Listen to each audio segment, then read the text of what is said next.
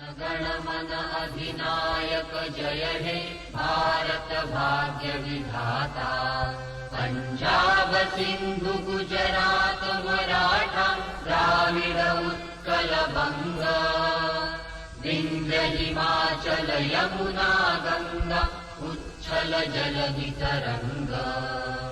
तव शुभ नामे जागे तव शुभ आशीष मागे।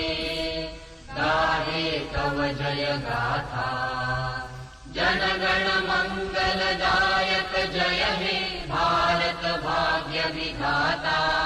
जय हे जय हे जय हे जय जय जय जय हे।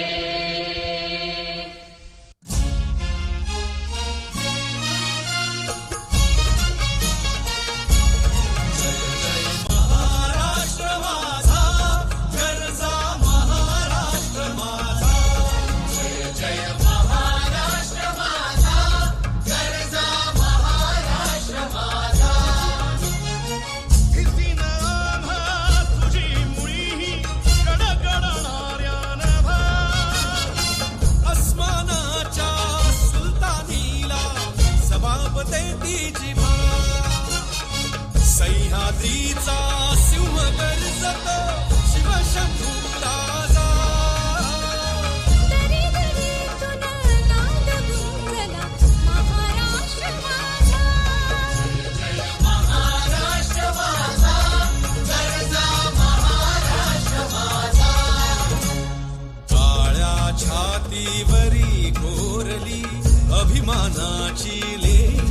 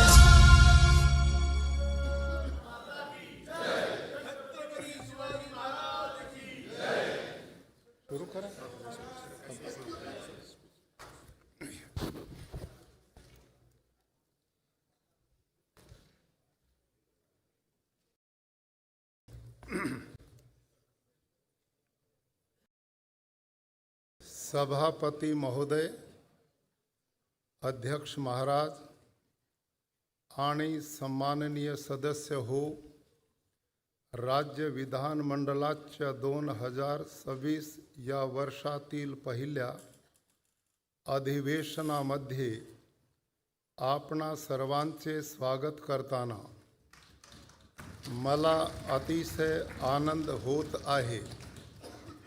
माझे शासन राज्यातील जनतेची सेवा करताना राजमाता जिजाऊ, छत्रपती शिवाजी महाराज, भारत रत्न डॉक्टर बाबासाहेब आंबेडकर, भगवान बिरसा मुंडा, महात्मा ज्योतिबा फुले, क्रांति ज्योति सावित्रीबाई फुले, पुण्यश्लोक अहिल्या देवी होळकर, राजऋषी छत्रपती शाहू महाराज आणि इतर अनेक महान नेते व समाज सुधारक यांच्या उच्च आदर्शांचे सदैव पालन करील।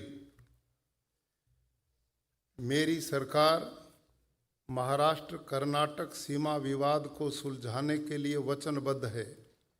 इस विवाद को सुलझाने के लिए सम्माननीय उच्चतम न्यायालय में महाराष्ट्र का प्रतिनिधित्व करने के लिए विख्यात अधिवक्ताओं की नियुक्ति की गई है। मेरी सरकार सीमावर्ती क्षेत्रों में रहने वाले मराठी भाषी लोगों के शैक्षणिक, स्वास्थ्य देखभाल और अन्य विभिन्न कल्याणकारी योजनाओं को लागू कर रही है।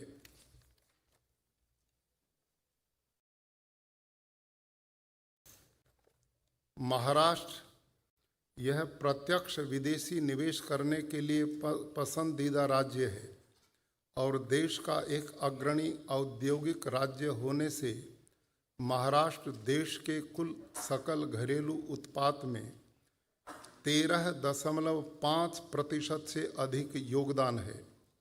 महाराष्ट्र को वर्ष 2024-25 में देश में सबसे अधिक 1,64,875 करोड़ रुपए का प्रत्यक्ष विदेशी निवेश प्राप्त हुआ है, जो भारत में प्राप्त कुल प्रत्यक्ष विदेशी निवेश के 39% है।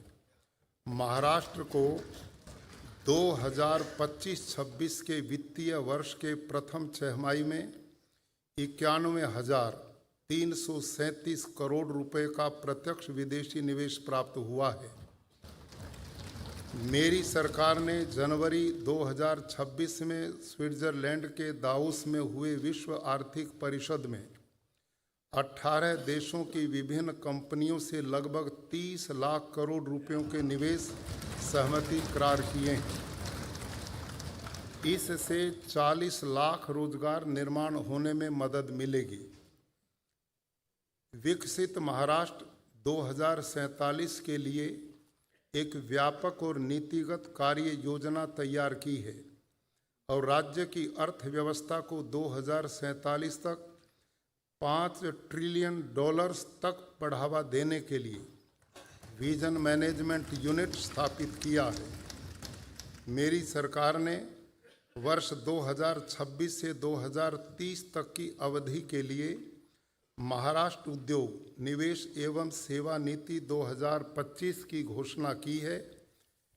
इस नीति के माध्यम से 17,50,000 करोड़ रुपयों का निवेश आकर्षित करने और लगभग 50 लाख प्रत्यक्ष रोजगार निर्माण करने का लक्ष्य रखा है।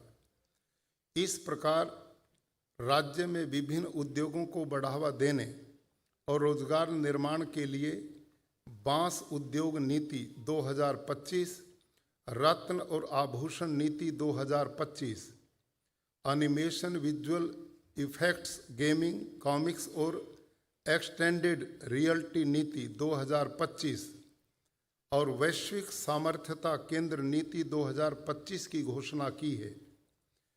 मेरी सरकार गढ़चिरौली जिले को स्टील हब और पूर्वी विदर्भ को स्टील कॉरिडोर के रूप में विकसित कर रही है। महाराष्ट्र औद्योगिक विकास निगम के माध्यम से भूखंडों का पारदर्शी आवंटन करने के लिए MIDC industrial land application end allotment portal नामक एक नीतिगत उपक्रम शुरू किया गया है। मेरी सरकार ने महाराष्ट्र को उद्यमिता और नव परिवर्तन का वैश्विक केंद्र बनाने के लिए महाराष्ट्र स्टार्टअप उद्यमिता एवं नव परिवर्तन नीति 2025 लागू की है। इस नीति का लक्ष्य आगामी 5 वर्षों में 1,25,000 उद्यमियों को प्रोत्साहित करना तथा 50,000 स्टार्टअप्स को सहायता करना है। जनवरी 2026 में नीति आयोग द्वारा जारी निर्यात तत्परता सूचकांक 2024 में महाराष्ट्र राज्य ने प्रथम स्थान प्राप्त किया है। मेरी सरकार ने महाइन्वेट मूलभूत निवेश न्यास स्थापित करने का निर्णय लिया है। उक्त निर्णय के अनुसार महाराष्ट्र राज्य सड़क विकास निगम और महाराष्ट्र राज्य मूलभूत सुविधा विकास नियम के चयनित मूलभूत सुविधा परियोजना मूलभूत सुविधा निवेश न्यास में स्थानांतरित करने और निजी तथा सार्वजनिक निवेशकों से निधि जुटाने के लिए मंजूरी दी है, जिससे राज्य का ऋण भार प्रभावी रूप से कम होकर नई मूलभूत सुविधा परियोजना में निवेश बढ़ाने में मदद होगी। मेरी सरकार ने वर्ष 2025-26 में राज्य के आर्थिक और औद्योगिक विकास की गति बढ़ाने के लिए 4,478 करोड़ रुपयों के लागत की कुल 1100 किलोमीटर लंबाई की 147 प्रमुख सड़क योजना सुधार योजनाओं को मंजूरी दी है। औद्योगिक विकास को बढ़ावा देने के लिए समृद्धि महामार्ग का विस्तार पालघर जिले के प्रस्तावित वाढ़वण बंदर तक, साथ ही पूर्वी विदर्भ के जिलों तक बढ़ाने के लिए मंजूरी दी है। मेरी सरकार ने बंदरों, जहाज निर्माण और जल मार्ग मंत्रालय, भारत सरकार द्वारा मुंबई में अक्टूबर 2025 में आयोजित किए गए इंडिया मैरीटाइम वीक 2025 के दौरान लगभग 56,000 करोड़ रुपयों के समझौते करार किए हैं। इससे बंदरगाह विकास और जहाज निर्माण क्षेत्र में निवेश और रोजगार निर्माण को बढ़ावा मिलेगा और भारत की समुद्री क्षेत्र की वृद्धि में महाराष्ट्र की अग्रणी भूमिका और अधिक दृढ़ होगी। महाराष्ट्र जहाज निर्माण, जहाज मरम्मत और जहाज पुनर्उपयोग नीति 2025 की घोषणा की है। इस नीति का उद्देश्य राज्य के समुद्री तट रेखा पर इन क्षेत्रों में परियोजनाओं की स्थापना को बढ़ावा देना है। मेरी सरकार ने जीवन यापन में सुगमता और व्यापार में सुगमता की वृद्धि के लिए स्वतंत्रता पूर्व काल के अनावश्यक कानूनों को निरस्त करने और छोटे स्वरूप में अपराधों के लिए दंडात्मक प्रावधानों का अपराध मुक्तिकरण तथा उन प्रावधानों को तर्क संगत बनाने की प्रक्रिया शुरू की है। यह उपक्रम नागरिकों और व्यवसायों पर अनुपालन बोझ को कम करने के भारत सरकार के सुधारों के अनुरूप है। एक प्राथमिक कदम के रूप में महाराष्ट्र जन विश्वास अधिनियम 2025 को अधिनियमित किया गया है। मेरी सरकार ने महाराष्ट्र धारित भूमि के विखंडन की रोकथाम और समेकन अधिनियम में संशोधन किया है।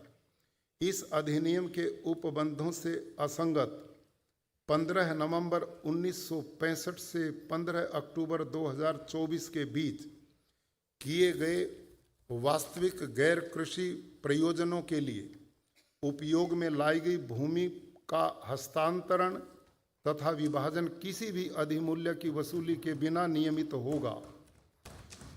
इससे बड़े पैमाने में शहरी क्षेत्रों के भूमि मालिकों को लाभ मिलेगा और वहां भूमि स्वामित्व संबंधी समस्याओं को सुलझाया जाएगा। सरकार ने कर्मचारियों की नियुक्ति से सेवानिवृत्ति तक संपूर्ण सेवा संबंधी जानकारी को संगणीकृत करने के लिए विभिन्न मानव संसाधन शोध कार्यों को एकल डिजिटल पोर्टल पर लाने के लिए व्यापक डिजिटल परिवर्तन परियोजना हाथ में ली है। मेरी सरकार ने भूस्थानिक प्रौद्योगिकी के उपयोग द्वारा प्रशासन में गतिशीलता लाने और नीति निर्धारण में त्रुटियां कम करने के लिए महाजियो टेक एप्लीकेशन सेंटर की स्थापना की है। पुलिसकर्मी, पुलिस अधिकारी तथा वरिष्ठ पुलिस अधिकारियों के लिए निवासी आवासों की संनिर्माण हेतु पुलिस हाउसिंग टाउनशिप परियोजना कार्यान्वित करने का निर्णय लिया है। मुझे बताते हुए खुशी हो रही है कि राज्य के जल संरक्षण और प्रबंधन में उत्कृष्ट प्रदर्शन को देखकर 18 नवंबर 2025 को सम्माननीय राष्ट्रपति महोदय द्वारा दिए गए 6ठे राष्ट्रीय पुरस्कार में उत्कृष्ट राज्य की श्रेणी में राज्य को प्रथम पुरस्कार दिया गया है। स्थानीय स्वशासन संस्थाओं में विकास के लिए स्वस्थ प्रतिस्पर्धा को बढ़ावा देने के लिए मुख्यमंत्री समृद्ध पंचायत राज अभियान का कार्यान्वयन कर रही है। इस अभियान के अंतर्गत ग्राम पंचायत, ग्राम समिति, जिला परिषद को उनके उत्कृष्ट प्रदर्शन के लिए 5 करोड़ रुपयों तक के पुरस्कार प्रदान किए जाएंगे।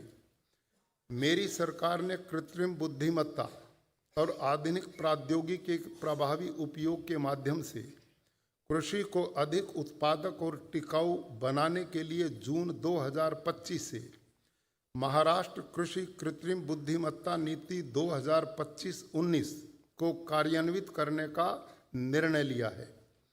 मेरी सरकार प्राकृतिक खेती को बढ़ावा देने के लिए राष्ट्रीय प्राकृतिक खेती अभियान, परंपरागत कृषि विकास योजना तथा डॉक्टर पंजाबराव देशमुख प्राकृतिक खेती अभियान का प्रभावी रूप से कार्यान्वयन कर रही है।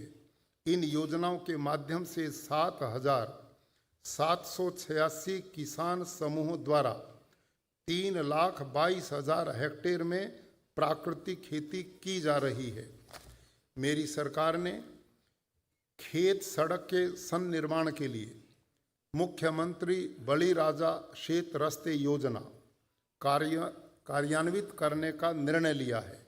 इस योजना के अंतर्गत किसानों को उनके कृषि कार्यों के लिए जैसे बीजारोपण, फसल कटाई और कृषि उत्पादों को बाजार तक पहुंचाने के लिए मजबूत बारमाही उपयोगी सड़कें बनाई जाएंगी। सरकार ने वर्ष 2025-26 के मौसम में भारतीय कपास निगम के माध्यम से 100 लाख क्विंटल से अधिक कपास की न्यूनतम समर्थन मूल्य पर खरीद की है।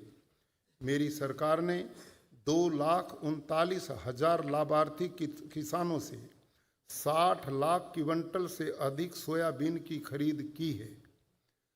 वर्ष 2024-25 विपणन सत्र के दौरान किमान आधारभूत कीमत खरीदी योजना के अंतर्गत पंजीकृत किए गए 7 लाख से अधिक किसानों को 2 हेक्टेयर की सीमा तक प्रोत्साहन राशि के रूप में प्रति हेक्टेयर 20,000 रुपये वितरित किए गए हैं।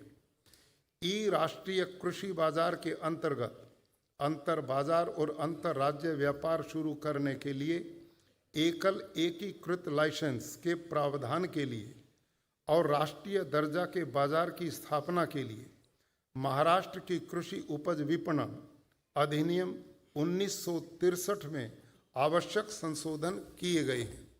मेरी सरकार ने किसानों को 2 लाख रुपयों तक के कृषि या फसल ऋण से संबंधित सभी ऋण दस्तावेजों पर स्टाम्प शुल्क में छूट देने का निर्णय लिया है। राज्य में जून से अक्टूबर 2025 के बीच हुई भारी वर्षा और बाढ़ जैसी प्राकृतिक विपदा से प्रभावित हुए किसानों को सहायता देने के लिए कृषि फसल, कृषि भूमि हानि तथा आगामी रबी मौसम के लिए बीज और अन्य आनुषंगिक मामलों के लिए 15,576 करोड़ रुपयों की मदद उनके आधार संलग्न बैंक खातों में सीधे वितरित की है। मेरी सरकार ने महाराष्ट्र भू राजस्व संहिता 1966 में संशोधन द्वारा गैर कृषिक भूमि के उपयोग के लिए अनिवार्य गैर कृषिक अनुमति तथा सनद संबंधी उपबंध निरसित किए हैं। साथ ही वार्षिक गैर कृषिक कर से संबंधित प्रावधान भी निरसित किए गए हैं और भूमि के गैर कृषिक उपयोग के लिए एक बार रूपांतरण अधिमूल्य वसूल करने संबंधी उपबंध किए हैं। मेरी सरकार ने राज्य में 7.5 अश्वशक्ति तक की क्षमता वाले कृषि पंपों पर उपयोग वाले किसानों को मुफ्त बिजली देने के लिए मुख्यमंत्री बळीराजा मुफ्त बीज योजना शुरू की है। इस योजना के अंतर्गत सरकार ने 44 लाख से अधिक पात्र किसानों को 25,087 करोड़ रुपए की बिजली शुल्क में राहत दी है। मेरी सरकार ने राज्य में प्रधानमंत्री कुसुम बी और मागेल त्याला सौर पंप योजना के अंतर्गत 6,63,324 सौर कृषि पंप बिठाए हैं। 27 अक्टूबर 2025 से 25 नवंबर 2025 के बीच 45,911 सौर पंप बैठाए गए हैं, जिससे गिनीज वर्ल्ड रिकॉर्ड स्थापित हुआ है। सम्माननीय मुख्यमंत्री महोदय ने 5 दिसंबर 2025 को गिनीज वर्ल्ड रिकॉर्ड्स की ओर से यह पुरस्कार प्राप्त किया है। मेरी सरकार ने सरकारी और निजी भूमि पर सौर ऊर्जा परियोजनाओं के कार्यान्वयन के लिए भूमि के पट्टा करारों पर स्टाम्प शुल्क और पंजीकरण फीस में छूट दी है। इससे कृषि को दिन के समय बिजली आपूर्ति मिशन 2025 मुख्यमंत्री सौर कृषि वाहिनी योजना 2.0 के अंतर्गत ग्रामीण क्षेत्र की विद्युत परियोजनाओं को प्रोत्साहित किया है। मेरी सरकार ने प्रति माह 100 यूनिट से कम बिजली का उपयोग करने वाले आर्थिक रूप से कमजोर और गरीबी रेखा के नीचे रहने वाले बिजली उपभोक्ताओं के लिए स्वयं पूर्ण महाराष्ट्र आवासीय रूफटॉप सोलर योजना शुरू की है, जिससे उपभोक्ताओं को उनके छत पर सौर ऊर्जा पैनल बिठाने के लिए आर्थिक सहायता देकर प्रोत्साहित किया जा रहा है, जिससे उनको विद्युत उत्पादन में आत्मनिर्भर बनने में मदद होगी। इस योजना से लाभार्थियों को ये बिजली बिल में कटौती होगी और अतिरिक्त सौर ऊर्जा की बिक्री द्वारा उन्हें आय का अतिरिक्त स्रोत भी उपलब्ध होगा। राज्य में वृक्षारोपण बढ़ाने के लिए वर्ष 2025 में हरित महाराष्ट्र समृद्ध महाराष्ट्र जन अभियान शुरू किया गया। इस अभियान के अंतर्गत राज्य में 10 करोड़ वृक्षारोपण करने का लक्ष्य रखा है। तदनुसार इस अभियान के अंतर्गत अब तक लगभग 9 करोड़ 88 लाख वृक्षारोपण किया जा चुका है।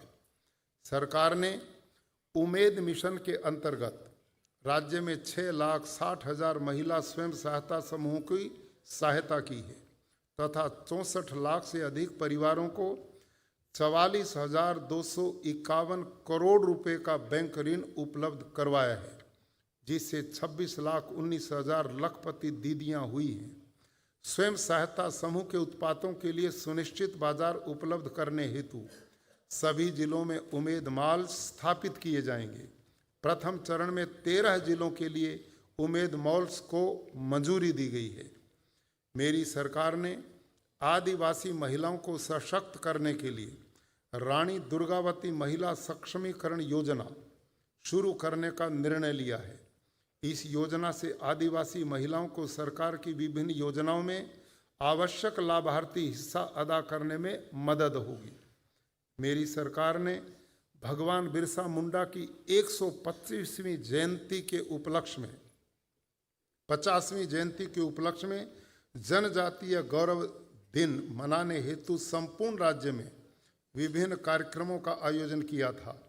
साथ ही राज्य सरकार द्वारा 15 नवंबर से 17 नवंबर 2025 तक नागपुर में एक उच्च स्तरीय कार्यक्रम का आयोजन भी किया था। मेरी सरकार महाराष्ट्र में अन्य पिछड़ा वर्ग, खाना बदोश जनजातियों तथा विशेष पिछड़े प्रवर्गों के छात्रों को कौशल विकास प्रशिक्षण दे रही है। इस प्रशिक्षण कार्यक्रम के अंतर्गत अब तक 71,000 से अधिक उम्मीदवारों को प्रशिक्षित किया गया है और 18,000 से अधिक उम्मीदवारों को रोजगार प्राप्त हुआ है तथा 21,000 से अधिक उम्मीदवारों ने अपना स्वयं का व्यवसाय शुरू किया है। मेरी सरकार ने राज्य में दिव्यांग व्यक्तियों के प्रति भेदभाव को समाप्त करने तथा उनकी सामाजिक समावेशिता को बढ़ावा देने के लिए दिव्यांग एवं अदिव्यांग व्यक्तियों के विवाह के लिए प्रति दंपति 1,50,000 रुपयों तथा 2 दिव्यांग व्यक्तियों के विवाह के लिए प्रति दंपति 2,50,000 रुपयों की आर्थिक सहायता देने का निर्णय लिया है। राज्य स्वास्थ्य गारंटी सोसाइटी से निर्मित आरक्षित निधि योजना के अंतर्गत अंग प्रत्यारोपण शस्त्रक्रिया करने के लिए प्राधिकृत सरकारी और निजी अस्पतालों में 5 लाख रुपयों से अधिक लागत की 9 प्रकार की दुर्लभ अंग प्रत्यारोपण शस्त्रक्रियाओं का उपचार मुफ्त में करने का निर्णय लिया है। मेरी सरकार ने राज्य में कैंसर बीमारी पर सस्ती एवं उन्नत चिकित्सा देने के लिए एक व्यापक कैंसर देखभाल नीति तैयार की है। इस नीति के अंतर्गत त्रिस्तरीय प्रणाली स्थापित की जा रही है। यह नीति कैंसर विज्ञान के क्षेत्र में प्रशिक्षित मानव संसाधन विकसित करने तथा कैंसर से संबंधित अनुसंधान गतिविधियों को बढ़ावा देने में मदद करेगी। मेरी सरकार राज्य में कौशल विकास शिक्षा को प्राथमिकता दे रही है। रतन टाटा महाराष्ट्र राज्य कौशल विश्वविद्यालय ने केवल 3 वर्षों में कृत्रिम बुद्धिमत्ता, डेटा साइंस, साइबर सुरक्षा, मैट्रोनिक्स औद्योगिक डिजाइन और स्वास्थ्य सेवा जैसे क्षेत्रों में आधुनिक सुविधाओं के साथ नवी मुंबई, पुणे, नागपुर और ठाणे में अपने कार्य का विस्तार किया है। मेरी सरकार ने माध्यमिक विद्यालय परीक्षाओं के बाद व्यावसायिक पाठ्यक्रमों के लिए एक शैक्षणिक वर्ष में 2 बार सामयिक प्रवेश परीक्षा आयोजन करने का निर्णय लिया है। इससे परीक्षा में छात्रों की अनुपस्थिति या अपेक्षित प्रदर्शन न कर पाने के कारण एक शैक्षणिक वर्ष के नुकसान को रोकने में मदद मिलेगी। इस प्रतिस्पर्धात्मक युग में छात्रों के मानसिक स्वास्थ्य और सुरक्षा को उच्चतम प्राथमिकता दी है। सरकार ने सम्माननीय उच्चतम न्यायालय द्वारा सुखदेव शाह मामले में दिए गए निर्देशों के संदर्भ में इस गंभीर समस्याओं का निराकरण करने के लिए तेजी से कार्रवाई की है। डॉक्टर हेमलता बागला समिति द्वारा सिफारिश की गई महाराष्ट्र छात्र सुरक्षा, संरक्षण और मानसिक स्वास्थ्य कल्याण नीति 2025 की स्वीकृति द्वारा सरकार ने सभी विश्वविद्यालयों को यह निर्देश दिया है कि वे छात्र आत्महत्या रोकने के उपाय करें और उनके मानसिक स्वास्थ्य को प्राथमिकता दें। मराठी भाषा को अभिजात भाषा का दर्जा प्राप्त होने की पार्श्वभूमि में तथा ग्रामीण क्षेत्रों में छात्रों में तकनीकी शिक्षा के प्रति रुचि बढ़ाने के लिए महाराष्ट्र राज्य तकनीकी शिक्षा बोर्ड के माध्यम से डिप्लोमा पाठ्यक्रमों के लिए आवश्यक सभी 154 विषयों के लिए संपूर्ण शैक्षणिक सामग्री मराठी भाषा में अनुवादित की है। अब राज्य में 192 संस्थानों द्वारा मराठी और अंग्रेजी में शिक्षा दी जा रही है। ऐसी संस्थाओं में मराठी भाषा में अध्ययन करने वाले छात्रों की संख्या 45,444 है, अर्थात कुल प्रवेशी छात्र 1,07,910 के लगभग 42% है। अष्टविनायक गणपति मंदिरों, श्री क्षेत्र तुलजा भवानी देवी मंदिर, श्री क्षेत्र ज्योतिबा मंदिर, जिला अहिल्या नगर के मौजे चौड़ी स्थित पुण्य श्लोक अहिल्या देवी होलकर स्मारक स्थल, जिला नासिक के श्री क्षेत्र त्र्यंबकेश्वर, कोल्हापुर शहर स्थित श्री करवीर निवासिनी महालक्ष्मी अंबाबाई देवस्थान परिसर तथा क्षेत्र भीमा शंकर के विकास योजनाओं के लिए लगभग 3,661 करोड़ रुपयों की प्रशासनिक मंजूरी दी है। मेरी सरकार ने सिंहस्थ कुंभ मेला 2027-28 के सुचारू एवं सुव्यवस्थित आयोजन करने के लिए अधिनियम की अधिनियमिति द्वारा एक कुंभ मेला प्राधिकरण की स्थापना की है। यह प्राधिकरण यात्रियों के लिए परिवहन, स्वास्थ्य सेवा, जल आपूर्ति और सुरक्षा जैसी महत्वपूर्ण सेवाओं का आयोजन और प्रबंधन करेगा। मुझे बताते हुए खुशी हो रही है कि 77वें गणतंत्र दिवस के अवसर पर नई दिल्ली में कर्तव्य पथ पर हुए परेड में महाराष्ट्र के गणेशोत्सव आत्मनिर्भर भारत का प्रतीक इस चित्ररथ ने प्रथम पुरस्कार प्राप्त किया।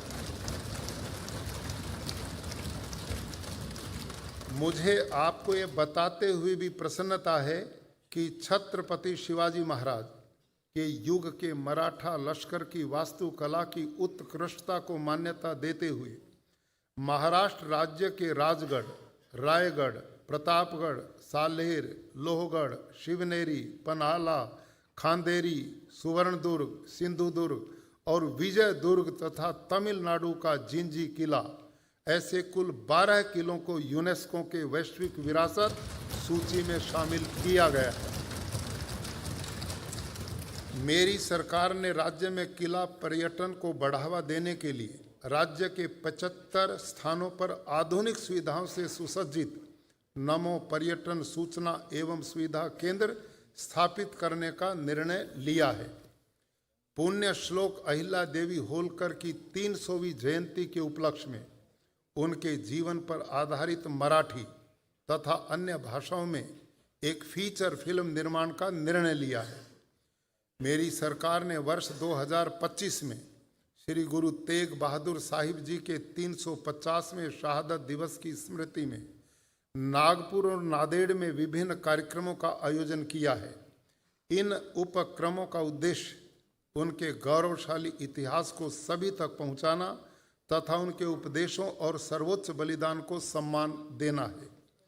महाराष्ट्र राज्य सांस्कृतिक नीति 2024 का कार्यान्वयन करने की दृष्टि में मेरी सरकार ने महाराष्ट्र के सभी 36 जिलों में जिला साहित्य सम्मेलन आयोजित करने हेतु प्रति जिले 5 लाख रुपयों का अनुदान प्रति वर्ष मंजूर करने का निर्णय लिया है।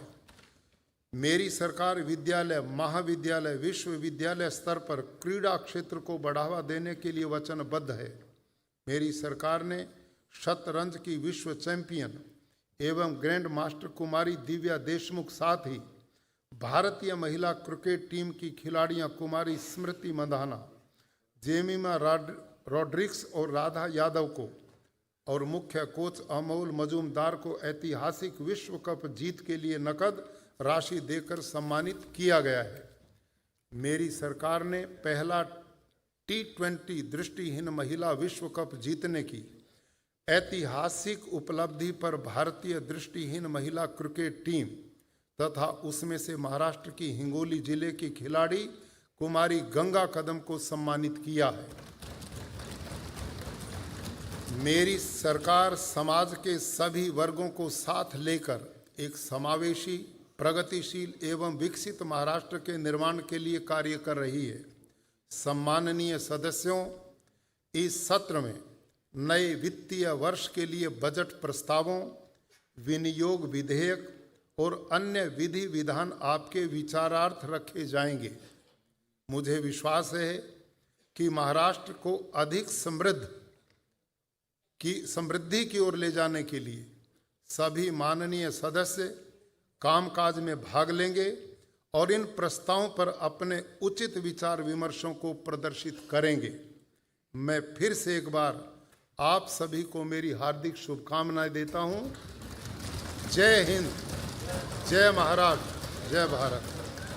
धन्यवाद, प्रणाम।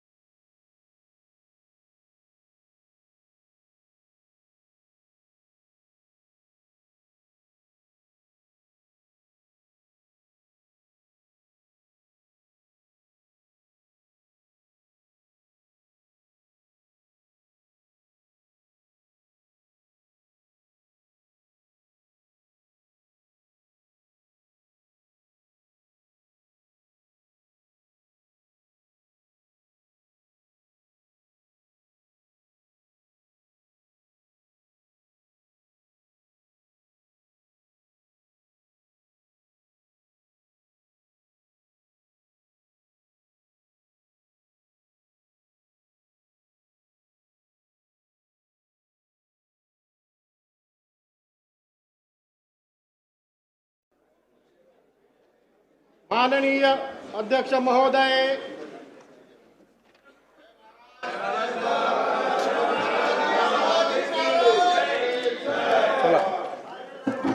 वंदे मातरम व राज्यगीत.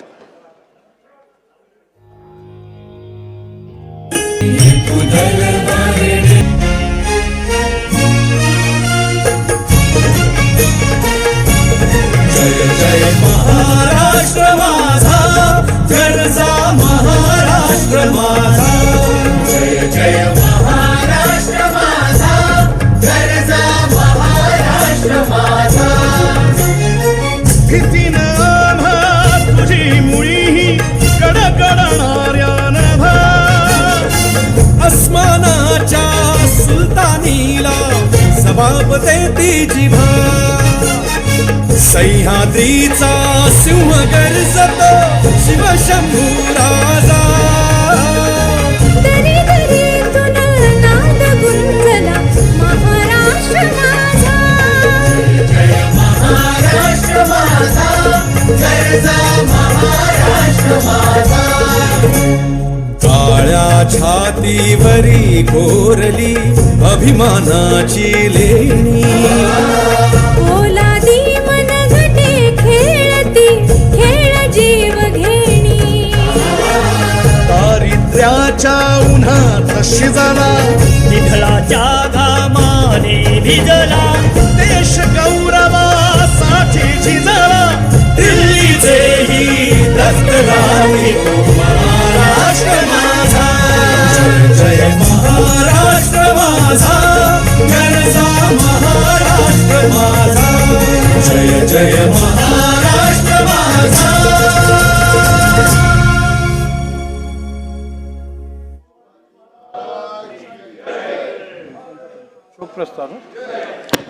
मंत्र्यांचा परिचय.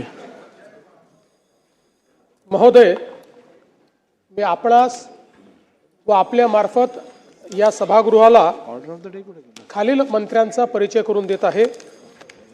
श्रीमती सुनेत्राताई अजित पवार, उपमुख्यमंत्री तथा राज्य उत्पादन शुल्क, क्रीडा व युवक कल्याण, अल्पसंख्याक विकास व औकाफ या विभागाचे मंत्री. शोक प्रस्ताव.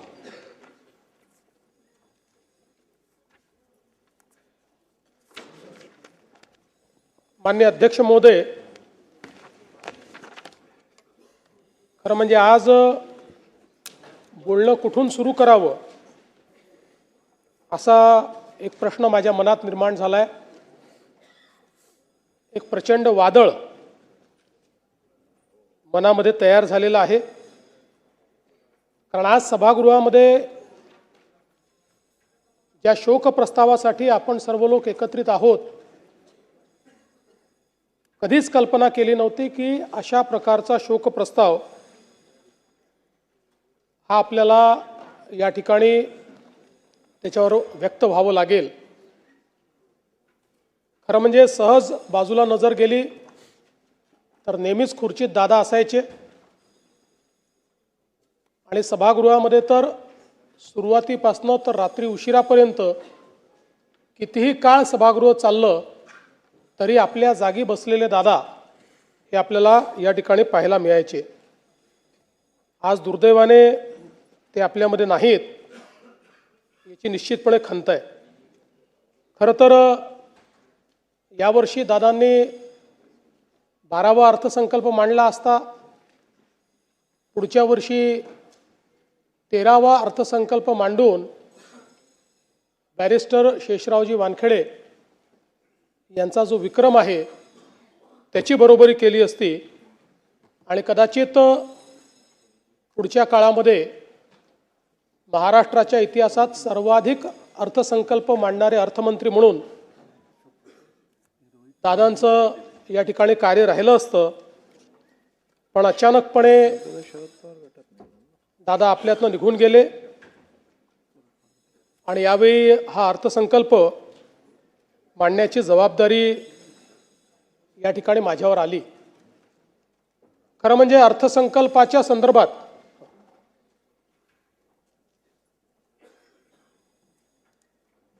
आपल्या सर्वांनाच कल्पना आहे की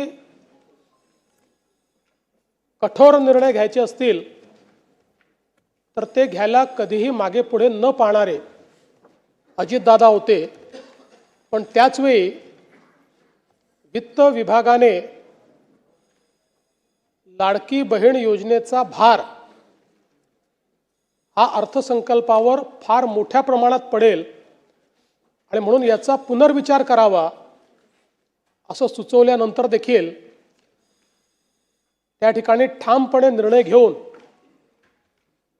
तो विषय मंत्रिमंडळापुढे आणण्याचं काम करणारे देखील अजितदादा होते.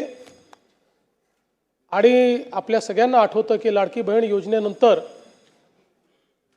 अजितदादांनी गुलाबी जॅकेट घालणं सुरू केलं होतं आणि आम्हालाही सगळ्यांना ते जॅकेट घालायला लावलं होतं. आता या सगळ्या गोष्टी केवळ आठवणींमध्ये आहेत आणि म्हणून मला असं वाटतं की संपूर्ण सभागृह अत्यंत या परिस्थितीमध्ये दुःखी आहे. खरं तर अशा प्रकारचा प्रस्ताव मांडणं एक घटनात्मक जबाबदारी देखील आहे. पण मला असं वाटतं की माझ्याकरता एक अत्यंत भावनिक अशा प्रकारचा देखील हा प्रसंग आहे. महाकवी भास यांचं एक नाटक आहे स्वप्न वासवदत्त. आपल्याला माहिती आहे त्यातला एक संस्कृत श्लोक आहे, काष्ट गतो ही पावका काय दहती मित्र शोकस्तु हृदयमस्तीच दहती. याचा अर्थ असा आहे की लाकूड जळते तेव्हा तो अग्नी केवळ शरीर जाळतो, पण मित्रशोक हा हृदय आणि अस्थिलाही अर्थात आपल्या अंतस्थ आत्म्यालाही जाळतो. अजितदादांसारख्या एका सच्च्या मित्राचा सहप्रवासाचा असा मृत्यू होणं ही खरं म्हणजे केवळ राजकीय हानी नाही तर आपल्या सर्वांच्याच अंतःकरणाला प्रचंड वेदना देणारी अशा प्रकारची बाब आहे. आपण असं म्हणतो की काही गोष्टींवर काळ केवळ हे औषध असतं, पण तरी देखील कितीही काळ गेला तरी काही वेदना या मात्र कमी होत नाहीत. अशा प्रकारची निश्चितपणे ही एक वेदना असणार आहे. आपण अनेक वेळा राजकीय नेत्यांच्या निधनानंतर पोकळी निर्माण झाली अशा प्रकारचं वक्तव्य करतो. खरं म्हणजे ज्यावेळी एखादा ज्येष्ठ नेता आपल्यातनं ते निघून जातात, अनेक वर्ष त्यांनी काम केलेलं असतं, त्यावेळी त्यांच्या निधनाने त्यांची कमतरता जाणवते, ती पोकळी नसते. पण ज्यावेळी अजितदादांसारखा एक व्यक्ती जो राजकीय क्षेत्रामध्ये स्थिरावलेला आहे, ज्यांनी राजकीय क्षेत्राला वेगवेगळ्या पद्धतीनं पादांकरात केलं आहे, ज्यांनी राजकीय क्षेत्रामध्ये आपलं स्वतःचं अस्तित्व नेतृत्व निर्माण केलं आहे आणि ज्या व्यक्तीकडे समाज आणि संपूर्ण क्षेत्र भविष्याच्या दृष्टीनं पाहत आहे, असा व्यक्ती ज्यावेळेस निघून जातो त्यावेळी खऱ्या अर्थानं पोकळी निर्माण झाली हा जो शब्द आहे त्या शब्दाची व्याख्या काय आहे ही आपल्याला लक्षात येते. कारण तो असा क्षण असतो की ज्यावेळी आपल्याला लगेच लक्षात येतं की आता अशा प्रकारचे अजितदादा दुसरे होऊ शकत नाही. त्यामुळे ही जी पोकळी आहे ही पोकळी भरून काढणं हे अत्यंत कठीण आहे आणि म्हणून मला असं वाटतं की खऱ्या अर्थानं त्यांचं अकस्मात निधन हा आपल्या सर्वांकरता एक धक्का देखील त्या ठिकाणी आहेच. खरं म्हणजे मंत्रिमंडळाच्या बैठकांमध्ये, जनतेमध्ये जात असताना, प्रसार माध्यमांमध्ये, जाहीर कार्यक्रमांमध्ये, अधिवेशन चालू झाल्यानंतर अजितदादांचं अस्तित्व हे सगळीकडे ठळकपणे जाणवायचं. कारण आपल्याला कल्पना आहे की प्रत्येक गोष्ट ही शिस्तीत झाली पाहिजे अशा पद्धतीनं सातत्याने अजितदादांचं त्या ठिकाणी म्हणणं असायचं. आणि सकाळी 6 वाजल्यापासून काम करणारा नेता अशा पद्धतीनं त्यांची ख्याती होती. कार्यमग्नता जीवन व्हावे, मृत्यू हीच विश्रांती हे काव्यवचन खरं म्हणजे अजितदादांच्या जीवनाकडे आपण बघितलं तर आपल्याला ते सत्य वाटतं. कारण अखंड जीवनामध्ये कार्यमग्न असलेले अजितदादा प्रत्येक क्षणाचा नीट उपयोग करणारे अजितदादा कुठलीही गोष्ट नियोजन केल्याशिवाय न करणारे अजितदादा, या सगळ्या गोष्टी मला असं वाटतं की राजकारणामध्ये खूप विरळ आपल्याला पाहायला मिळतात. खरं तर त्यांचा आणि आमचा दोघांचाही जन्म 22 जुलैचा. दादा माझ्यापेक्षा 11 वर्ष मोठे होते, खऱ्या अर्थानं माझे दादाच होते. आणि मला असं वाटतं की गेल्या जवळपास 1 दशकापेक्षा जास्त काळ, ते तर सोबत कदाचित उशिरा आले आमच्या, पण 1 दशकापेक्षा जास्त काळ अतिशय आमची जवळीक होती, अतिशय चांगली मैत्री होती. त्याच्या आधी देखील आमची, कारण मी 99 साली आलो, त्यानंतर दादांची ओळख झाली, संबंध आणले. पण मी असं म्हणेन की साधारण 2014 नंतर एक भावनिक नातं हे दादांशी तयार झालं. मी अनेक वेळा माझ्या मुलाखतीत म्हणायचो की राष्ट्रवादी काँग्रेस आमचं स्ट्रॅटेजिक पार्टनर आहे. पण त्याचवेळी माझ्या मनात मात्र मला हे पक्कं माहिती होतं की अजितदादा हे काही स्ट्रॅटेजिक पार्टनर नाही आहेत, तर अंतःकरणातनं आपल्यावर प्रेम करणारा अशा प्रकारचा आपला मित्र म्हणून खरं म्हणजे अजितदादांकडे मी बघितलं आणि त्यांनीही माझ्याकडे त्याच पद्धतीनं बघितलं. आणि जीवनभर मला असं वाटतं की आमचं ते नातं त्यांच्या अंतिम दिवसापर्यंत कायम होतं. मला आजही आठवतं की 27 जानेवारी 2026ला मंत्रिमंडळाची बैठक झाली, त्यानंतर पायाभूत सुविधांची बैठक झाली. त्याही बैठकीमध्ये अजितदादांनी आपल्या नेहमीच्या सिग्नेचर पद्धतीने सगळ्यांना, जे अधिकारी होते त्यांना विचारलं की मी आज सकाळी माहिती घेतली आहे आणि ज्या प्रकारे कॅपिटल एक्सपेंडिचरमध्ये ग्रॉस व्हॅल्यू ॲडिशन काही राज्यांमध्ये होतं तेवढं आपल्या राज्यात का होत नाही, या संदर्भात तुम्ही काय कारवाई करणार आहात. आणि मग अधिकाऱ्यांनी सांगितलं कॉस्ट ओव्हररन कसे होतात, प्रोजेक्ट्स कसे डिले होतात, त्याच्यामुळे ग्रॉस व्हॅल्यू ॲडिशन का होत नाही. त्यानंतर मग सार्वजनिक बांधकाम विभागाचं एक प्रेझेंटेशन झालं, त्यात त्यांनी त्यांच्यावर 700 कोटी रुपयाची डिक्री ही जी न्यायालयाने केली होती ती कशी त्यांनी त्या ठिकाणी उच्च न्यायालय सर्वोच्च न्यायालयातनं डिक्री त्या ठिकाणी कॅन्सल केली आणि ज्यांनी डिक्री आणली त्यांच्यावरच कसा फाईन झाला, अशा पद्धतीचं प्रेझेंटेशन केलं. त्यावर दादा गमतीने असं म्हणाले, पुढच्या वेळेसपासून असेच तुम्ही फक्त प्रस्ताव या ठिकाणी आणत जा. आणि ती सगळी बैठक आम्ही संपवली. त्यानंतर माझ्या अँटी चेंबरला आम्ही गेलो. दादांचं काम हे 10-15 मिनिटाचं असायचं, त्याच्यावर नाही. दादांची एक सवय होती, कुठलंही काम हे त्यांच्या कागदावर लिहिलेलं असायचं, 2-3 ओळींमध्ये काय बोलायचं हे लिहिलं असायचं आणि ते परफेक्ट तेवढंच आपल्या कामाचं दादा बोलायचे. त्यामुळे ते कामाचं एक 5-10 मिनटं झालं, त्यानंतर 30-40 मिनटं आम्ही वेगवेगळ्या विषयांवर, भविष्यात काय, बजेटमध्ये काय, अशा गप्पा मारल्या. जवळपास पावणे-1 तास आम्ही त्या ठिकाणी एकत्रित होतो.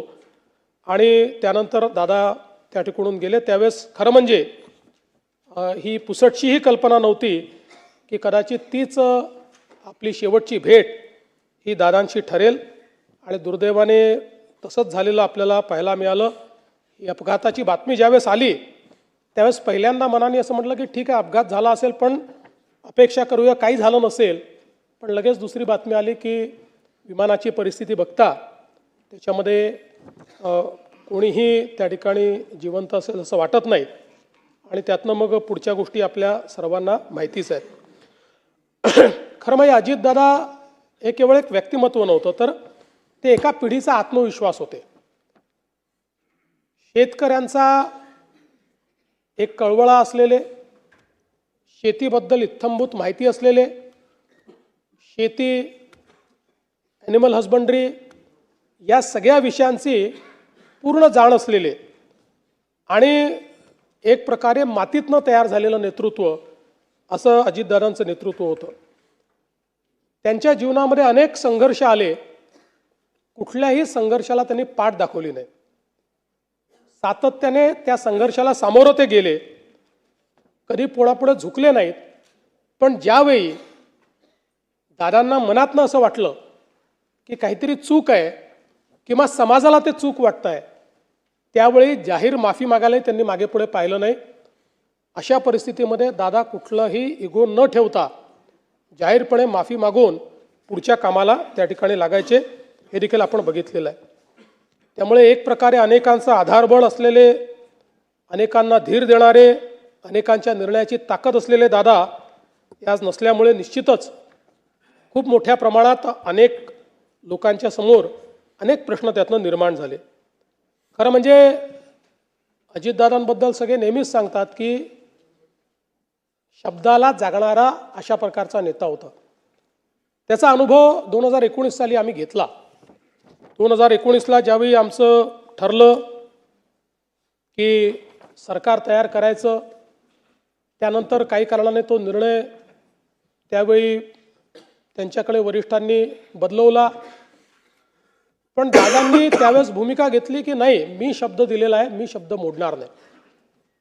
आणि आम्ही सरकार तयार केलं, शपथविधी घेतला. त्याला अनेक लोकांनी पहाटेचा शपथविधी म्हटलं. त्याला पहाटेचा म्हटलं की दादा त्याच्यावर नाराज व्हायचे. दादा म्हणायचे पहाट म्हणजे 6 असतं, ही काही पहाट नाही आहे, आम्ही 9 वाजता शपथ घेतली होती, तो सकाळचा शपथविधी आहे, असं नेहमी ते पत्रकारांना सांगायचे. आणि मला आजही आठवतं की त्यावेळी अतिशय दृढतेनं त्यांनी, खरं म्हणजे त्यांना निश्चितपणे काही ना काही प्रमाणात त्याची किंमत मोजावी लागली, पण तरी देखील त्यांनी सांगितलं की एकदा निर्णय झाला होता, मग या निर्णयाला मी बांधील असेल. आणि ज्यावेळी सर्वोच्च न्यायालयाचा निर्णय आमच्या विरोधात गेला, मला आजही आठवतं की वर्षा बंगल्यामध्ये दादा आणि मी दोघंच जण होतो. त्यावेळी तो निर्णय विरोधात गेल्यानंतर त्या ठिकाणी सरकार स्थापन करणं काही शक्य नव्हतं.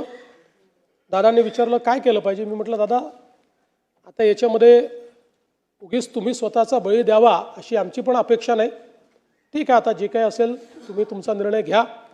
आणि त्यानंतर माझ्याशी चर्चा करून, म्हणजे अनेक वेळा अनेकांनी अनेक गोष्टी त्या ठिकाणी सांगितल्या, पण वर्षा बंगल्यावरनं माझ्याशी चर्चा करून दादांनी मग तो निर्णय बदलवला. कारण त्यांच्यासोबत जे लोक राहिले होते हे दादांना माहिती होतं की शेवटी त्यांचंही भविष्य आपल्याला बघायचं आहे. आणि मग दादांनी पुन्हा त्या ठिकाणी जे काही सरकार झालं त्या सरकारमध्ये सामील होण्याचा निर्णय घेतला. आणि म्हणून मला असं वाटतं की त्यांच्या स्वभावात पारदर्शकता होती. पोटात आहे ते ओठात आहे, आणि जे आहे ते तोंडावर बोलून टाकायचं. तोंडावर बोलताना दादा राजकीय परिणामांची फारशी काळजी करत नव्हते. आणि मला असं वाटतं की राजकारणामध्ये असं अनेक वेळा तुम्हाला पॉलिटिकली करेक्ट राहावं लागतं, पण पॉलिटिकली करेक्ट राहणाऱ्यांपैकी दादा नव्हते. त्यांना जे वाटलं ते स्पष्टपणे रोखठोक त्या ठिकाणी बोलायचे. आणि त्यामुळे मला असं वाटतं की त्यांच्याबद्दल आमदारांना किंवा सदस्यांना देखील हे माहिती होतं की दादांनी एखादी गोष्ट तोंडावर नाही म्हटली याचा अर्थ काही आपले विरोधक नाही आहेत, त्यांना नाही पटलेली, त्यामुळे त्यांनी नाही म्हटलेली आहे. पण जे काम होऊ शकत असेल ते मात्र तात्काळ करणे आणि तिथल्या तिथे फोन लावणे, ते काम झालं आहे की नाही पाहणे, अशा पद्धतीनं दादाची ख्याती असल्यामुळे जे सदस्य आहेत ते आपलं काम हक्काने घेऊन त्या ठिकाणी दादांकडे जाताना आपण बघायचो. आणि मला असं वाटतं की वर्षानुवर्ष काम करत असताना दादांनी एकवचनी असण्याचा एक नाव जे कमावलं की दादा म्हणतात ते करतात, हे राजकारणामध्ये मला असं वाटतं की अतिशय विरळ आहे. आणि खरं तर मला असं वाटतं की ज्यावेळेस 2019 नंतर मी विरोधी पक्षनेता झालो, ते इकडे आले, ते पुन्हा उपमुख्यमंत्री झाले. पण आपल्यापैकी अनेकांच्या लक्षात असेल की इथनं भाषण करताना ते माझा उल्लेख मुख्यमंत्री म्हणूनच करायचे. मग प्रत्येक वेळी मग त्यांना आठवण करून द्यावी लागायची की मुख्यमंत्री नाही, विरोधी पक्षनेता. आणि मला असं वाटतं की त्यानंतर कदाचित त्यांचे ते शब्द जे आहेत ते सत्य झाले. आम्ही एकत्रित आलो, आम्ही दोघेही उपमुख्यमंत्री झालो, नंतर मी मुख्यमंत्री झालो, पुन्हा शिंदेसाहेब आणि ते उपमुख्यमंत्री झाले. आम्ही खरं म्हणजे आमच्या अनेक गोष्टींवर गप्पा देखील व्हायच्या, अनेक गोष्टींवर बोलायचो. दादांना क्रिकेटची आवड होती, त्याच्यावरही अनेक वेळा आमची चर्चा व्हायची आणि आम्ही जेव्हा एकत्रित प्रवास करायचो त्यावेळी दादांच्या अनेक ज्या काही सवयी होत्या त्यात दादांना मला नेहमी आठवतं की दूध प्यायला आवडायचं. त्यामुळे आमच्या विमानात किंवा हेलिकॉप्टरमध्ये कोल्ड्रिंक असू द्या काही असू द्या जे कोल्ड मिल्क असतं आणि दादा सांगायचे मी शेतकऱ्याचा मुलगा आहे, रोज हळदीचं दूध पितो आणि मला कुठल्याही म्हणजे कोल्ड्रिंक किंवा याच्यापेक्षा दूध प्यायला आवडतं. अशा अनेक सवयी दादांच्या एकदम नजरेसमोरून जातात. दादा चप्पल घालायचे पण पाय नेहमी स्वच्छ ठेवायचे. त्यांना ती एक सवय होती की बसल्या बसल्या आपला पाय स्वच्छ करायचे ते. त्यामुळे अशा ज्या गोष्टी आहेत त्या अशा आज माझ्या नजरेसमोरून चाललेल्या आहेत. पण मला असं वाटतं की त्यांच्या काही सवयी ज्या होत्या या इतक्या महत्त्वाच्या होत्या. त्यातली सगळ्यात महत्त्वाची सवय म्हणजे त्यांचा वक्तशीरपणा. कधीही कुठल्याही ठिकाणी 1 मिनिटं आधी पोचायचं म्हणजे पोचायचं. ज्यावेळी आम्ही तिघं होतो, शिंदेसाहेब मुख्यमंत्री होते, मी उपमुख्यमंत्री होतो, दादे उपमुख्यमंत्री होते. 12 वाजताचा कार्यक्रम असेल तर दादा 11:59ला पोचणार, मी 12:05ला पोचणार आणि शिंदेसाहेब थोड्या वेळेमध्ये नाही एवढं नाही पण एक 15-20 मिनटं अजून ते मागे पुढे. पण कधीही आणि मी तर कमीत कमी शिंदेसाहेब किती वाजता निघतायत हे बघून मी त्या ठिकाणी कार्यक्रमात पोचायचो. पण दादा 12चा कार्यक्रम कोणाला यायला किती वाजू द्या, दादा 11:59ला पोचणार म्हणजे पोचणार. आणि मला असं वाटतं की ही त्यांचं वक्तशीरपणा म्हणजे सकाळी 9ची बैठक असेल त्यांनी बोलवली असेल तर अधिकाऱ्यांना माहिती असायचं की 8:59ला दादा खुर्चीवर असणार, त्यामुळे त्याच्या आधी आपण पोचलं पाहिजे. मंत्रालयामध्ये कुठल्याही अधिकाऱ्यांपेक्षा लवकर पोचणारे दादा होते. मला असं वाटतं की मंत्रालयाची सुरुवातच दादा करायची आणि सकाळी 9 वाजता मंत्रालयात आपल्या चेंबरमध्ये जाऊन दादा बसायचे.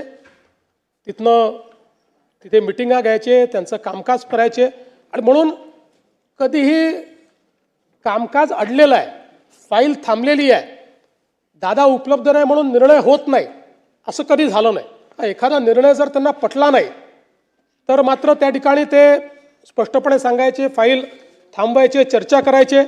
पण आपलं जे काम आहे ते काम मात्र ते सातत्याने करायचे. आणि दुसरा त्यांचा स्वभाव होता की मंत्रिमंडळात किती विषय असले तरी प्रत्येक विषयाचा नीट अभ्यास करून दादा यायचे. प्रत्येक विषयाची एक नोट त्यांच्याकडे असायची आणि त्या विषयात जर काही किंतु परंतु असेल तर तो किंतु परंतु त्या ठिकाणी ते मांडायचेच.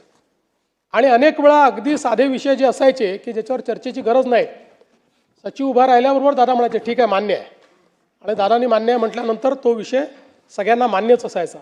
त्यामुळे मला असं वाटतं की ही देखील एक क्वालिटी त्यांची होती की नीट विषयाचा अभ्यास करून, आणि नुसता अभ्यास करून नाही तर त्या प्रत्येक मंत्रिमंडळातल्या विषयाची 4 ओळींची नोट ही नेहमी दादांजवळ असायची की जी ते मांडायचे. आणि त्यातनं त्यांचं एखाद्या विषयावरची जी पकड आहे ती पकड आपल्याला त्या ठिकाणी पाहायला मिळायची. खरं म्हणजे दादांच्या संदर्भात अनेक लोक अनेक गोष्टी सांगू शकतील. त्यांच्या वक्तशीरपणाबद्दल देखील अनेक या ठिकाणी आपल्याला गोष्टी सांगता येतील. पण हे सगळं होत असताना वरकरणी दादा अतिशय कडक अशा प्रकारचे वाटायचे. पण माझा अनुभव असा होता की पहिल्यांदा एखाद्याशी कडक बोलल्यानंतर मग त्याच्याशी ते प्रेमळ देखील बोलायचे. आतून ते अतिशय प्रेमळ होते. त्यात त्यांचा स्वभाव होता की पहिल्यांदा एखाद्याला जसा मिलिटरीचा अधिकारी एकदम स्ट्रेट करतो असा स्ट्रेट करायचे आणि त्यानंतर मात्र त्या व्यक्तीला सांभाळून घ्यायचं आणि त्या व्यक्तीचं जे काही कार्य आहे ते कार्य करायचं. हे खरं म्हणजे दादांचं आपण काम पाहिलं. पण हा सगळा वक्तशीरपणा, हे सगळं घड्याळाच्या काट्याने चालणं, या सगळ्या गोष्टी जरी खऱ्या असल्या तरी पहिल्यांदाच दादांनी टायमिंग मात्र चुकवलं. आणि ते टायमिंग म्हणजे ज्यावेळेस राजकारणामध्ये खूप मोठी इनिंग दादा खेळतील हे आपल्या सगळ्यांना दिसत होतं. अशा परिस्थितीमध्ये त्याने पहिल्यांदा जीवनाचं टायमिंग चुकवलं आणि त्याची हळहळ ही आपल्या सर्वांना नेहमीच राहील. खरं तर दादा 6 वेळा उपमुख्यमंत्री झाले. सर्वाधिक वेळा उपमुख्यमंत्री होण्याचा मान त्यांना मिळाला. पण अनेक वेळा ते असं म्हणायचे की मी कधीतरी मुख्यमंत्री होईल, पण मी उपमुख्यमंत्री मात्र नेहमी राहील. अशा पद्धतीनं अनेक वेळा गमतीने ते म्हणायचे. आज मी असं म्हणू शकतो, Ajitdada Pawar was the best chief minister Maharashtra never had. एक जो चांगला मुख्यमंत्री महाराष्ट्राला मिळू शकला असता तो अजितदादांच्या रूपानं आता आपल्यामध्ये नाही.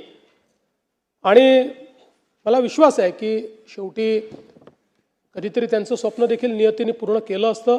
त्यांच्यात ती क्षमता निश्चितपणे होती.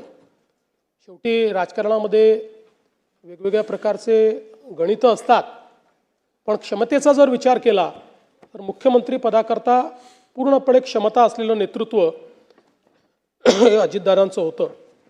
खरं तर मी असं म्हणेन की राजकारणामध्ये आपल्याकडे अनेक नेते आहेत, अनेक दादा आहेत आणि सगळ्याच दादांनी चांगलं काम केलं आहे. पण महाराष्ट्रामध्ये वसंतदादा आणि अजितदादा ही दोन नावं अशी आहेत की ज्यांना दादा म्हणून नेहमीच महाराष्ट्र हा त्यांच्या कामाकरता या ठिकाणी लक्षात ठेवेल. दादांनी सुधाकरराव नाईकांच्या मंत्रिमंडळात ज्यावेळेस काम केलं त्यावेळी खरं म्हणजे सुरुवातीच्या काळामध्ये जेव्हा दादा मंत्री झाले त्यावेळी थोडा त्यांचा स्वभाव अबोल होता किंवा नेमकं तेवढं काम करायचं अशा प्रकारचा त्यांचा स्वभाव होता. त्यामुळे पहिल्यांदा लोकांचा दृष्टिकोन असा होता की एका मोठ्या घराण्यातला माणूस आहे, हा मंत्री झालेला आहे. पण त्यानंतर ज्यावेळेस दादांनी काम करणं सुरू केलं आणि विशेषतः सुधाकररावांच्या मंत्रिमंडळामध्ये त्यांनी ज्यावेळेस काम सुरू केलं, खरं तर सुधाकरराव त्यानंतर त्यांच्या प्रत्येक वाक्यागणित अजितदादांचं नाव घ्यायचे आणि त्यातनं अजितदादांचा परिचय हा काम करणारा नेता म्हणून, काम करणारा मंत्री म्हणून या महाराष्ट्राला झाला. आणि मला असं वाटतं की त्यानंतर मात्र त्यांनी जी स्वतःची ओळख निर्माण केली, कारण आपल्याला माहिती आहे की ते पहिले लोकसभेवर गेले, पण त्यानंतर पवारसाहेबांना तिकडे जायचं होतं, त्यामुळे दादा विधानसभेवर आले आणि त्यानंतर मात्र 8 वेळा निर्विवादपणे प्रचंड मतांनी आणि वेगवेगळे रेकॉर्ड करत बारामती मतदारसंघातनं दादा हे सातत्याने विधानसभा जिंकतच राहिले. बारामतीचा अपराजित नेता म्हणून दादांकडे आपण पाहतो. जनतेचं जे प्रेम दादांना मिळालं ते निश्चितपणे मला असं वाटतं की कुठल्याही नेत्याकरता त्यापेक्षा मोठा दुसरा कुठलाही ठेवा हा असू शकत नाही. आपल्याला या ठिकाणी माहिती आहे की विकास प्रकल्पांच्या बाबतीत दादा नेहमी सकारात्मक असायचे. त्यांचा मूळ पिंड हा विकास झाला पाहिजे, प्रोजेक्ट झाले पाहिजे आणि विरोधी पक्षात असतानाही विरोधाला विरोध न करता त्यांच्यामध्ये ही हिंमत देखील होती की एखादा जर चांगला प्रकल्प असेल तर त्याला विरोधी पक्षात असताना देखील, म्हणजे मी मुख्यमंत्री असताना देखील अनेक वेळा अनुभव घेतला की थेट त्याला त्यांनी या सभागृहात ते बोलायचे की ठीक आहे बाकी गोष्टी सोडून द्या, हे बरोबर आहे. किंवा विरोधी पक्षात असतानाही एखाद्या सभेमध्ये आपल्याच पक्षाचा एखादा व्यक्ती हा पंतप्रधानांबद्दल चुकीचं बोलल्यानंतर त्याच ठिकाणी आपल्याच पक्षाच्या व्यक्तीला किंवा तू लहान आहे, पंतप्रधानांबद्दल या शब्दात बोलण्याचं तुला कुठलाही अधिकार नाही, हे दरडावून सांगणं ही देखील जी एक मला असं वाटतं की एखाद्या नेतृत्वाची जी काही क्षमता असते ती क्षमता दादांमध्ये आपण अनुभवली आणि दादांनी त्या संदर्भात नेहमीच मला असं वाटतं की आता प्रयत्न केला. कधी फायलींचा ढीग हा दादांकडे आपण बघितला नाही. अधिकाऱ्यांना बोलवायचं, तिथे निर्णय करायचे, त्यांच्याकडनं समजून घ्यायचं आणि एकदा पटलं की त्याची पाठराखण करायची, अशा पद्धतीनं ते सातत्याने काम करायचे. आज समाज माध्यमांमध्ये दादांचे अनेक व्हिडिओ आपण पाहतो. त्यांच्या म्हणजे तसा मूळ दादांचा स्वभाव हा जरी सिरियस वाटत असला तरी त्यांच्या भाषणांमध्ये मात्र खूप खुमासदारपणा असायचा. आज आपण अनेक त्यांची भाषणं जी काही समाज माध्यमात पाहतो, त्यांचे अनेक शॉर्ट्स पाहतो, अनेक त्यांचे पोस्ट पाहतो, लोकांनी केलेले अनेक त्यांचे जे व्हिडिओज आहेत ते पाहतो. त्यामुळे त्यांच्या भाषणामध्ये अगदी सरळ सोप्या भाषेमध्ये त्या ठिकाणी ते विनोद करायचे आणि त्यामुळे लोकांना ते आवडायचं. किंवा पत्रकार परिषदेमध्येही अनेक वेळा एका वाक्याचं एका शब्दाचं उत्तर असं देऊन पत्रकारांना एखाद्या गंभीर विषयांवर नाकारले नाही उत्तर आणि त्या ठिकाणी उत्तरही दिलं नाही, त्यांना बोलायला संधी मिळाली नाही, अशा पद्धतीनं दादांचं आपल्याला त्या ठिकाणी काम पाहायला मिळायचं. आणि कुठल्याही सवय नसलेल्या दादांची एकच सवय होती, ती म्हणजे काम. He was a workaholic person. कुठलंही काम दादांनी ज्या क्षेत्रात काम केलं त्या क्षेत्रामध्ये दादांनी उत्तम काम केलं.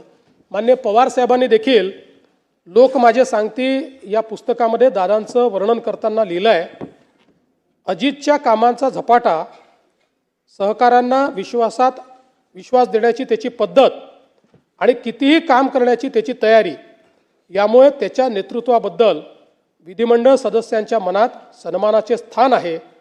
अजितची ही स्वकष्ट अर्जित कमाई आहे, असं पवारसाहेबांनी देखील त्यांच्याबद्दल लिहिलेलं आहे. साहित्य क्षेत्रामध्ये मधु मंगेश कर्णिक यांनी सांगितलेला किस्सा आहे की ज्यावेळेस मालगुंडला केशवसुतांच्या स्मारकाकरता निधीची कमतरता होती, तर त्यांना सांगितलं की तुम्ही अजितदादांकडे जा. तर त्यांच्या मनात शंका होती की दादांकडे गेल्यानंतर त्यांना या स्मारकाचं इतकं महत्त्व वाटेल का, किंवा हे महत्त्वाचं असेल का. आणि त्यावेळेस ते दादांकडे गेले. दादांना सहकार चळवळीच्या संदर्भात, शिक्षणाच्या संदर्भात, उद्योगाच्या संदर्भात तर सगळ्या लोकांना माहितीच होतं की किती त्यांची आस्था आहे. पण साहित्य क्षेत्राच्या संदर्भात दादा फार प्रगट करत नव्हते. पण ज्यावेळेस ते त्या ठिकाणी गेले त्यावेळेस दादांनी त्यांना सांगितलं की केशवसुतांचं स्मारक हे झालंच पाहिजे. तात्काळ त्याकरता निधी दिला आणि स्वतः फोन करून मधु मंगेश कर्णिकांना सांगितलं की हा निधी मी दिलेला आहे, काम इमिजिएट झालं पाहिजे आणि कुठेही निधी कमी पडला तर तो निधी तुम्ही मला मागा, पण हे स्मारक महाराष्ट्राच्या अस्मितेचं स्मारक आहे, त्यामुळे हे स्मारक करण्याकरता तुम्हाला जी मदत लागेल ती मदत मी त्या ठिकाणी करणार आहे. दादांनी एक किस्सा सांगितला होता की ते म्हणाले मी असं ठरवलं होतं की आधी घर बांधायचं त्यानंतर लग्न करायचं. आणि 1980च्या दशकामध्ये सिमेंटची तीव्र टंचाई होती आणि मग त्यांनी सांगितलं की काय करायचं. मग त्या काळामध्ये सिमेंटचं रेशनिंग होतं. मग माजी मंत्री अंकुशराव निंबाळकर साहेब यांच्याकडनं त्यांनी कसं सिमेंट मिळवलं, कसं घर बांधलं आणि त्यानंतर मात्र मग त्यांनी लग्न केलं. अशा अनेक त्यांच्या जीवनातले गोष्टी, छोट्या छोट्या गोष्टी आहेत, पण त्यातनं ते कसे दृढ निश्चयी होते की एकदा जे ठरवलं ते करायचंच, अशा पद्धतीनं त्यांचं खरं म्हणजे कार्य होतं. मला आजही आठवतं की लोकसभेच्या निवडणुकीमध्ये ज्यावेळी आम्हाला कमी सीट्स मिळाल्या, महाविकास आघाडीला चांगला विजय त्या ठिकाणी मिळाला. त्यानंतर आम्ही तिन्ही पक्षाचे जे नेते होतो, मी असेल, शिंदेसाहेब असतील, अजितदादा असतील, यांनी गांभीर्याने दौरे चालू केले, जास्तीत जास्त लोकांपर्यंत कसं पोचता येईल.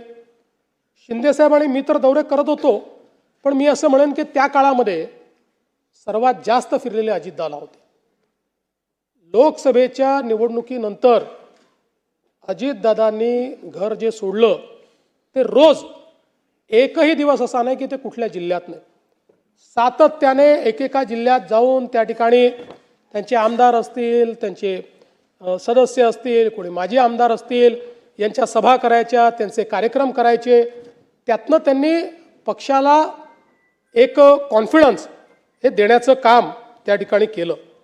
खरं म्हणजे दादांच्या जाण्याने संपूर्ण महाराष्ट्र तर हळहळला आहेच, पण निश्चितच त्यांच्या कुटुंबांना, सुनेत्रा बहिणींना जे काही दुःख झालं असेल ते आपण सगळे समजू शकतो.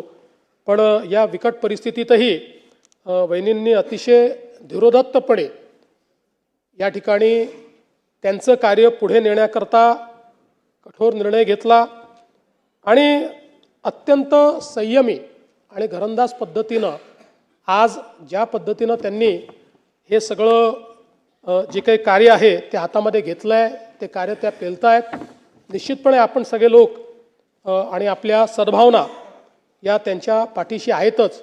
कारण शेवटी राजकीय क्षेत्रामध्ये अनेक वेळा व्यक्तिगत वेदना आपल्याला बाजूला ठेवून समाज, राज्य याचा विचार करत आपलं कर्तव्य त्या ठिकाणी बजावत राहावं लागतं. मला विश्वास आहे की वहिनी देखील ज्या प्रकारे दादांनी एक आपली वेगळी प्रतिमा तयार केली तशी आपली प्रतिमा तयार करतील आणि त्याच पद्धतीनं दृढतेनं या ठिकाणी काम करतील. खरं तर दादांचा जन्म हा आपल्याला माहिती आहे राहुरी तालुक्यातला होता आणि दादांचे जे मामा आहेत, कदम कुटुंब जे आहे, हे कट्टर राष्ट्रीय स्वयंसेवक संघाचं कुटुंब होतं. राष्ट्रीय स्वयंसेवक संघाचे पदाधिकारी देखील त्यांचे मामा होते, त्यांचं घर होतं.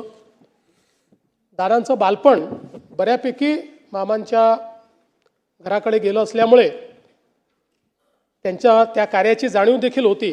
पण दादा मात्र मोठे हे जो काही त्या काळचा काँग्रेसी विचार होता किंवा पवारसाहेबांचं जे नेतृत्व होतं त्या नेतृत्वातून ते पुढे झाले. त्यांनी शिक्षण पूर्ण केल्यानंतर शेतीची सुरुवात केली. टोमॅटो लागवड, दुग्ध व्यवसाय, कुक्कुटपालन या सगळ्या गोष्टी त्यांनी स्वतः केल्या आहेत. हे मला जी काही माहिती आहे त्यात त्यांनी स्वतः वहिनींनी या ठिकाणी हे सगळं काम करणं, त्याचं मार्केटिंग करणं, बाजारात देखील या सगळ्या वस्तू पोचवणं, या सगळ्या गोष्टी म्हणजे ज्याला आपण जमिनीतनं उठून मोठं होणं म्हणतो अशा प्रकारचं सगळं कार्य हे त्यांनी केलं. आणि म्हणूनच सामान्यातल्या सामान्य माणसाच्या अडीअडचणी या दादांना माहिती होत्या. सहकार, शेती, ग्रामीण विकास यातनं त्यांनी राजकीय प्रवास जो सुरू केला तो सातत्याने आपल्याला माहिती आहे की वेगवेगळ्या पदांवर दादा राहिले. त्यांनी अतिशय चांगलं काम हे वेगवेगळ्या पदांवर केलं आणि हे सगळं करत असताना त्यांनी जे अर्थसंकल्प मांडले ते जर आपण बघितलं तर त्या अर्थसंकल्पांचा जो काही स्थायी भाव आहे त्याच्यामध्ये त्यांचा भर हा नेहमी राजकोषीय स्थैर्य निर्मितीवर असायचा. म्हणजे महसुली वाढ आणि खर्चाला प्राधान्यक्रम, विकास अभिमुख विस्तार म्हणजे भांडवली गुंतवणूक वाढवून रस्ते, ऊर्जा, सिंचन, उद्योगांना चालना देणं आणि संरचनात्मक संतुलन या 3 गोष्टींवर आधारित सगळे त्यांचे अर्थसंकल्प आपल्याला पाहायला मिळतात. त्यामुळे खर्चावर नियंत्रण ठेवण्याचं काम ते नेहमी करायचे. मला आजही आठवतं की आम्ही मंत्रिमंडळाच्या बैठकीत जेव्हा बसायचो त्यावेळी शिंदेसाहेब बसायचे, त्यांच्या बाजूला मी बसायचो आणि मग दादा बसायचे. आणि तो काळ अतिशय घाईचा काळ होता. मग अनेक वेळा माझी भूमिका रेफरीची यायची कारण शिंदेसाहेबांचा हात खुला होता. त्यामुळे ते दरवेळेस एखादी नवीन योजना आणायचे. दादा म्हणायचे आपण आता मोठ्या योजना केलेल्या आहेत, मग आता ही योजना कशी करायची. मग शिंदेसाहेब मला म्हणायचे की नाही आपल्याला ही केली पाहिजे. मग मी त्यांना सांगायचो केली पाहिजे. मग ते सांगायचे नाही पण आत्ता पैशाची तंगी आहे. मग मी यांना सांगायचो पैशाची तंगी आहे. असं करून मग शेवटी दोघांचं एकमत व्हायचं आणि मग आम्ही ती योजना पूर्ण करायचो. त्यामुळे हा आमच्या तिघांच्या स्वभावातला हे अंतर होतं. पण मला असं वाटतं की आम्ही तिघं एकमेकाला कॉम्प्लिमेंट करत होतो आणि म्हणून त्यातनं एक कुठल्याही मुख्यमंत्र्याला अर्थमंत्री कसा पाहिजे तर तो अजितदादांसारखा पाहिजे की जो तुम्हाला नेहमी वास्तविकतेचा आरसा दाखवेल पण त्याचवेळी राज्याची वाटचाल थांबवणार नाही. अशा प्रकारचा अर्थमंत्री हा आपण त्यांच्या माध्यमातून बघितला.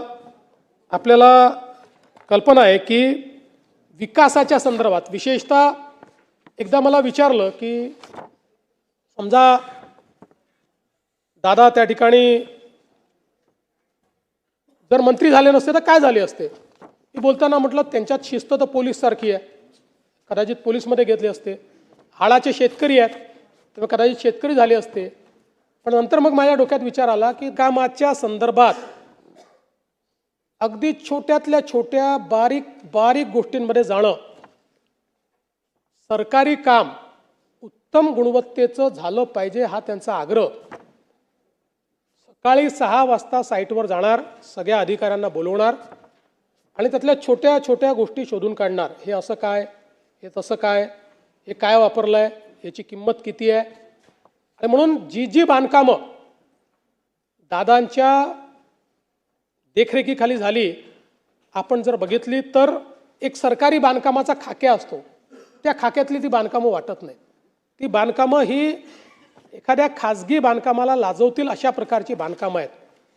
आणि कधीकधी दुर्दैव काय असतं बघा, की दादांनी स्वतः पाठपुरावा करून ज्या मेडिकल कॉलेजची वीटनवीट ठेवली, दुर्दैवाने शेवटी त्यांचा देह त्याच मेडिकल कॉलेजमध्ये आपल्याला न्यावा लागला. यापेक्षा मला असं वाटतं दुर्दैवी अजून काही असू शकत नाही. त्यांचा दर्जा आणि सौंदर्यसृष्टी ही खरोखर अतिशय चांगली होती. खरं तर कोविडच्याही अभूतपूर्व संकटामध्ये दादा पूर्णपणे मैदानात होते. आपल्याला कल्पना आहे की त्या काळामध्ये अनेक प्रश्न निर्माण झाले होते, पण खंबीरपणे राज्याचे अर्थमंत्री म्हणून आणि अर्थमंत्र्याच्याही पलीकडे ही आपली जबाबदारी असं समजून या संपूर्ण कोविडच्या काळात सरकारची बाजू योग्य पद्धतीने मांडणं असेल, सरकारचे निर्णय योग्य होतील या दृष्टीनं काम असेल, या सगळ्या गोष्टी दादांनी केल्या. त्यामुळे मी असं म्हणेन की महाराष्ट्राने एक नेता गमावला, एक प्रशासक गमावला, मी वैयक्तिक एक मित्र गमावला. आपण सगळ्यांनी ज्यांना आपण आपल्या कुटुंबासारखं समजत होतो असा कुटुंबातला एक व्यक्ती आपण सगळ्यांनी या ठिकाणी गमावला. खरं तर साखर कारखानदारीच्या क्षेत्रात, सहकाराच्या क्षेत्रात त्यांनी केलेलं कार्य आपण सगळ्यांनी बघितलं आहे. शिक्षणाच्या क्षेत्रात त्यांनी केलेलं कार्य, सगळ्या संस्थांचं नाव, सगळ्या कारखान्यांचं नाव या ठिकाणी घेणार नाही, पण या प्रत्येक गोष्टीत दादांचा एक ठसा आपल्याला पाहायला मिळतो. त्याच्या प्रत्येक विकासामध्ये दादांच्या पाऊलखुणा आपल्याला पाहायला मिळतात. एक दादांचा टच आपल्याला पाहायला मिळतो, एक दादांचा ब्रँड आपल्याला पाहायला मिळतो. मला असं वाटतं की अशा पद्धतीनं हे कार्य करणं हे खरोखर राजकीय नेत्यांनी देखील यातनं शिकण्यासारखं आहे. खरं तर आज दादा आपल्यामध्ये नाहीत आणि निश्चितपणे आता आठवणींच्या व्यतिरिक्त आपल्याजवळ मला असं वाटतं की त्यांच्या स्मृतीच राहणार आहेत. पण अशा या सगळ्या जो काही विचारांचं काहूर आहे, वेगवेगळ्या आठवणी आहेत, यावर जर आपण बोलत राहिलो तर कदाचित आपल्यापैकी प्रत्येकजण दिवसभर बोलू शकेल. आणि म्हणून खरं तर कवी पी सावळाराम यांचं एक गीत आहे, त्यातलं एक कडवं हे केवळ दादांकरताच लिहिलं आहे का असं आपल्याला वाटावं. जनसेवेचे बांधून कंकण, त्रिभुवन सारे घेईन जिंकून, अपूर्व अपुले दृढसिंहासन, नित भिजतो मानवतेला, जो आवडतो सर्वांना तोची आवडे देवाला. मला असं वाटतं की हे कदाचित दादांकरताच लिहिलं आहे असं आपल्या सर्वांना जाणवावं. मी दादांच्या पावन स्मृतींना या ठिकाणी विनम्र अभिवादन करतो. त्यांच्या आत्म्यास चिरशांती लाभो अशी प्रार्थना करतो. आणि जी काही त्यांचे कुटुंबीय आहेत या कुटुंबियांना या ठिकाणी हे दुःख सहन करण्याची शक्ती आपल्याला आणि त्यांना ईश्वर देव अशी ईश्वरचरणी प्रार्थना करतो.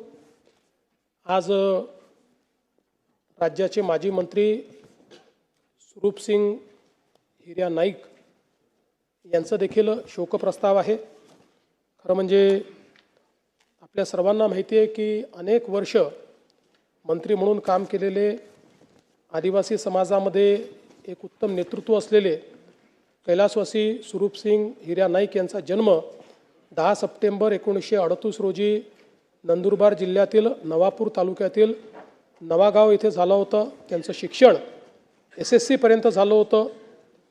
त्यांनी आदिवासी सेवा सहाय्यक संस्थेची स्थापना करून कला वाणिज्य आणि विज्ञान महाविद्यालय, DED आणि BED महाविद्यालय तसंच आश्रमशाळा सुरू केल्या. नवापूर तालुका शिक्षण प्रसारक संस्था तसेच पोस्ट बेसिक आश्रमशाळेच्या माध्यमातून त्यांनी शिक्षण क्षेत्रात भरीव कार्य केले. त्यांनी धुळे जिल्हा कृषी औद्योगिक सहकारी संघ, नंदुरबार तालुका आदिवासी दूध उत्पादक संघ, आदिवासी सहकारी साखर कारखान्याचे संस्थापक संचालक म्हणूनही उत्तम कार्य केले. आदिवासी समाजाच्या व्यसनमुक्तीसाठी त्यांनी गावोगावी भजन मंडळाची स्थापना करून जनजागृतीचे कार्य केले होते. अनधिकृत सावकारीपासून आदिवासी समाजाला शोषणमुक्त करण्यासाठी त्यांनी विशेष प्रयत्न केले होते. कैलासवासी स्वरूपसिंग नाईक यांनी सुकवेल ग्रुप ग्रामपंचायतीचे सरपंच, नवापूर पंचायत समितीचे सदस्य तसेच धुळे जिल्हा परिषदेचे सदस्य म्हणून कार्य केले होते. ते सन 1972, 1982, 85, 90, 95, 99, 2004 व 2014 असे 8 वेळा नंदुरबार जिल्ह्यातील नवापूर मतदारसंघातून महाराष्ट्र विधानसभेवर निर्वाचित झाले होते. मार्च 81 ते एप्रिल 82 या कालावधीत महाराष्ट्र विधान परिषदेचे देखील ते सदस्य होते. मार्च 77 ते 80 या कालावधीत लोकसभेचे देखील सदस्य होते.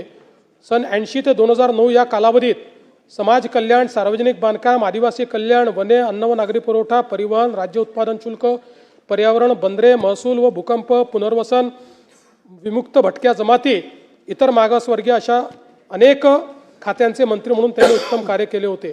अशा या ज्येष्ठ समाजसेवकाचे बुधवार दिनांक 24 डिसेंबर 2025 रोजी दुःखद निधन झाले. मी त्यांना विनम्र श्रद्धांजली अर्पण करतो.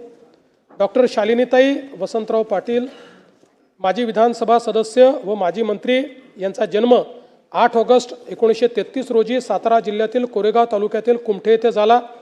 त्यांचे शिक्षण BA ऑनर्स, LLB, PhD इतके झाले होते. कैलासवासी शालिनीताई यांनी श्रीलक्ष्मी महिला सहकारी बँक, इंदिरा सहकारी बँक, जनता सहकारी बँक, सांगली जिल्हा सहकारी बँक तसेच शिवनेरी सहकारी बँक स्थापन केली होती. त्यांनी श्री जरंडेश्वर सहकारी साखर कारखान्याच्या संस्थापिका चेअरमन म्हणूनही उत्तम कार्य केले होते. त्यांनी स्वर्गीय चंद्रकांत वसंतदादा पाटील विद्यालय व ज्युनियर कॉलेज सुरू करून विद्यार्थ्यांच्या शिक्षणाची सोय केली. तसेच जिजाऊ प्रतिष्ठान या संस्थेच्या मार्फत त्यांनी ग्रामीण भागातील जनतेला अल्पदरात वैद्यकीय सेवा उपलब्ध करून दिली होती. सहकार, शिक्षण व सामाजिक क्षेत्रात त्यांनी भरीव कार्य केलं होतं. कैलासवासी डॉक्टर शालिनीताई पाटील यांनी सांगली जिल्हा लोकल बोर्डाच्या सदस्या, तासगाव पंचायत समितीच्या सदस्या म्हणून देखील काम केलं होतं. सन 1980, 1999, 2004 अशा 3 वेळा महाराष्ट्र विधानसभेवर त्या निवडून आल्या होत्या. सन 83 ते 84 या काळात लोकसभेच्या सदस्या होत्या. सन 80 ते 83 कालावधीत महसूल, पुनर्वसन, सार्वजनिक बांधकाम, रोजगार, अन्न व नागरी पुरवठा खात्याचे मंत्री म्हणून त्यांनी उत्तम कार्य केलं होतं. अशा या ज्येष्ठ समाजसेविकेचे शनिवार दिनांक 20 डिसेंबर 2025 रोजी दुःखद निधन झाले. कैलासवासी राज खंगारजी पुरोहित यांचा जन्म 31 ऑगस्ट 1954 रोजी राजस्थान राज्यातील सिरोही येथे झाला होता. त्यांचे शिक्षण BA LLB पर्यंत झाले होते. कैलासवासी पुरोहित यांनी मुंबई भाडेकरू एकता संघाचे संस्थापक अध्यक्ष, मुंबादेवी नागरिक परिषदेचे अध्यक्ष तसेच रामलीला महासंघ, कृष्णलीला समिती, सिटिझन्स असोसिएशन, दक्षिण मुंबई नागरी समस्या निवारण समिती, Rotary club, Lions club, Maharana Pratap स्मारक समितीचे सदस्य म्हणूनही कार्य केले होते. त्यांनी अखिल भारतीय विद्यार्थी परिषदेच्या आंदोलनाचे नेतृत्व केले होते. भारतीय जनता पक्षाचे ते मुंबईचे अध्यक्ष राहिले होते. मुंबई भाजपचे अध्यक्ष असताना त्यांनी मुंबई शहरात भाजपच्या विस्तार करण्यात मोलाची भूमिका पार पाडली होती. कैलासवासी राजपुरोहित सन 1985 ते 90 या काळात मुंबई महानगरपालिकेचे सदस्य होते. ते सन 1990, 1995, 99, 2004 व 2014 असे 5 वेळा महाराष्ट्र विधानसभेवर निर्वाचित झाले होते. त्यांनी सन 96 ते 99 या कालावधीत गृहनिर्माण, गलिच्छ वस्ती सुधार, नागरी जमीन कमाल धारणा, रोजगार व स्वयंरोजगार, कामगार व संसदीय कार्य खात्याचे राज्यमंत्री म्हणून उत्तम कार्य केले होते. भाडे नियंत्रण कायद्याची अंमलबजावणी करण्याचे महत्त्वपूर्ण कार्य देखील मंत्रिपदाच्या कालावधीत त्यांनी केले होते. भाजपा विधानमंडळ पक्षाचे मुख्य प्रतोद म्हणूनही त्यांनी काम केले होते. खरं म्हणजे आम्ही सगळे लोक ते प्रतोद असताना त्यांच्यासोबत काम करण्याची आम्हाला खूप वर्ष संधी मिळाली आणि या सभागृहातल्या जुन्या सर्व नेत्यांना माहिती आहे की सर्व पक्षीय लोकांचे अतिशय जवळचे मित्र म्हणून राजपुरोहितांकडे पाहिलं जायचं. अतिशय आक्रमक पण तेवढेच सर्वांशी मैत्री ठेवणारे आणि खऱ्या अर्थानं मुंबईमध्ये व्यापारी नेता म्हणून राजपुरोहित यांची एक ओळख होती. आणि अतिशय मला असं वाटतं की भारतीय जनता पक्षामध्ये खालपासनं वर आलेल्या नेत्यांपैकी एक अशा प्रकारचे ते नेते होते. त्यामुळे निश्चितपणे त्यांच्या जाण्याने भारतीय जनता पार्टी आणि वैयक्तिक आमचे सर्वांचं एक मोठं नुकसान झालेलं आहे. अशा ज्येष्ठ समाजसेवकाचे शनिवार दिनांक 18 जानेवारी 2026 रोजी दुःखद निधन झाले. मी त्यांना देखील या ठिकाणी श्रद्धांजली अर्पण करतो.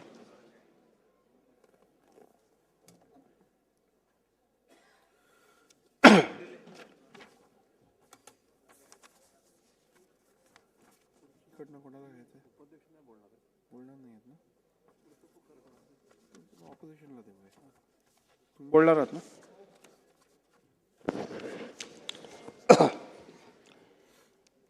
सन्माननीय अध्यक्ष महोदय, या सभागृहाचे नेते आणि राज्याचे मुख्यमंत्री सन्माननीय देवेंद्रजी फडणवीस यांनी जो सभागृहासमोर शोक प्रस्ताव या ठिकाणी आणलेला आहे, त्या प्रस्तावावर मी शिवसेना उद्धव बाळासाहेब ठाकरे पक्षाच्या वतीनं आणि माझ्या स्वतःच्या वैयक्तिक वतीनं मी या ठिकाणी बोलण्याकरता उभा आहे. अध्यक्ष महोदय, आपल्याला ज्ञात आहेच की वर्षामध्ये 3 अधिवेशन होतात आणि या 3 अधिवेशनमध्ये किमान 25 ते 30 लोकांना आपण श्रद्धांजली अर्पण करतच असतो.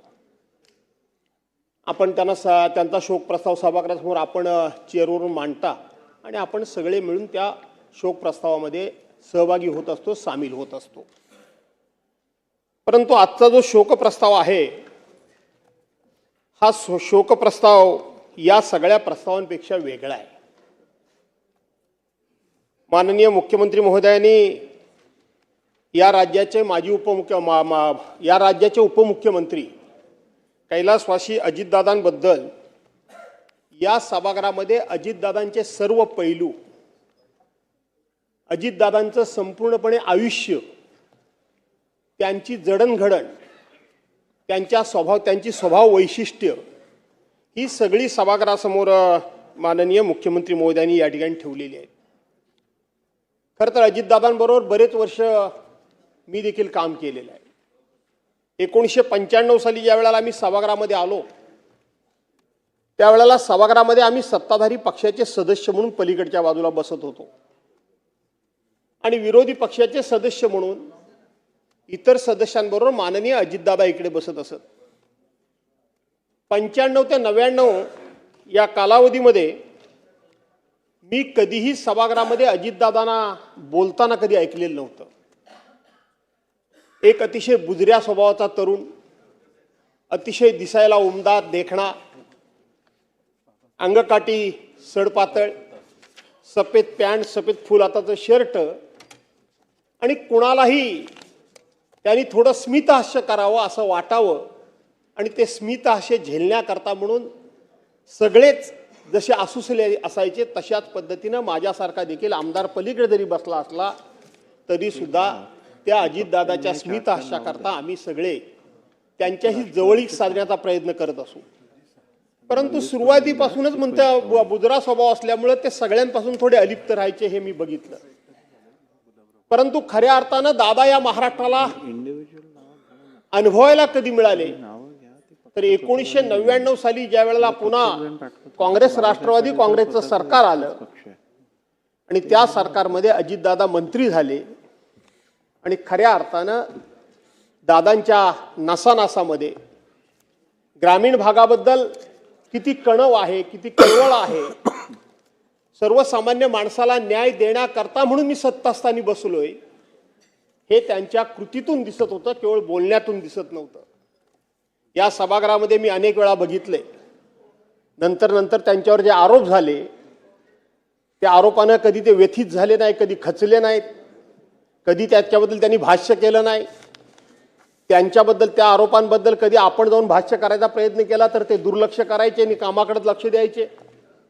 पण या सभागृहामध्ये ते ज्या वेळेला पलीकडच्या बाजूला होते आणि या बाकावर विरोधी पक्षाचे सदस्य होते, त्यावेळेला प्रश्नोत्तराचा तास असला की अजितदादांच्याकडे कुणीही कसल्याही प्रकारची मागणी करावी आणि अजितदादांनी ती ताबडतोब स्वीकारावी, त्याचं खुलाशावर उत्तर द्यावं.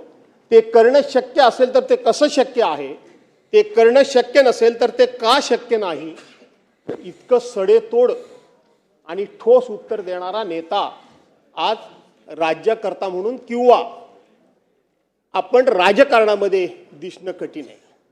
ज्याचं काम होण्यासारखं असेल त्याला होय म्हणून सांगणार, ज्याचं काम होण्यासारखं नसेल त्याला नाही म्हणून सांगणार. त्याच्याही पलीकडे त्यांच्याकडे अध्यक्षमध्ये एक नैतिक बळ होतं, जे मी स्वतःहून अनुभवलं.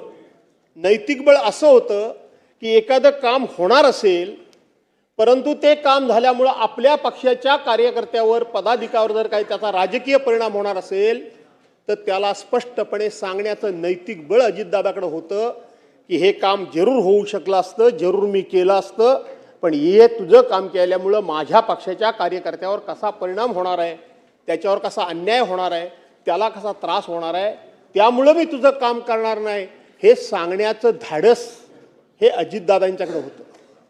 हे सांगण्याचं धाडस हे अजितदादांच्याकडे होतं. 2005 साली 6 साली मी राष्ट्रवादी काँग्रेस पक्षामध्ये प्रवेश केला. शिवसेना सोडावी लागली, राष्ट्रवादी काँग्रेस पक्षामध्ये मी प्रवेश केला आणि 2006 ते 2005 मध्ये प्रवेश केला.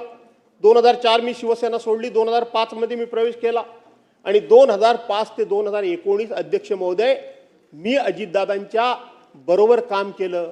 काही दिवस राज्यमंत्री म्हणून काम केलं, काही दिवस कॅबिनेट मंत्री म्हणून काम केलं आणि काही दिवस त्या राष्ट्रवादी काँग्रेस पक्षाचा राज्याचा अध्यक्ष म्हणून सुद्धा मी काम केलं. लोकांना असं वाटायचं की दादांना बरं वाटेल तेवढं आपण बोललं म्हणजे दादांच्या आपण जवळ गेलो. पण मी अनुभवलंय, ते निराळच अनुभवलंय.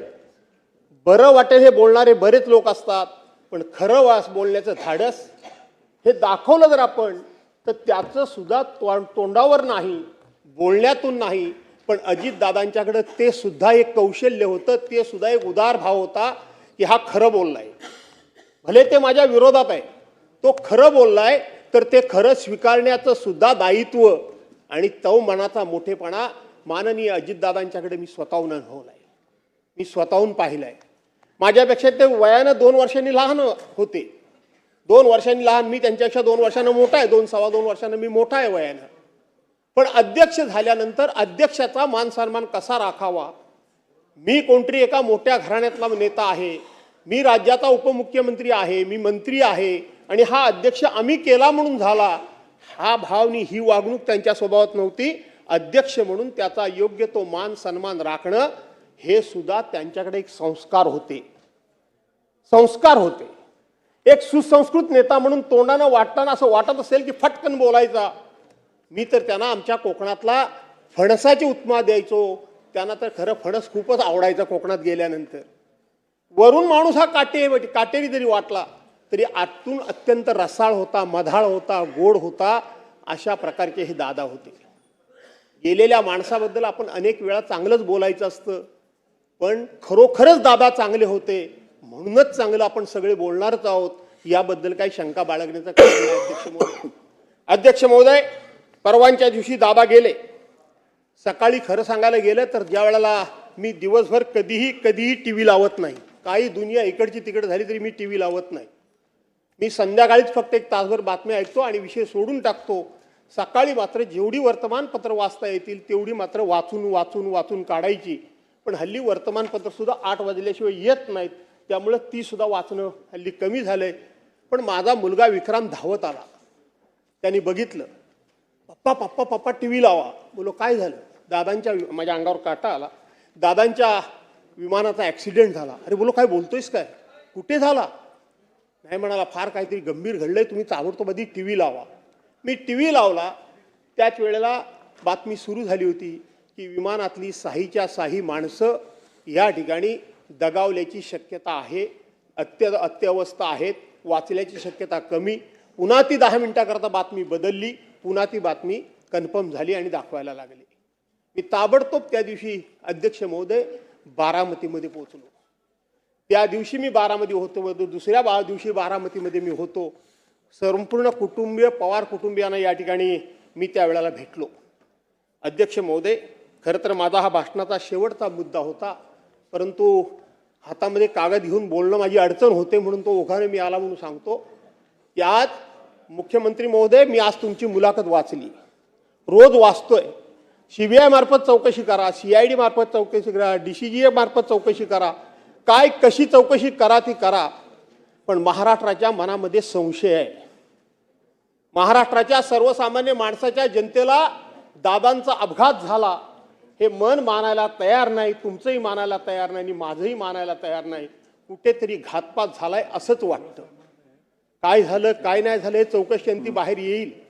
इथं आमचे सदस्य रोहित पवार त्या संदर्भामध्ये भांडतायत, पण ते भांडत असताना दुसरी एक चर्चा घडते, ही चर्चा घडू नये म्हणून हा मुद्दा मी उपस्थित करतोय की त्या दिवशी पवार साहेबांनी सांगितलं की हा घातपात नाही, हा अपघातच होता, म्हणून रोहित पवार वेगळं बोलतात आणि पवार साहेब वेगळं बोलतात असा त्याचा अर्थ लागता कामा नये. का तर त्या दिवशी ते बारामतीतलं मी दृश्य बघितलं.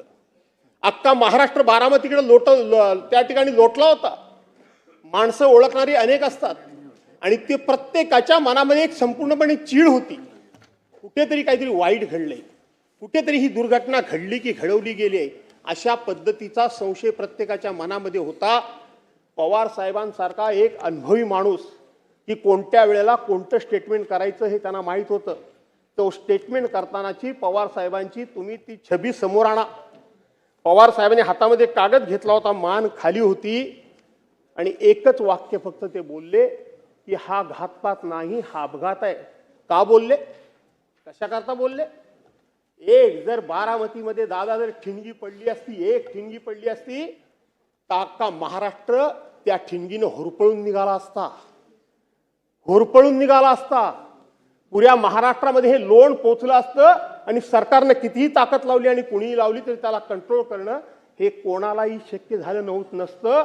म्हणून त्यावेळचं पवार साहेबांचं स्टेटमेंट माझ्यासारख्या कार्यकर्त्याला अत्यंत समोचित वाटतं. मी त्याच्यावर कधी भाष्य केलं नाही, पण आज हे भाष्य करणं मला उचित वाटतं आणि म्हणून रोहित पवार आणि शरद पवार साहेब मांडतात ही भूमिका विसंगत नाही, तर त्या वेळची परिस्थिती आपण नजरेसमोर आणली पाहिजे. आणि म्हणून दादांचा घात झाला की अपघात झाला हे मुख्यमंत्री महोदय शोधून काढा. यापेक्षा मी या विषयावर काही जास्त भाष्य करू इच्छित नाही. अध्यक्ष महोदय, दादा म्हणजे एक संपूर्ण महाराष्ट्राचा आधारवड होता. प्रत्येकाला दादा म्हणजे एक आधार वाटत होता. तो पक्ष कुठला आहे, ती जात कुठली आहे, तो धर्म कुठला आहे, तो पंथ कुठला आहे, त्यांच्या बाजूचा आहे की त्यांच्या विरोधात आहे, त्यांच्यावर आरोप केला की त्यांच्यावर टीका केली, त्यांना दोष दिला की काय केलं, याचा विचार न करता काम जर करून घ्यायचं असेल तर दादांच्या दालनात जावं अशा पद्धतीचा विचार आणि सर्वसामान्य माणसाला, गरजू माणसाला आधार वाटणारा आधारवड म्हणजे अजितदादा होता. आज हा महाराष्ट्राचा आधारवड कोसळून पडला. आज हा महाराष्ट्राचा आधारवड उलमळून पडला. कधी पडला? अध्यक्ष महोदय, ब्रह्मकमळ हे रात्रीचं उगवतं, रात्रीच्या 12 वाजता ब्रह्मकमळ उगवतं, पण महाराष्ट्राच्या राजकारणामध्ये अजितदादा पवार नावाचं ब्रह्मकमळ अगदी मध्यानीला उगवलं होतं, उमललं होतं, मध्यानीला उमललं होतं. दुपारच्या 12-1 वाजण्याच्या सुमारास उमललं होतं, तेजानं तळपत होतं. कुणाची नजर लागली माहीत नाही, पण हे उमललेलं ब्रह्मकमळ असंच त्या ठिकाणी करपून त्या ठिकाणी नाश पावलं, नाश के झपावलं. हे केवळ पवार कुटुंबियांचं नुकसान झालं नाही, त्यांच्या पक्षाचं नुकसान झालं नाही, तर समस्त माझ्या महाराष्ट्राचं नुकसान झालं, समस्त माझ्या महाराष्ट्राचं नुकसान झालं. आणि म्हणून महाराष्ट्र माझ्यापेक्षा मोठा आहे असं सातत्यानं मांडणारे दादा आज आपल्यामध्ये नाहीत. आणि म्हणून या सभागृहामध्ये आपण यापूर्वी प्रस्ताव मांडत असताना या राज्याचे माजी मुख्यमंत्री कैलासवासी विलासराव देशमुखांना सुद्धा आपण श्रद्धांजली अर्पण केलेली आहे. मुख्यमंत्री महोदय, माजी मुख्यमंत्री मनोहर जोशींना सुद्धा श्रद्धांजली अर्पण केलेली आहे. त्याचबरोबर माजी अध्यक्ष दत्ताजी नलावडेंना देखील श्रद्धांजली अर्पण केलेली आहे आणि माजी उपमुख्यमंत्री गोपीनाथराव मुंडेंना देखील आपण या सभागृहामध्ये श्रद्धांजली अर्पण केलेली आहे. आणि RR पाटलांचा शोक प्रस्ताव सुद्धा या सभागृहामध्ये येऊन गेला आहे आणि आपण त्या शोकप्रस्तावामध्ये सगळे सामील झालेले होते. शेवटी सर्वांचं जीवन, सर्वांचं आयुष्य समानच आहे, पण तरी देखील दादांचा शोकप्रस्ताव हा माझ्या दृष्टीनं खूप निराळा आहे. आणि म्हणून आपण सर्वांनी दादांना या ठिकाणी स्वतंत्र अशा पद्धतीची जी श्रद्धांजली अर्पण करण्याचा कार्यक्रम या ठिकाणी केलात. या इथं सुनेत्रा वहिनी बसलेल्या असायच्या. आज सकाळपासून त्यांच्या डोळ्याला डोळा, तसे त्यांचे आमचे घरगुती संबंध आहेत. मी त्यांच्या पूर्वीपासून त्या माझ्या ओळखीच्या, मी त्यांच्या ओळखीच्या, मी त्यांच्या घरी जाऊन जेवण खाऊन करून आलेलो आहे. पण माऊलीच्या डोळ्याला डोळा देण्याचं माझं धाडस होत नाहीये. पण आता इथं समोर बसलेले दादा दिसणार नाहीत. तो कठोर आवाज, तो करारी आवाज, तो कर्तव्यदक्ष आवाज आणि तितकाच आश्वासक आवाज, नुसता करारी कठोर असा नव्हता, तर त्या आवाजामध्ये आश्वासकता होती. एकदा बोलायला उभे राहिले, पण नंतर हा आवाज थोडासा कातर होत गेला होता, असा मला एक संशय आला. 2022 साली ते सत्तेमध्ये सामील झाले आणि सामील झाल्यानंतर मला नेहमीप्रमाणे जेवणाचा निरोप आला. मी जेवायला गेलो आणि जाताना मी माझे कागद घेऊन गेलो. उद्धव बाळासाहेब ठाकरे सरकारमध्ये आम्हाला विरोधकांना, तेव्हा मी सत्ताधारी होतो, मंजूर झालेली बजेटची कामं, त्या बजेटला तत्कालीन सरकारनं स्टे दिला होता आणि दादा पुन्हा मंत्रिपदी गेले. आमच्या आशा पल्लवित झाल्या. मी कागद घेऊन गेलो, सगळं मंजूर असलेले सगळे पुरावे दादांच्या हातात दिले. एका बाजूला जेवलो, आम्ही दोघेच केबिनमध्ये होतो, जेवलो, कागद हातात दिले आणि दादांनी सांगितलं काळजी करू नकोस, बजेटमध्ये मीच तरतूद केलेली आहे, मी ह्याचे ताबडतोब स्टे उठवून देतो. मी स्टे उठण्यापूर्वी आम्ही देवेंद्र फडणवीसजी, त्यावेळेला त्यांच्याकडे अर्थ खातं होतं, त्यावेळेला बांधकाम मंत्री रवींद्र चव्हाणांना घेऊन मी त्यांना त्या सह्याद्रीला पण भेटलो होतो. एकनाथराव मुख्यमंत्री होते, त्यांनी एन्डॉर्समेंट केलं होतं, पण आमचा स्टे उठत नव्हता. दादाने हातात कागद घेतले, मी ताबडतोब स्टे उठवतो म्हणून सांगितलं. दुसऱ्या दिवशी चिठ्ठी लिहून मला बोलवलं आणि दादाने सांगितलं की मी तुमच्या बाबतीत काही तुम्हाला मदत करू शकत नाही, सरकारचं धोरण ठरलेलं असं आहे की विरोधी पक्षाला मदत करायची नाही. ठीक आहे, काही हरकत नाही. नंतर मी कोर्टामध्ये गेलो, तो सगळ्यांचा स्टे उठवला, तो भाग वेगळा. पण त्याच्यानंतर सुद्धा ज्या वेळेला 2024ला पुन्हा सरकार बदललं, तेव्हा मी त्यांना भेटायला गेलो. तेव्हा मला त्यांनी स्वतःहून अभिनंदनाला फोन केला. ते प्रत्येकाला करायचे अभिनंदनाचा फोन, मला पण केला. तेव्हा म्हटले मी सांगितलं होतं किती मताने येईल हे सांगता येत नाही, पण हा पट्ट्या निवडून आल्याशिवाय मात्र राहणार नाही आणि तुम्ही निवडून आलात. मी नंतर त्यांना मंत्र्याला भेटायला गेलो, म्हटलं दादा काहीतरी मदत करा. त्यांनी स्पष्टपणे सांगितलं भास्करराव माफ करा, आम्ही तुम्हाला अजिबात मदत करू शकत नाही, आमचं धोरण तसं ठरलेलं आहे. पुन्हा मी त्यांच्याकडे गेलो नाही. नाहीतर न चुकता दादांच्याकडे कधी मी गेलो नाही असं कधी होत नाही.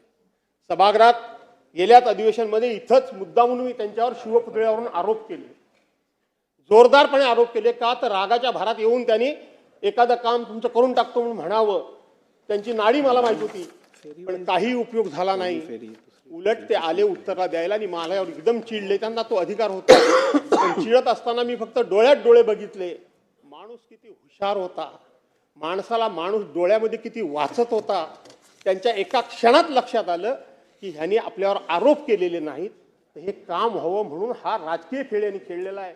एका सेकंदात त्यांनी माघार घेतली, आपले शब्द तिथल्या तिथं थांबवले. असा हा नेता. आमच्या कोकणामध्ये नुकतेच गेले होते. छत्रपती संभाजी महाराजांचं स्मारक कसबा ते संगमेश्वर तालुक्यामध्ये बांधण्याकरता म्हणून मुख्यमंत्री महोदय त्यांनी खूप सगळी टीम घेऊन गेले. उन्हा तानातून फिरले, वर खाली नाचले. तिथं गेल्यानंतर त्या मधमाशा, त्यांना प्रचंड प्रमाणामध्ये त्या मधमाशांचा त्रास झाला. मला वाटतं अनेक कामं तुम्ही त्यांची पूर्ण करणार आहात. त्याच्यामध्ये हे छत्रपती संभाजी महाराजांचं स्मारक हे आमचं वैयक्तिक कोणाचं काही काम नाही आहे, कोकणाचं आहे, ते आपण पुरं करावं अशा प्रकारची मी आपल्याला विनंती करतो. दादांबद्दल सांगत असताना त्यांना अनेक प्रकारे छळलं. त्यांच्या शब्दाचा अन्वय अर्थ काढून, वेगळा अर्थ काढून मी काही त्यांच्यावर हे सांगतो नाही, पण थोडंसं विकास कामांच्या योजना, सरकारी योजना, विकास कामं याच्यावर महाराष्ट्रामध्ये बोलायचं झालं तर दादांचा कोणी हात धरू शकत नव्हता. पण राजकीय कोणावर टीका टिप्पणी करायचं म्हटलं की थोडं कुठेतरी ते नेहमी फसायचे. राजकीय टीका टिप्पणी करण्यामध्ये, शब्दामध्ये कुठेतरी फसायचे आणि मग त्या शब्दाला धरूनच सगळे त्यांना चारी बाजूनं त्यांच्यावर उगाचच आरोप करत असायचे आणि म्हणून दादा कधी कधी शब्दात फसत होते, परंतु तितकेच मागे घ्यायची त्यांची तयारी असायची. त्यांना तोही त्रास झालेला मी त्या ठिकाणी बघितलेला आहे. हल्लीच एका IPS अधिकाऱ्याला त्यांनी नुसता फोन लावला. IPS अधिकाऱ्याचं पोलीसचं काम आणि ते काम होतं महसूल विभागाचं. माती खणत होता म्हणून तिथं IPS अधिकारी गेली. आपल्या कार्यकर्त्यांनी फोन केल्यानंतर फोन करावा लागतो आणि मग ते IPS अधिकारीचा एवढा रुबाब. आणि आम्ही राज्यकर्ते सगळ्याच पक्षाचे आम्ही दादांना घेरण्याचा प्रयत्न केला. माझ्या पक्षाच्या वतीनं पण टीका झाली, मी नाही म्हणणार नाही. सगळ्यांनीच टीका केली की दादा मुख्यमंत्री झाले म्हणून काय झालं, त्यांचे कार्यकर्ते असे झाले म्हणून काय झालं. अरे ते IPS अधिकाऱ्याचं काम आहे काय? त्या ठिकाणी जाऊन कोण माती उत्खनन करत असेल तर त्याला अटक करणं, त्याला दम देणं ते महसूल विभागाचं काम आहे, ते तहसीलदाराचं काम आहे, ते प्रांताचं काम आहे. आणि ही गेली का ती कशाला सिव्हिल ड्रेसवर. जेव्हा चारी बाजूने दादांवर टीका व्हायला लागली, मी स्वतःहून स्टेटमेंट दिलं.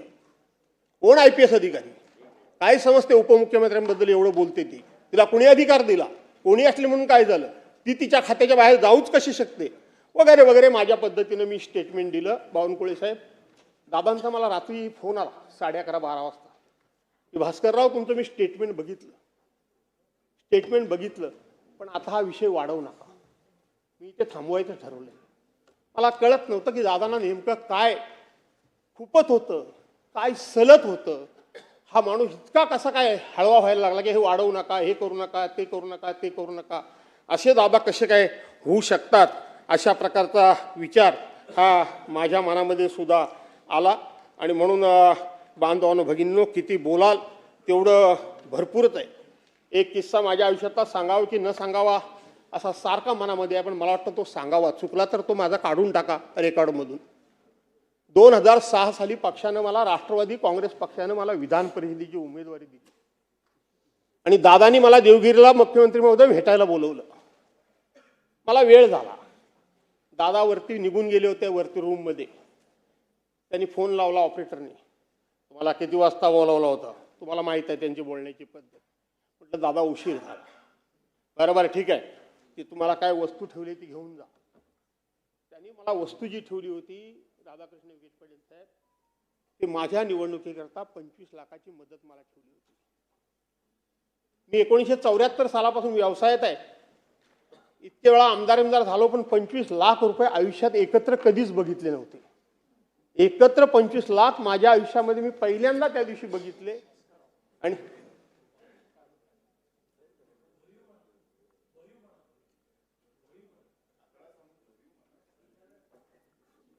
मी माझं म्हणणं बंद करतो. ठीक आहे, त्याच्यानंतर मी असं ठरवलं होतं की माझ्याकडे एक अमुक एक काय येईल, त्या दिवशी पहिलं दादांना भेटेन. दादांना मी भेटायला गेलो, दादानी त्याच्यामध्ये भर टाकून मला परत पाठवलं.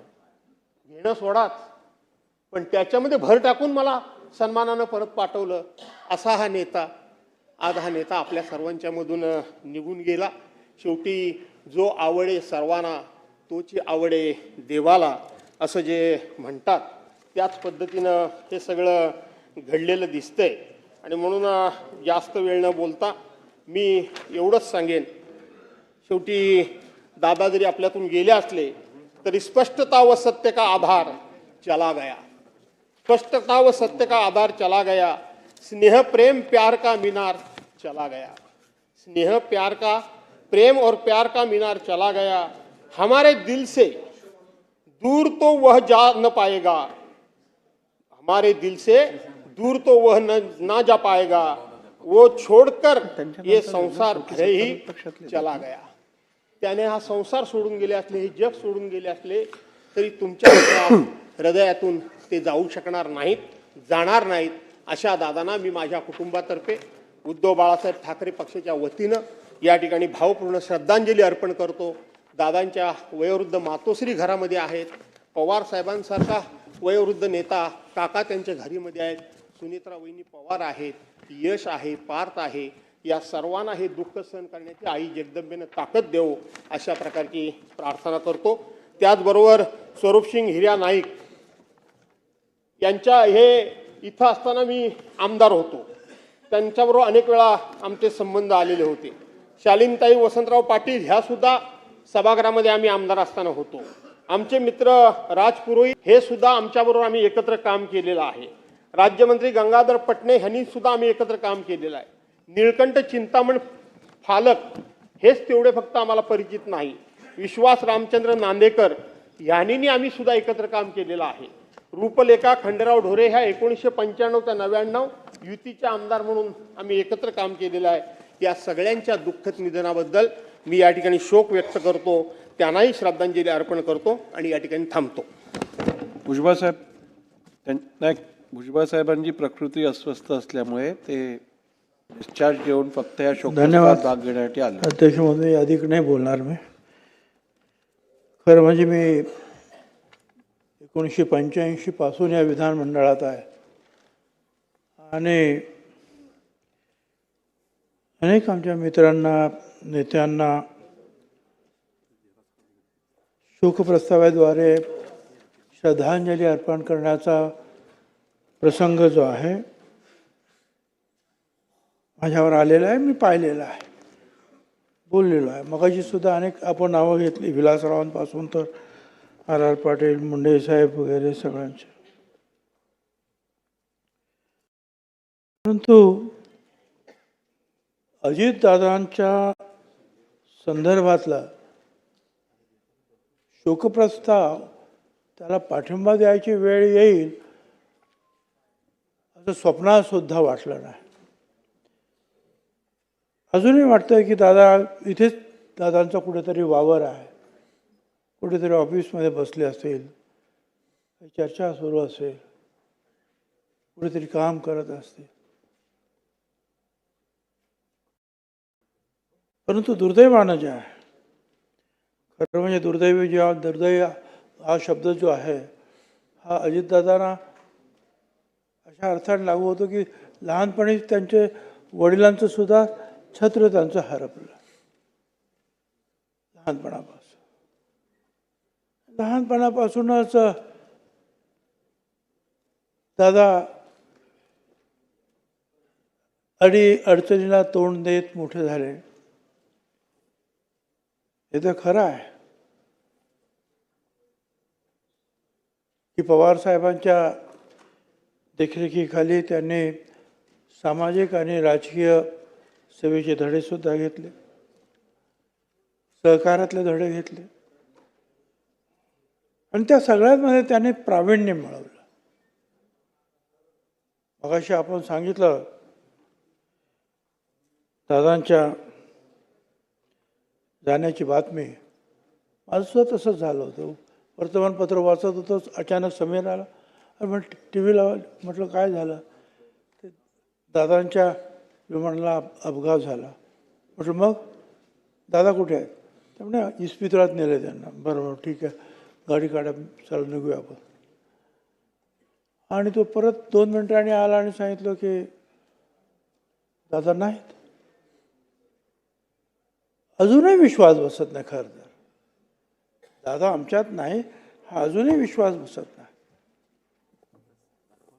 एवढा मोठा धक्का क्वचितच बसला असेल. जन्माला आलेला प्रत्येक मनुष्य जाणार आहे, पण आपल्या काही कल्पना आहे त्या संदर्भामध्ये, त्या वयाच्या असतील, त्या आजारपणाच्या असतील, त्या इतर काही गोष्टी अगोदरच आपल्याला माहिती असतं की ह्या अडचणीत आहे. 27 तारखेला मुख्यमंत्र्यांनी सांगितल्याप्रमाणे कॅबिनेटमध्ये, त्याच्या अगोदर प्री कॅबिनेटमध्ये, त्याच्यानंतर सुद्धा CM साहेबांच्या ऑफिसमध्ये चर्चेला दादा, आणि अवघ्या 12-15 तासामध्ये हे ऐकायला मिळतं. पोचल्यानंतर मी जेव्हा पाहिलं, ते ॲक्सिडेंट स्पॉटवर गेलो होतो, पाहिलं तसं झालं. आणि दादांचे ते फोटो तर अजूनही डोळ्यासमोर जातच नाहीत. छिन्न विछिन्न झालेला दादा.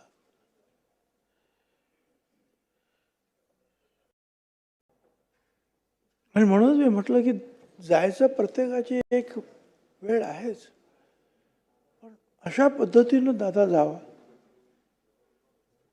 लहानपणापासून अडचणीत सोसत मोठा झालेला. त्यांची माझी ओळख खरं म्हणजे पवार साहेब ज्या वेळेला संरक्षण मंत्री पदावरून परत आले मुख्यमंत्री म्हणून, माझ्याकडे हाऊसिंग होतं आणि अजितदादांना आणि अशोक चव्हाण या दोघांनाही पवारसाहेबांनी राज्यमंत्री म्हणून त्यांच्या मंत्री म्हणून राहिले. तेव्हापासून माझी त्यांची ओळख. पण पवारसाहेबांची जी कन्स्ट्रक्टिव्ह काम करण्याची जी पद्धती होती, लोक जोडण्याची पद्धती होती, ते त्यांची एवढी हातोटी त्यांना ती लाभली होती. त्या भरपूर प्रवास करणं, लोकांशी बोलणं, लोक जोडणं. आणि मग आताच जाधवांनी सांगितलं, विरोधी पक्षीयांना सुद्धा हे विरोधी पक्षी आपले शत्रू नाहीत, दुश्मन नाहीत, त्यांचे आपले फक्त एक मतभेद आहेत आणि ते मतभेद असू शकतात, ते एका घरात असू शकतात, एका पक्षात असू शकतात, तर राजकारणात का असू शकत नाही, पण ते आपले शत्रू नाहीत अशी भावना ठेवूनच दादा नेहमी वागले आणि सगळ्यांनाच त्यांनी मदत केली, सगळ्यांना मदत केली. आमच्यावर तर आम्ही तर स्वप्नच पाहत होतो की दादा एक ना एक दिवस तरी महाराष्ट्राचे मुख्यमंत्री होते. राजकारणामध्ये काही घडू शकतं, होईल. आणि त्यासाठी पक्षाचे आमचे सगळे कार्यकर्ते सुद्धा, त्यांच्यासुद्धा मनात हीच भावना होती.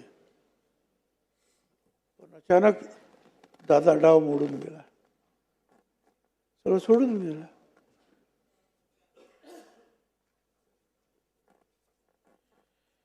त्यांच्या कामाबद्दल आपण बरेचसे सगळे बोललो, परत काय बोललो. सकाळपासून संध्याकाळपर्यंत नीटनेटकेपणा, वक्तशीरपणा, अशा काही 2-3 जे काही लोक मला मी पाहिले आहेत. स्वच्छता, बाळासाहेब ठाकरे पुस्तक असं म्हणजे असंच पाहिजे. पवारसाहेब वेळेवर जायला पाहिजे म्हणजे गेलंच पाहिजे. अशा सगळ्या गुणांचं जे आहे एकत्रीकरण जे आहे हे दादामध्ये सापडलं. घरामध्ये सुद्धा एखादं चिटोरं पडलं, जवळ कोण नसेल तर स्वतःच उचलून जे आहे ते टाकणार. स्वच्छता, सगळ्या कामामध्ये टापटीपणा.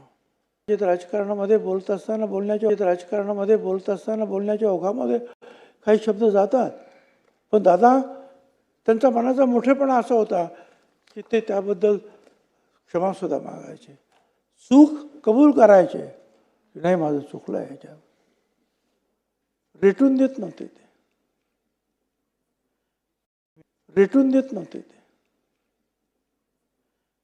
मी अधिक बोलणार नाही.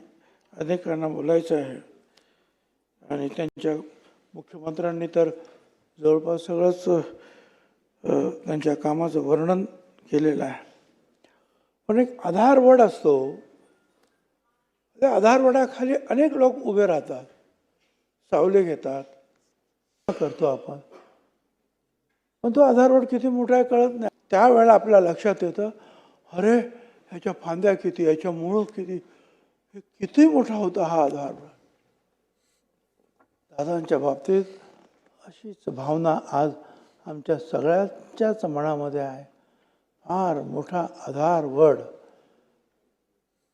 दादांच्या रूपानं आमच्यात होता आणि आज आम्ही त्यांना मोकळो. मी मनापासून त्यांना यावर कधीच भेदभाव केला नाही. त्यांनी कधी एकदा निवडणुकीमध्ये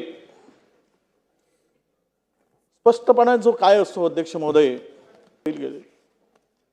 माझे सुद्धा वडील, मी 4थ्या वर्गात असताना माझे वडील वारले. त्यावेळेस एक वडील गेल्यानंतर दादा एक एक प्रसंग असा होता की त्यांच्या डोळ्यातील अश्रू एकदा पवार साहेबांना ईडीची नोटीस गेली आणि दादांनी राजीनामा दिला होता. प्रेस कावर किती प्रेम आहे, पवार साहेबांवर किती प्रेम आहे, त्या प्रेस कॉन्फरन्समधल्या त्यांच्या भावना डोळ्यातून अश्रूची वाट मोकळी करताना दिसले. खरं तर पवार कुटुंबाचे चांगले संस्कार त्यांच्यावर, आणि म्हणून विरोधक असो की मित्र असो की शत्रू असो, सगळ्यांशी वागताना एक कौटुंबिक नातेसंबंध असल्यासारखे ते वागत असत. माझ्या आईचं ज्यावेळेस दुःखद निधन झालं, माझं छत्र हरवलं, त्यावेळेस सुद्धा दादा भेटायला नागपूरच्या घरी आले आणि आमच्या डोक्यावरची सावली गेल्यानंतर धीर देण्याचं काम प्रत्यक्ष घरी येऊन दादांनी केलंय. त्यांच्याबरोबर काम करण्याची संधी मला मंत्रिमंडळात मिळाली. राज्यमंत्री म्हणून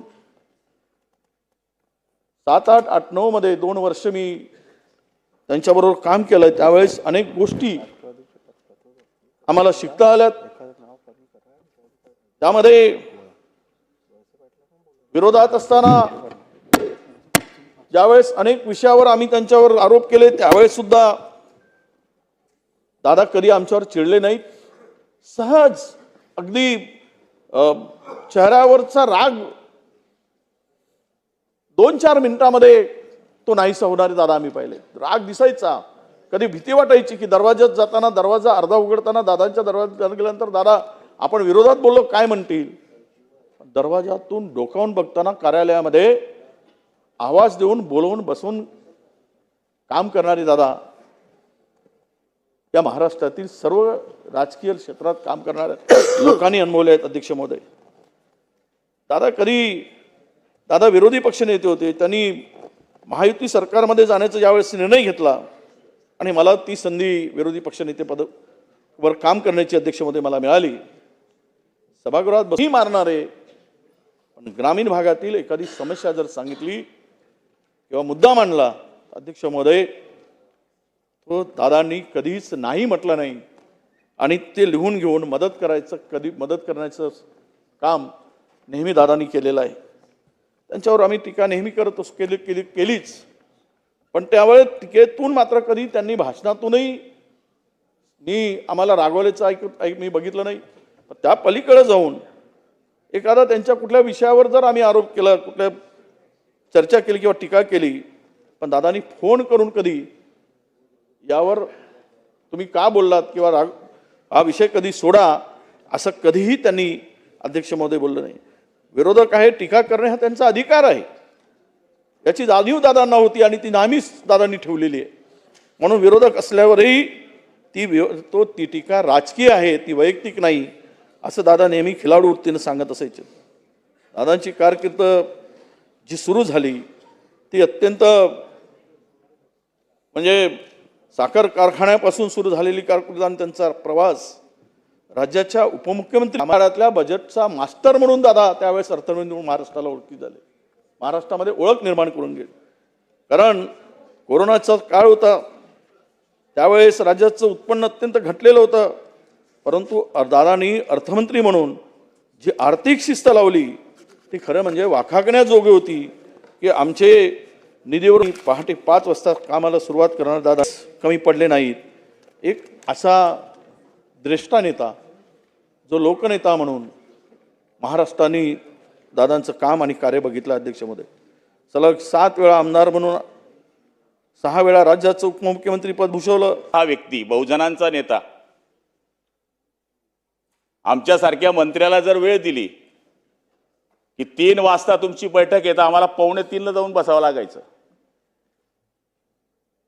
म्हणजे एखाद्या वेळेस देवाभाऊ तरी आम्हाला माफ करून देणार, पण दादा वेळेवर नाही आले तर दुसरी मीटिंग स्टार्ट, बसा तुम्ही.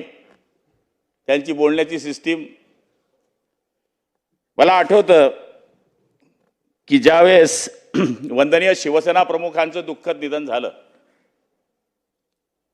त्यावेळेस 35 लाख लोक हे दादरला शिवसेना भवनापर्यंत पासून तर मातोश्रीपर्यंत जी भावना महाराष्ट्राची देशाची होती त्यावेळेस हे 2-3 लोकांचे नेते जर आपण पाहिले, मुंडे साहेब असतील, आबा असतील, त्याच्यानंतर आज अजितदादा गेल्यानंतर त्या माणसाचा पक्षाशी संबंध नसेल, तो शेतकरी असेल, तो मजूर असेल, पण दादा हा माझा घरचा गेलाय अशी भावना मला महाराष्ट्रामध्ये किंवा माझ्या विभागामध्ये बघायला मिळाली.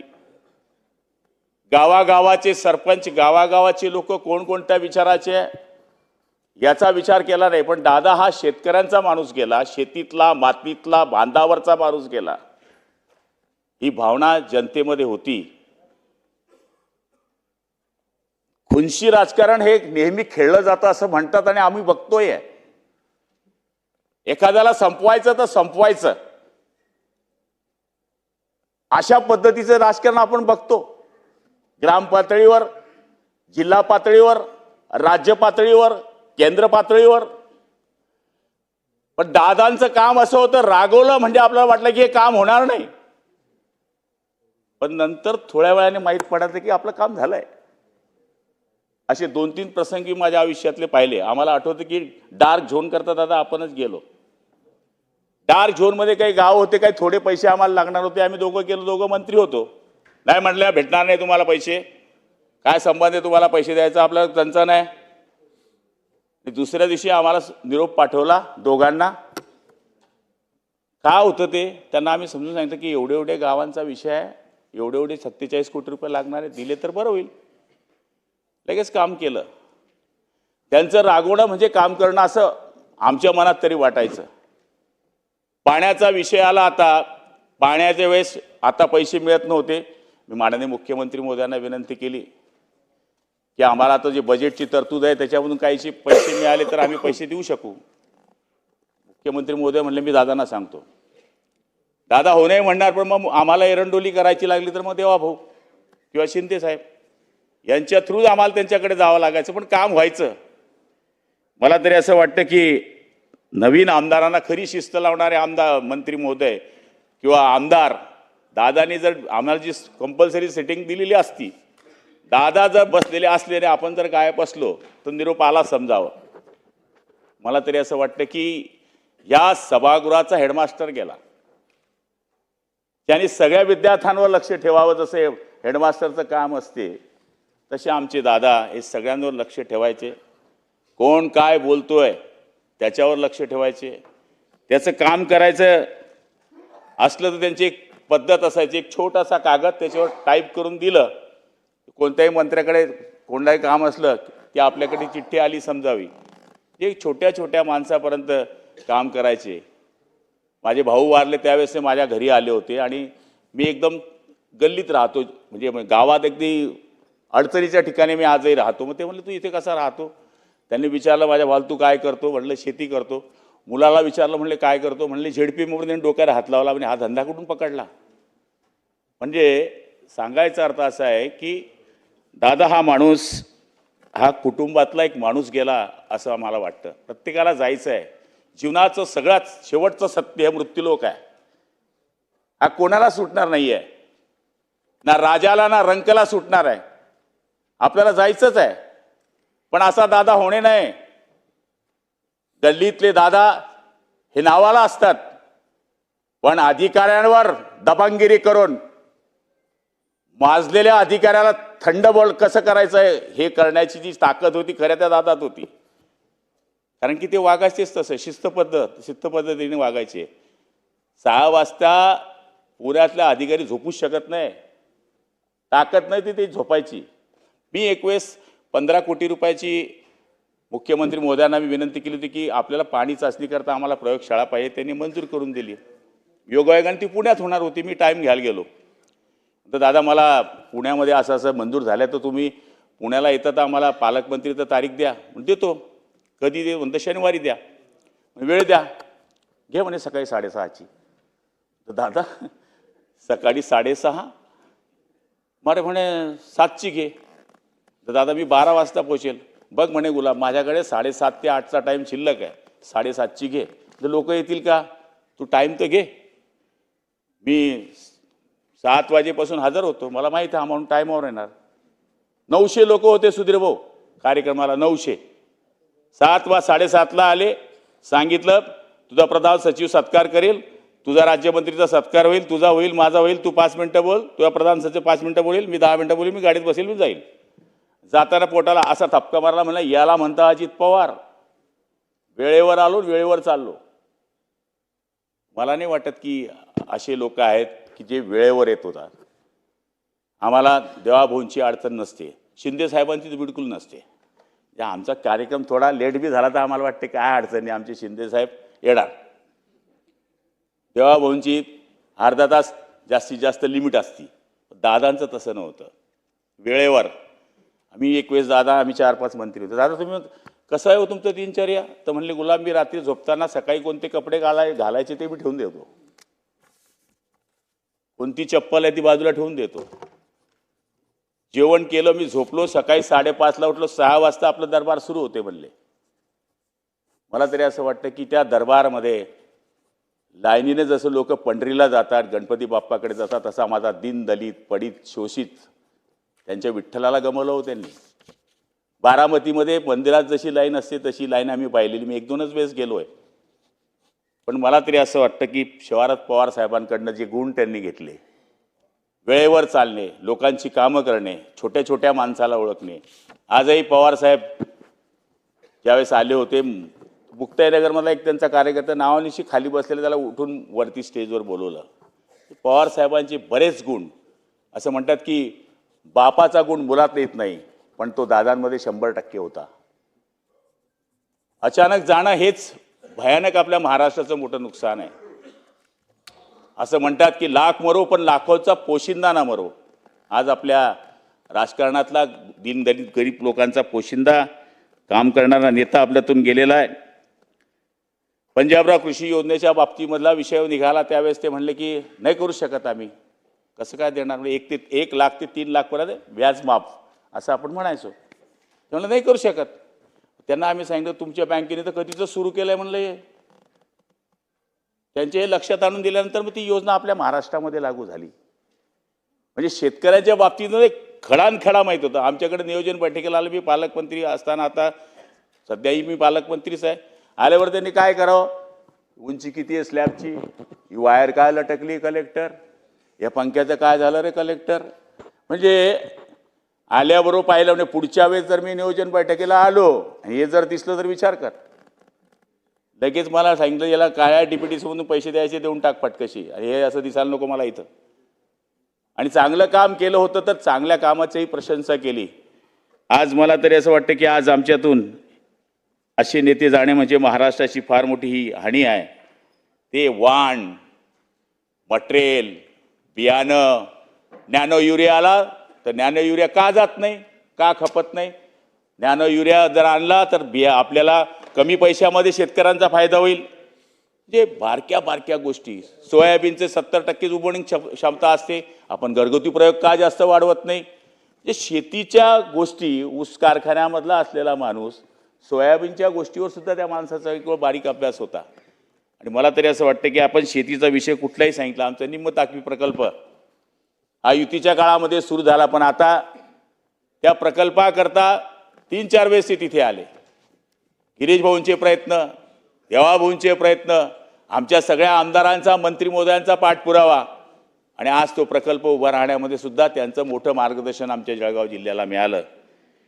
मी जास्त बोलणं हे उचित होणार नाही, पण शेवटी आज ती खुर्ची आम्हाला खाली दिसते आहे. जरी आज त्यांच्या सौभाग्य तिथं बसलेल्या असल्या तरी त्या आज कोणत्या मनानं बसल्या असतील हे तुम्ही आणि आपण कल्पना नाही करू शकत. ज्याचं जळतं त्यालाच कळतं. त्यामुळे त्यांचं दुःख त्यांच्या मनात त्यांच्या आहे, पण शेवटी आता त्यांना सांभाळायचं आहे, त्यांना उभं राहायचं आहे. आणि ह्या राज्यामध्ये ज्याप्रमाणे दादांनी काम केलं त्याच पावलावर पाऊल ठेवून त्यासुद्धा काम करतील, आणि त्यांच्या मागं आपण सगळ्यांनी उभं राहायला पाहिजे. अशीच त्यांना खरी भावपूर्ण श्रद्धांजली ठरू शकेल. आदरणीय स्वरूपसिंग नाईक माजी मंत्री यांच्याबरोबर सुद्धा आम्हाला काम करण्याची संधी मिळाली. त्यावेळेसही आम्ही नवीन आमदार होतो. राजपुरोहित साहेब तर एकदम कॉमेडी माणूस होता आमच्यामधले. शॉल नारळ हे आमचं पेटंट वाक्य होतं त्यांना बोलायचं. कुठलाही सत्काराचा कार्यक्रम असला तर राजभाई बोलले इसको शॉल पहनाओ, तर त्याच्यावरून आमची आणि त्यांची काय मजाक चालायची. एक विनोदी माणूस आणि खरा भाजप शिवसेनेच्या पडणघडण ज्यावेळेस होती, काहीच नव्हतं त्यावेळेसचे हे लोक, की ज्यावेळेस संघर्षाचा काळ होता त्यावेळेसपासून यांनी काम केलेले हे लोक. निळकंठ फालक हे तर आमच्या जळगाव जिल्ह्याचे भुसावळचेच आमदार होते, त्यांनी चांगलं समाजकार्य केलं. विश्वास नांदेडकर हे शिवसेनेचे आमदार होते, त्यांच्यावरही आम्हाला काम करण्याची संधी मिळाली. आणि मला तरी असं वाटतं या लोकांनी आपल्या राज्याकरता बरंच काम करण्याचा प्रयत्न केला आहे. त्यांनासुद्धा मी शिवसेना पक्षाच्या वतीनं भावपूर्ण आदरांजली अर्पण करतो. आणि मी ताईंना हेच म्हणेल की वेढलेल्या जीवनाच्या अथांग सागरांनी जीवनाची नाव हलू देऊ नका. स्वर्गीय दादांचे आशीर्वाद तुमच्या पाठीशी आहे, हे मात्र विसरू नका. जय हिंद, जय महाराष्ट्र.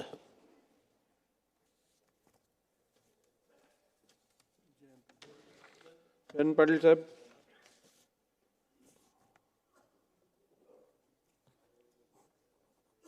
अध्यक्ष महोदय, माननीय मुख्यमंत्री महोदयांनी मांडलेल्या शोक प्रस्तावाला पाठिंबा देण्याची वेळ आपल्या सगळ्यांच्यावर येईल असं कधी आम्हा कुणाला वाटलं नाही. 28 जानेवारीला अपघात झाला आणि दादांसारखा नेता नियतीनं आपल्यातून हिरावून नेला. कुणाची नजर लागली काही माहीत नाही, पण महाराष्ट्राच्या राजकारणाला नजर लागली आणि दादांसारखा नेता आपल्यातून गेला. मोठ्या अपेक्षेने ज्यांच्याकडे महाराष्ट्रात बघितलं जातं त्यांनाच हिरावून घेण्याची नियतीची पद्धत आहे का, अशी शंका यावी. आपल्या आधीच्या सगळ्या वक्त्यांनी त्यांचा उल्लेखही केला. विलासराव देशमुख साहेब असतील, गोपीनाथ मुंडे असतील, आर आबा असतील आणि आता अजितदादा. दादांच्यावर बोलण्यासारखं बरंच काही आहे, कदाचित दिवस देखील पुरणार नाही. आणि दादांचा स्वभावाचं वर्णन सर्वांनीच केलेलं आहे. आपण सगळे दादांच्या बरोबर आज नाही, गेले 35-40 वर्ष काम केले. दादांच्या स्वभावातले बारकावे वर्णन करावेत तेवढे थोडे आहेत. जवळपास 2 दशकं दादा महाराष्ट्राच्या राजकारणाच्या मध्यवर्ती भागात होते. दादा काय करणार आणि दादांच्या पक्षाची भूमिका ही गेले 20-25 वर्ष महाराष्ट्रात फार महत्त्वाची ठरली. आणि त्यामुळं जेव्हा इतिहास लिहिला जाईल, समाजकारणाचा असेल, सहकाराचा असेल, अर्थकारणाचा असेल, तर मला खात्री आहे की अनेक दिग्गजांची नावं येतील, पण दादांचं नाव लिहिल्याशिवाय तो इतिहास पूर्ण होणार नाही. स्वर्गीय यशवंतराव चव्हाणांच्या मुशीतनं आदरणीय पवारसाहेबांचं नेतृत्व सुरू झालं आणि त्यांचा आविष्कार, त्यांचे संस्कार घेऊन अजितदादांनी आयुष्यभर काम केलं. खरं म्हणजे दादांची आणि आम्हा सर्वांची कारकीर्द ही एकाच वेळी सुरू झाली. दिलीपरावजी इथं बसलेले आहेत, आर आबा होते, आम्ही समोरच्या बाजूत खाडेसाहेब जिथं बसलेले आहेत, कुटेसाहेब बसलेले आहेत, त्या ठिकाणी बसायचो. आणि पत्रकारांनी त्या भागाला अशांत टापूचं नाव दिलेलं होतं 90 साली. मधुकरराव चौधरींनी दिलेलं. आणि मधुकरराव चौधरी साहेब यांनी त्या परिसराचं नाव अशांत टापू दिलेलं, कारण सभागृह शांत असायचं, पण तिथलेच 10-15 जण हे एकमेकात बोलणं तरी करायचे किंवा दंगा तरी करायचे किंवा प्रचंड सत्तेत असून देखील प्रश्नांची सरबत्ती सरकारवर करायचे. आणि म्हणून त्या सहकाऱ्यांच्यातले अनेक सहकारी काळाच्या पडद्याआड गेले. आज दादांना देखील श्रद्धांजली वाहण्याची वेळ आमच्या सगळ्यांवर येते. खरं म्हणजे दादांचा स्वभाव असा होता की जे मनात येईल ते बोलायचे. माझ्याकडे एकदा दादांना निमंत्रण मी केलेलं होतं आणि व्यासपीठावर आर आबाई होते, दादाही होते आणि आबा त्यांच्या सवयीप्रमाणे तंबाखू खात होते. दादांनी ते बघितलं, मला खुणावलं. आम्ही दोघं एकमेकाच्या कडे बघून थोडंसं स्मितहास्य केलं आणि दादांचं भाषण सुरू झालं. ज्यावेळी दादा भाषणाला उठले, माझं झालं, आबांचं झालं आणि मग दादांचं, त्यावेळी दादांनी इतक्या जोरात जाहीर सभेत 10-15 हजार लोकांच्या जाहीर सभेत R.R. पाटील यांच्या तंबाखू खाण्याच्या स्वभावाबद्दल प्रचंड दादा बोलले. इतके दादा बोलले की आबांना देखील त्यावेळी वाईट वाटलं असेल. मी परत आबांच्या घरी जाऊन आबांना मी म्हटलं की माझ्या व्यासपीठावरून दादा बोलले, मी सॉरी, पण दादा बोलले काय चुकीचं नाही, हे मी आबांना त्यावेळी सांगितलं. आणि मागच्या वेळी आबा आपल्यातून गेले, इथं आबा बसलेले आणि निवडणुकांच्या व्यापातनं आम्ही निवडणूक झाल्यावर इकडे येऊन बसलो. आबांचा गाल सुजलेला. त्यावेळी मी दादांना म्हटलं, दादा तुम्ही माझ्याकडे जे भाषण केलं ते आज खरं ठरलं. तुम्ही सांगत होता हे व्यसन करू नका आणि आबांना ते व्यसन सोडवता आलं नाही. आज आबा व्यसनामुळं असेल, आबांसारखा एक दिग्गज नेता आमच्यातून केला, पण ज्याचं चुकलं आहे ते तोंडावर सांगायचा दादांचा प्रचंड मोठा स्वभाव होता आणि वावगं कधी खपायचं नाही. माझ्याकडे तसेच एकदा आले, म्हटले काय जयंतराव हे कसलं काय संस्था चालवत आहे? म्हटलं काय झालं? हे झाडच दिसत नाही तुमच्याकडं, हे काय चाललंय? म्हटलं माझ्याकडे या, कसे झाडं आहेत बघा, असं त्यांच्या दरडावण्याच्या वाक्या शब्दात बोलले. म्हटलं ठीक आहे सॉरी म्हटलं. नंतर 7-8 वर्षांनी परत आल्यावर मी दादांना म्हटलं आता कसं वाटतंय? आता मी 100पैकी तुला 60 गुण देतो, 70 गुण देतो, बरी प्रगती आहे. झाडांच्यावर एवढं प्रेम असणारा माणूसच मी बघितला नाही. आणि प्रत्येक झाड कुठल्या प्रकारचं आहे आणि त्या झाडाचं वैशिष्ट्य काय, ह्याची सावली किती पडणार, हे दादांना पाठ असायचं आणि कुठल्या प्रकारची झाडं लावा हेही सांगायचे. एकदा मला दादांनी म्हटले, जयंतराव तुम्ही जरा बारामतीला या, मी तुम्हाला माझं घर दाखवतो. मी आणि माझी पत्नी आम्ही दोघं बारामतीला गेलो. दादांनी त्या परिसरातली त्यांच्या ओळखीची 4-6 घरं दाखवली आणि ह्याला किती 25-30-40 वर्ष 35 वर्ष झाली असतील. आणि जेव्हा माझ्याकडे यायची त्यावेळी दादा म्हणायचे, जयंतराव घर बांधलं का, घर बांधलं का? अहो घर बांधावं किती वेळा सांगतोय. म्हणजे इतका व्यक्तिगत हे असायचा. मध्ये घरात माझ्या यायचे, म्हणते जयंतराव आता सुना आले, जरा तरी घराची व्यवस्था करा काहीतरी. म्हणजे घराच्या बद्दल दादा एवढे टची होते आणि दिसेल त्यावेळी काही नसलं तर ह्या विषयावर यायचे. त्यामुळं व्यक्तिगत जीवनात दादांचा जो वागण्याचा स्वभाव होता, मला वाटत नाही की अशा प्रकारची वागणूक ही नीटनेटकेपणाची, आपुलकीची आणि कडक स्वभावाची दुसऱ्या कुणाची आम्हाला कधी मिळाली असेल. खरं म्हणजे 98 साली दादा बँकेचे अध्यक्ष झाले, मी साखर संघाचा अध्यक्ष झालो.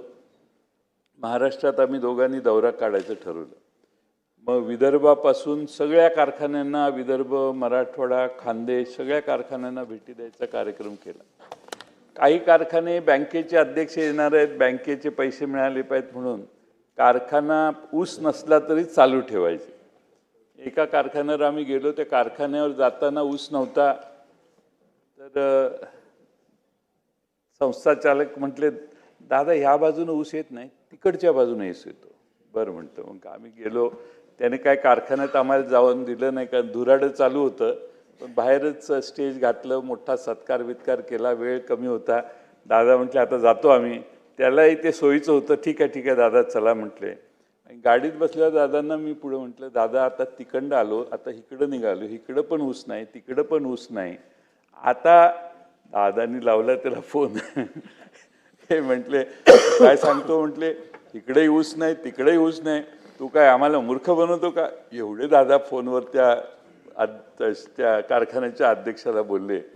सांगायचा मुद्दा की जे समोर दिसतंय त्याचा तिकडेच तुकडा पाडण्याचा स्वभाव दादांचा आम्ही फार जवळून बघितला. खरं म्हणजे आज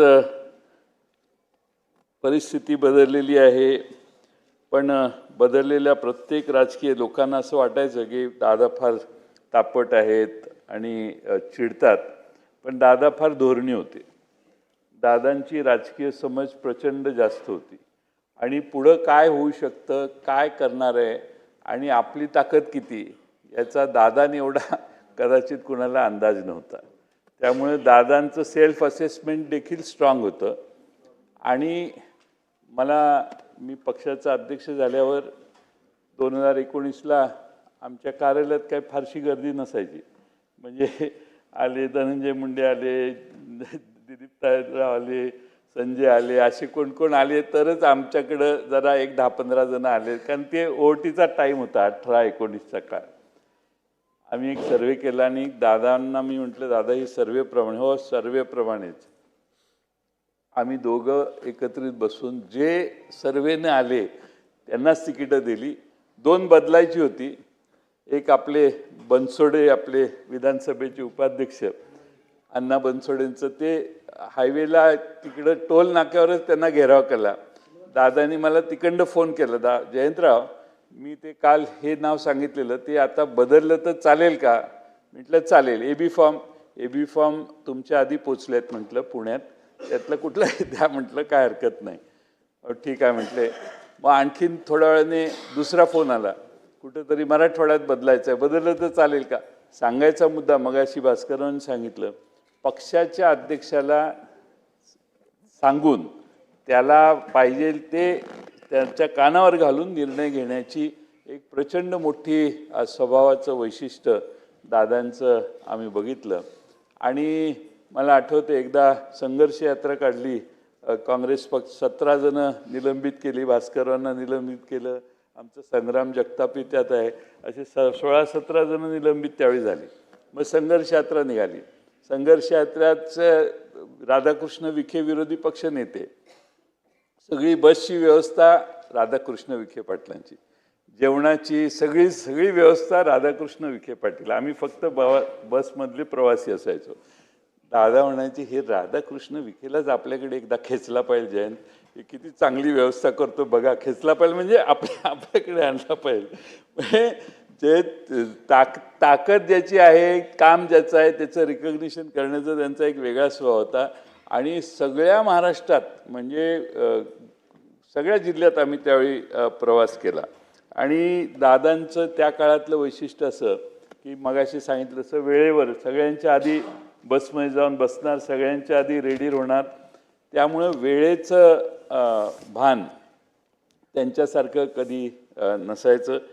मी शेवटी त्यांना सांगायचो, मला जरा अर्धा तास आधीची वेळ कळवत जावा, म्हणजे 8ला यायचं तर 7:30ला कळवा, मी 8ला पोहोचत जाईन. असं मला सांगतच जाऊ नका 8 आहे म्हणून 7:30च सांगा, कारण त्यांचा आणि माझा टाईम कधी वेळेवर एका वेळी कायम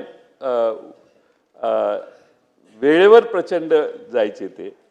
इथं आम्ही बसायचो विरोधी पक्षामध्ये, त्यावेळी सगळे कामकाज संपल्यानंतर त्यांचे स्वतःची व्यक्तिगत कामं काढून बसायचे ते. आणि प्रत्येक बारीक लहान आलेल्या पत्राला काय काय करायचं याच्यावर सूचना लिहायचे. त्यामुळे प्रशासनावर प्रचंड वचक होता. मला खात्री आहे की दादा जर आज आपल्यात असते पुढची 15-20 वर्ष, तर नक्की दादांची क्षमताच एवढी होती आणि ॲक्सेप्टेबिलिटी एवढी होती की दादा भविष्य काळात कधी ना कधीतरी महाराष्ट्राच्या प्रमुख पदावर नक्की बसले असते, याची माझ्या मनात कधीच शंका नव्हती. आणि त्यामुळं अलीकडच्या काळात माझा त्यांचा स्नेह फार जवळचा झाला होता. आणि गेले 8-9 महिने बऱ्याच बैठका माझ्या त्यांच्या झाल्या. आणि त्यावेळी इतक्या वेळेला जेवणाला यायचे, इतके प्रचंड खुश असायचे की मला या मागच्या 4 महिन्यात दादांच्या चेहऱ्यावरची खुशी प्रचंड मोठी होती, हे या ठिकाणी नमूद करणं आवश्यक आहे. खरं म्हणजे आज महाराष्ट्रामध्ये जे समाजकारण राजकारण आहे, ते सगळं समाजकारण राजकारण हे वेगळ्या प्रकारचं आहे. मी त्याच्यावर जाणार नाही, कारण आज ही आपण दादांना श्रद्धांजली वाहतोय. पण दादांना शरद पवार साहेबांच्याबद्दल प्रचंड अभिमान असायचा. मध्ये महापालिकेच्या निवडणुकीत त्यांनी भाषण करताना कोणाला म्हटले मला माहीत नाही, ते म्हटले तू असशील मोठ्या बापाचा, पण मी पण कमी नाही, मी पण मोठ्या काकांचा पुतण्या आहे, तुझ्या बापापेक्षा माझा काका लय मोठा आहे. याच्यातनं त्यांना ठीक आहे मतभेद झाले असतील, पण शरद पवार साहेबांच्याबद्दल प्रचंड आदर हा शेवटपर्यंत मी त्यांच्या डोळ्यात, त्यांच्या वागण्यात, त्यांच्या बोलण्यात बघितला. अलीकडे साहेबांची तब्येत बरोबर नाही याविषयी देखील ते अतिशय स्पष्टपणाने बऱ्याच गोष्टी आम्हा सगळ्यांना सांगायचं काम करायचं. खरं म्हणजे बोलण्यासारखं अनेक आहे, मी बरेच काय बोलू शकतो, पण मला असं वाटतं की आमचं नेहमी असायचं, आमच्या पक्षाचं ब्रीदवाक्य असायचं, योग्य वेळी योग्य निर्णय. पण दादांचा अचानक जाण्याचा निर्णय हा खरं म्हणजे चुकीचा झाला. हा एकच निर्णय दादांचा चुकला असं म्हटलं तर वावगं ठरणार नाही. मला समोरून सारखे खुणवायचे आणि एकदा इथं मी बसलेलो मुनगंटीवार तिकडनं मला म्हटले जयंतराव आमच्यात या.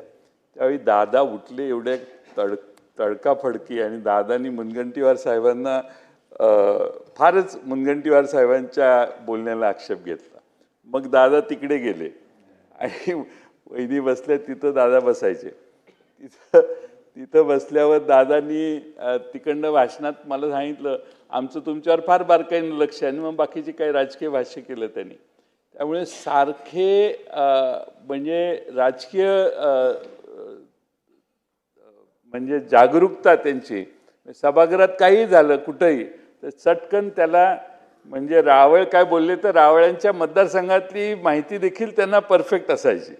त्यामुळं ह्या 288 मतदारसंघाचा अतिशय बारकाईनं अभ्यास दादांना होता, हे आपल्या सगळ्यांना कबूल केलं पाहिजे. खरं म्हणजे अनेक गोष्टी या ठिकाणी सांगता येतील. आम्ही भाषणाला जायचो तर सगळे समोर दादांच्यासाठी घोषणा असायची, एकच वादा अजित दादा, आणि ती घोषणा एक एवढी मोठी असायची. असं आम्हाला वाटलं नव्हतं की दादा एवढ्या लवकर आपला वादा तोडून आपल्यातून निघून जातील. दुर्दैव आहे, बाकीच्या सगळ्या गोष्टी येतील, पण माणूस गेल्यावर त्या गोष्टी आपल्याला मिळू शकत नाहीत. आम्हा सर्वांचीच, जे राष्ट्रवादी शरद पवार साहेबांच्या छत्रछायाखाली काम करणारे कार्यकर्ते आहेत, त्या सर्वांचीच प्रचंड हानी झाली आहे. पण बारामतीकरांची फार मोठी हानी झालेली आहे. बारामतीत आपण गेल्यावर बारामतीचं जे वैशिष्ट्य आहे, प्रत्येकजण आपापल्या मतदारसंघात सरकारकडून मदत घेऊन जातो, पण बारामतीमध्ये गेल्यावर लक्षात येतं की दादांनी बारामती किती बारकाव्यानं उभी केलेली आहे. रस्त्यावरच्या फुटपाथच्या रंग जरी खराब झाला तरी गाडी उभं करून फोन करून तो रंग परत मारून घ्या सांगणारे दादा, आणि स्वतः फुटपाथ, झाडं आणि तिथला परिसर बघण्याच्यासाठी प्रचंड वेळ देणारे दादा, हे आपण सगळ्यांनी बघितले. ते बारामतीकरांना त्यांची कायमची उणीव भासेल असं मला वाटतंय. लोकप्रतिनिधी आपण सगळेच आहे, पण एवढा जीव लावून त्या बारामतीत काम दादांनी केलं हे तिथं गेल्यावरच आपल्या सगळ्यांना कळू शकतं. आणि म्हणून आज त्यांना श्रद्धांजली वाहण्याची वेळ आमच्यावर कधी येईल असं आम्हाला कधीच वाटलं नाही. मला दादा गेल्याचा धक्का प्रत्येकालाच आहे. आम्हा सगळ्यांना तर बातमी कळल्यानंतर सुचत नव्हतं की असं शक्य कसं होऊ शकतं. म्हणजे दादांच्या पार्थिवाचं दर्शन घेण्याचंही धाडस आम्ही तिथं असूनही आम्हा कुणाला झालं नाही. आणि त्यामुळं माझी मुख्यमंत्री महोदयांना विनंती आहे की हा अपघात कसा झाला, कशामुळे झाला, मला खात्री आहे आपण त्यात लक्ष घालाल, आणि तांत्रिकदृष्ट्या हा अहवाल जो येईल त्याच्यामुळं महाराष्ट्रात असा अपघात कसा झाला याचा खुलासा स्पष्टपणे होणे आवश्यक आहे. असं म्हणजे ॲक्सिडेंट यापूर्वी कधीही मोठ्या विमानांचा लहान विमानांचाही असा कधी झालेला आम्हाला ऐकवत नाही. आणि म्हणून दादांना मी राष्ट्रवादी पक्षाच्या वतीनं श्रद्धांजली वाहतो. अजून बराच वेळ बोलता येईल, पण मी सभागृहाचा वेळ घेऊ इच्छित नाही. महाराष्ट्राच्या ज्येष्ठ नेत्या शालिनीताई पाटील यांचं निधन 94व्या वर्षी माहीमला झालं. आणि सत्यशोधक विचाराचे प्रणेते ज्योतिराव फाळके पाटील यांच्या त्या कन्या होत्या, वकील होत्या. आमच्या सांगली जिल्ह्यात लोकल बोर्डाच्या सदस्या म्हणून त्यांनी कामाची सुरुवात केली आणि एक वेगळी छाप त्यांनी उमटवली. आणि महसूल मंत्री म्हणूनही त्यांनी त्यांची कारकीर्द गाजवली. आणि अतिशय करारी स्वभावाच्या होत्या. कोरेगाव विधानसभेत 1999 ते 2009 आमदार म्हणून त्या निवडून आल्या. 90 आणि 95मध्ये जनता दल आणि अपक्ष म्हणून देखील त्यांनी निवडणूक लढवलेली. पण एक करारी आणि अतिशय बाणेदार आणि ठामपणाने आपली भूमिका मांडणारी भगिनी म्हणून महाराष्ट्राच्या राजकारणात त्यांना सर्वांनी पाहिलेलं आहे. स्वरूपसिंग हिऱ्या नाईक हे सुद्धा आम्ही जवळून पाहिलेले आहेत. मी अर्थमंत्री असताना त्यांचा एक फार मोठा गहन प्रश्न होता. ते स्वरूपसिंग हिऱ्या नाईक आणि आमचे अमरीशभाई पटेल वगैरे सगळे त्या भागातले आमदार यांना घेऊन माझ्याकडे आले आणि 2 तास थांबल्यावर प्रश्न सुटल्यावर परत काम तुम्ही माझं केलं म्हणून नुसतं येऊन चहा घेऊन जाणारे स्वरूपसिंग नाईक देखील मी फार जवळून बघितलेले आहेत. अतिशय मितभाषी, पण त्या भागातली जनता त्यांना फार मोठा पाठिंबा देणारी जनता होती. आणि त्यामुळं स्वरूपसिंग हिऱ्या नाईक हे दीर्घकाळ या सभागृहाचे सदस्य मंत्री म्हणून त्यांनी काँग्रेस पक्षात देखील फार चांगलं काम केलं. राज पुरोहित ह्यांना देखील आम्ही जवळून पाहिलेलं होतं. राज पुरोहित मगाशी जे आमच्या गुलाबरावनी वर्णन केलं तसं त्यांचा स्वभाव सर्वांशी संबंध ठेवायचा होता. आणि राज पुरोहितांचा आणि दिलीप वळसे पाटलांचा फार संबंध होता मैत्रीचा. त्यामुळे आमची त्यांची मध्ये आधे बरीच भेट व्हायची. गंगाधर पटणे असतील, निळकंठ चिंतामण फालक असतील, विश्वास नांदेकर असतील आणि रूपलेखाताई ढोरे असतील, या सर्वांच्या निधनाच्या शोकप्रस्तावाला पाठिंबा देऊन मी माझे 2 शब्द संपवतो.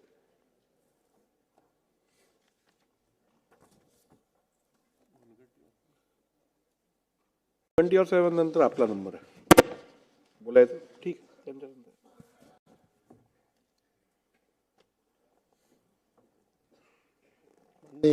अध्यक्ष महोदय, राज्याचे मुख्यमंत्री नामदार देवेंद्रजी फडणवीस यांनी या सभागृहाच्या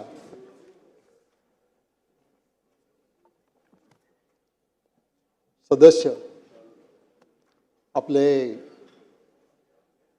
उपमुख्यमंत्री नामदार अजितदादा पवार, स्वरूपसिंग हिऱ्या नाईक, डॉक्टर शालिनीताई पाटील, राज पुरोहित, सर्व श्री गंगाधर पटणे, निळकंठ फालक, विश्वास नांदेकर आणि रूपलेखाताई ढोरे यांच्या निधनाबद्दल जो शोक प्रस्ताव या ठिकाणी मांडलेला आहे त्याच्यावर मी माझ्या भावना या ठिकाणी थोडक्यात व्यक्त करणार आहे. कारण माननीय मुख्यमंत्र्यांनी अतिशय सविस्तरपणानं त्याचं वर्णन केलेलं आहे आणि बाकीच्याही सन्माननीय सदस्यांनी त्यांच्याविषयी, अजितदादांच्या विषयी आपल्या भावना या ठिकाणी मांडलेल्या आहेत.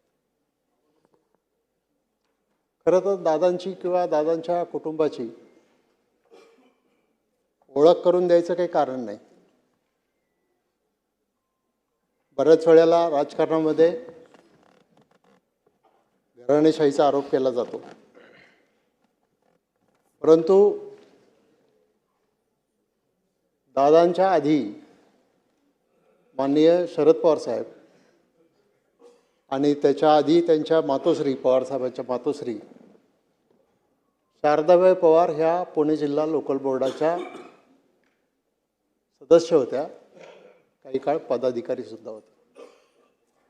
हे शेतकरी कामगार पक्षाला मानणारं घराणं आणि त्या घरामध्ये माननीय पवारसाहेब हे 1967 साली वयाच्या 27व्या वर्षी पहिल्यांदा आमदार झाले आणि मग पुढे त्यांची कारकीर्द चालत राहिली.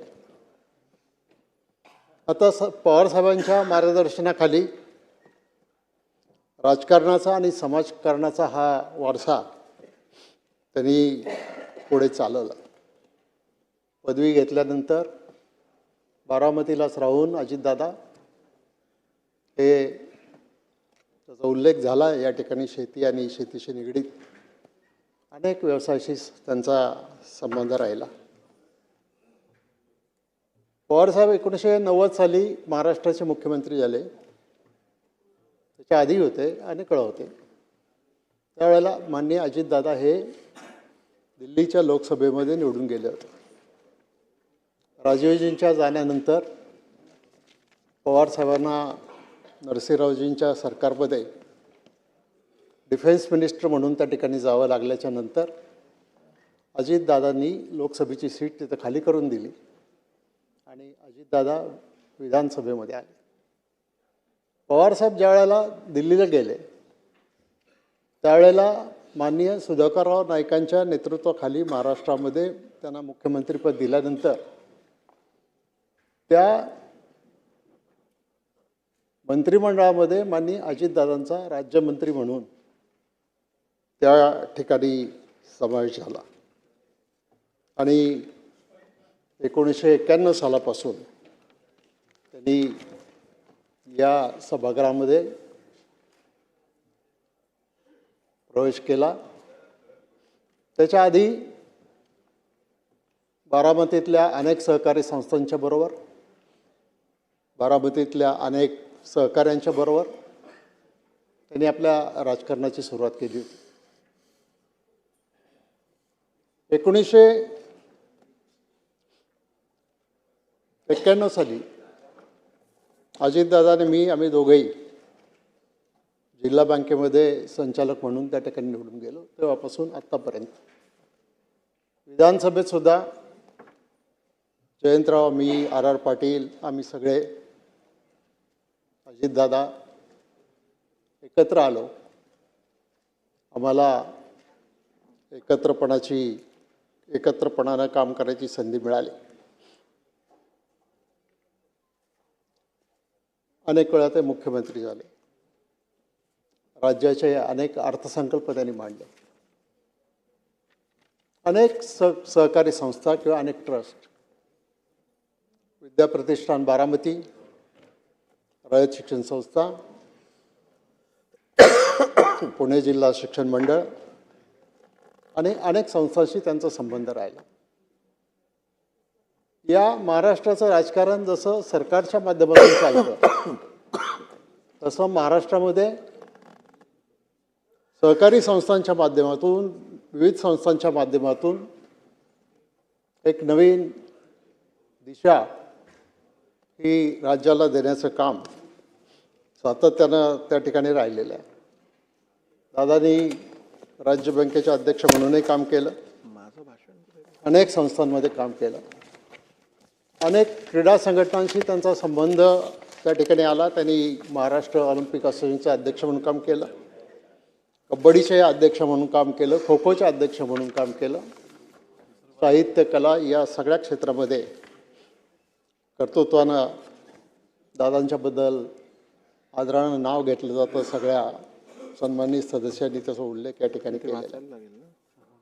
एक कुशल संघटक, उत्तम प्रशासक आणि कामाचा विलक्षण झपाटा असणारं हे नेतृत्व. त्यांच्या वेळेच्या नियोजनाबद्दल तर या ठिकाणी उल्लेख झालाच आहे. प्रशासकीय धोरण गतिमान असलं पाहिजे ही त्यांची भूमिका राहिलेली आहे. शहरं आणि ग्रामीण भाग या दोन्हीकडे लक्ष देऊन त्यांनी आपलं जे स्थान आहे ते मिळवलं.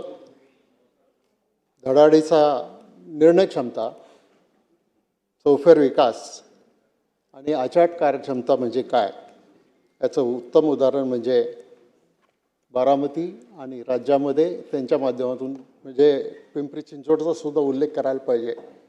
आज जी पिंपरी चिंचवडमध्ये ज्या सुधारणा झाल्या त्या माननीय अजितदादांनी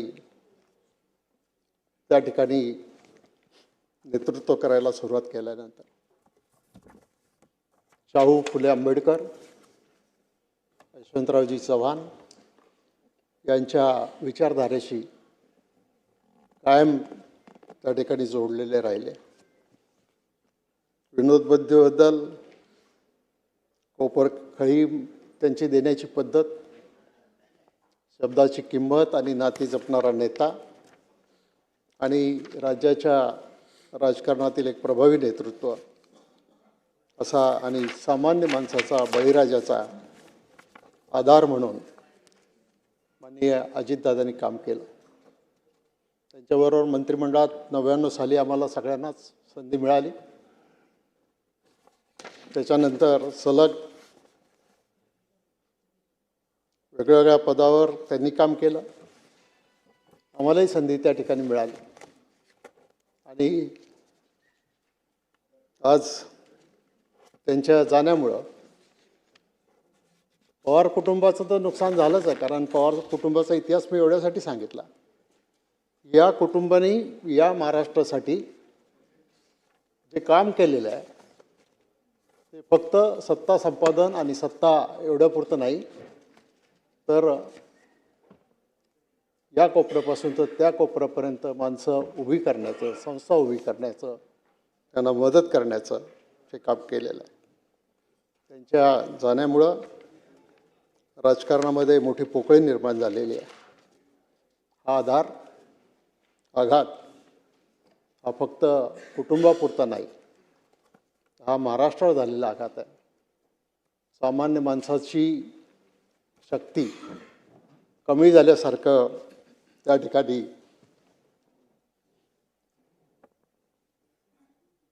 आम्हाला वाटतंय.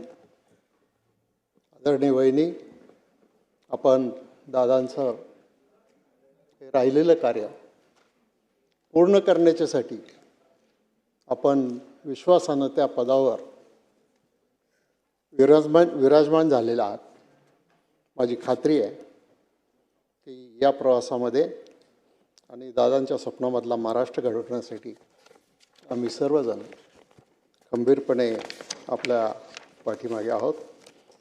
मुख्यमंत्री महोदय, आपण मगाशी उल्लेख केला की त्यांचं सहकार क्षेत्राकडं आणि शिक्षण क्षेत्राकडं एक विशेष लक्ष असायचं. आणि आता खरंच एक अशी भावना महाराष्ट्रामध्ये निर्माण झाली आहे की या क्षेत्राला आधार देण्याचं काम पवारसाहेबांनी केलं, अजितदादांनी केलं, सगळ्यांनी केलं. आता इथून पुढं सुद्धा आपण सरकारच्या माध्यमातून या क्षेत्राला पुढं घेऊन जाण्याचं काम करण्याची आवश्यकता आहे. महाराष्ट्राचं नुकसान झालं आहे, महाराष्ट्र पोरका झाला आहे आणि अशावेळी त्यांच्याबद्दल वैयक्तिक सांगण्यासारख्या गोष्टी खूप आहेत, परंतु वेळेची मर्यादा आणि या सगळ्या गोष्टी लक्षात घेता आज मी अधिक याच्यामध्ये बोलू इच्छित नाही.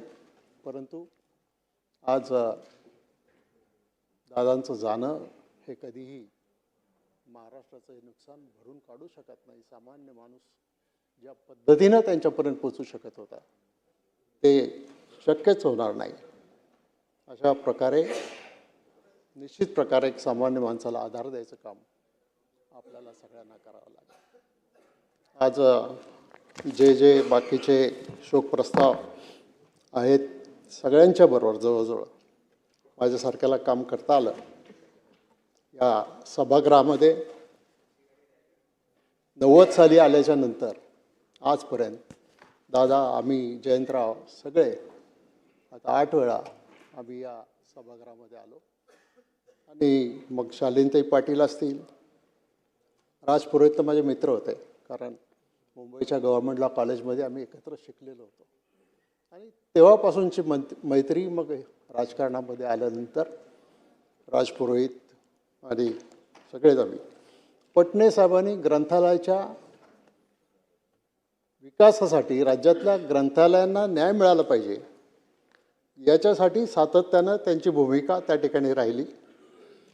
फालक साहेब हे सुद्धा आमच्या खानदेशमधले. रूपलेखाताई ढोरे या भाजपच्या आमदार होत्या मावळ मतदारसंघामधून. आणि विश्वास नांदेकरांशी काही माझा तसा फारसा परिचय त्या ठिकाणी झाला नाही, परंतु या सर्व मान्यवर व्यक्तींना मी भावपूर्ण आदरांजली अर्पण करतो आणि आपल्या भावना या ठिकाणी व्यक्त करून या ठिकाणी थांबतो. धन्यवाद. दादांना आणि सर्वांना मी नम्र अभिवादन करतो, श्रद्धांजली अर्पण करतो आणि थांबतो. सुधीर भाऊ.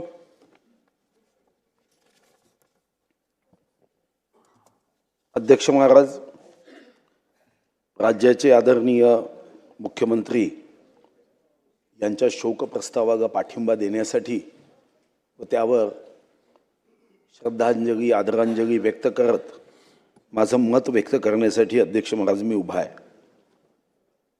खरं तर आज अतिशय दुःखी अंतःकरणाने या शोकसभेमध्ये प्रत्येक सदस्य भाग घेतो आहे आणि अनेक सदस्य या शोकसभेमध्ये अंतःकरणापासून शोक मनापासून व्यक्त करीत आहे. मला फाईल नव्हे निकाल दाखवा, लोकांना काय मिळणार आहे ते सांगा, असं रोखठोक भूमिका घेणारा, प्रत्येक फाईलमध्ये जनतेचं हित काय हे समजून घेणारा एक दुर्मिळ रसायन असणारा नेता अध्यक्ष महाराज महाराष्ट्राने 28 जानेवारीला गमावला.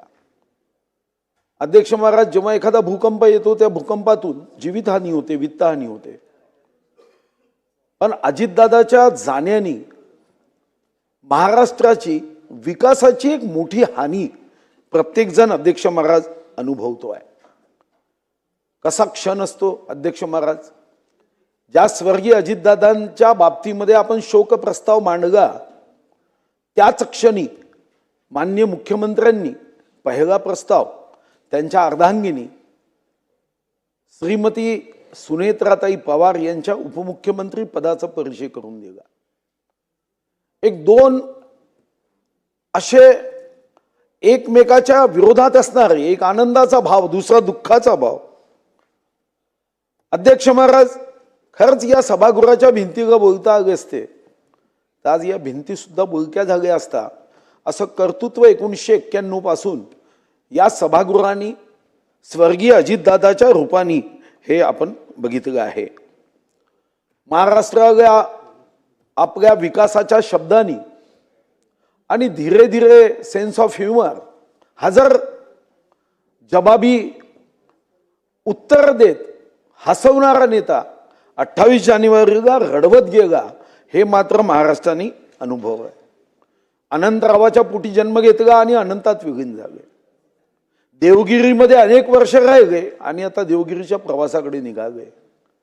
अध्यक्ष महाराज, ज्यांनी जन्मभूमी, कर्मभूमी आणि मृत्यूभूमी ही बारामतीच, साधारणतः असा वाट्याला अतिशय कमी प्रसंग येतो, शेवटचा श्वासही बारामतीमध्ये सोडगा.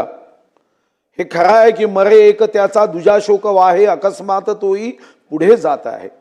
पण अध्यक्ष महाराज, काही लोक आपल्या विचारांनी, काही लोक आपल्या कर्तृत्वानी, काही लोक आपल्या विकासानी, काही लोक आपल्या स्वभावानी, काही लोक आपल्या संघटन कौशल्यानी नेहमीच स्मरणात राहतात. पण अजितदादा या सर्व गुणांचा समुच्चय होते. IIM अहमदाबादमध्ये शिकणारा एखादा विद्यार्थी असेल, पदवी घेणारा विद्यार्थी असेल, अजितदादाच्या रूपाने महाराष्ट्राने एक प्रबंधन शास्त्रातला एक उत्तम असा नेता गमावला, हे मात्र आपण बघतो. अध्यक्ष महाराज, काही व्यक्ती राजकारणामध्ये भाग्याने मोठे होतात, काही व्यक्ती कर्तृत्व, कर्म आणि भाग्य याच्या मिश्रणातून मोठे होतात. पण मी निश्चितपणे इतक्या वर्षाच्या प्रवासामध्ये हे सांगू शकतो की अजितदादाच्या व्याख्येमध्ये, डिक्शनरीमध्ये भाग्य हा शब्द नव्हता. अजितदादा हे आपल्या स्वतःच्या कर्तृत्वानेच मोठे झाले हे आपल्याला निश्चितपणे म्हणता येईल की स्वतःच्या परिस्पर्शाने अनेक छोट्या छोट्या कार्यकर्त्यांना मोठ्या मोठ्या नेत्या बनवण्याच्या प्रक्रियेत अजितदादांचं एक कार्यकुशलता होती. संधीचं सोनं करणारे अनेक असतात राजकारणात, पण मातीचं सोनं करून आपल्या कर्तृत्वाने त्याला सोनेरी रूप देणारे असे नेते मात्र महाराष्ट्रामध्ये अध्यक्ष महाराज कमी आहे. खरं तर कोणाचाही विश्वास बसत नाही की अजितदादा आमच्यामध्ये नाही. असं वाटतं की गेट उघडलं जाईल आणि अजितदादा पुन्हा या सभागृहात येऊन आमच्या सर्वांना विविध प्रश्नांच्या उत्तरामधून या सभागृहामध्ये योगदान देईल असं वाटतं. कारण पोटात जे आहे तेच ओठात असे राजकीय अध्यक्ष महाराज राजकारणामध्ये आता या दुर्मिळ प्रजाती होत आहे.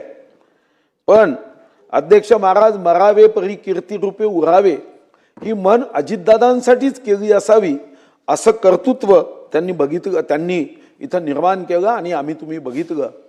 छोट्या छोट्या कार्यकर्त्यांची नावं मंचावरून घेणे आणि विकासाचं काम सतत स्मरणात ठेवणे आणि म्हणूनच साधारणतः या सभागृहात अनेक आमदार निवडून येतात, पण जेव्हा आपण त्यांच्या मताची टक्केवारी बघतो किंवा त्या मताचा डिफरन्स बघतो तेव्हा आम्ही तुम्ही तेवढी एकूण मतं घेत नाही, तेवढा डिफरन्स, तेवढा फरक, तेवढा अंतर हे राहिलं आहे. अध्यक्ष महाराज 2019च्या निवडणुकीत 1,65,265 मताच्या अंतराने विजय प्राप्त करणं म्हणजे एखाद्या मतदारसंघात जनतेचा विश्वास कसा प्राप्त केला, हृदयामध्ये स्थान कसं निर्माण केलं हे आपण अध्यक्ष महाराज समजू शकतो. मी परवा डोळे दाखवण्यासाठी नागपूरच्या एका तज्ज्ञ डॉक्टरांकडे गेलो आणि मग त्या डॉक्टरांनी डोळ्याच्या संदर्भात सांगताना काही गोष्टी सांगताना असंच तिथे एक व्यक्ती गमतीने म्हणाला की नेत्यांच्या डोळ्यामध्ये अश्रू ग्रंथी ज्या असतात त्या कमी असतात, की नेत्यांना साधारणतः आसव येत नाही, त्यांना आर्टिफिशियल आसव टाकावे लागतात. ती बॉटल घेऊन त्यांना डोळ्यातला कोरडेपणा संपावा म्हणून त्यांना टाकावा लागतो. पण अजितदादा हे असं रसायन होतं. मी अनेक नेत्यांना उकसाबुकसी रडताना त्या दिवशी टीव्हीवर बघत होतो. इतकं प्रेम आपल्या कार्यकर्त्यांवर लावणारा नेता की डोळ्यामध्ये अध्यक्ष महाराज उकसाबुकशी रडणारे नेते हे आपल्या कृतीतून निर्माण करणे हे मात्र निश्चितपणे एखाद्या नेत्याने आपल्या कार्यकर्त्यावर किती जीव गावावा, किती प्रेम गावावं. मी तर धनंजय मुंडे इथं नाहीच, त्यांचं ऐकत होतो की माझा बाप मेला जेव्हा दुःख झालं तेवढंच दुःखात अजितदादांच्या या निधनामध्ये झालं. मी हसन मुश्रीफ सारख्या एका पहाडी नेतृत्वाला रडताना बघितलं. अशा अनेक नेते ज्यांची मी नावं घेणार नाही, पण अध्यक्ष महाराज हे अश्रून होते. या अश्रूतून अजितदादांचं कर्तृत्व अधोरेखांकित होत होतं की असा नेता, जो नेता जाताना या साऱ्या कार्यकर्त्यांवर त्यांनी केलेल्या ज्या पद्धतीचं आचरण आहे, कृती आहे, प्रेम आहे, आणि असं म्हणतात की एखाद्या व्यक्तीचं मोठेपण हे समाजातून जे अश्रू वाहतात त्यातूनच खरं त्याचं मोठेपण हे अधोरेखांकित होत असतं. आणि हे आपण या निमित्ताने बघितलं. खरं तर त्यांचा वक्तशीरपणाबद्दल आपण चर्चा केली, काटेकोरपणाबद्दल चर्चा केली, आर्थिक अभ्यासाबद्दल त्यांच्याबद्दल चर्चा केली, स्पष्ट वक्तेपणाबद्दल त्यांची चर्चा केली, विकासाभिमुख दृष्टीबद्दल त्यांची चर्चा केली, कुशल संघटक म्हणून चर्चा केली. पण यासोबत या 10 वर्षातला एक महत्वाचा फरक आपल्याला जाणवत होता आणि तो म्हणजे हजर जबाबीपणा, सेन्स ऑफ ह्युमर. एकदम प्रसंगावधान राखून पटकन आणि चपकन उत्तर द्यायचं. अध्यक्ष महाराज हे आपण अनेकदा अनेक प्रसंगातून अनुभवलं. जसं आता आमचे सन्माननीय अभ्यासू आमदार रोहित पवारजी आहे, TV चॅनल समोर हे मुलाखत देत होते, दादा बाजूनी जात होते आणि दादा त्यांच्याकडे पाहून म्हणावे की अरे झिपराय खूप वाढले आहे. किती हजार जबाबीपणा. अध्यक्ष महाराज, एका सभेमध्ये जेव्हा अजितदादांनी अर्थमंत्री म्हणून सन्माननीय रोहित पवारजींनी आपल्या भाषणामध्ये त्यांचं लक्ष वेधलं, तेव्हा अजितदादांचा तो हजार जबाबीपणा, अरे भावकीकडे लक्ष दिले म्हणून तर आमदार झाला. किती मतं पडलीत, पोस्टल बॅलेटमध्ये आला ना, भावकीकडे मी लक्ष दिलं, हा हजार जबाबीपणा. अध्यक्ष महाराज, सन्माननीय आमचे राहुल कुलजी इथं आहेत. राहुल कुलजींच्या प्रचाराच्या सभेत गेले आणि खालतून एका प्रिय राहुल कुलच्या कार्यकर्त्यांनी आवाज दिला की दादा आमच्या राहुल कुलला मंत्री करा. त्यांचा हजार जबाबीपणा ताबडतोब लक्षात आला. अरे त्याला कॅबिनेट मंत्री करायला पुन्हा तो व्यक्ती बोलायला लागला तर अजितदादा म्हणाले थांब जरा, माझा ऐक जरा, त्याला कॅबिनेट मंत्री करायला तो भाजपचा आमदार आहे, भाजपच्या कोट्यातील कोण मंत्री करायचे ते देवेंद्रजी ठरवणार, त्याला घड्याळाकडे यायला लावा, उद्या कॅबिनेट करतो. आणि इथंच थांबले नाही अजितदादा अध्यक्ष महाराज. ते म्हणाले अरे आपला शब्द आहे आपला, 10 लोकांना केलं की नाही मंत्री, आपण केलं आणि आपलं पटतं का बघ. राहुलजीला मी आता बाहेर उदाहरण दिलं. आणि अध्यक्ष महाराज, जेव्हा ठाकरे बंधू एकत्र येत होते तेव्हा एका पत्रकारांनी विचारलं की तुम्ही कसं बघता. ते म्हणाले खूप चांगलं बघतो. आणि पुढे ते म्हणाले की त्यांच्या घरातला प्रश्न आहे, त्यांचे स्वतंत्र विचार आहे, त्यांनी काय करावे, भावाभावांनी हे तू ठरवायचं का. तुझा भाऊ आणि तू 20 वर्ष वेगळे राहिले आणि एकत्र आले तर आनंद व्यक्त केला पाहिजे. या वाईट काय वाटायचं. अध्यक्ष महाराज, इतका हजार जबाबीपणा हा आपण बघितला. अध्यक्ष महाराज, एका कार्यक्रमामध्ये एक उपोषण सुरू होतं, त्यांचा राष्ट्रीय अध्यक्ष कोण व्हायचं. एक पत्रकार मधामधा बोलत होता, दादा दादा दादा, अरे तू थांब रे, दादा पादा असं म्हणत ते वाक्य पूर्ण केलं. पण तेव्हाचा तो व्हिडिओ जेव्हा सुप्रियाताई या अजितदादांच्या पाठीवर हात लावत आहे, तुम्ही बघा की बहीण भावाचं नातं त्या बॉडी लँग्वेजमध्ये अध्यक्ष महाराज आपल्या लक्षात येतं. एका सभेमध्ये अध्यक्ष महाराज, एक तिथं सभा ऐकणारा म्हणाला दादा आय लव्ह यू, थांबले. दादा म्हणाले आय लव्ह यू टू, पण पुन्हा पुढचं म्हणाले फक्त ऐकू म्हणून थांबू नको, घड्याळ मत दे. अध्यक्ष महाराज, एवढी समय सुशकता आज आपण आदरांजली व्यक्त करताना, त्यांच्यासाठी चिर शांतीची प्रार्थना करत असताना मला वाटतं की आता जेव्हा या सभागृहामधल्या सदस्यांचे विचार या शोक प्रस्तावावरचा त्यांचा भाव ऐकत असतील तर दादा सुद्धा स्वर्गातून या महाराष्ट्राकडे बघून म्हणत असतील आय लव्ह यू, आणि महाराष्ट्र आता म्हणत असेल आय लव्ह यू टू. अध्यक्ष महाराज, त्यांची आठवण ही आपल्याला कायम स्मरणात असायची असेल तर या ठिकाणी एक गौरव ग्रंथ हा आपण केला पाहिजे. आणि या गौरव ग्रंथाच्या माध्यमातून या विधानसभेत त्यांचं योगदान, या राज्याच्या विकासासाठी असणारं त्यांचं योगदान, याचे खंड आपण प्रकाशित केलेत. तर मला वाटतं की आज आपण खरं तर अध्यक्ष म्हणून एक चांगला निर्णय केला. मी तुमचं अभिनंदन यासाठी करेन की कधी कधी लवचिकता असलीच पाहिजे. आपण निर्णय केला होता की शोकसभेत फार काही प्रस्ताव मांडल्यावर सदस्यांनी बोलू नये, पण तुम्ही मला 4 दिवसापूर्वी जेव्हा भेट झाली तेव्हा म्हणाला की आजचा दिवस हा आपण निश्चितपणे सर्व सदस्यांना बोलण्याची परवानगी आपण देणार आहोत. आणि यासाठी तुमचं अभिनंदन, कारण आपण फक्त शोक प्रस्ताव मांडत नाही आहे, महाराष्ट्राच्या भविष्याच्या दिशा ठरवताना जे म्हणून या सभागृहात येतील त्या सभागृहासाठी अजितदादांचं जीवन हे दीपस्तंभ असेल, मार्गदर्शक असेल. त्या सर्व सदस्यांना विकास कसा करायचा, वक्तशीरपणा कसा असावा, काटेकोरपणा कसा असावा, आपल्या कार्यकर्त्यांवर मन लावून कसं प्रेम करायचं, मातीचं सोनं कसं करायचं, ही शिकवणूक स्मरणातून आठवणीतूनच आपल्याला सर्वांना येणार आहे. मी माझ्या वतीने माझ्या कुटुंबाच्या वतीने, माझ्या मतदारसंघाच्या वतीने, जिल्ह्याच्या वतीने या ठिकाणी ज्या ज्या सन्माननीय विधानसभा माजी सदस्यांना आपण श्रद्धांजली व्यक्त करतोय. श्री अजित अनंतराव पवार, श्री स्वरूपसिंग हिरे नाईक, डॉक्टर शालिनीताई वसंतराव पाटील, राज पुरोहितजी, गंगाधर पटनेजी, नीलकंठ फाळकजी, विश्वास नांदेकरजी व श्रीमती रूपरेखा ढोरे ताई या सर्वांना मी आदरांजली व्यक्त करतो. ईश्वराने या सर्वांच्या आत्म्याला चिरशांती द्यावी व या सर्वांच्या कुटुंबाला या दुःखातून सावरण्याची शक्ती द्यावी. यांचं स्मरण हेच या महाराष्ट्राच्या प्रगतीचं धोरण. आपल्या या माध्यमातून मी आपले शोक व्यक्त करतो. सुनील प्रभूजी.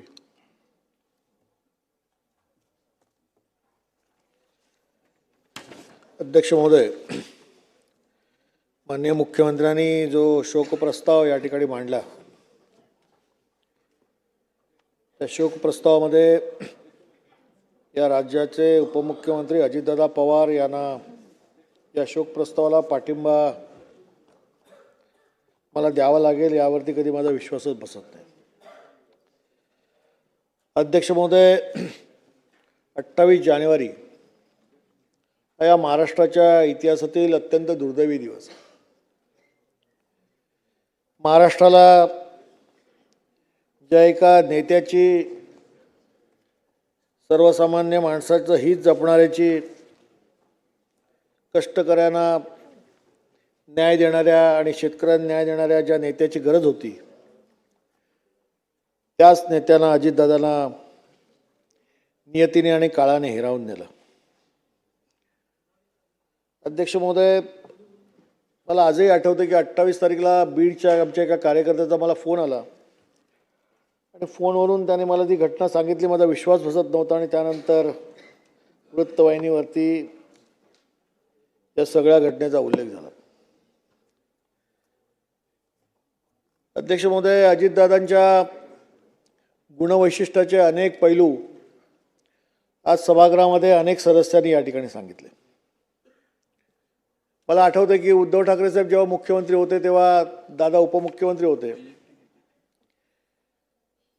त्यावेळेच्या शिवसेना पक्षाचा मुख्य प्रतोप म्हणून मी विधिमंडळाचं कामकाज बघत होतो आणि त्या 2.5 वर्षाच्या काळामध्ये दादांसोबत काम करण्याचा मला बऱ्याच वेळेला योग आला आणि विधिमंडळाचं कामकाज किती काटेकोरपणे दादा करत होते आणि किती पाठपुरावा त्यांचा असायचा हे देखील मी त्यांच्याकडनं शिकलो.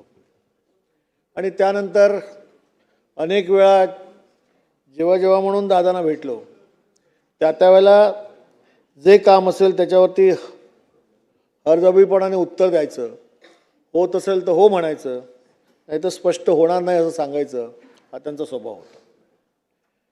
आज अजितदादा पवार आपल्यात नाहीत यावर आपला विश्वास कोणाचाच बसत नाही. अजित पवार यांच्यामुळे महाराष्ट्राच्या राजकारणामध्ये जी एक मोठी पोकळी निर्माण झाली आहे ती कधीच कोणी भरून काढू शकत नाही. हे अजितदादा खऱ्या अर्थाने या महाराष्ट्राचा दादा माणूस होते. महाराष्ट्रात गेल्या काही वर्षामध्ये बरीच राजकीय उलथापालथ झाली, राजकीय वातावरण गढूळ झालं. त्यात अजितदादांनी कधीच आपल्या मर्यादा ओलांडल्या नाहीत हे सांगायला मला या ठिकाणी उल्लेख करावा असं वाटतं. बोलताना त्यांनी कधी पातळी सोडली नाही. राजकीय प्रवासात त्यांनी वेळोवेळी वेगवेगळ्या वाटा निवडल्या तरी देखील वैयक्तिक संबंध त्यांनी कधी बिघडू दिले नाहीत आणि कुटुंब असेल त्यातही त्यांनी कधी कटुता येऊ दिली.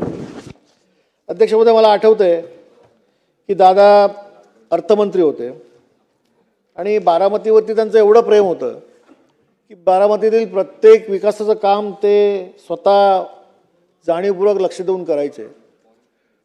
आणि मला आठवतं की अनिल परब त्यावेळी परिवहन मंत्री होते आणि बारामतीमध्ये एसटीच्या डेपोचा एक प्रस्ताव आला होता. ते कन्सल्टंट जे होते ते माझे मित्र होते, ते माझ्याकडे आले. ते मला म्हणाले की सुनीलजी, तुम्ही जर दादांना सांगितलं तर बारामतीच्या कन्सल्टंटचं जे काम आहे त्यावरती मी काम करू शकेन. अनिल परब म्हणाले, मी दादांना सांगणार नाही, माझी ती डेअरिंग नाही. त्यांनी मला जास्त आग्रह केला म्हणून मी दादांकडे गेलो. दादा समोर बसले, मला म्हणाले सुनीलराव बसा, मी तुम्हाला एवढंच सांगतो की मी मुख्यमंत्र्यांनी देखील सांगितलं आहे की बारामतीच्या विकास कामामध्ये माझ्या या सगळ्या कामात कोणीही लक्ष घालणार नाही. हे काम जसं मला हवं आहे तसं मी करून घेणार आहे. त्यामुळे या कामामध्ये मी तुम्हाला मदत करू देणार नाही. जसं मुख्यमंत्री म्हणाले की बारामतीच्या प्रत्येक वास्तूमध्ये जे वेगळेपणा दिसतो तो दादांचं त्या ठिकाणी असलेलं जे परिश्रम होते, बारकावा होता, यामुळेच ते शक्य झालं. आणि ते असंही म्हणाले की बारामतीतला डेपो मी असा बनवणार आहे की महाराष्ट्रात अशा पद्धतीचा डेपो नसेल, अशा पद्धतीचा डेपो निर्माण करण्याची त्यांची मनातली इच्छा होती. भविष्यात ते काम आता सुरूही झालं असेल, मला माहीत नाही, पण दादांचा हा स्वभाव होता. अध्यक्ष महोदय, मी या सभागृहामध्ये अनेक सदस्यांनी दादांबद्दल अनेक वक्तव्य केली. मी जेव्हा सुरुवातीच्या काळामध्ये या सदनामध्ये आमदार म्हणून आलो तेव्हा दादा विरोधी पक्षामध्ये बसत होते, आम्ही सत्ता पक्षामध्ये होतो, देवेंद्रजी मुख्यमंत्री होते. आणि आमच्याकडे शिवसेनेमध्ये असलेली सिनियर मंडळी मंत्री असल्यामुळे बऱ्याच वेळेला विरोधी पक्षावरती बोलताना मला त्या ठिकाणी संधी वारंवार मिळायची आणि त्यावेळेचे अध्यक्ष महोदय देखील मला तात्काळ बोलू द्यायचे. आणि त्यामुळे असं नाही की आपणही देता, पण त्यावेळी बोलू द्यायचे. त्यावेळी विरोधी पक्षावरती जेव्हा बोलत असायचो तेव्हा दादा बारकाईने एक नवीन सदस्य जे काय बोलतोय, विरोधी पक्षावरती जरी आरोप करत असला तरी देखील त्याच्या भावना काय आहेत हे बारकाईने बघायचे. आणि विधिमंडळाचं त्यावेळेचं सत्र संपल्यानंतर जेव्हा दादा लॉबीत भेटायचे त्यावेळी कौतुक देखील करायचे. हे देखील दादा मी अनुभवलेत. त्यामुळे एखाद्या नवीन सदस्याला कशा पद्धतीने आपण त्या ठिकाणी प्रोत्साहन दिलं पाहिजे हे देखील मी दादांच्या त्या स्वभावातून बघितलं. आणि मला असं वाटतं की अशाच सिनियर सदस्य ज्यावेळी एखाद्या नवीन सदस्याला त्या ठिकाणी पाठिंबा दर्शवतात, चिठी लिहून पाठवतात, की त्यावेळेला खरोखरच त्याला असं वाटतं की या सभागृहामध्ये आपण आणखी चांगल्या पद्धतीने बोललं पाहिजे. हा देखील स्वभाव मी दादांकडून त्यावेळी मी अनुभवलेला आहे. विधिमंडळात कधीकधी सत्तेत एकत्र तर कधीकधी आम्ही एकमेकांच्या समोरच्या वाकावर होतो, मात्र अजितदादांचं वागणं, बोलणं हे कधीही बदललेलं नाही. अजातशत्रू असे ते नेते होते. सर्वाधिक काळ उपमुख्यमंत्रीपद अजितदादांनी उपभोगलं होतं. त्यात अर्थखात्याच्या चाव्या महाविकास आघाडीचं सरकार असतानाही आणि देवाभाऊंचं सरकार असतानाही अजितदादांकडे राहिला. त्यावेळी एखाद्या कामासाठी निधी देताना दादांनी कधीच आपलं परक असं मांडलं नाही.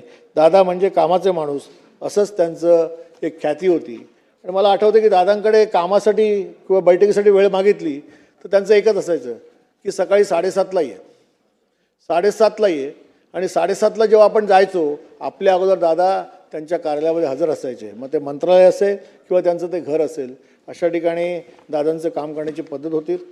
या विमान दुर्घटनेत त्यांचं निधन झालं.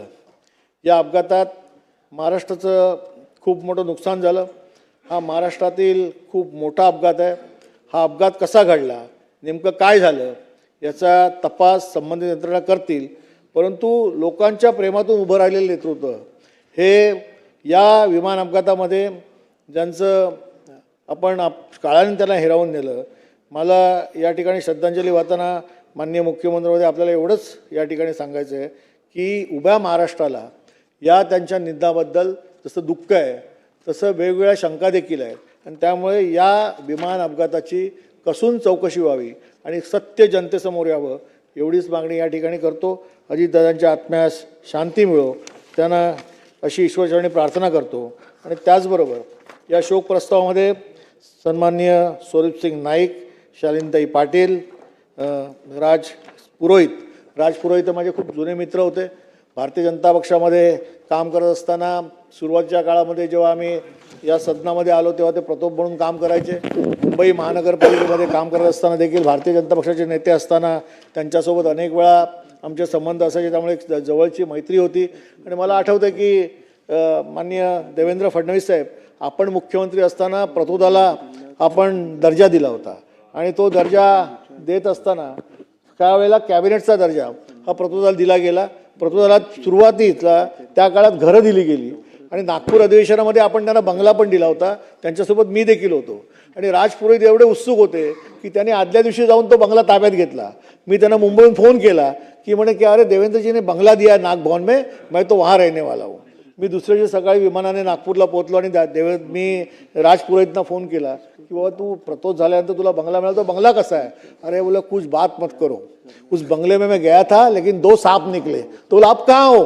तो बोला रात को मैं उठ के आया और बापट साहब जो हमारे मंत्री थे उनके घर पे सोया हूँ। असे पण काही किस्से राज पुरोहित यांच्यासोबत माझ्या जवळ आहेत। अनेक वेळा मोकळेपणाने ते बोलायचे आणि राज पुरोहित हे जन्ममित्र होते, म्हणजे त्यांची सगळ्यांची मैत्री होती। आणि ते जेव्हा गेले तेव्हा खऱ्या अर्थाने मला जे कळलं त्यानंतर बऱ्याच काळ ते आजारी होते आणि त्यानंतर त्यांचं देहावसन झालं। पण राज पुरोहित यांचा स्वभाव हा सर्व पक्षामध्ये ते एक लाडकं असं नेतृत्व म्हणून राज पुरोहितकडे आपण पाहत होतो।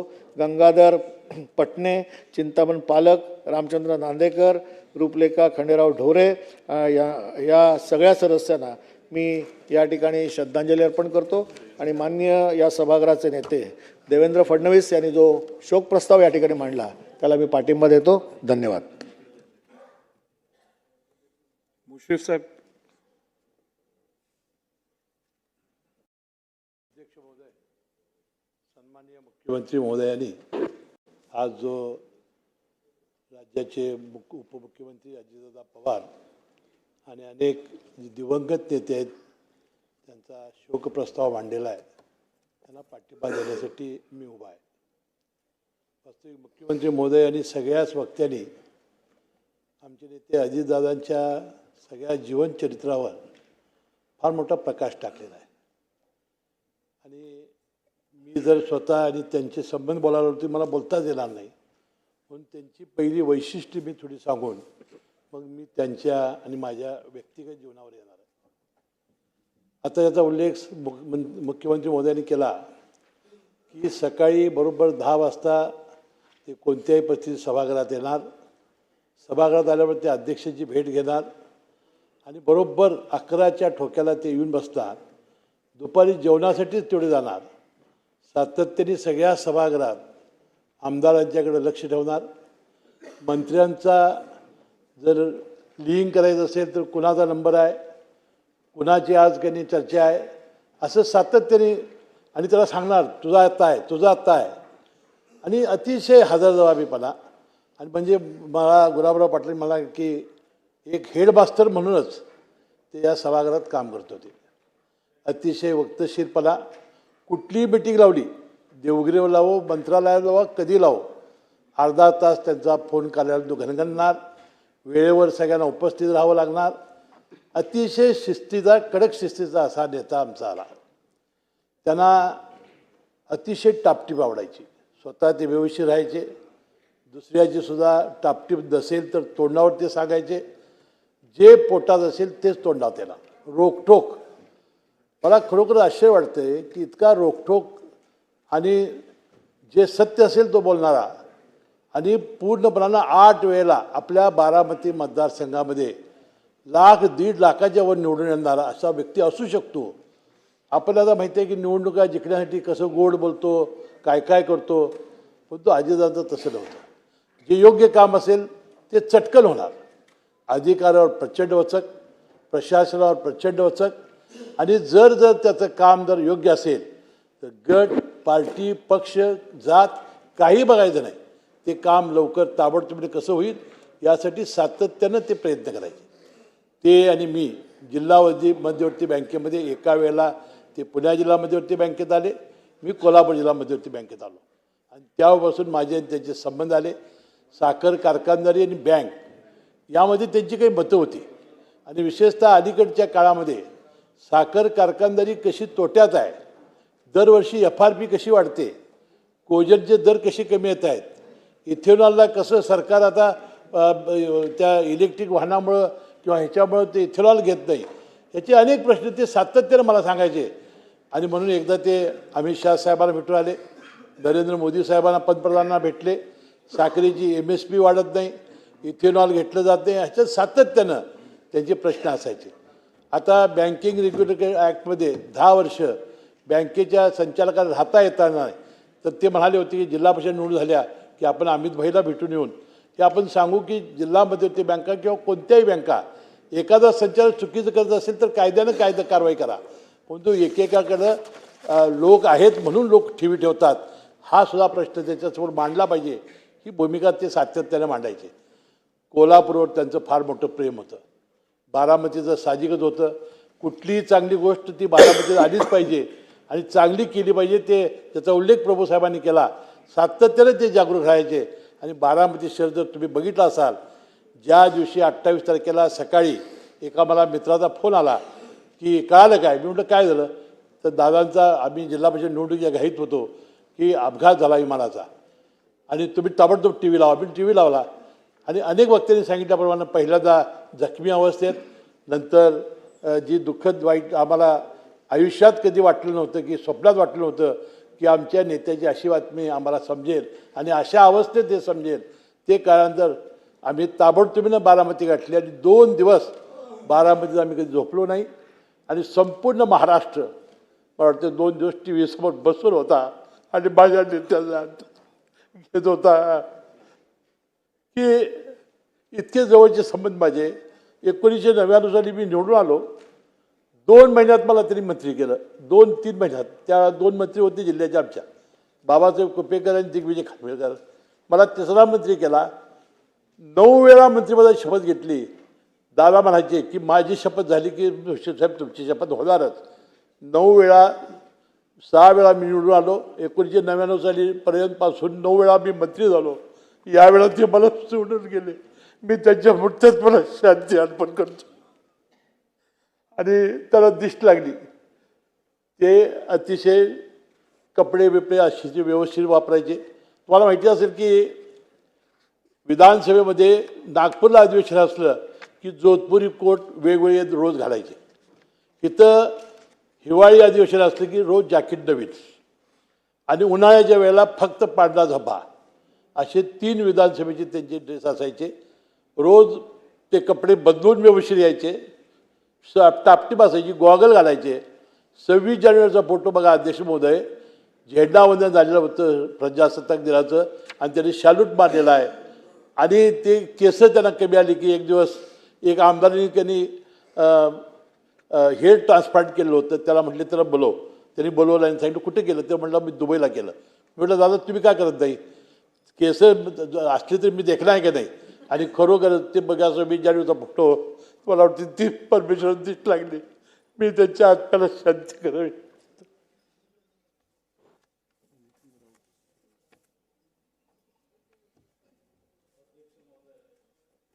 अध्यक्ष महोदय, राज्याचे माननीय मुख्यमंत्री यांनी आज या सभागृहात मांडलेल्या शोक प्रस्तावास पाठिंबा देण्यासाठी मी या ठिकाणी उभा आहे. अध्यक्ष महोदय, आज या सभागृहात उभं राहताना मन अत्यंत जड झालं आहे. नीतीचा घाला इतका क्रूर असू शकतो यावर विश्वास बसत नाही. महाराष्ट्राच्या राजकारणातील एक धगधगता निखारा, प्रशासनावर आपल्या कर्तृत्वानं पोलादी पकड असलेल्या लोकनेता आणि आम्हा सर्वांचे लाडके दादा अशा पद्धतीनं आपल्याला सोडून जातील असं स्वप्नातही वाटलं नव्हतं. 1999 पासून सुरू झालेला माझा हा विधानसभेतला प्रवास आणि 2008 पासून मंत्री म्हणून काम करताना दादांशी आलेला संबंध, हा काळ म्हणजे अनेक अनुभवांची एक मोठी शाळा होती. अध्यक्ष महोदय, दादांशी माझे संबंध म्हणजे 2 टोकांचे मधुर मिलन म्हटलं तर वावगं ठरणार नाही. कधी आम्ही सहकार्याच्या गाठीने बांधले गेलो तर कधी विचारांच्या ठिणग्याही उडाल्यात. अध्यक्ष महोदय, विदर्भाच्या प्रश्नांवर किंवा विदर्भाला निधी का मिळत नाही या प्रश्नावर किंवा सामाजिक न्यायाच्या निधी वाटपावर दादांशी माझे अनेकदा खटके उडालेत. मी माझ्या भागाच्या हक्कासाठी भांडायचो आणि दादा त्याला शिस्तीत उत्तर देत असत. पण एक गोष्ट आज प्रामाणिकपणे सांगावी लागेल त्या वादात कधीही कटुता नव्हती. मला एक प्रसंग आठवतो की मी राज्याचा रोजगार मंत्री होतो आणि रोजगार हमी योजनेचं आयुक्तालय नव्याने राज्यात सुरू करायचं होतं. मान्य पृथ्वीराज चव्हाण साहेब मुख्यमंत्री होते. मी प्रस्ताव मंत्री म्हणून पाठवला होता की ते मुख्यालय नागपूरला व्हावं. मला तत्कालीन मुख्यमंत्री म्हणाले की दादांची याला सहमती नाही आहे, दादा ते पुण्याला घेऊन जाऊ इच्छितात.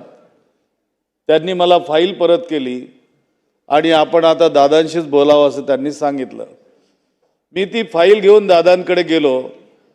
दादा फाईलमध्ये डोकावून दुसऱ्या फाईलमध्ये डोकावून काम करत होते आणि हळूच मला डोळे वर करून म्हणाले, बोला नितीनराव.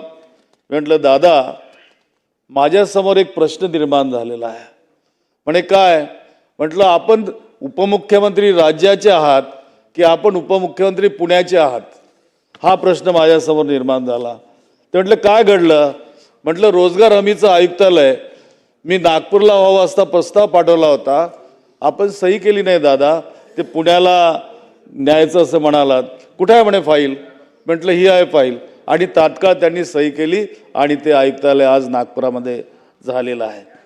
आणि म्हणून मतभेद होते पण मनभेद अजिबात नव्हते. सभागृहात एकमेकांना समोर आम्ही उभं ठाकलो तरी बाहेर पडल्यानंतर दादांच्या खांद्यावरचा हात आणि त्यांच्या चेहऱ्यावरचे ते आपुलकीचे हसू सर्व काही मिटवून टाकायचे.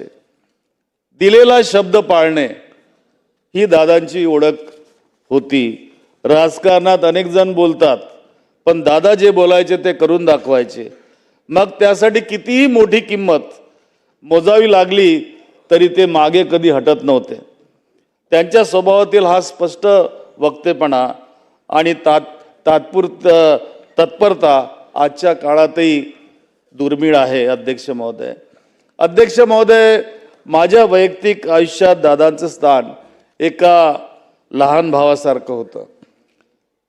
माझा वाढदिवस असो, सकाळी सर्वात आधी येणारा फोन पहाटेला हा दादांचा असायचा. मला वाटतं इतरांनाही त्याच पद्धतीने दादा फोन करत असत आणि त्यांचा आवाज, नितीनराव वाढदिवसाच्या हार्दिक शुभेच्छा, असा तो हक्काचा आवाज आज पुन्हा कधीच ऐकू येणार नाही. जेव्हा माझ्या मातुश्रीचं निधन झालं तेव्हा सर्व व्यस्तता बाजूला ठेवून माझ्या पक्षाचे लोक मला बघायला नाही आले. मी मंत्री असताना त्या ठिकाणी भेटायला, पण दादा मात्र माझ्या घरी येऊन गेलेले होते.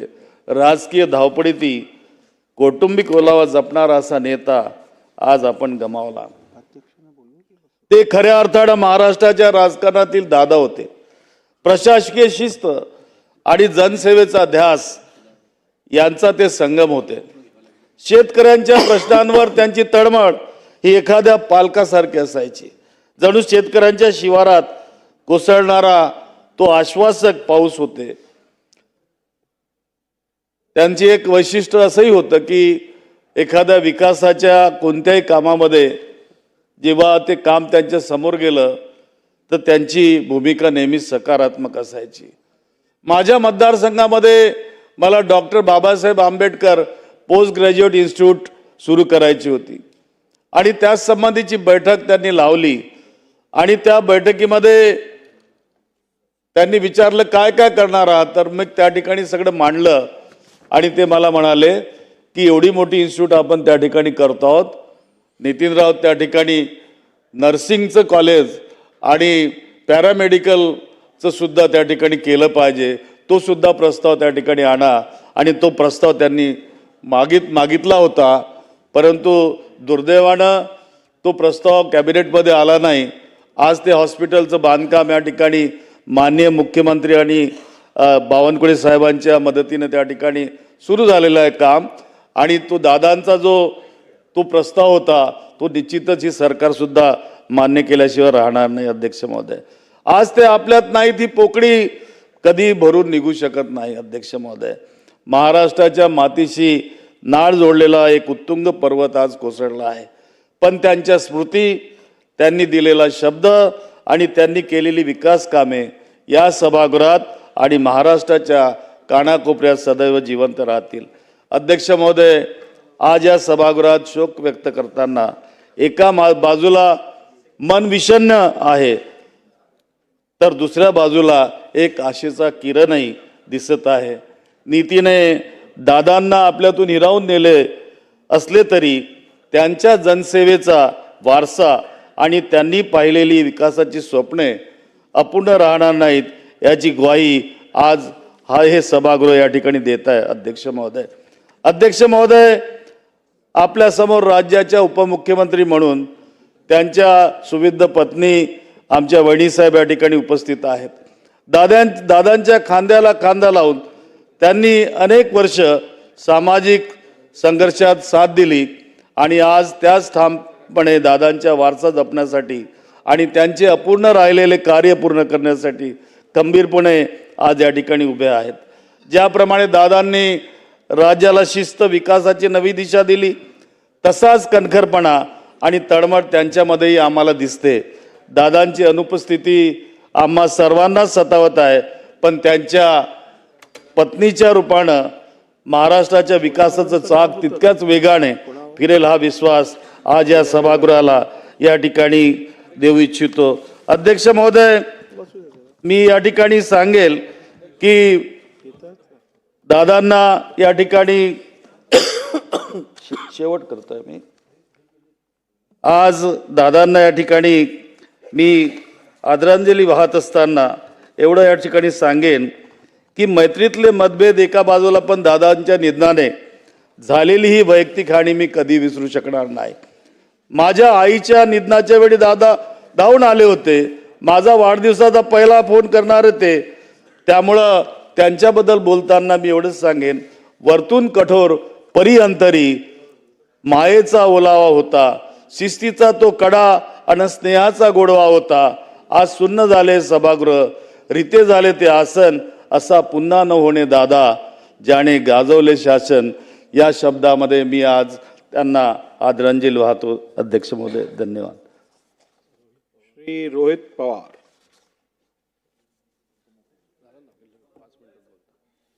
सगळ्यांनाच बोला.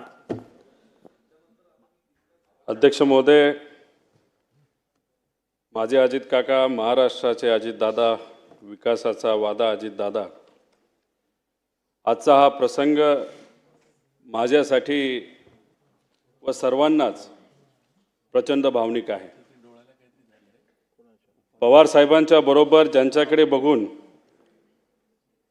आम्ही राजकारणात प्रेरणा घेतली, तो आमचा अभिमान, स्वाभिमान, आमचा आधार माझे काका आणि महाराष्ट्राचे अजितदादा यांचा शोक प्रस्तावावर बोलण्यास मी आज या ठिकाणी उभा आहे. मुख्यमंत्री साहेबांनी हा शोक प्रस्ताव या ठिकाणी इथं मांडला आणि या प्रस्तावाला त्या ठिकाणी मी पाठिंबा देतो. जन्मतारीख 22 जुलै 1959, निधनाची तारीख 28 जानेवारी 2026, 66 वर्षे 6 महिने आणि 6 दिवस असा हा त्यांचा आयुष्याचा प्रवास. पायाखालची जमीन सरकणे काय असते ते 28 जानेवारीला आम्ही सर्वांनी तिथं अनुभवलं. अजितदादांचं कार्य समाजकारणाचं असेल, राजकारणाचं असेल, हे 40 वर्षापेक्षा जास्त आहे. माझं वय 40 आहे, म्हणजे माझ्या वयापेक्षा जास्त अनुभव हा अजित काकांचा राजकारणामध्ये त्या ठिकाणी होता. आणि या सगळ्या गोष्टींबद्दल काही मिनिटात बोलणं हे तसं सोपं नाही. कितीही पानं वाचली तरी त्यांचा राजकीय प्रवास, सामाजिक प्रवास, त्यांनी केलेलं कामं, जेवढं बोलेल तेवढं कमी आहे, अशी ही परिस्थिती आहे. 1982 मध्ये छत्रपती सहकारी साखर कारखान्याचे संचालक म्हणून ते निवडून आले. त्यावेळेस सुरू झालेला प्रवास हा 2026 पर्यंत राज्याचे उपमुख्यमंत्री म्हणून काही काळ अजून त्यांना मिळालं असतं, काही वर्ष त्यांना मिळाली असती तर या महाराष्ट्राचं सर्वात प्रमुख राजकीय स्थान म्हणजे मुख्यमंत्रीसुद्धा अजितदादा झाले असते, असा विश्वास हा आम्हा सगळ्यांना महाराष्ट्रातल्या जनतेला अध्यक्ष महोदय त्या ठिकाणी आहे. या विधानसभेमध्ये आल्यानंतर अजूनसुद्धा दादा कुठं बसलेत आमच्याकडे लक्ष ठेवून असतील. अधिवेशनामध्ये येत असताना अजून पण आपल्या सर्वांना आठवत असेल त्यांची कपडे घालण्याची स्टाईल, कधीतरी गॉगल घालणार, त्यांच्याबरोबर आमदारांचा घोळका, कार्यकर्त्यांचा घोळका. मीडियाबरोबर जर मी बोलत असेल तर मागून मिश्किलपणे एखादा टोमणा त्या ठिकाणी त्यांचं मारणं असेल. त्याच्याचबरोबर अधिवेशनामध्ये बसल्यानंतर कोण काय बोलतंय, शांतपणे अधिवेशनामध्ये या हाऊसमध्ये काय चाललंय हे बारकाईने अजित काका ते बघत असत. त्याच्याचबरोबर भाषण करत असताना चुकून मध्ये जर कुणी त्या भाषणामध्ये त्यांना अडवलं नाही तर थांबवलं नाही तर खूप आवाज केला तर मिश्किलपणे असंही बोलून जायचे की जास्त आवाज केला तर तू मंत्री होणार नाही याची काळजी मी त्या ठिकाणी घेईल. त्याच्याचबरोबर पवार साहेबांवर चुकून जर कुणी बोललं तर या हाऊसला डोक्यावर घेतलेलं सुद्धा आपण त्या ठिकाणी तिथं बघितलेलं आहे. या हाऊसमध्ये येणारा पहिला नेता कोण असेल तर अजितदादा असायचे आणि हाऊस संपल्यानंतर शेवट जाणारा जर कुठला नेता असेल ते अजितदादा असायचे. त्याच्याचबरोबर आमच्यासारखे नवीन जे आमदार आहेत त्यांना बोलायला मिळतंय का, ते योग्य पद्धतीने बोलतायत का, आणि एखादा विषय मांडला लगेचच्या लगेच तिथं उत्तर देऊन त्या विषयाला मार्गसुद्धा त्या ठिकाणी ते लावून द्यायचे. अध्यक्ष महोदय, जेवढं दुःख कुटुंबीय म्हणून आम्हाला झालंय तेवढंच दुःख या महाराष्ट्रातल्या प्रत्येक व्यक्तीला तिथं झालेलं आहे. आमच्या बॅचच्या सर्व आमदारांवर ते बारकाईने लक्ष ठेवत असत. कधी चुकलं, कधी काय चुकीचं घडलं, चांगलं भाषण केलं तर चांगले बोलायचे आणि जर चुकलं तर कहाणी त्या ठिकाणी धरायचे. अध्यक्ष महोदय, खरं तर अजितदादांवर बोलताना म्हणजे काय बोलायचं आणि काय नाही बोलायचं असं झालंय. खरं तर खूप काही इथं बोलू शकतो. अनेक लोकांनी आमदार असताना, मंत्री असताना त्यांनी काय कामं केली ही सांगितलं, पण मला असं वाटतं की परिवारातला एक व्यक्ती म्हणून परिवाराच्या दृष्टिकोनातून ते कसे होते हे थोडक्यात सांगण्याचा मी इथं प्रयत्न करतो. अजित काकांचा जन्म हा अहिल्यानगर जिल्ह्यामध्ये राहुरी तालुक्यामध्ये प्रवरा देवळाली मधला. सुट्टीच्या वेळेस मामाकडे जायचे. त्यांना लहानपणी गोट्या खेळायला आवडायचे, पण त्यांचा एक स्वभाव होता, कुठलाही खेळ खेळत असताना जर एखाद्या वेळेस ते हरले नाही तर आपण हरतोय असं दिसायला लागले तर काही झालं तरी आपण जिंकायचं. कधी कधी तर असं काही व्हायचं की अख्ख्या कुटुंबाला त्याला तिथं थांबावं लागायचं, कारण का दादांची अशी परिस्थिती असायची की गोट्या माझ्या ज्या काय तिथं मी हरलोय खेळामध्ये त्या परत एकदा मी जिंकणारच तरच बारामतीला तिथं जायचं. आणि चुकून जर तिथं एखादं भांडण कोणाबरोबर झालं तर दादा चिडायचे आणि मग बाकीचे त्यांना कुठंतरी सांभाळून घेण्याचा प्रयत्न करायचे. पण कधी कधी ते असंही म्हणून जायचं, असं मी ऐकलं माझ्या वडिलांकडनं, की जर मला कुणी मारलं तर मी अजिबात शांत बसणार नाही, त्याचा तोडीसतोड उत्तर त्यावेळेस लहान असताना ते त्या ठिकाणी द्यायचे. त्याच्याचबरोबर बारामतीला शाळेला जेव्हा ते जायचे तेव्हा नीरा कनाल हा मधून वाहत असायचा. नीरा कनालमध्ये जर पाणी असेल तर त्यांना थोडंसं लांबून जावं लागत होतं.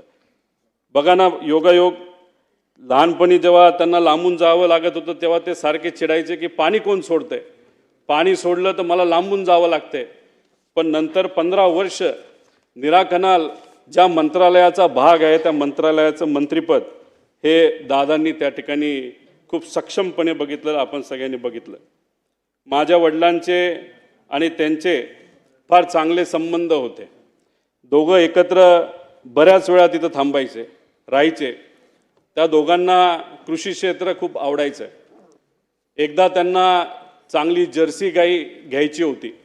दोघांनी ठरवलं चला बँगलोरला आपण जाऊ. दोघं गेले बँगलोरला. पैसे थोडे घरून घेतले होते.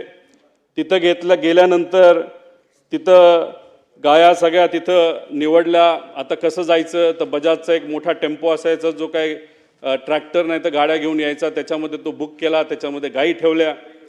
बँगलोरपासून ते बारामतीपर्यंत मग शेण साफ करणं असेल, दूध काढणं असेल, पाणी देणं असेल, दूध काढलेलं विकणं असेल, या सगळ्या गोष्टी अजितदादांनी आणि माझ्या वडिलांनी तिथं केल्या. आणि हे करत असताना कधी बोलून दाखवलं नाही. सहसा सगळ्यांची सवय असते की आमचं लहानपण कसं होतं, किती अडचणीचं होतं, हे सातत्याने अनेक लोक तिथं बोलून दाखवतात, पण दादांनी कधी ते तिथं बोलून दाखवलेलं नाही.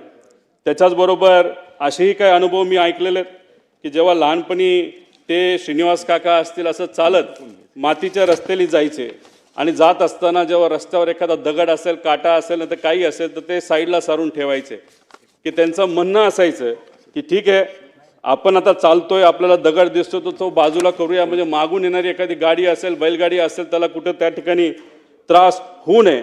म्हणजे दुसऱ्याची काळजी कशी घ्यायची ही लहानपणीपासून दादांनी त्या ठिकाणी जपून ठेवलं होतं. त्याच्याचबरोबर शेतामध्ये जात असताना गाजर गवत असेल नाही तर अजून कुठलं काय असेल तर ते उपटायचं आणि बांधावर काढून ठेवायचं. आणि लहानपणी कोल्हापुरात शहाजी महाराजांच्या शाळेमध्ये, राजश्री शाहू महाराजांच्या शाळेमध्ये त्या ठिकाणी गेल्यानंतर पुरोगामी विचाराचा पगडा त्यांच्या मनावर, ध्यानावर आणि विचारांवर त्या ठिकाणी बसला. अध्यक्ष महोदय, फार लहान म्हणजे कदाचित ते 18 ते 20 वर्षाचे असतील तेव्हा वडिलांचा अकाली निधन त्या ठिकाणी झालं. आणि ते झाल्यानंतर शेतीची पूर्णपणे जबाबदारी काकांवर तिथं आली. आणि त्याच्यामध्ये कष्ट कसे करायचे, शेतीत नवीन प्रयोग कसे करायचे हे कुठं ना कुठंतरी सातत्याने ते तिथं समजून घेत होते. त्याच्याचबरोबर अजितदादांच्या वडिलांचं निधन झाल्यानंतर अनंतराव आजोबा हे वारल्यानंतर पवारसाहेबांनी दादांची फार मनापासून काळजी घेतली. स्वतःच्या पोटच्या पोरासारखं त्यांना त्या ठिकाणी वाढवलं. आणि दादांनी सुद्धा पवारसाहेबांचा आदर हा शेवटपर्यंत त्या ठिकाणी ठेवला. त्याच्याचबरोबर जसे जसे अजितदादा स्वतःला सिद्ध करत गेले तसे तसे पवारसाहेबांनी अधिकची जबाबदारी ही दादांवर त्या ठिकाणी टाकली. शेतीमध्ये बोलत असताना शेतीमध्ये नवीन टेक्नॉलॉजी आपल्याला कशी आणता येईल यासाठी अजितदादा नेहमी तिथं प्रयत्न करत. एक तर अनुभव असा आहे की त्या काळामध्ये त्यांनी टमॅटोची शेती केली होती आणि ती शेती केल्यानंतर खूप चांगल्या पद्धतीचं उत्पादन आलं आणि त्यावेळेस 80,000 रुपये एवढे विक्रमी भाव त्यांना तिथं मिळाला होता. आणि त्या बाबतीत पवारसाहेबांनी आणि आसपासच्या शेतकऱ्यांनी सुद्धा त्यांचं अभिनंदन तिथं त्या ठिकाणी केलं होतं. अध्यक्ष महोदय, ह्या सगळे अनुभव का सांगतोय कारण का जेवढं बोलू तेवढं तिथं कमी आहे. शेतकऱ्यांबद्दल अजितदादांना नेहमी आदर असायचा. शेतकऱ्याचा जी एक क्वालिटी असते की काही झालं तरी हार नाही मानायची, हीच क्वालिटी ही अजितदादांमध्ये अध्यक्ष महोदय त्या ठिकाणी होती.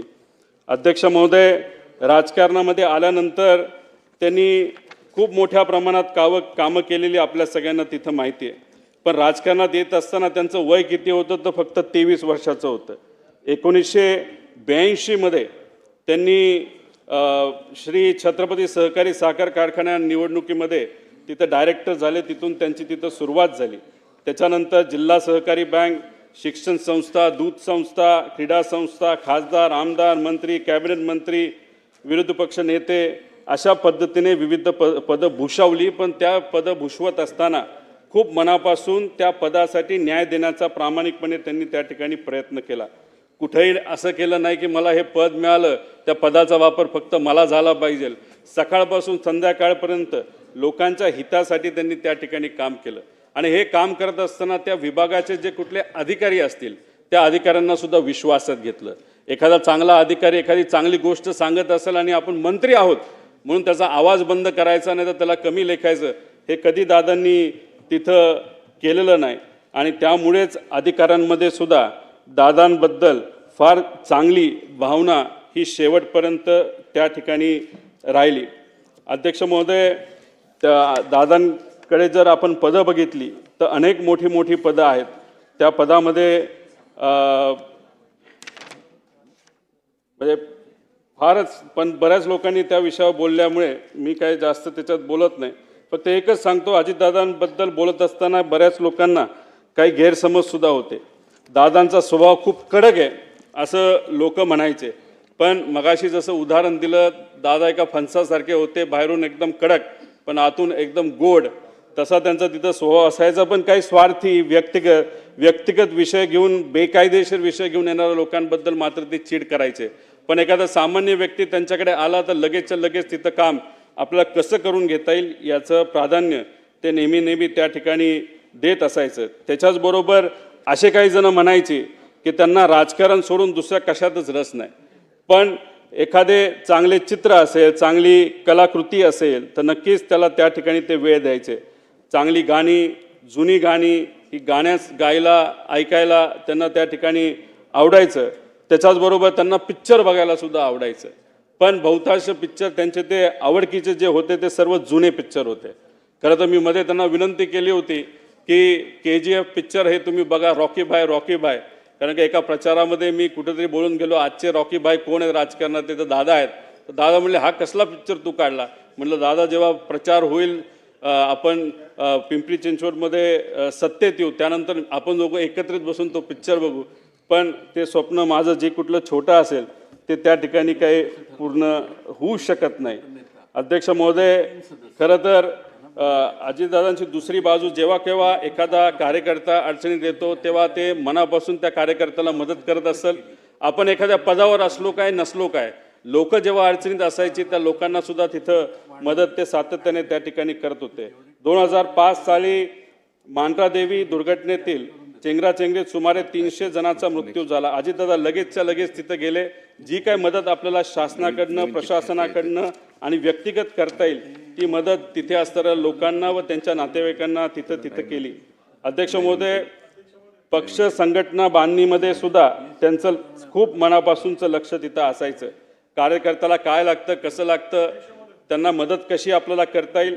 त्याच्याचबरोबर तरुणांना राजकारणाकडे आकर्षित करणं हे काय सहसा सगळ्यांना जमतं असं नाही, पण दादांच्या अवतीभोवती हे युवा कार्यकर्ते सातत्याने असायचे. अनेक युवा कार्यकर्त्यांना त्यांनी राजकारणामध्ये संधी दिली, आमदार बनवलं, आमदार झाल्यानंतर त्यांना मंत्री बनवलं. त्यामुळे नवीन कार्यकर्त्याला ताकद देणं हे दादांना खूप मनापासून त्या ठिकाणी माहीत होतं आणि त्यांची ती आवड असायची. निवडणूक कशी लढवावी, कुणाला उमेदवारी द्यावी, कुणाच्या बंडखोरीला छुपा आशीर्वाद द्यावा, सत्तेची मोठ कशी बांधावी, सत्ता कशी मिळवावी, सत्ता कशी टिकवावी आणि सत्ता कशी गाजवावी, हे अजितदादांकडनं आपण सर्वजण शिकू शकतो. अध्यक्ष महोदय, खरं तर दादा जे काम मिळेल ते आपण करायचं. एखादा व्यक्ती आला, त्याला काम सांगितलं, दादांचा मूड जर खराब असेल तर मग चुकून दादा जर त्याच्यावर चिडले तर 5-10 मिनिटांनी परत एकदा ते फोन करायचे, बाबा तुझं काम काय होतं, आणि लगेच ते काम तिथं करून दाखवायचे. पण त्यांना कुठेही इल्लीगल, बेकायदेशीर काम हे कधीच आवडत नसायचं.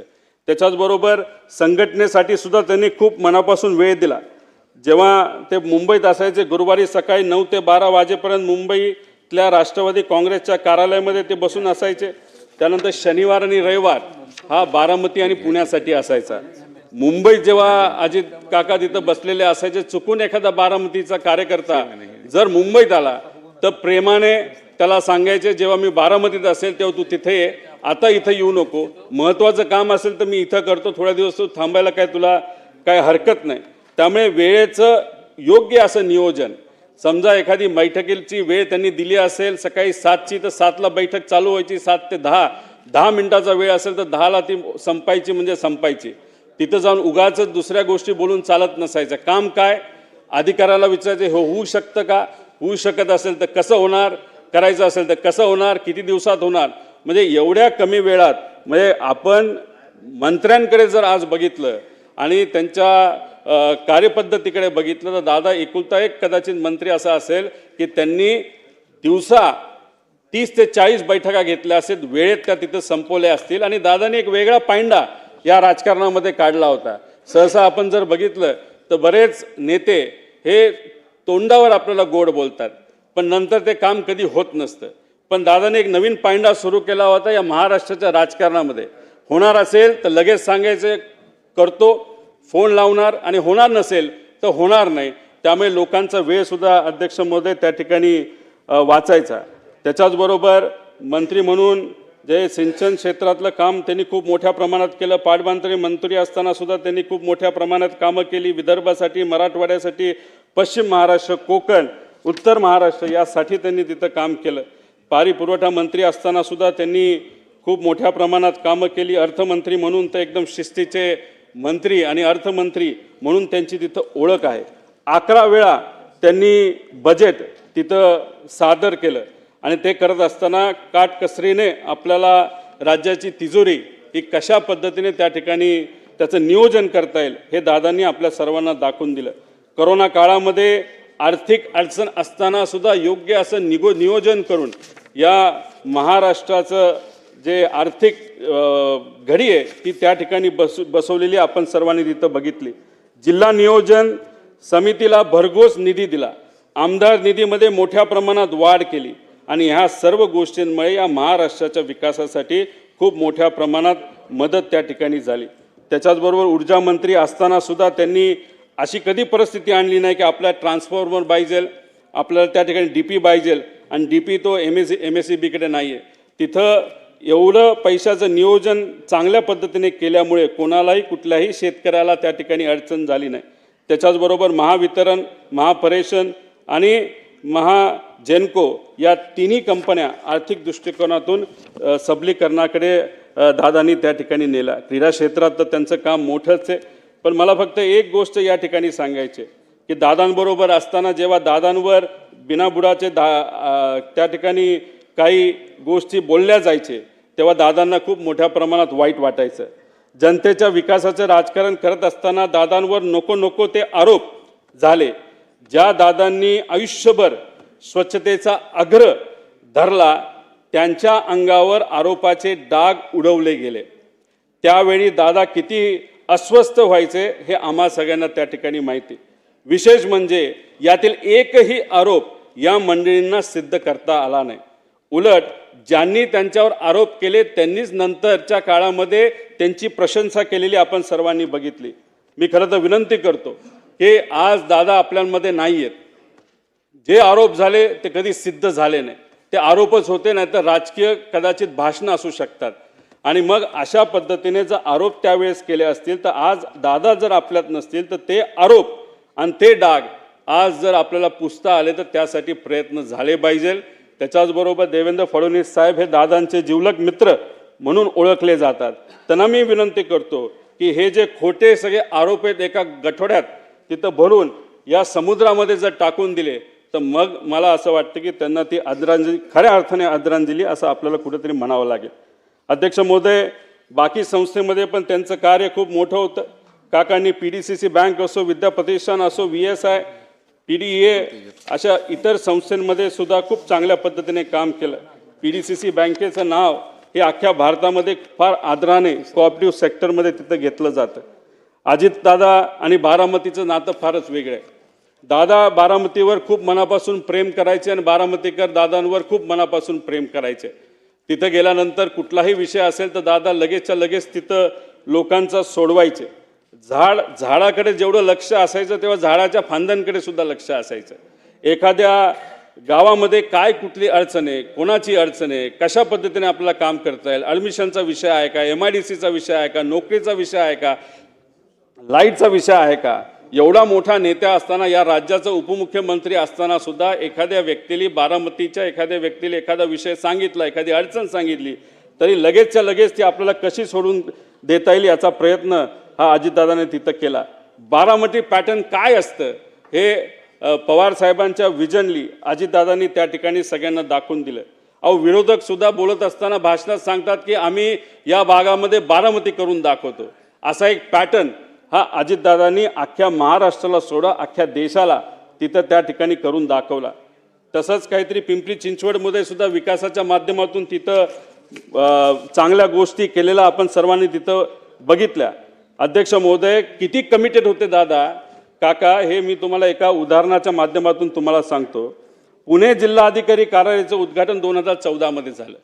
ही बिल्डिंग कुणी मान्य केली होती तर दादांनी त्याची मान्यता दिली होती. डिझाईन त्यांनी बघितलं होतं. तिथं कॉन्ट्रॅक्टर जो काही कॉम्पिटिटिव्ह बिडिंगच्या माध्यमातून आला होता, त्यानंतर आर्किटेक्टपासून सगळ्या गोष्टी दादांनी बघितल्या होत्या. फक्त 2014ला सत्ता बदलली आणि त्या बिल्डिंगच्या उद्घाटनासाठी दादांना बोलवलं गेलं नाही. पण तरीसुद्धा बिल्डिंगचं उद्घाटन होणार आहे. CM आणि इतर नेत्यांच्या माध्यमातून होणार आहे. दादा आदल्या दिवशी रात्री गेले, अधिकाऱ्यांना बोलवलं, आर्किटेक्टला बोलवलं, कॉन्ट्रॅक्टरला बोलवलं. कुठं काय चुकीचं आहे का, कुठं काय साफसफाई राहिली का, ह्या सगळ्या गोष्टी त्यांनी बघितल्या. एवढी कमिटमेंट ही अजित काकांची, अजितदादांची तिथं आपण सर्वांनी या महाराष्ट्राच्या राजकारणामध्ये तिथं बघितली. अध्यक्ष महोदय, 2 मिनटं फक्त राहिले. मी आणि अजितदादा मी फार आमचं जवळचं नातं होतं. माझ्या जीवनामध्ये मला जिल्हा परिषदेचं म्हणजे राजकारणातलं पहिलं तिकीट जर कुणी दिलं असेल तर ते अजित काकांनी दिलं. आमदारकीचं तिकीट जर कुणी दिलं असेल तर ते माझ्या काकांनी तिथं मला दिलं. आमच्या परिवारामध्ये आमचे जे काका असतात ते पुतण्याचं लग्न तिथे ठरवतात. पवार साहेबांनी काकांचं ठरवलं आणि माझ्या काकांनी माझं तिथं ठरवलं. आणि ती गोष्ट कधी मी आयुष्यात विसरणार नाही. माझे होणारे सासरे त्यांना भेटायला गेले होते आणि त्यांनी विचारलं होतं, माझी मुलगी रोहितला मी देणार आहे, त्याबद्दल तुमचं काय मत आहे. 1 सेकंडसुद्धा त्यांनी तिथं लावला नाही. म्हणाले की होतकरू मुलगा आहे, कष्टाळू मुलगा आहे, विजन घेऊन चालतो, लगेचच्या लगेच तिथं लग्न करून टाक. आणि स्वतः आजारी असताना सुद्धा काका तिथं लग्नाला आले होते आणि तिथं आदरातिथ्य जर तुम्ही बघितलं तर त्यांच्याच मुलाचं लग्न आहे अशा पद्धतीने त्या दिवशी ते तिथं वावरत होते आणि त्या पद्धतीने त्यांनी तो आशीर्वाद तिथं मला दिला. अहो, जेव्हा पक्ष वेगळा झाला तेव्हा काही प्रमाणात दादांकडनं साहेबांबद्दल काही गोष्टी बोलल्या गेल्या असतील, आम्ही तिथं बोललो गेलो असेल. पण काही दिवसांपूर्वी जेव्हा काका आणि आम्ही सर्वजण बारामती हॉस्टेलला भेटलो होतो, आम्ही तिथं सातत्याने चर्चा करत होतो. गेल्या काही महिन्यांमध्ये दादांबरोबर फार जवळून काम करण्याची तिथं संधी मला मिळाली. एक विकास लवांडे नावाचा कार्यकर्ता आहे. अजितदादांवर अतिशय जहाल पद्धतीने त्यांनी टीका केली होती जेव्हा पवार साहेबांना सोडलं होतं. तेव्हा ते विकास लवांडेंना काही 1.5 महिन्यापूर्वी दादांना भेटवलं. दादा हे विकास लवांडे. तेव्हा दादांनी सांगितलं, मीच त्याला पक्षामध्ये आणलं. अहो दादा, तुमच्या विरोधात त्यांनी खूप काय बोलले म्हणून तो तुम्हाला भेटायला घाबरतोय. तेव्हा दादा म्हणाले, अरे तू बोलला हे बरोबर आहे, पण मी पण बोललो होतो ना पहिलं दुसरं भाषण, त्यामुळे मी पण चुकलो, तू पण चुकला. आता काय नाही, आता आपल्याला एकत्र एका विचाराने त्या ठिकाणी काम करायचं. अशा मोठ्या मनाचे हे माझे काका त्या ठिकाणी होते. त्याच्याचबरोबर अध्यक्ष महोदय, शेवट काही गोष्टी बोलत असताना प्रशासनावर वचक असणारा नेता गेला, जाती धर्माच्या पलीकडे काम करणारा नेता गेला, सूर्याशी स्पर्धा करणारा नेता गेला, सूर्य उगवण्याआधी कामाला सुरुवात व सूर्य मावळल्यानंतर काम बंद करणारा नेता गेला. अजितदादांच्या जाण्याने महाराष्ट्राच्या राजकारणातील एक लोकनेता गेला. महाराष्ट्राच्या राजकारणातील रुबाब गेला. बेट्या म्हणून आव्हान देणारा ग्रामीण बाज गेला. महाराष्ट्रातील राजकारणाचा रांगडेपणा गेला. राज्याच्या राजकारणातील बेधडकपणा गेला. राज्याच्या राजकारणातील वेग आणि आवाका गेला. महाराष्ट्रातील राजकारणाचा जिवंतपणा गेला. सगळ्यात महत्त्वाचे,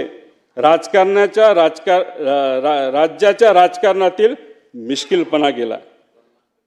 अजितदादा पवार नावाचा जादूगार हसवत हसवत संबंध महाराष्ट्राला निशब्द करून गेला. मला ते म्हणायचे की रोहित, तुझ्या झिपऱ्या वाढल्यात, जरा झिपऱ्या कमी कर.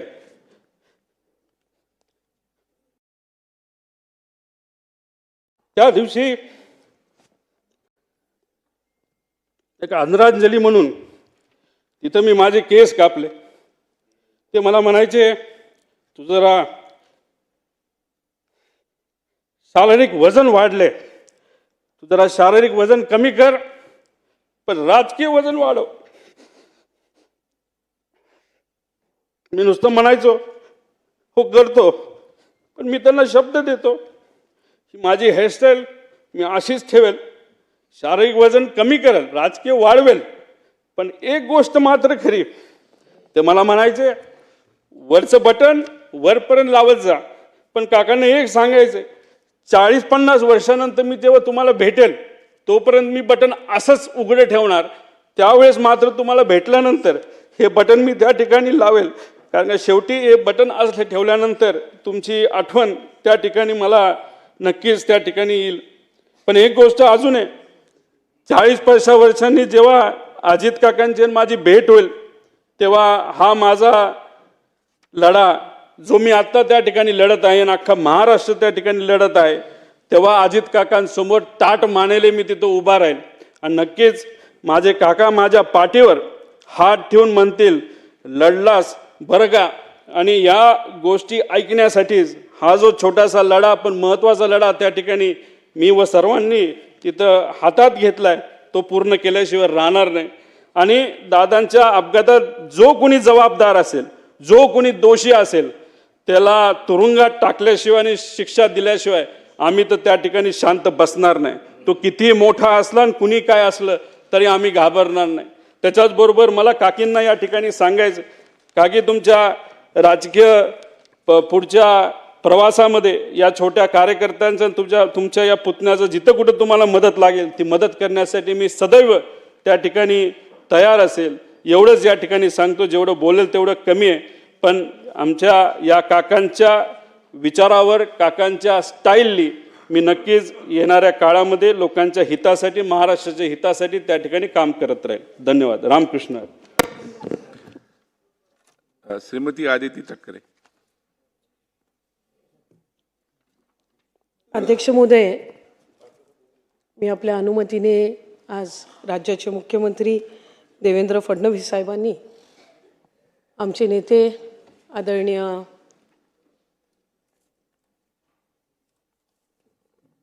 अजितदादांचा आणि त्याचबरोबर इतर सर्व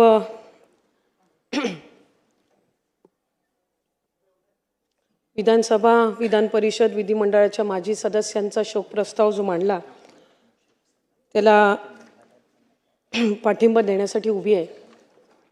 खरं तर दादांना जाऊन आज जवळपास महिना होत आला आणि कुठे ना कुठेतरी आम्हाला सगळ्यांना वाटायचं की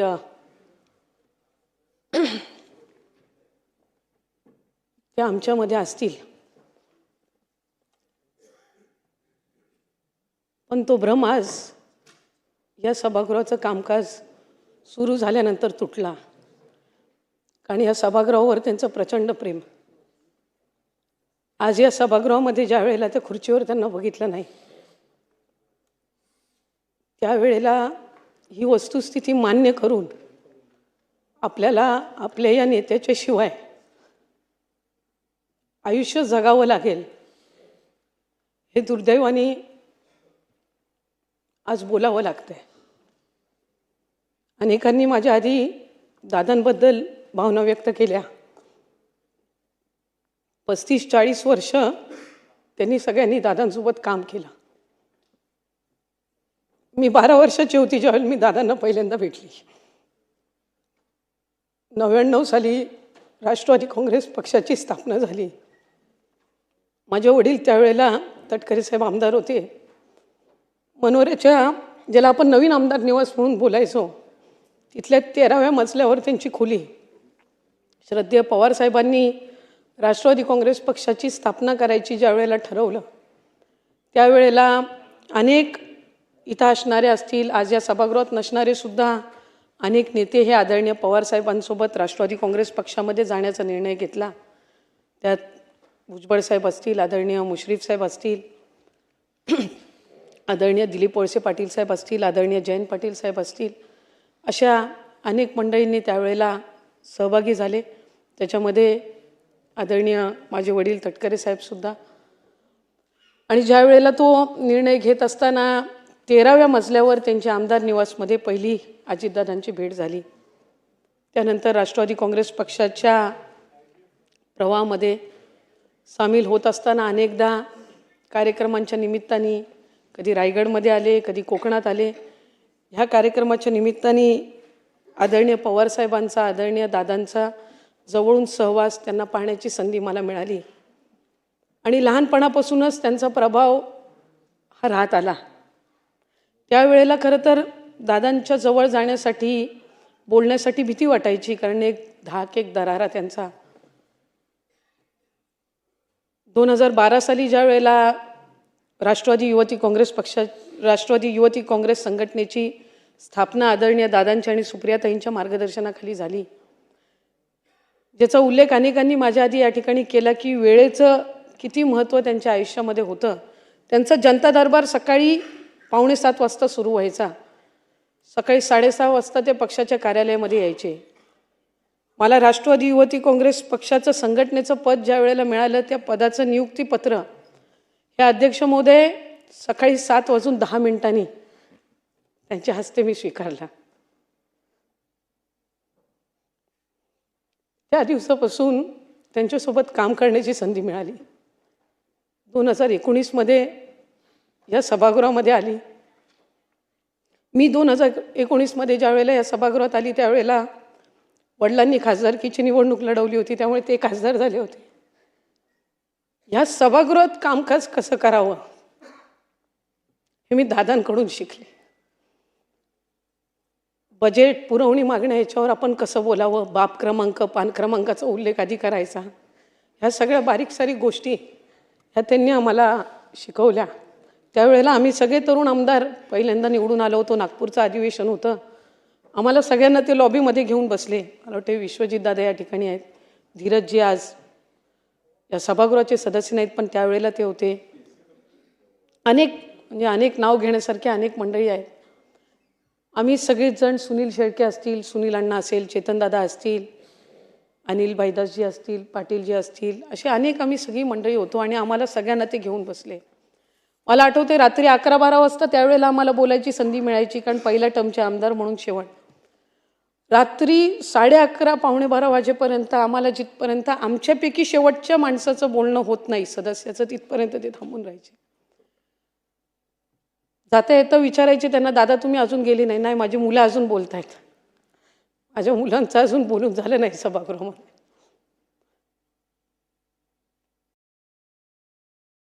दर मंगळवारी आम्हाला भेटायचे. दर मंगळवारचं जेवण हे आमचं त्यांच्यासोबत असायचं.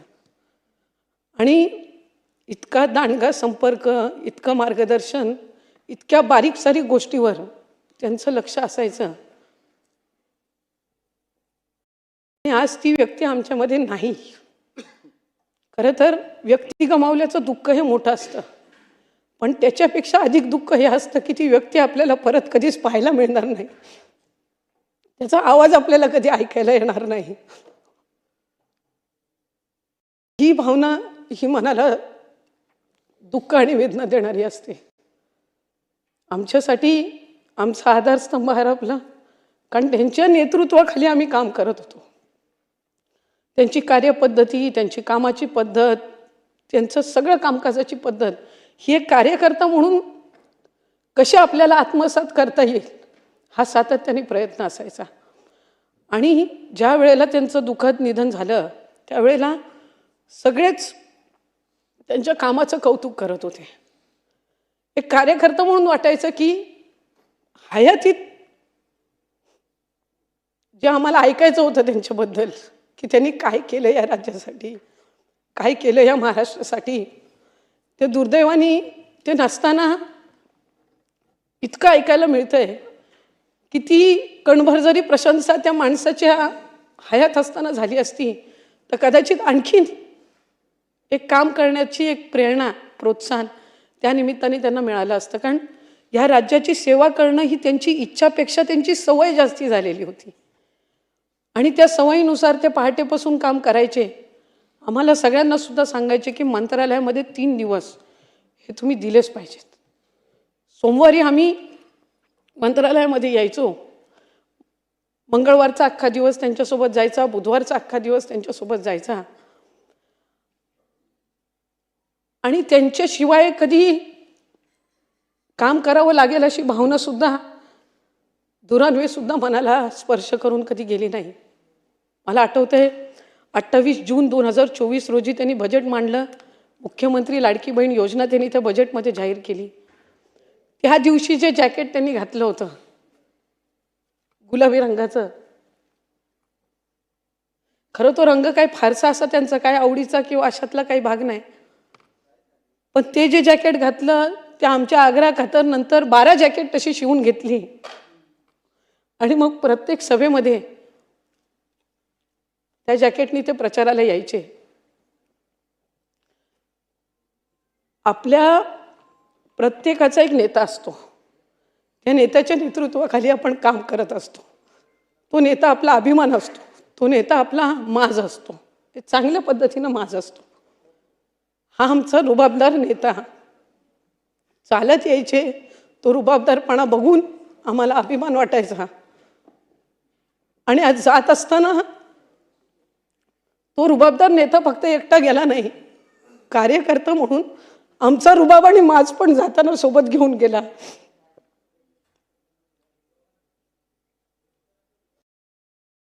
आज सुनेत्रा काकींच्या रूपाने आम्ही त्यांना पाहण्याचा प्रयत्न करतो. त्यांची जागा ही कधी कोणी भरून काढू शकणार नाही. कारण जराशे जरी रागवले ओरडले तरी माहिती असायचं की हे वडील जसे आपले ओरडतात, चांगलं काम करण्यासाठी आपल्याला सूचना देतात, त्या पद्धतीनं आहे. पण अनेकांनी त्याचा उल्लेख केला की ते थोडं ओरडून बोलले म्हणजे आपलं काम झालं, किंवा आपल्याला आणखीन चांगल्या पद्धतीनं काम करण्याच्यासाठीच ते त्या ठिकाणी आपल्याला बोलतात. म्हणून मला वाटत नाही कधी कोणाला त्या गोष्टीबद्दल कधी वाईट वाटलं असेल. उलट आम्हाला आनंदच वाटायचा की बोलले म्हणजे मी जवळची आहे, बोललो म्हणजे मी जवळचा आहे. अशा पद्धतीच्याच भावना ह्या आमच्या सगळ्यांमध्ये असायच्या. त्यांच्यावर इतका आमच्या सगळ्यांचा विश्वास होता की लोकसभेचा पराभव झाला तरी आमच्यातलं कोण सुटलं नाही कधी. ठीक आहे, एका निवडणुकीमध्ये पराभव होत असतो, पण तितक्याच ताकदीने आम्ही सगळेजण पुन्हा उभे राहिलो, कारण त्या नेतृत्वावर, त्या व्यक्तीवर आमचा विश्वास होता. आजही आम्हाला विश्वास आहे की ते जिथे कुठे असतील त्यांचं बारकाईनं आमच्या सगळ्यांवर लक्ष आहे. त्यांची आमच्याकडनं हीच अपेक्षा असणार आहे की आपण सगळ्यांनी आपापल्या मतदारसंघामध्ये काम करावं. या सभागृहामध्ये अनेकदा त्यांनी उल्लेख केला की आपण इथं एकटे उभे नसतो, आपण 3.5-4 लाख 5 लाख लोकांचं प्रतिनिधित्व इथं करत असतो. आणि ते प्रतिनिधित्व करत असताना आपण एक लोकप्रतिनिधी म्हणून जबाबदारीने वागलं पाहिजे. त्यामुळे आमच्या सगळ्यांकडनंही त्यांच्या त्याच अपेक्षा असणार, ह्याबद्दल काही दुमत नाही. आणि आमचा तोच प्रयत्न राहील की जी प्रेरणा त्यांनी आम्हाला दिली, ज्या अपेक्षा त्यांनी आमच्याकडून ठेवल्या, त्या आमच्या परीने त्या आम्हाला पूर्ण करता याव्यात. विभाग म्हणून ज्या वेळेला आम्ही एक निर्णय घेतला, आईचं नाव मुलाच्या नावासोबत लावायचा, मंत्रिमंडळाच्या बैठकीमध्ये तो निर्णय झाला. पहिली पाटी दादांच्या कार्यालयाची बदलली. मी, अजित, आशाताई, अनंतराव पवार अशी पाटी तिथं लागली. उपमुख्यमंत्री म्हणून त्यांनी जी शपथ घेतली त्याच्यामध्ये अजित, आशाताई, अनंतराव पवार म्हणून मी गांभीर्यपूर्वक दृढ कथन करतो. ही शपथ आम्हाला परत कधी ऐकायला मिळणार नाही. शेवटची सलामी ज्या वेळेला दिली जात होती, ती सलामी ते मुख्यमंत्री झाल्यावर आम्हाला पाहायला मिळावी अशी एक कार्यकर्ता म्हणून एक दांडगी इच्छा आणि स्वप्न आमच्या सगळ्यांचं होतं. ते अपूर्ण राहिलं याची वेदना ही नेहमीच मनामध्ये राहील. पण त्यांनी जे महाराष्ट्रासाठी केलं ते प्रेम महाराष्ट्राकडून कदाचित त्यांना ते असताना अनुभवायला मिळालं नसेल. पण मी माझ्या भगवंताचरणी, श्रीकृष्णाचरणी हीच प्रार्थना करीन, ते जिथं कुठं असतील तुझ्यापाशी, तिथलं उजवं स्थान तू त्यांना दे. आणि आमच्या सगळ्यांच्या मनातल्या भावना ह्या तू त्यांच्यापर्यंत पोचव आणि त्यांना लवकर परत जन्म घेऊन या महाराष्ट्राच्या मातीतच पाठव. त्यांची अपूर्ण राहिलेली स्वप्न ही पूर्ण करण्याची ताकद आणि क्षमता आणि पाठबळ आज आम्ही सगळेच मिळून सुनेत्रा काकींना देऊ. पण त्या व्यक्तीची जागा ही कोणी भरून काढू शकणार नाही. ते दुःख, ते खंत एक कार्यकर्ता म्हणून आमच्या सगळ्यांच्या मनामध्ये राहील. खुल्या मनाने प्रशंसा करणारा, कधीही जातीपातीचं राजकारण न करणारा, एक महिला म्हणून किंवा पुरुष म्हणून भेदभाव न करणारा, आम्हाला सगळ्यांना तितकं स्थान देणारा हा एक खुल्या मनाचा नेता आम्ही गमावला.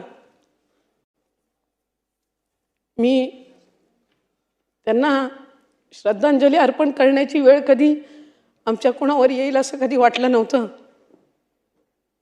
पण आज अंतःकरणापासून मी त्यांना आदरांजली अर्पण करते. आणि त्यांच्या सहित ज्या इतर मान्यवरांना सुद्धा आज इथं श्रद्धांजली अर्पण करण्यासाठी आपण सर्वजण आहोत, मी त्यांना सुद्धा श्रद्धांजली अर्पण करते. आणि मला त्यांच्या शोक प्रस्तावावर आज बोलण्याची संधी दिली त्याबद्दल आपले आभार मानते. आणि शेवट फक्त इतकंच बोलीन, एकच वादा, अजितदादा. धन्यवाद. सन्माननीय सदस्य श्री विश्वजीत कदम.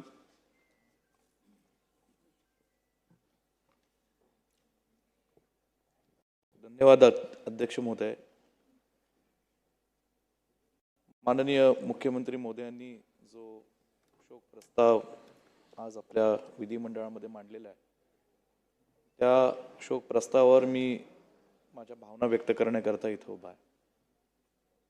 विधिमंडळातले ज्येष्ठ सदस्य आणि राज्याचे लाडके व लोकप्रिय उपमुख्यमंत्री आदरणीय अजितदादांवर आज अशा पद्धतीने बोलण्याची वेळ या विधिमंडळातला एक सदस्य म्हणून, आमदार म्हणून ही माझ्या जीवनामध्ये येईल असं स्वप्नात देखील कधी वाटलं नव्हतं.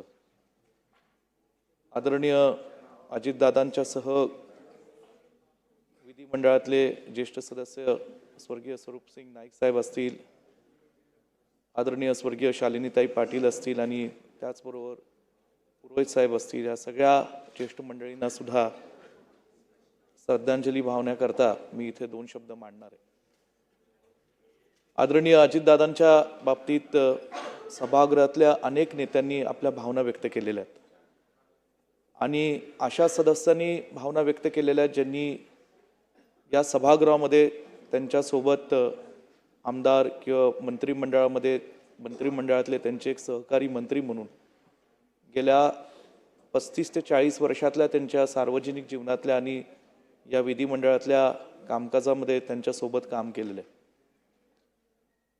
ज्येष्ठ सदस्यांच्या भावना ऐकत असताना तर मी पाहत होतो की खरोखरच अनेक जुन्या आठवणी आणि स्वर्गीय अजितदादांच्या सोबत काम करत असताना जे काही अजितदादांच्या बरोबरचे अनुभव असतील हे मांडत असताना अनेक सदस्यांना त्यांचे अश्रू हे खरं तर सांभाळता आले नाही.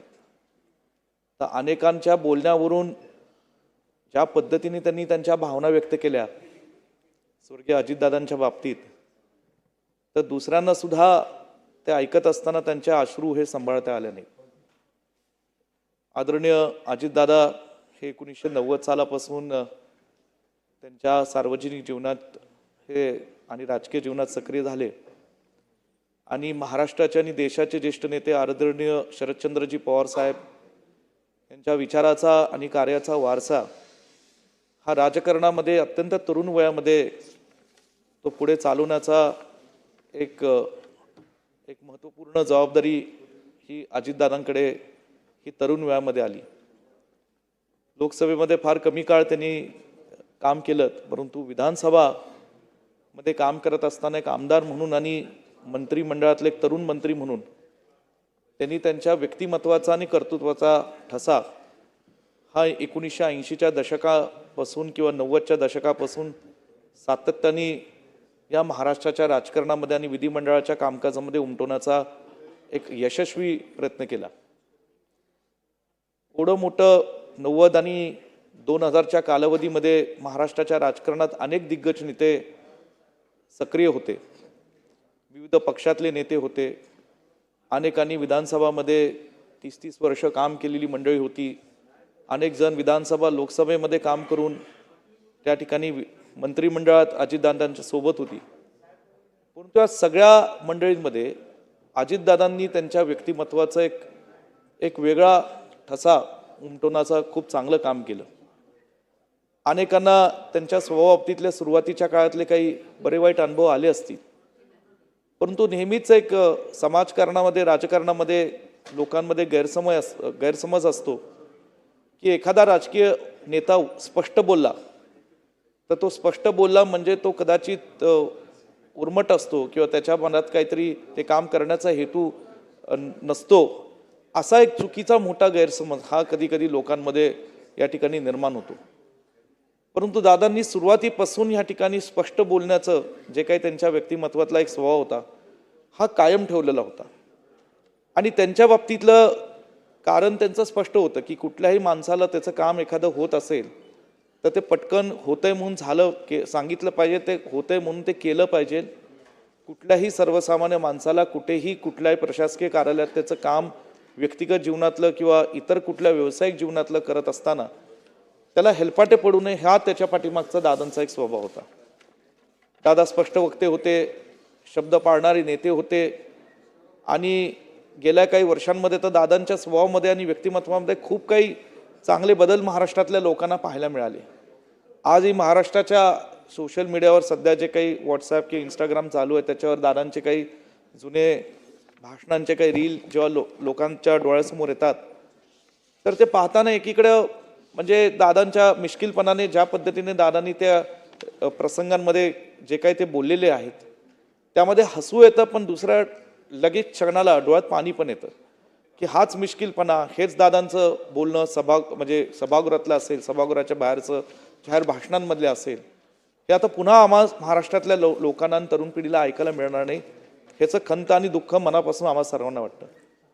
आदरणीय अजितदादांचं माझे वडील स्वर्गीय पतंगरावजी कदम साहेबांचे फार जुने संबंध होते.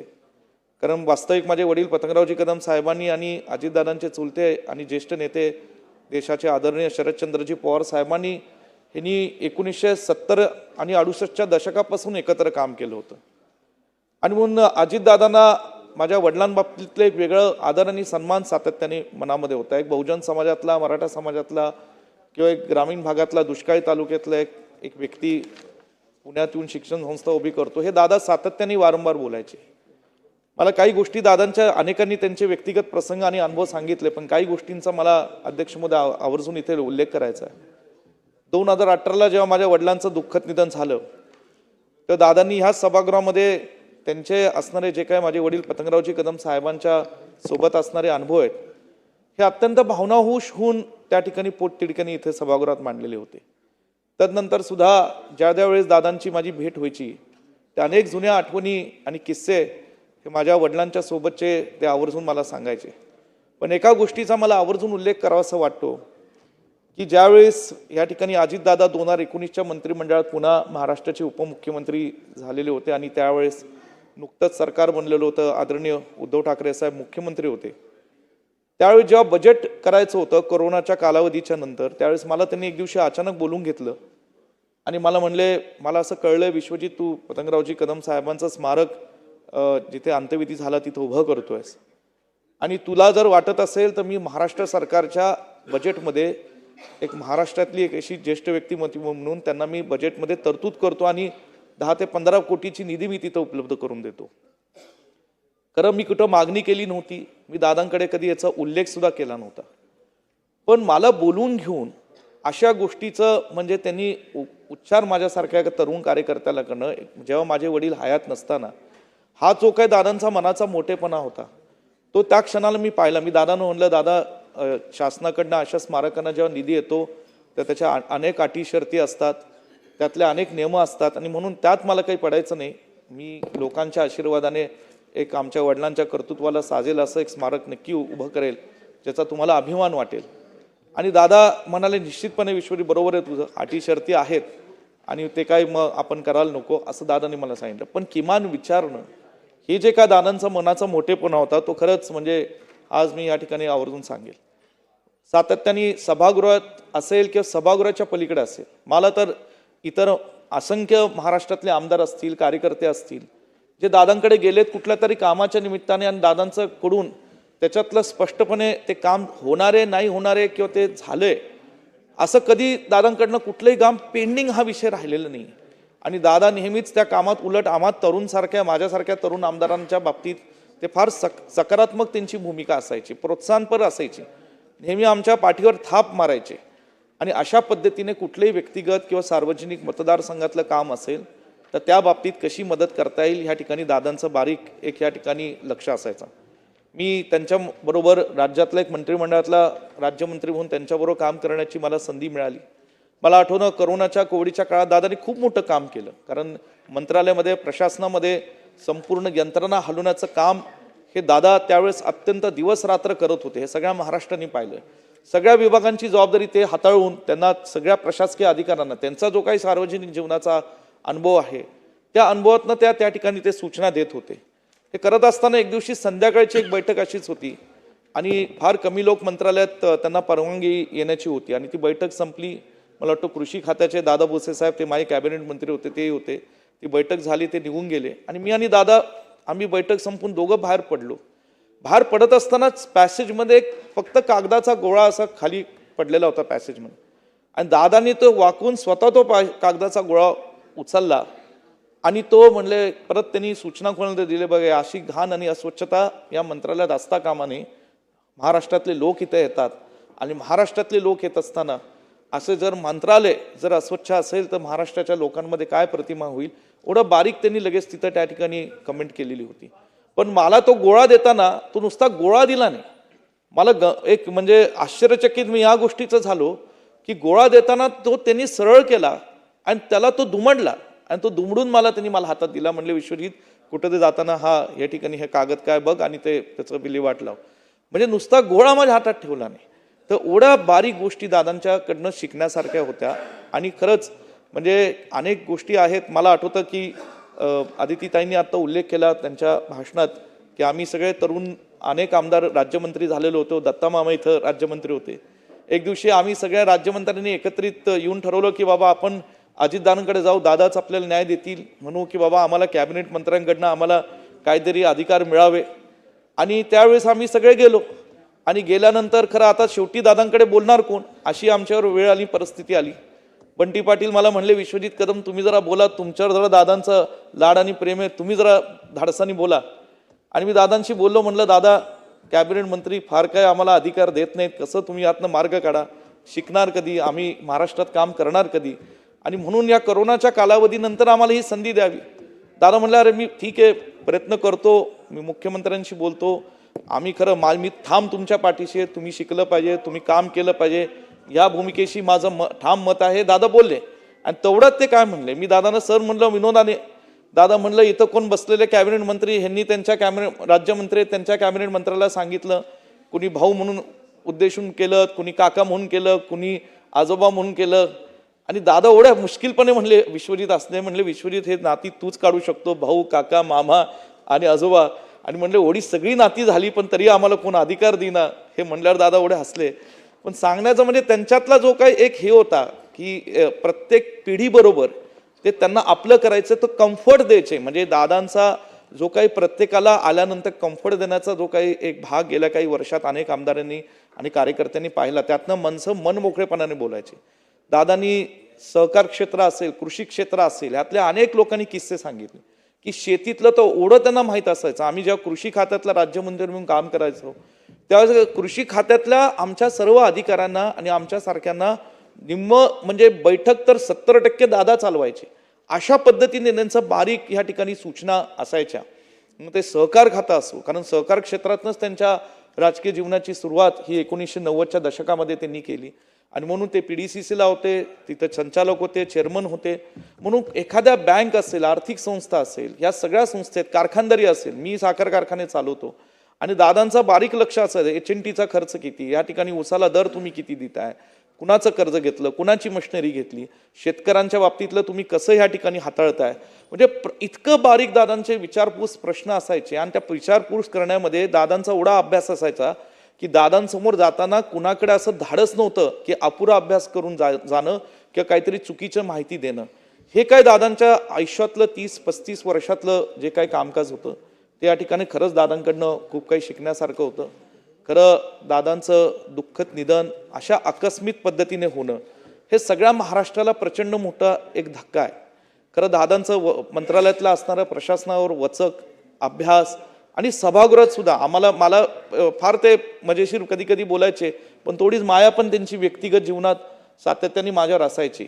बऱ्याचदा त्यांनी मला म्हणजे त्यांच्या निवासस्थानी बोलून अनेक गोष्टींबाबतीत, माझं शिक्षण क्षेत्रातलं काम असेल, मतदारसंघातलं असेल, जिल्ह्यातलं राजकारण असेल, या सगळ्या बाबतीत मला मार्गदर्शन सुद्धा व्यक्तिगत स्तरावर देण्याचं काम ते सातत्याने करत होते. आणि म्हणून दादांनी जे काय महाराष्ट्रासाठी एक योगदान दिलेलं आहे, कणखर नेतृत्व, एक शब्द पाळणारे नेता म्हणून, आणि खऱ्या अर्थाने जे काही त्यांच्या सभागृहातली भाषणं असतील, सभागृहात सुद्धा सकाळी 9-10 वाजल्यापासून रात्री 9 वाजेपर्यंत आमच्यासारख्या तरुण कार्यकर्त्यांची भाषणं ऐकण्याकरता, एक दिवशी मला आठवतं माझं कुठल्या तरी विषयावर भाषण होतं आणि दादा एकटे सभागृहात बसले होते, अखंड सभागृहात दादा एकटे होते. मी दादा म्हणलं, दादा कसं काय तुम्ही? नाही म्हणलं, तुझं भाषण ऐकायला बसलो. आणि असे माझ्यासारखे अनुभव महाराष्ट्रातल्या अनेक तरुण आमदारांना या ठिकाणी आलेत की लोकांची भाषणं ऐकण्याकरता, म्हणजे सभागृहात इतर कोणी असो किंवा नसो, पण अजितदादा शेवटच्या क्षणापर्यंत या ठिकाणी भाषण ऐकण्याकरता असायचे. आणि म्हणून हे जे काय दादांच्या निधनाने एक प्रचंड मोठं नुकसान या ठिकाणी झालं. आज मुख्यमंत्री मोदयांनी सुद्धा जे मनोगत इथं दादांच्या बाबतीतलं व्यक्त केलं, मी माननीय मुख्यमंत्री देवेंद्र फडणवीसांचं खरंच मी त्यांच्या मनोगताची दाद देईल की त्यांच्या भाषणामध्ये दादांची मैत्री असेल किंवा दादांच्या बाबतीतलं जो काय त्यांचा जिव्हाळा आहे, जे पर्सनल भाषण आदरणीय देवेंद्र फडणवीस साहेबांनी आज त्यांच्या बाबतीतले केलं. ही जी महाराष्ट्राची राजकीय संस्कृती आहे, या संस्कृतीचा आदर्श खरं या ठिकाणी पुढील काळामध्ये सगळ्या पक्षातल्या सगळ्या नेत्यांनी, तरुण किंवा वयस्कर नेत्यांनी ठेवणं आणि ती जोपासणं हे फार महत्त्वाचं आहे. आणि म्हणून आज त्याची कुठेतरी एक चित्र आम्हाला आज झालेल्या अनेकांच्या वेगवेगळ्या पक्षातील, महाराष्ट्राच्या वेगवेगळ्या प्रांतातील, वेगवेगळ्या वयोगटातील असणाऱ्या आमदारांच्या भावना जेव्हा ऐकत असताना त्या आम्हाला या ठिकाणी पाहायला मिळाला. हेच खरं आपला महाराष्ट्र आणि महाराष्ट्राची संस्कृती आहे. आणि म्हणून आज या ठिकाणी आज जी 3 दिवसाचं शोक या ठिकाणी केलात, पुन्हा मुख्यमंत्र्यांनी प्रचाराला न जाण्याचा निर्णय घेतला, असे अनेक विषय आहेत ज्यांच्या बाबतीत खरंच म्हणजे एक चांगला मेसेज हा महाराष्ट्रातल्या जनतेला त्यानिमित्ताने आज देण्यात गेला सरकारकडनं, मुख्यमंत्र्यांकडनं. आणि म्हणून असं मला वाटतं की आज दादांच्या बाबतीतलं जे काय आम्ही शिकलोय, दादांचे जे काही संबंध हे होते आदरणीय ज्येष्ठ नेते शरदचंद्रजी पवार साहेबांच्या, खरंच त्यांच्या मार्गदर्शनाखाली जे दादा तयार झाले, आणि पवार साहेबांनी सुद्धा त्यांना जे काही बारामती शहर म्हणजे एक जागतिक राष्ट्रीय स्तरावरचं शहर नेण्याकरता जी काय ताकद पवार साहेबांनी त्यांना दिली, जे काय राजकीय संघर्ष प्रत्येक कुटुंबाला या ठिकाणी होत असतो, त्यात जे काही झालं त्यातनं दादांनी जे काही महाराष्ट्रामध्ये स्वतःच्या व्यक्तिमत्वाचा आणि कर्तृत्वाचा जो काही ठसा महाराष्ट्राच्या राजकारणात उभा केला, अशा आदरणीय अजितदादांना मी माझ्या पलूस कडेगाव विधानसभा मतदारसंघ, माझ्या सांगली जिल्ह्याच्या वतीने भावपूर्ण श्रद्धांजली वाहतो. अध्यक्ष महोदय शालिनीताई पाटील ह्या महाराष्ट्राच्या आमदार होत्या, सांगली जिल्ह्याच्या खासदार होत्या, राज्यात महसूल मंत्री म्हणून त्यांनी काम केलं, स्वर्गीय वसंतदादांच्या त्या पत्नी होत्या, आणि खूप चांगलं काम त्यांनी एक त्यांच्याही काळातला एक दरारा आणि महाराष्ट्राच्या राजकारणातला त्यांनी त्यांचा ठसा अत्यंत समर्थपणे उमटवलेला होता. त्यांचंही दुःखद निधन या प्रसंगी झालं. आदरणीय स्वर्गीय स्वरूपसिंग नाईक साहेब हे नंदुरबारचे केवळ नव्हे तर महाराष्ट्रातल्या संपूर्ण आदिवासी समाजाचे एक अत्यंत लोकप्रिय आणि लाडके असे नेते होते. 1970-72च्या दशकापासून स्वर्गीय इंदिराजी गांधींच्या बरोबर त्यांनी काम केलेलं होतं, आणि आमदारकी, लोकसभा अनेक महत्त्वपूर्ण पदं भूषवत असताना महाराष्ट्रात सुद्धा आदिवासी समाजाला अत्यंत चांगल्या पद्धतीने योजना आणि त्या योजनांचा लाभ देण्याकरता स्वर्गीय स्वरूपसिंग नाईक साहेबांनी 30-40 वर्ष महाराष्ट्राच्या विधानसभेत आणि विधिमंडळात खूप चांगलं काम केलं. अशा आदरणीय स्वरूपसिंग नाईक साहेबांना सुद्धा मी भावपूर्ण श्रद्धांजली वाहतो. आदरणीय पुरोहित साहेब यांचंही दुःखद निधन झालं. ते भाजपचे नेते होते, मुंबई शहरात खूप वर्ष त्यांनी आमदार म्हणून काम केलं. त्यांचा माझा काही काळ थोडासा संबंध मागच्या 5 वर्षात आमदार म्हणून काम करत असताना आलेला होता, आणि त्यांचाही स्वभाव या ठिकाणी मुंबईकरांना एक त्यांची पोकळी निश्चितपणे इथे जाणवेल. अशा अनेक या सर्व दिवंगत ज्येष्ठ नेत्यांना मी माझ्या पलूस कडेगाव सांगली जिल्हा आणि व्यक्तिगत कदम कुटुंबाच्या वतीने मी भावपूर्ण श्रद्धांजली वाटतो. सन्माननीय सदस्य श्री आशिष शेलारजी.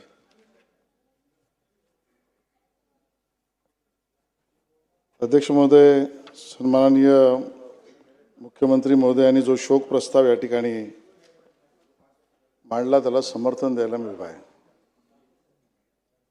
खऱ्या अर्थाने आज आपल्याला दिसतंय की हे सर्व सभागृह शोक, वेदना, दुःख याच्यामध्ये संपूर्णतः अखंडपणे बुडलंय की काय असं चित्र आज आपल्याला संपूर्णतः या सभागृहाचं दिसतंय.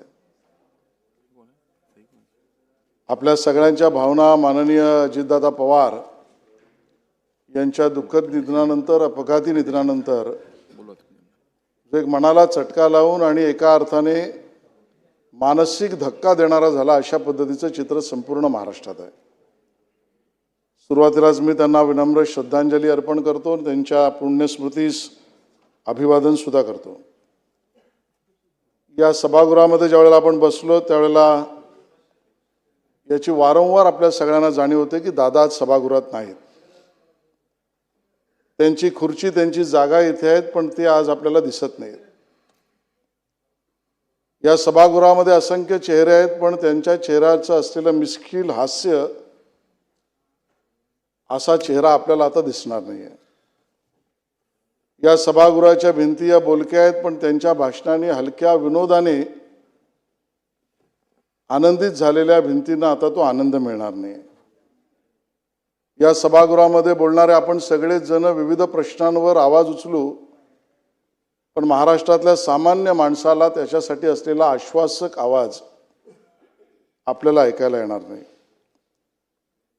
या दरवाजातून येताना दादांना आपण बरेचदा पाहिलं, पण आता हा दरवाजा दादांसाठी परत दैहिक रूपात या ठिकाणी उघडेल का हा प्रश्न मनामध्ये आहे. आणि म्हणून या सगळ्या आठवणी डोळ्यासमोर आपल्या सहज येत आहेत. त्यांच्या खुर्चीपासून, त्यांच्या हास्यविनोद, मिश्किल चेहऱ्यापासून, मिश्किल हास्यापासून. आणि मग या सगळ्याचं वर्णन करायचं कसं? तावडसे पु ल देशपांडेंनी एक चांगला लेख एका विरहा भावनेमध्ये लिहिला, तो जणू काही दादांसाठीच लिहिला असावा. पु ल देशपांडे लेखात म्हणतात, तो माणूस अचानक निघून गेला आणि त्याची खुर्ची आज रिकामी वाटते. ज्यांच्या हसण्याने भिंती हलक्या व्हायच्या, ज्यांच्या बोलण्यातून जीवनातला विश्वास जागा व्हायचा, तो आवाज अचानक थांबला. अपघाताने एक शरीर हिरावले, पण आठवणी मात्र प्रत्येक कोपऱ्यात जिवंत राहिल्या आहेत. या सदनातल्या प्रत्येक कोपऱ्यामध्ये त्यांच्या आठवणी जिवंत आहेत. असं वाटतं दार उघडेल आणि तो नेहमीसारखा म्हणेल, अरे एवढं काय गंभीर झालात. हे दार उघडेल आणि तो नेहमीसारखा म्हणेल आत येताना की अरे एवढं काय गंभीर झालात. पण यावेळी दार उघडणार नाही आणि हेच सत्य हृदय पिळवून टाकणार आहे. मला असं वाटतं की हे वर्णन पु ल देशपांडेंनी ज्या कोणासाठी केलं असेल, आज अजितदादांच्या विरहामध्ये त्यांची आठवण काढताना या सदनामध्ये आपल्या सगळ्यांना तेच भाव मनामध्ये आहेत असं चित्र आहे. अध्यक्ष महोदय, एखादा नेता एखाद्या पदावर, उंचीवर ज्यावेळेला असतो त्यावेळेला तो दर्शनीय असतो, तो अनुकरणीय असतो. कारण आपण त्याला पाहतोय उंचीवर बसलेला, त्या पदावर बसलेला, त्यामुळे तो दर्शनीय आहे, काहींना अनुकरणीय आहे. पण माझ्या मनामध्ये प्रश्न असा आला की जेव्हा एखादा व्यक्ती, बावनकुळे साहेब त्या उंचीवर आणि पदावर नसतो आणि एका अर्थाने म्हटलं तर तो राजकीय किंवा त्या उंचीवरचा अदखल पात्र त्यावेळेला असतो, त्यावेळेला तो कसा घडतो, तो कसा वाढतो. आणि एखादा मनुष्य समजायचा असेल, नेता समजायचा असेल तर ते धुंडाळलं पाहिजे. आणि मग त्यांचे गुण, व्यक्तिमत्व त्या काळातले समजून घेणं ते आपल्याला प्रेरणादायी होऊ शकतात. आणि म्हणून त्या काळात कदाचित समाजासाठी त्याच्या त्या वयामध्ये तो दखलपात्र नसेल, त्या उंचीवर नसेल, पण त्यावेळेला त्याचं वागणं कसं आहे, त्याची घडणघडण कशी आहे, त्यातनं ते व्यक्तिमत्व आणि गुण आपल्याला प्रेरणा देत असतं. दादांच्या गुणाचं वर्णन असंख्य पद्धतीने करता येऊ शकतं. मला भावलेले 4-5 मुद्दे इथे मांडतोय. दादांना गरिबाचा आणि सामान्य माणसाच्या स्वाभाविक राहणं आवडायचं. आणि मग मी धोंडाळ्याचा प्रयत्न केला, त्यांच्या परिवारातील काही लोकांशी बोललोय. मग लक्षात असं आलं की ही मुंबई असो, ग्रामीण भाग असो, शहरी भाग असो, इथल्या गरीब सामान्य माणसाला आपलंसं वाटावं आणि आपलंसं वागावं दादांच्यात कुठून आलं असेल. तर लहानपणी त्यांच्या आत्तेच्या घरी म्हणजे त्यांना माई, त्यांचे मिस्टर म्हणजे ND पाटील, जे आपल्या सगळ्यांना माहिती आहेत, त्यांना ते मामाच म्हणायचे. मुंबईतल्या इंदुलकर चाळीत पार्ल्यामधल्या 2 खोलींच्या घरात ND पाटील राहायची, माई राहायच्या. त्यांच्या 2 मुलं नातेवाईकांबरोबर सुट्टीमध्ये दादा तिकडे यायचे आणि 2 खोल्यांमध्ये जागा पुरायची नाही म्हणून बाहेरच्या व्हरांड्यात गॅलरीत झोपलेले दिवस दादांनी काढले. कदाचित तीच मुंबई किंवा राज्यातल्या गरीब माणसाच्या, सामान्य माणसाची नाळ आपण त्यावेळेला दखलपात्र नसताना सुद्धा जगण्याची पद्धत ही दादांचं गुणवैशिष्ट्य झालं. आज आपल्या सगळ्यांना ते प्रेरणादायी आहे. दादा व्यसन आणि व्यसनता याच्या विरोधी होते. आपल्यापैकी बऱ्याच जणांना त्याचा परिचय, आणि मग मी ते धोंडाळ्याचा प्रयत्न केला की दादांच्यात यातली स्वाभाविक ऊर्जा. शेलार साहेब, एकच मिनिट. आपल्याला बरोबर 4:45 वाजता ही चर्चा थांबवायची आहे. त्यामुळे माझी विनंती राहील सर्व सदस्यांना की आपण 4:40 ही चर्चा थांबवून शेवटी मला समारोप बोलायला लागेल. माझी विनंती राहील की सगळ्यांनी या 10 मिनिटात उरलेल्या 3-4 सदस्यांनी आपलं मत मांडावं. मी माझ्याकडून, माझ्या पक्षाकडून अजितदादांना श्रद्धांजली अर्पित करतो. बरोबरीने या ठिकाणी स्वरूपसिंग नाईकजी, शालिनताई पाटीलजी, राज पुरोहितजी, गंगाधर पटणेजी, निळकंठ फालकजी, विश्वास नांदेकरजी, रूपलेखा ढोरेजी यांना सुद्धा श्रद्धांजली अर्पित करतो. राज पुरोहित साहेबांबरोबर काम करण्याची संधी मला खूपदा मिळाली. त्यांचा मृत्यूसुद्धा ज्या आजारपणात, ज्या निवडणुकीच्या प्रचारात झाला, तो मनाला चटका लावणार आहे. ते दुःख कधी न भरणार आहे. मुंबईच्या राजकारणामधला ट्रेंड सेटर असा ज्याचा उल्लेख करता येईल असं राजकीय जीवन राज पुरोहितजी जगले. त्यांना मी या ठिकाणी आदरांजली वाहतो. चला शेलार, आपलं आवाड साहेब बोला.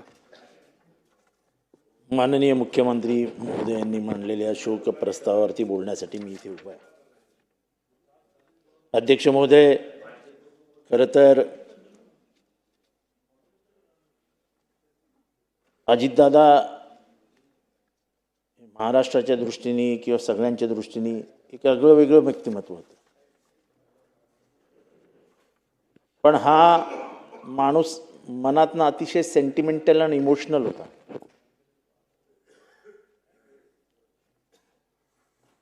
एकदा एका प्रकरणात, सहकारी बँकेच्या प्रकरणात त्यांना राजीनामा त्यांनी स्वतःहून ठरवलं, मी राजीनामा देतोय. मी बरोबर होतो. आम्ही दोघं राजीनामा द्यायला गेलो आणि राजीनामा देत असताना त्यांच्या डोळ्यात आलेले अश्रू आणि त्यांनी माझा पकडलेला हात, ही गोष्ट मी कधीही विसरू शकत नाही. कोणाला काय म्हणायचं असेल ते म्हणा, पण त्यांच्यावर झालेल्या खोट्या नाट्याना आरोपाने ते प्रचंड व्यथित असायचे. त्यांना प्रचंड वाईट वाटायचं. आणि 2000 ते 2014 या काळामध्ये TV वर जाणारा राष्ट्रवादी काँग्रेसतर्फे जे काही प्रतिनिधी होते, त्याच्यातला एकमेव प्रतिनिधी मी होतो. त्याच्यामुळे दादोजी कोंडदेव प्रकरणात त्यांच्यावर झालेला आरोप, 70,000 कोटीवर त्यांच्यावर झालेला आरोप, एखादा शब्द तोंडातनं निघून गेला म्हणून झालेला आरोप, ह्या सगळ्याचा डिफेन्स करण्यासाठी मी TV वर जायचो. आणि त्याच्यानंतर ते डिफेन्स व्यवस्थित झालेत हे सांगण्यासाठी रात्री त्यांचा फोन यायचा. अध्यक्ष महोदय, तडकाफडकी निर्णय घेणं हा त्यांचा म्हणजे त्यांचा डाव्या हाताचा खेळ होता. एकदा एका प्रकरणामध्ये TV वरती माझा आणि खडसे साहेबांचा वाद झाला आणि खडसे साहेब म्हणाले की इतका व्यस्त असलेला मंत्री एक फाईल 3 दिवसात सही करतो, हे कसं काय शक्य आहे? मी म्हटलं खडसे साहेब काहीतरी चुकीचं बोलताय तुम्ही. 3 दिवसात सही केली म्हटलं याचा अर्थ अजितदादांनी काय बघितलेलं दिसत नाही व्यवस्थित. म्हटलं जास्तीत जास्त 3 तास ती फाईल त्यांच्या टेम्पोरावर राहिली पाहिजे, 3 तासाच्या वरती फाईल राहूच शकत नाही.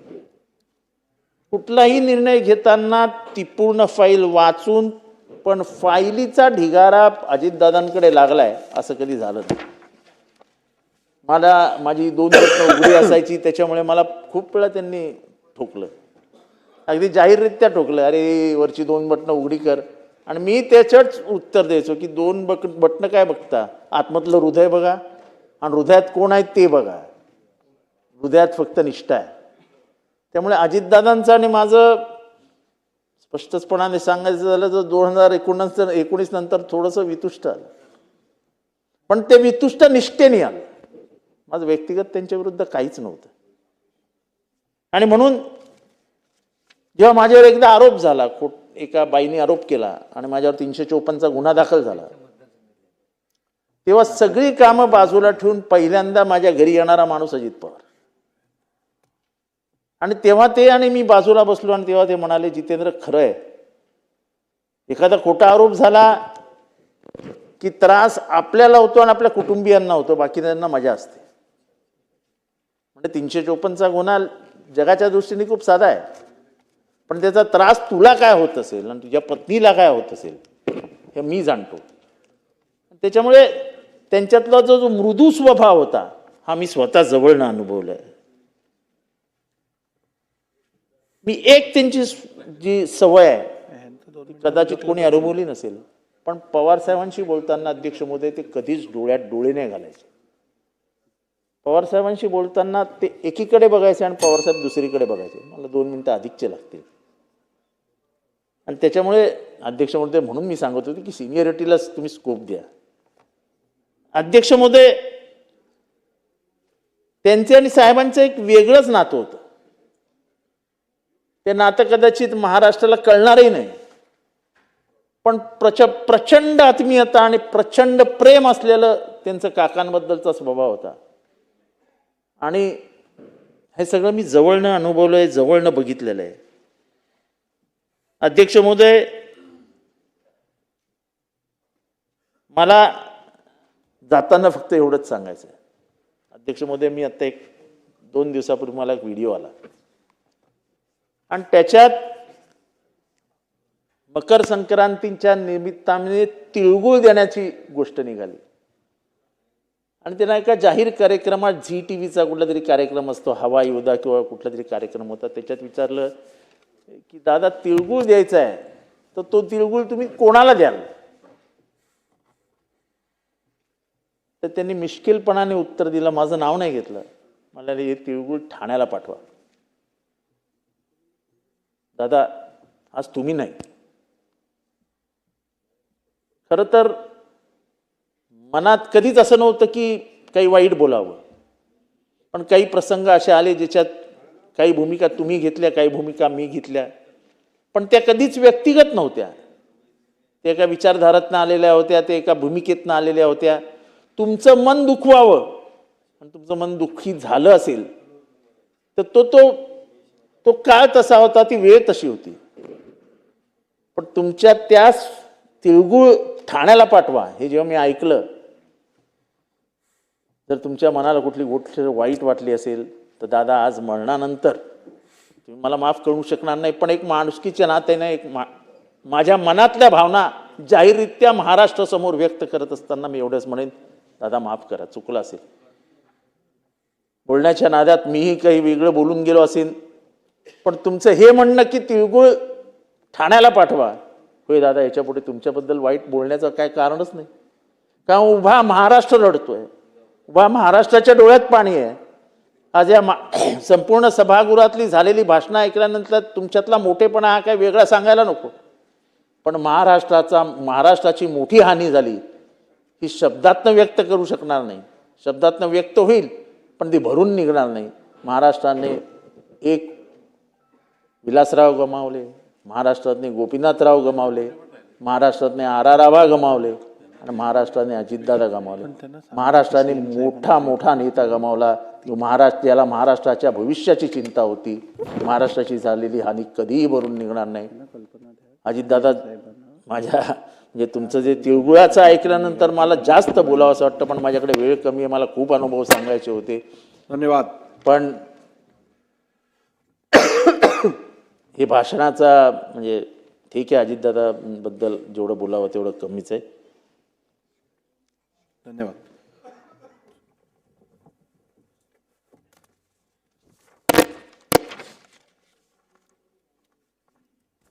सभागृहाचे नेते आदरणीय श्री देवेंद्र फडणवीस साहेबांनी राज्याचे उपमुख्यमंत्री श्री अजितदादा पवार साहेब व इतर दिवंगत सदस्यांच्या दुःखद निधनाबद्दल शोकप्रस्ताव मांडला आहे. सदर शोकप्रस्तावावर मी माझ्या सहवेदना व्यक्त करतो. खरं तर आज या सभागृहात आदरणीय मुख्यमंत्र्यांना असा शोकप्रस्ताव मांडावा लागेल आणि त्या शोकप्रस्तावात तुम्हाला आणि आम्हाला सहभागी व्हावं लागेल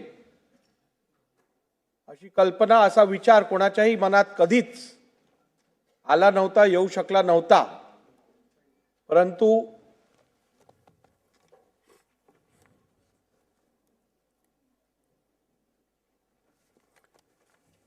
परंतु नियतीसमोर आपण सर्वजण हतबल आहोत आणि नियतीच्या मनात जे आहे ते स्वीकारण्यापलीकडे आपल्या कोणाच्याच हाती काही नसतं. आणि त्यामुळे हे सत्यही आज या सभागृहातील सर्व सदस्यांनी आणि महाराष्ट्रातल्या तमाम जनतेने अत्यंत दुःखद मनाने स्वीकारलेलं आहे. परंतु असं असतानाही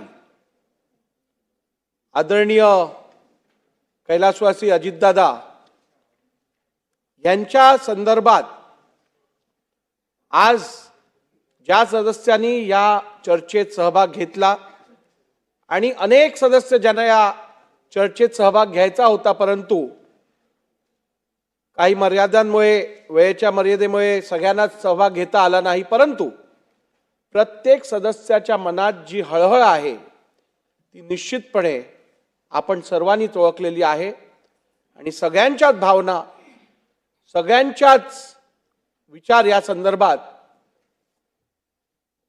समान आहेत.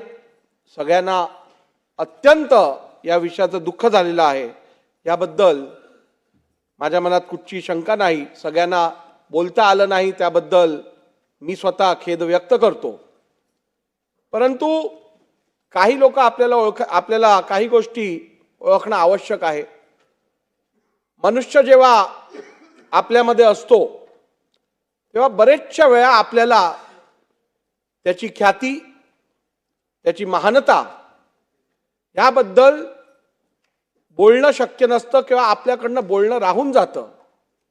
आणि मनुष्य गेल्यानंतर त्याच्या पश्चात आपल्याला बऱ्याच वेळेला आढळून येत असतं की कसं आपलं मन भरून येतं आणि त्या मनुष्याबद्दलचे आपल्या मनात जे विचार आहेत ते आपण प्रकट करत असतो. परंतु अजितदादांबद्दल ते हयातीत असतानाही या महाराष्ट्रातल्या प्रत्येक व्यक्ती जी आपुलकी दिसून आली, तीच आपुलकी त्यांच्या पश्चातही आज आपल्याला दिसून येत आहे. हा अजितदादांच्या व्यक्तिमत्वातला एक वैशिष्ट्य या सभागृहासमोर मला मांडताना हे मांडत आहे. आदरणीय अजितदादांचं व्यक्तिमत्व बघितलं तर शिस्तबद्ध नेता, उत्तम राजकारणी, स्वच्छ राहण्याची सवय, त्यांच्यामध्ये असणारा सगळ्यांना जपण्याचा स्वभाव आणि त्यांची वेळ पाळण्याची जी शिस्त होती त्याचा उल्लेख या सभागृहात आदरणीय मुख्यमंत्र्यांपासून प्रत्येक सहभागी सदस्यांनी मांडलेला आहे. त्यांच्या शिस्तीबद्दल बोलायचं तर सकाळी पहाटे 6 वाजता उठून काम करणाऱ्या कमी नेत्यांमधला हा एक अत्यंत तेजवंत असा नेता होता.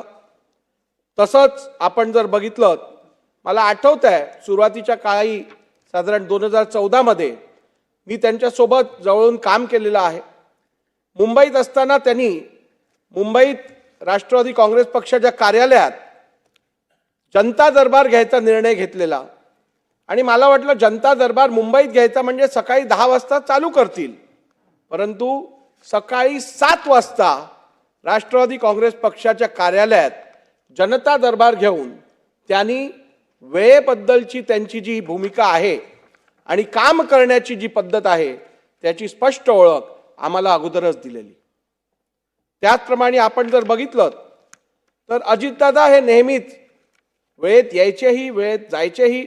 दुर्दैव हेच आहे की यंदा त्यांनी सगळी कामं वेळेत केली, पण अखेरच्या वेळेला जेव्हा ते गेले तेव्हा वेळ आधीच गेले असं आपल्या सगळ्यांनाच मान्य करायला लागेल.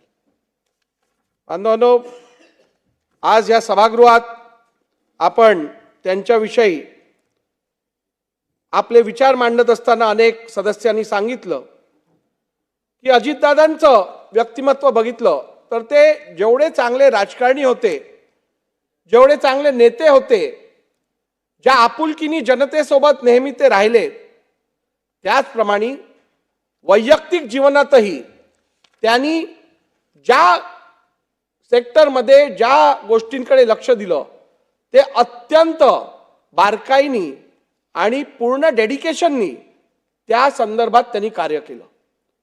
अजितदादांना इंटिरियर्सची बांधकामाची फार आवड होती. आदरणीय मुख्यमंत्र्यांनी पण सांगितलं कदाचित एक राजकारणी नसते तर कदाचित बांधकाम व्यवसायात त्यांनी मोठं नाव केलं असतं.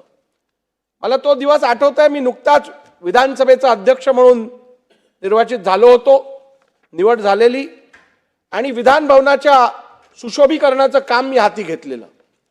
सुशोभीकरणाचं काम झाल्यानंतर अजितदादा जेव्हा चेंबरला आले तेव्हा त्यांनी प्रशंसा तर केलीच, पण बारकाईनी कुठे कुठे काय कमी पडलंय हे पण अगदी योग्यरित्या मला सांगितलं.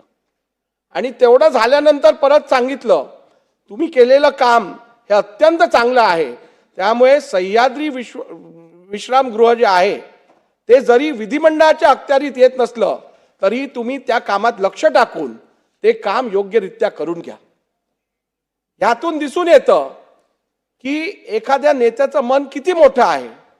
जेव्हा एखादा व्यक्ती चांगलं काम करतो तर ते ओळखून त्याला अजून प्रोत्साहन देण्यासाठी जे त्यांनी सातत्याने प्रत्येकाच्या पाठी ते उभे राहिले ते हे सभागृहातील सदस्य कधी विसरू शकणार नाही.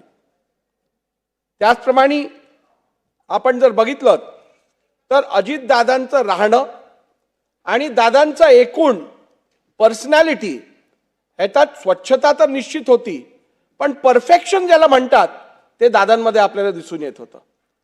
अलीकडच्या काळातच गेल्या अधिवेशनात नागपूरमध्ये हिवाळी अधिवेशनात मी माझ्या चेंबरमध्ये बसलेलो, असाच सूट घातलेला आणि मोजे आणि बूट घातलेले. मी चेंबरमध्ये बसलो असताना अजितदादा आले तिकडे. आम्ही चहा घेत होतो. त्यांनी माझ्या मोज्यांकडे बघितलं आणि मला सांगितलं, राहुलजी मला हे अत्यंत आवडतं की ज्या रंगाची तुम्ही पॅन्ट घातली आहे त्याच रंगाचे तुम्ही मोजेही घातले आहेत. म्हणजे एवढी बारकाई एखाद्याकडे असणं खरोखर ही एक वेगळी गुणवत्ता ही अजितदादांकडे होती.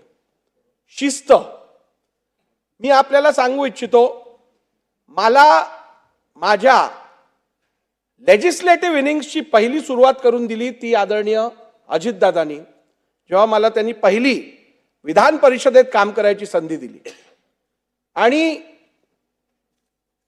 त्यावेळेला मावळ लोकसभेची निवडणूक होती, अत्यंत कठीण निवडणूक होती.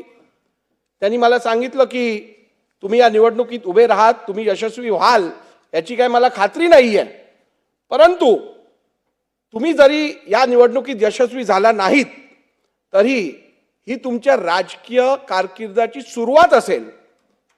मला आश्चर्य वाटलं.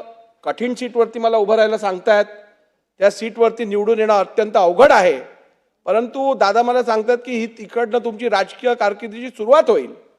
निवडणूक झाली आणि 28 दिवसात त्यांनी मला विधान परिषदेचा सदस्य म्हणून विधान परिषदेत काम करायची संधी दिली. शब्दाला जाणणारा नेता हीच खरी ओळख अजितदादांची असू शकते. आणि जसा हा माझा अनुभव आहे असाच या सभागृहातल्या अनेक लोक सदस्यांचा असाच अनुभव आहे. मुंडे साहेब असतील, त्यांच्याबरोबर पण आम्ही सोबत वरच्या सभागृहात काम केलं आहे. इतर आमचे सहकारी आहेत आणि या सगळ्यांकडे असे सांगण्यासारखे अनेक किस्से आहेत. आपण जर बघितलं तर ह्या शब्दाला जागणारा नेता जो आपण म्हणतो हा केवळ आपल्या सहकारी आमदारांसाठी नव्हे तर त्यांच्या मतदारसंघात असो किंवा महाराष्ट्रातल्या कानाकोपऱ्यात असो त्यांनी दिलेला शब्द कधी त्यांनी पडू दिला नाहीत. जेवढं करणं शक्य आहे तेवढा शब्द दिला. जे करता येत नाही ते स्पष्टपणे सांगितलं हे काय जमणार नाही. आणि हीच आज त्यांची खरी ओळख म्हणून या संपूर्ण महाराष्ट्रात आपल्याला दिसून येत आहे. त्यांच्या जाण्याने या राज्याला नव्हे तर देशाचं मोठं नुकसान झालेलं आहे. एक अत्यंत हुशार, एक अत्यंत गुणवंत आणि अत्यंत टॅलेंटेड अर्थमंत्री या राज्याने गमावलेला आहे. GST काउन्सिलमध्ये त्यांचं काम हे याची सराहना ही अनेक स्तरावरती झालेली आहे. निश्चितपणे महाराष्ट्राची बाजू खंबीरपणे मांडण्यासाठी ज्या पद्धतीने अजितदादा GST काउन्सिलमध्ये जाऊन बाजू मांडायचे त्यात कुठेतरी आपल्याला ही उणीव दिसून येत राहील पुढच्या काळात. परंतु मी आपल्याला सांगितल्याप्रमाणे नियतीसमोर आपल्या कोणाचंच काही चालत नसतं. आज या दुःखद प्रसंगी त्यांच्या कुटुंबाला आणि त्यांच्या संपूर्ण चाहत्यांना हे दुःख पेलवायचं हे दुःख पेलवायची ताकद ईश्वर प्रदान करो. या संपूर्ण सभागृहाच्या वतीने मी आदरणीय अजितदादा पवार साहेबांना आदरांजली श्रद्धांजली वाहत असताना आज माझ्या मनातली एक इच्छा इकडे जाहीर करू इच्छितो. अजितदादांसारखे थोर नेते फार कमी होतात आणि पुढच्या पिढीला या नेत्याबद्दल आणि या नेत्यांनी महाराष्ट्राची जी सेवा केली आहे आणि ज्या प्रकारे त्यांनी आपलं राजकीय जीवन जगलेलं आहे त्याची जाणीव असण्यासाठी अजितदादांच्या नावाचं एक स्मृतिस्थान या विधिमंडळाच्या आवारात होणं आवश्यक आहे असं मला वाटतं. त्या संदर्भात निश्चितपणे मी मुख्यमंत्र्यांबरोबर, गटनेत्यांबरोबर आणि बोर्डासमोर हा प्रस्ताव ठेवून येणाऱ्या काळात योग्य निर्णय घेईन. खूप खूप धन्यवाद.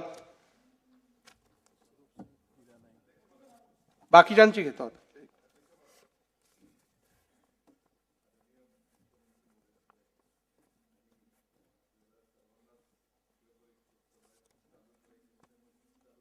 योग्य नाही हे मी समजू शकतो, पण माझ्यासारखा अतिशय एवढा जवळचा दादांच्या मी व्यक्त होऊ शकत नाही किंवा ते रेकॉर्डवरही येऊ शकत नाही. रेकॉर्डवर न आल्यामुळे ते इतिहासात त्याची पूर्ण नोंद होईल की दादांच्या शोकसभेच्या याच्यामध्ये आमच्यासारख्याचं कुरच नावसुद्धा बोललेलं आलं नाही. ते सुद्धा इतिहास पुढे बघणार आहे. त्यामुळे माझी विनंती की कमीत कमी आमच्या भावना आम्ही लेखी आमच्या हस्ताक्षराने व्यक्त होत्या घ्या. म्हणजे सभागृह आपल्याला तो खूप माई आहे, जयकुमार भाऊ आहेत, त्यांना सुद्धा बोलायचं. आपण ज्यांच्या भावना लेखी येतील त्या सभागृहाचा भाग म्हणून जोडून घ्याव्या, कारण माननीय गव्हर्नर साहेब हे ऑलरेडी निघाले तिथे जाण्याकरता. म्हणून आपण आपल्या ज्या भावना आहेत त्या लेखी स्वरूपात द्या, त्या रेकॉर्डवर घेतल्या जातील. ठीक. श्री स्वरूपसिंह हिऱ्या नाईक, माजी विधानसभा सदस्य व माजी मंत्री. कैलासवासी स्वरूपसिंह नाईक यांनी आदिवासी सेवा सहाय्यक संस्थेची स्थापना करून कला, वाणिज्य व विज्ञान महाविद्यालय, D.Ed व B.Ed महाविद्यालय तसेच आश्रमशाळा सुरू केल्या.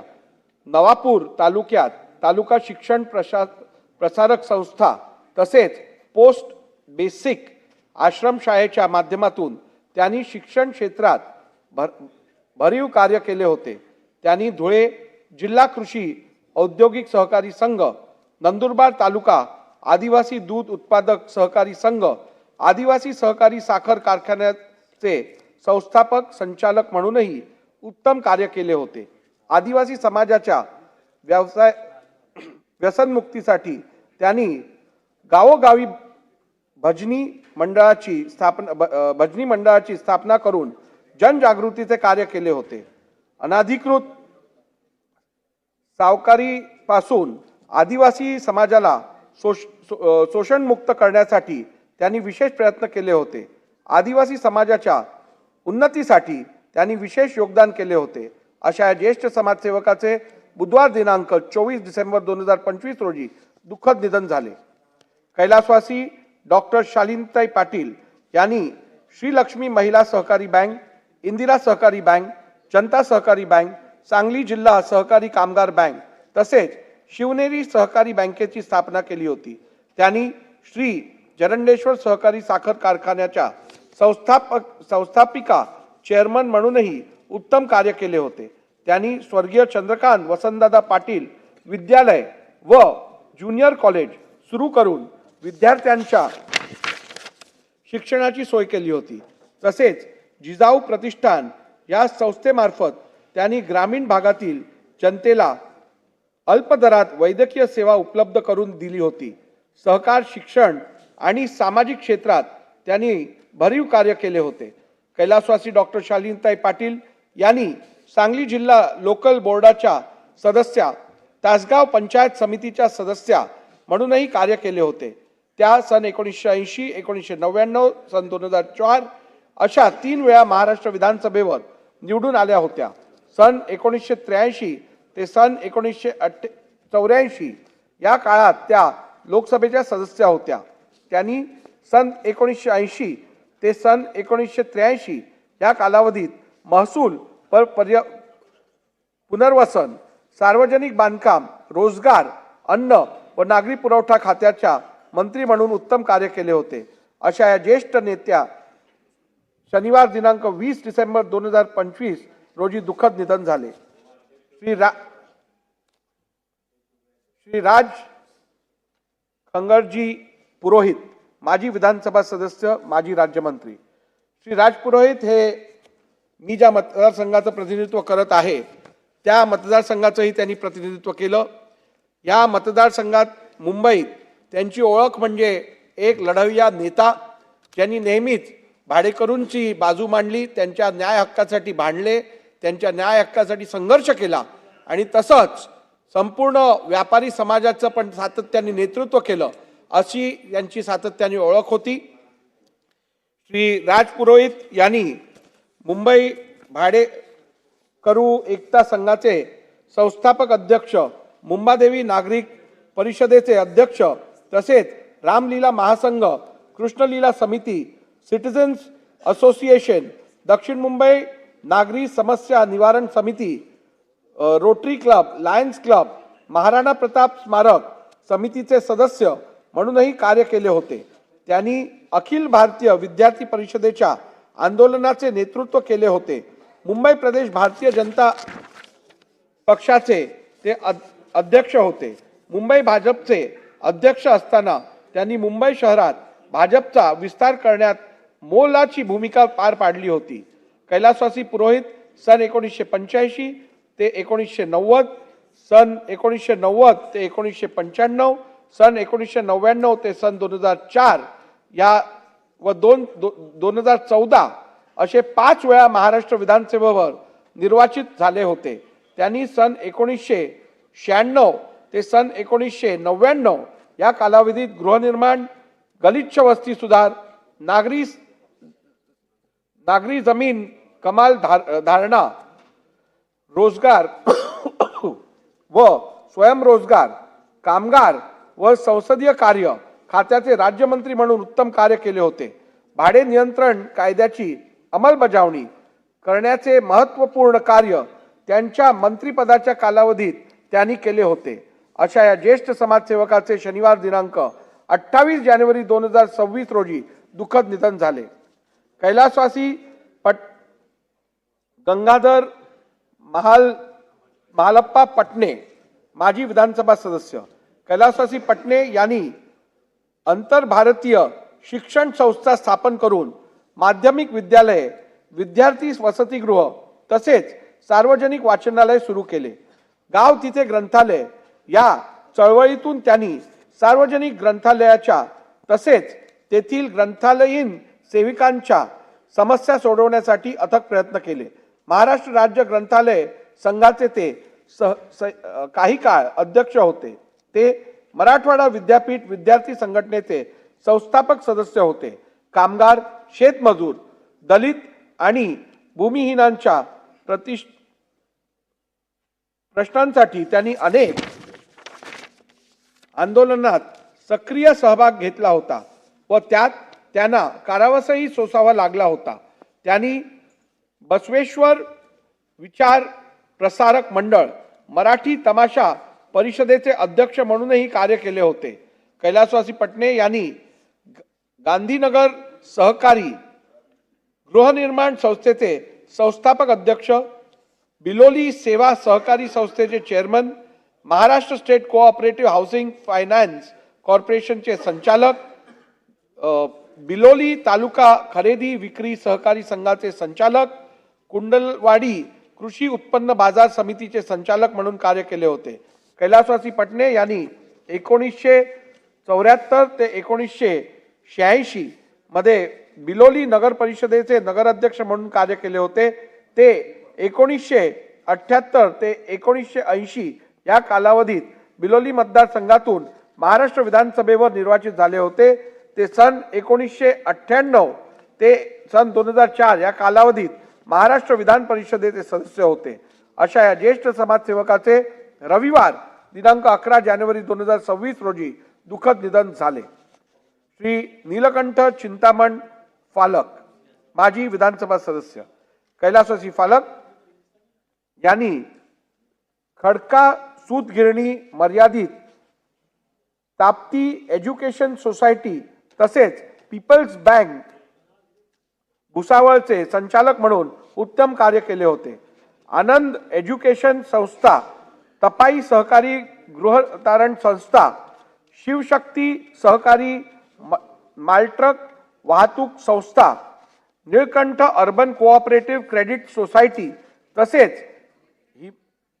हिमवर्धिनी अर्बन कोऑपरेटिव्ह क्रेडिट सोसायटी अशा अनेक संस्थांच्या माध्यमातून त्यांनी सहकार व शिक्षण क्षेत्रात भरीव कार्य केले होते. कैलासवासी फलक यांनी सुरुवातीस काही काळ भुसावळ नगरपालिकेचे सदस्य म्हणून कार्य केले होते.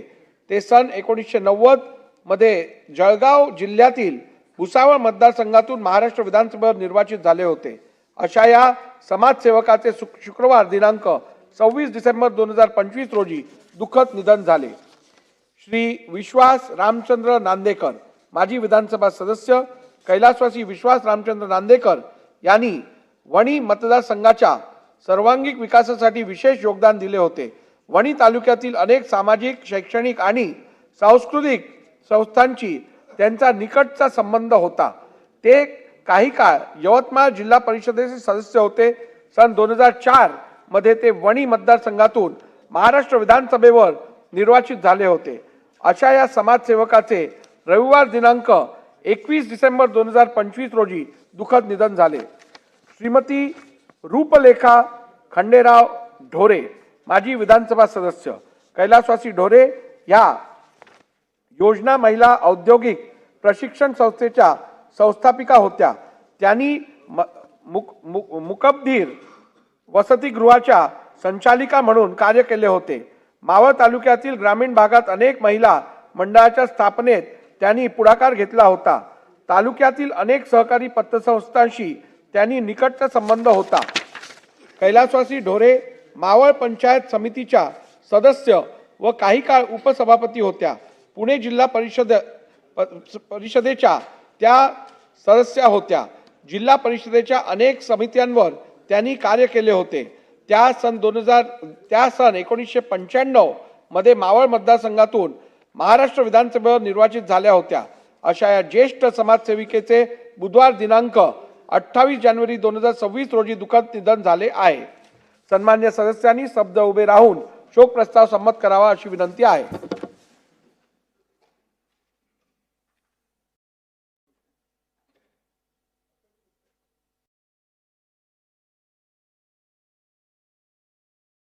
ओम शांती. सदस्यांनी खाली बसावे. शोक प्रस्ताव संमत करण्यात आला आहे. प्रस्तावाची एक प्रत व विधिमंडळाचे स्मृतिपत्र शोकाकुल कुटुंबियाकडे पाठवण्यात येईल.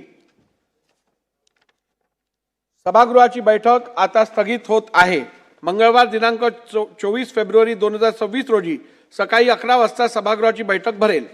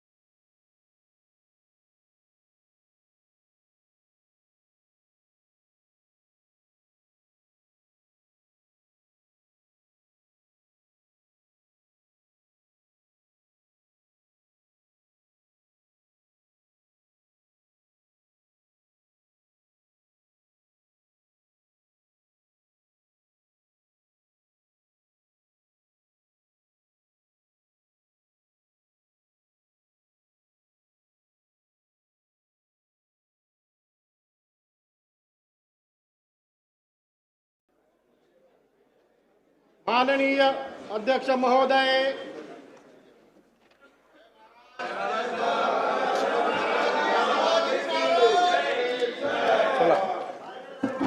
वंदे मातरम व राज्यगीत.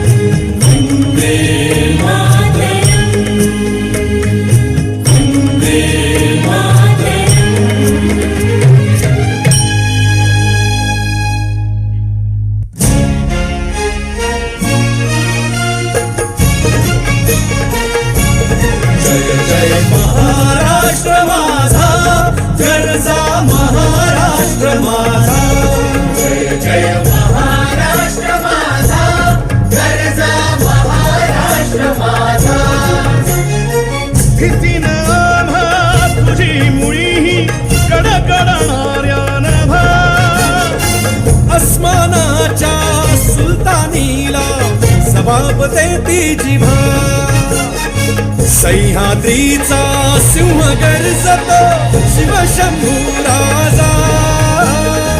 दरी दरीतून नाद गुंजला महाराष्ट्र माझा. जय महाराष्ट्र माझा, गर्जा महाराष्ट्र माझा.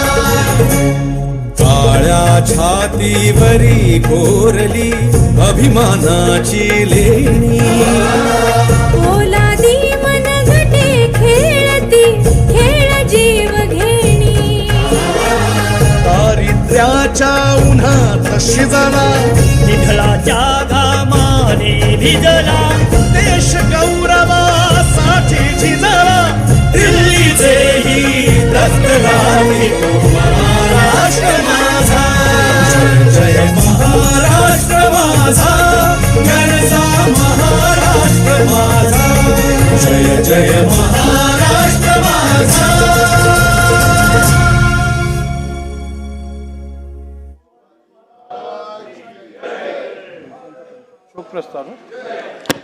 मंत्र्यांचा परिचय.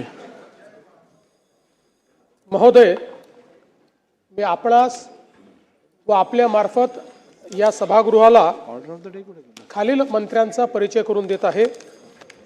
श्रीमती सुनेत्राताई अजित पवार, उपमुख्यमंत्री तथा राज्य उत्पादन शुल्क, क्रीडा व युवक कल्याण, अल्पसंख्याक विकास व औकाफ या विभागाचे मंत्री.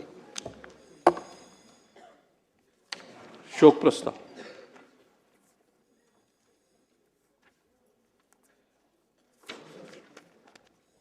माननीय अध्यक्ष महोदय, खरं म्हणजे आज बोलणं कुठून सुरू करावं असा एक प्रश्न माझ्या मनात निर्माण झालाय. एक प्रचंड वादळ मनामध्ये तयार झालेलं आहे. कारण आज सभागृहामध्ये ज्या शोक प्रस्तावासाठी आपण सर्व लोक एकत्रित आहोत,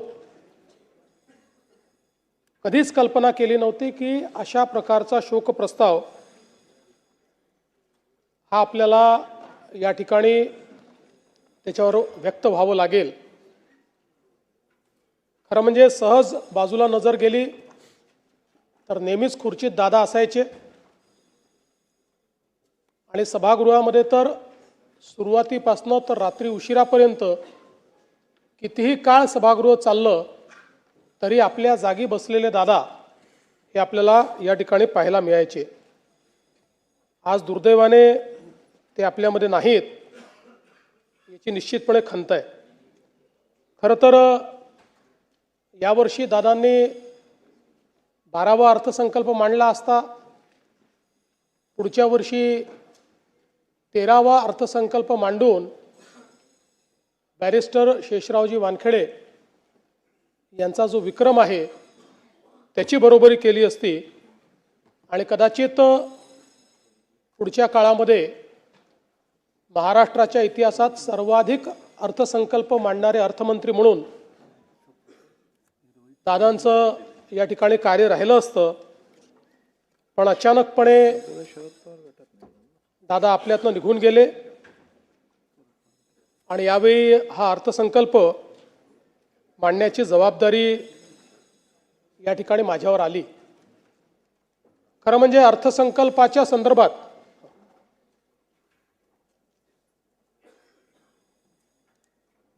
आपल्या सर्वांनाच कल्पना आहे की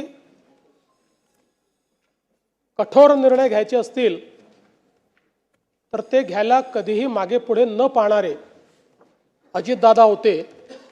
पण त्याचवेळी वित्त विभागाने लाडकी बहीण योजनेचा भार हा अर्थसंकल्पावर फार मोठ्या प्रमाणात पडेल आणि म्हणून याचा पुनर्विचार करावा असं सुचवल्यानंतर देखील त्या ठिकाणी ठामपणे निर्णय घेऊन तो विषय मंत्रिमंडळापुढे आणण्याचं काम करणारे देखील अजितदादा होते. आणि आपल्या सगळ्यांना आठवतं की लाडकी बहीण योजनेनंतर अजितदादांनी गुलाबी जॅकेट घालणं सुरू केलं होतं आणि आम्हालाही सगळ्यांना ते जॅकेट घालायला लावलं होतं.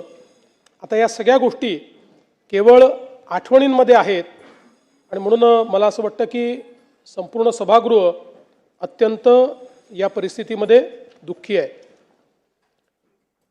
खरं तर अशा प्रकारचा प्रस्ताव मांडणं एक घटनात्मक जबाबदारी देखील आहे. पण मला असं वाटतं की माझ्याकरता एक अत्यंत भावनिक अशा प्रकारचा देखील हा प्रसंग आहे. महाकवी भास यांचं एक नाटक आहे स्वप्न वासवदत्त, आपल्याला माहिती आहे. त्यातला एक संस्कृत श्लोक आहे, काष्ट गतो ही पावका काय दहती मित्र शोकस्तू हृदयमस्तीच दहती. याचा अर्थ असा आहे की लाकूड जळते तेव्हा तो अग्नी केवळ शरीर जाळतो, पण मित्रशोक हा हृदय आणि अस्थिलाही अर्थात आपल्या अंतस्थ आत्म्यालाही जाळतो. अजितदादांसारख्या एका सच्च्या मित्राचा सहप्रवासाचा असा मृत्यू होणं ही खरं म्हणजे केवळ राजकीय हानी नाही तर आपल्या सर्वांच्याच अंतःकरणाला प्रचंड वेदना देणारी अशा प्रकारची बाब आहे. आपण असं म्हणतो की काही गोष्टींवर काळ केवळ हे औषध असतं, पण तरी देखील कितीही काळ गेला तरी काही वेदना या मात्र कमी होत नाहीत. अशा प्रकारची निश्चितपणे ही एक वेदना असणार आहे. आपण अनेक वेळा राजकीय नेत्यांच्या निधनानंतर पोकळी निर्माण झाली अशा प्रकारचं वक्तव्य करतो. खरं म्हणजे ज्यावेळी एखादा ज्येष्ठ नेता आपल्यातनं ते निघून जातात, अनेक वर्ष त्यांनी काम केलेलं असतं, त्यावेळी त्यांच्या निधनाने त्यांची कमतरता जाणवते, ती पोकळी नसते. पण ज्यावेळी अजितदादांसारखा एक व्यक्ती जो राजकीय क्षेत्रामध्ये स्थिरावलेला आहे, ज्यांनी राजकीय क्षेत्राला वेगवेगळ्या पद्धतीनं पादांकरात केला आहे, ज्यांनी राजकीय क्षेत्रामध्ये आपलं स्वतःचं अस्तित्व नेतृत्व निर्माण केलं आहे आणि ज्या व्यक्तीकडे समाज आणि संपूर्ण क्षेत्र भविष्याच्या दृष्टीनं पाहत आहे, असा व्यक्ती ज्यावेळेस निघून जातो त्यावेळी खऱ्या अर्थानं पोकळी निर्माण झाली हा जो शब्द आहे, त्या शब्दाची व्याख्या काय आहे ही आपल्याला लक्षात येते. कारण तो असा क्षण असतो की ज्यावेळी आपल्याला लगेच लक्षात येतं की आता अशा प्रकारचे अजितदादा दुसरे होऊ शकत नाही. त्यामुळे ही जी पोकळी आहे ही पोकळी भरून काढणं हे अत्यंत कठीण आहे आणि म्हणून मला असं वाटतं की खऱ्या अर्थानं त्यांचं अकस्मात निधन हा आपल्या सर्वांकरता एक धक्का देखील त्या ठिकाणी आहेच. खरं म्हणजे मंत्रिमंडळाच्या बैठकांमध्ये, जनतेमध्ये जात असताना, प्रसार माध्यमांमध्ये, जाहीर कार्यक्रमांमध्ये, अधिवेशन चालू झाल्यानंतर अजितदादांचं अस्तित्व हे सगळीकडे ठळकपणे जाणवायचं. कारण आपल्याला कल्पना आहे की प्रत्येक गोष्ट ही शिस्तीत झाली पाहिजे अशा पद्धतीनं सातत्याने अजितदादांचं त्या ठिकाणी म्हणणं असायचं. आणि सकाळी 6 वाजल्यापासून काम करणारा नेता अशा पद्धतीनं त्यांची ख्याती होती. कार्यमग्नता जीवन भावे, मृत्यू हीच विश्रांती हे काव्यवचन खरं म्हणजे अजितदादांच्या जीवनाकडे आपण बघितलं तर आपल्याला ते सत्य वाटतं. कारण अखंड जीवनामध्ये कार्यमग्न असलेले अजितदादा, प्रत्येक क्षणाचा नीट उपयोग करणारे अजितदादा, कुठलीही गोष्ट नियोजन केल्याशिवाय न करणारे अजितदादा, या सगळ्या गोष्टी मला असं वाटतं की राजकारणामध्ये खूप विरळ आपल्याला पाहायला मिळतात. खरं तर त्यांचा आणि आमचा दोघांचाही जन्म 22 जुलैचा. दादा माझ्यापेक्षा 11 वर्ष मोठे होते, खऱ्या अर्थानं माझे दादाच होते. आणि मला असं वाटतं की गेल्या जवळपास 1 दशकापेक्षा जास्त काळ, ते तर सोबत कदाचित उशिरा आले आमच्या, पण 1 दशकापेक्षा जास्त काळ अतिशय आमची जवळीक होती, अतिशय चांगली मैत्री होती. त्याच्या आधी देखील आमची, कारण मी 99 साली आलो, त्यानंतर दादांची ओळख झाली, संबंध आणले. पण मी असं म्हणेन की साधारण 2014 नंतर एक भावनिक नातं हे दादांशी तयार झालं. मी अनेक वेळा माझ्या मुलाखतीत म्हणायचो की राष्ट्रवादी काँग्रेस आमचं स्ट्रॅटेजिक पार्टनर आहे. पण त्याचवेळी माझ्या मनात मात्र मला हे पक्कं माहिती होतं की अजितदादा हे काही स्ट्रॅटेजिक पार्टनर नाही आहेत, तर अंतःकरणातनं आपल्यावर प्रेम करणारा अशा प्रकारचा आपला मित्र म्हणून खरं म्हणजे अजितदादांकडे मी बघितलं आणि त्यांनीही माझ्याकडे त्याच पद्धतीनं बघितलं. आणि जीवनभर मला असं वाटतं की आमचं ते नातं त्यांच्या अंतिम दिवसापर्यंत कायम होतं. मला आजही आठवतं की 27 जानेवारी 2026ला मंत्रिमंडळाची बैठक झाली, त्यानंतर पायाभूत सुविधांची बैठक झाली. त्याही बैठकीमध्ये अजितदादांनी आपल्या नेहमीच्या सिग्नेचर पद्धतीने सगळ्यांना, जे अधिकारी होते त्यांना विचारलं की मी आज सकाळी माहिती घेतली आहे आणि ज्या प्रकारे कॅपिटल एक्सपेंडिचरमध्ये ग्रॉस व्हॅल्यू ॲडिशन काही राज्यांमध्ये होतं तेवढं आपल्या राज्यात का होत नाही, या संदर्भात तुम्ही काय कारवाई करणार आहात. आणि मग अधिकाऱ्यांनी सांगितलं कॉस्ट ओव्हररन कसे होतात, प्रोजेक्ट्स कसे डिले होतात, त्याच्यामुळे ग्रॉस व्हॅल्यू ॲडिशन का होत नाही. त्यानंतर मग सार्वजनिक बांधकाम विभागाचं एक प्रेझेंटेशन झालं, त्यात त्यांनी त्यांच्यावर 700 कोटी रुपयाची डिक्री ही जी न्यायालयाने केली होती ती कशी त्यांनी त्या ठिकाणी उच्च न्यायालय, सर्वोच्च न्यायालयातनं डिक्री त्या ठिकाणी कॅन्सल केली आणि ज्यांनी डिक्री आणली त्यांच्यावरच कसा फाईन झाला, अशा पद्धतीचं प्रेझेंटेशन केलं. त्यावर दादा गमतीने असं म्हणाले, पुढच्या वेळेसपासून असेच तुम्ही फक्त प्रस्ताव या ठिकाणी आणत जा. आणि ती सगळी बैठक आम्ही संपवली. त्यानंतर माझ्या अँटी चेंबरला आम्ही गेलो. दादांचं काम हे 10-15 मिनिटाचं असायचं, त्याच्यावर नाही. दादांची एक सवय होती, कुठलंही काम हे त्यांच्या कागदावर लिहिलेलं असायचं. 2-3 ओळींमध्ये काय बोलायचं हे लिहिलं असायचं आणि ते परफेक्ट तेवढंच आपल्या कामाचं दादा बोलायचे. त्यामुळे ते कामाचं एक 5-10 मिनटं झालं, त्यानंतर 30-40 मिनटं आम्ही वेगवेगळ्या विषयांवर, भविष्यात काय, बजेटमध्ये काय, अशा गप्पा मारल्या. जवळपास पाऊण एक तास आम्ही त्या ठिकाणी एकत्रित होतो आणि त्यानंतर दादा त्या ठिकाणून गेले. त्यावेळेस खरं म्हणजे ही पुसटशीही कल्पना नव्हती की कदाचित तीच आपली शेवटची भेट ही दादांशी ठरेल आणि दुर्दैवाने तसंच झालेलं आपल्याला पाहायला मिळालं.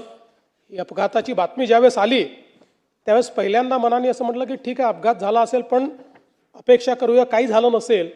पण लगेच दुसरी बातमी आली की विमानाची परिस्थिती बघता त्याच्यामध्ये कोणीही त्या ठिकाणी जिवंत असेल असं वाटत नाही आणि त्यातनं मग पुढच्या गोष्टी आपल्या सर्वांना माहितीच आहेत. खरं म्हणजे अजितदादा हे केवळ एक व्यक्तिमत्व नव्हतं, तर ते एका पिढीचा आत्मविश्वास होते.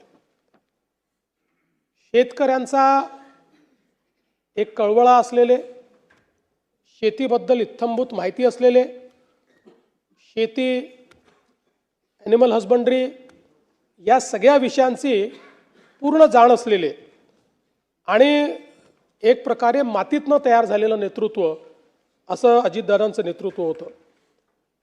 त्यांच्या जीवनामध्ये अनेक संघर्ष आले, कुठल्याही संघर्षाला त्यांनी पाठ दाखवली नाही. सातत्याने त्या संघर्षाला सामोरं ते गेले, कधी पुढापुढे झुकले नाहीत. पण ज्यावेळी दादांना मनातनं असं वाटलं की काहीतरी चूक आहे किंवा समाजाला ते चूक वाटतं आहे, त्यावेळी जाहीर माफी मागायलाही त्यांनी मागे पुढे पाहिलं नाही. अशा परिस्थितीमध्ये दादा कुठलंही इगो न ठेवता जाहीरपणे माफी मागून पुढच्या कामाला त्या ठिकाणी लागायचे, हे देखील आपण बघितलेलं आहे. त्यामुळे एक प्रकारे अनेकांचं आधारबळ असलेले, अनेकांना धीर देणारे, अनेकांच्या निर्णयाची ताकद असलेले दादा आज नसल्यामुळे निश्चितच खूप मोठ्या प्रमाणात अनेक लोकांच्या समोर अनेक प्रश्न त्यातनं निर्माण झाले.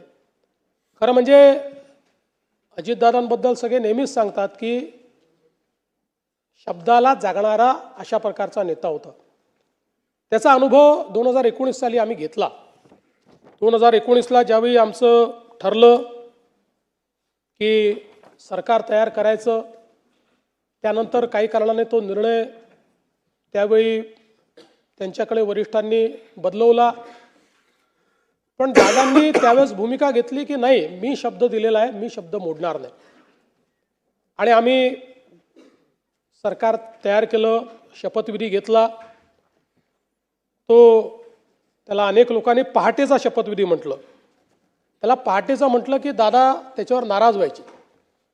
दादा म्हणायचे पहाट म्हणजे 6 असतं, ही काही पहाट नाही आहे, आम्ही 9 वाजता शपथ घेतली होती, तो सकाळचा शपथविधी आहे, असं नेहमी ते पत्रकारांना सांगायचे.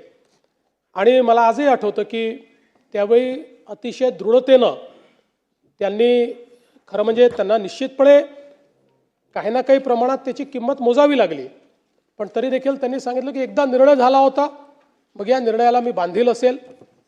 आणि ज्यावेळी सर्वोच्च न्यायालयाचा निर्णय आमच्या विरोधात गेला, मला आजही आठवतं की वर्षा बंगल्यामध्ये दादा आणि मी दोघंच जण होतो. त्यावेळी तो निर्णय विरोधात गेल्यानंतर त्या ठिकाणी सरकार स्थापन करणं काही शक्य नव्हतं. दादांनी विचारलं काय केलं पाहिजे. मी म्हटलं दादा आता याच्यामध्ये उगीच तुम्ही स्वतःचा बळी द्यावा अशी आमची पण अपेक्षा नाही. ठीक आहे, आता जे काही असेल तुम्ही तुमचा निर्णय घ्या. आणि त्यानंतर माझ्याशी चर्चा करून, म्हणजे अनेक वेळा अनेकांनी अनेक गोष्टी त्या ठिकाणी सांगितल्या, पण वर्षा बंगल्यावरनं माझ्याशी चर्चा करून दादांनी मग तो निर्णय बदलवला. कारण त्यांच्यासोबत जे लोक राहिले होते हे दादांना माहिती होतं की शेवटी त्यांचंही भविष्य आपल्याला बघायचं आहे. आणि मग दादांनी पुन्हा त्या ठिकाणी जे काही सरकार झालं त्या सरकारमध्ये सामील होण्याचा निर्णय घेतला. आणि म्हणून मला असं वाटतं की त्यांच्या स्वभावात पारदर्शकता होती. पोटात आहे ते ओठात आहे, आणि जे आहे ते तोंडावर बोलून टाकायचं. तोंडावर बोलताना दादा राजकीय परिणामांची फारशी काळजी करत नव्हते. आणि मला असं वाटतं की राजकारणामध्ये असं अनेक वेळा तुम्हाला पॉलिटिकली करेक्ट राहावं लागतं, पण पॉलिटिकली करेक्ट राहणाऱ्यांपैकी दादा नव्हते. त्यांना जे वाटलं ते स्पष्टपणे रोखठोक त्या ठिकाणी बोलायचे.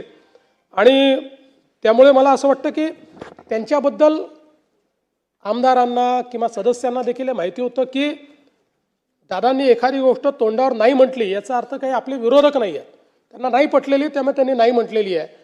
पण जे काम होऊ शकत असेल ते मात्र तात्काळ करणे आणि तिथल्या तिथे फोन लावणे, ते काम झालं आहे की नाही पाहणे, अशा पद्धतीनं दादाची ख्याती असल्यामुळे जे सदस्य आहेत ते आपलं काम हक्काने घेऊन त्या ठिकाणी दादांकडे जाताना आपण बघायचो.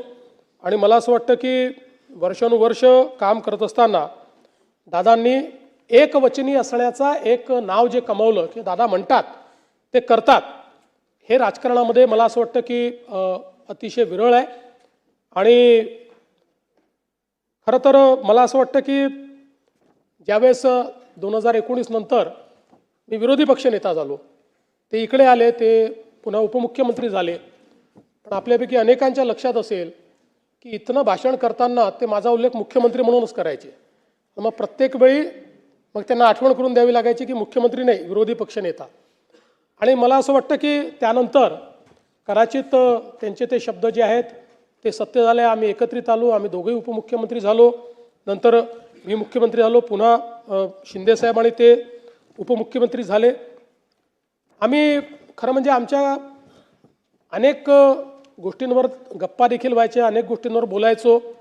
दादांना क्रिकेटची आवड होती, त्याच्यावरही अनेक वेळा आमची चर्चा व्हायची. आणि आम्ही जेव्हा एकत्रित प्रवास करायचो त्यावेळी दादांच्या अनेक ज्या काही सवयी होत्या त्यात दादांना मला नेहमी आठवतं की दूध प्यायला आवडायचं. त्यामुळे आमच्या विमानात किंवा हेलिकॉप्टरमध्ये कोल्ड्रिंक असू द्या, काही असू द्या, जे कोल्ड मिल्क असतं, आणि दादा सांगायचे मी शेतकऱ्याचा मुलगा आहे, रोज हळदीचं दूध पितो आणि मला कुठल्याही म्हणजे कोल्ड्रिंक किंवा याच्यापेक्षा दूध प्यायला आवडतं. अशा अनेक सवयी दादांच्या एकदम नजरेसमोरून जातात. दादा चप्पल घालायचे पण पाय नेहमी स्वच्छ ठेवायचे. त्यांना ती एक सवय होती की बसल्या बसल्या आपला पाय स्वच्छ करायचे ते. त्यामुळे अशा ज्या गोष्टी आहेत त्या अशा आज माझ्या नजरेसमोरून चाललेल्या आहेत.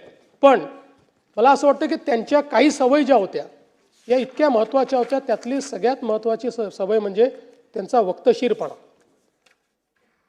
कधीही कुठल्याही ठिकाणी 1 मिनिटं आधी पोचायचं म्हणजे पोचायचं. ज्यावेळी आम्ही तिघं होतो, शिंदेसाहेब मुख्यमंत्री होते, मी उपमुख्यमंत्री होतो, दादे उपमुख्यमंत्री होते. 12 वाजताचा कार्यक्रम असेल तर दादा 11:59ला पोचणार, मी 12:05ला पोचणार आणि शिंदेसाहेब थोड्या वेळेमध्ये, नाही एवढं नाही पण एक 15-20 मिनटं अजून ते मागे पुढे. पण कधीही, आणि मी तर कमीत कमी शिंदेसाहेब किती वाजता निघतायत हे बघून मी त्या ठिकाणी कार्यक्रमात पोचायचो. पण दादा 12चा कार्यक्रम कोणाला याला किती वाजू द्या, दादा 11:59ला पोचणार म्हणजे पोचणार. आणि मला असं वाटतं की ही त्यांचं वक्तशीरपणा, म्हणजे सकाळी 9ची बैठक असेल, त्यांनी बोलवली असेल तर अधिकाऱ्यांना माहिती असायचं की 8:59ला दादा खुर्चीवर असणार, त्यामुळे त्याच्या आधी आपण पोचलं पाहिजे. मंत्रालयामध्ये कुठल्याही अधिकाऱ्यांपेक्षा लवकर पोचणारे दादा होते. मला असं वाटतं की मंत्रालयाची सुरुवातच दादा करायची आणि सकाळी 9 वाजता मंत्रालयात आपल्या चेंबरमध्ये जाऊन दादा बसायचे. तिथनं तिथे मिटिंगा घ्यायचे, त्यांचं कामकाज करायचे. आणि म्हणून कधीही कामकाज अडलेलं आहे, फाईल थांबलेली आहे, दादा उपलब्ध नाही म्हणून निर्णय होत नाही असं कधी झालं नाही. एखादा निर्णय जर त्यांना पटला नाही तर मात्र त्या ठिकाणी ते स्पष्टपणे सांगायचे, फाईल थांबवायचे, चर्चा करायचे. पण आपलं जे काम आहे ते काम मात्र ते सातत्याने करायचे. आणि दुसरा त्यांचा स्वभाव होता की मंत्रिमंडळात किती विषय असले तरी प्रत्येक विषयाचा नीट अभ्यास करून दादा यायचे. प्रत्येक विषयाची एक नोट त्यांच्याकडे असायची आणि त्या विषयात जर काही किंतु परंतु असेल तर तो किंतु परंतु त्या ठिकाणी ते मांडायचेच. आणि अनेक वेळा अगदी साधे विषय जे असायचे की ज्याच्यावर चर्चेची गरज नाही, सचिव उभा राहिल्याबरोबर दादा म्हणायचे ठीक आहे मान्य आहे, आणि दादांनी मान्य आहे म्हटल्यानंतर तो विषय सगळ्यांना मान्यच असायचा. त्यामुळे मला असं वाटतं की ही देखील एक क्वालिटी त्यांची होती की नीट विषयाचा अभ्यास करून, आणि नुसता अभ्यास करून नाही तर त्या प्रत्येक मंत्रिमंडळातल्या विषयाची 4 ओळींची नोट ही नेहमी दादांजवळ असायची की जी ते मांडायचे, आणि त्यातनं त्यांचं एखाद्या विषयावरची जी पकड आहे ती पकड आपल्याला त्या ठिकाणी पाहायला मिळायची. खरं म्हणजे दादांच्या संदर्भात अनेक लोक अनेक गोष्टी सांगू शकतील. त्यांच्या वक्तशीरपणाबद्दल देखील अनेक या ठिकाणी आपल्याला गोष्टी सांगता येतील. पण हे सगळं होत असताना वरकरणी दादा अतिशय कडक अशा प्रकारचे वाटायचे.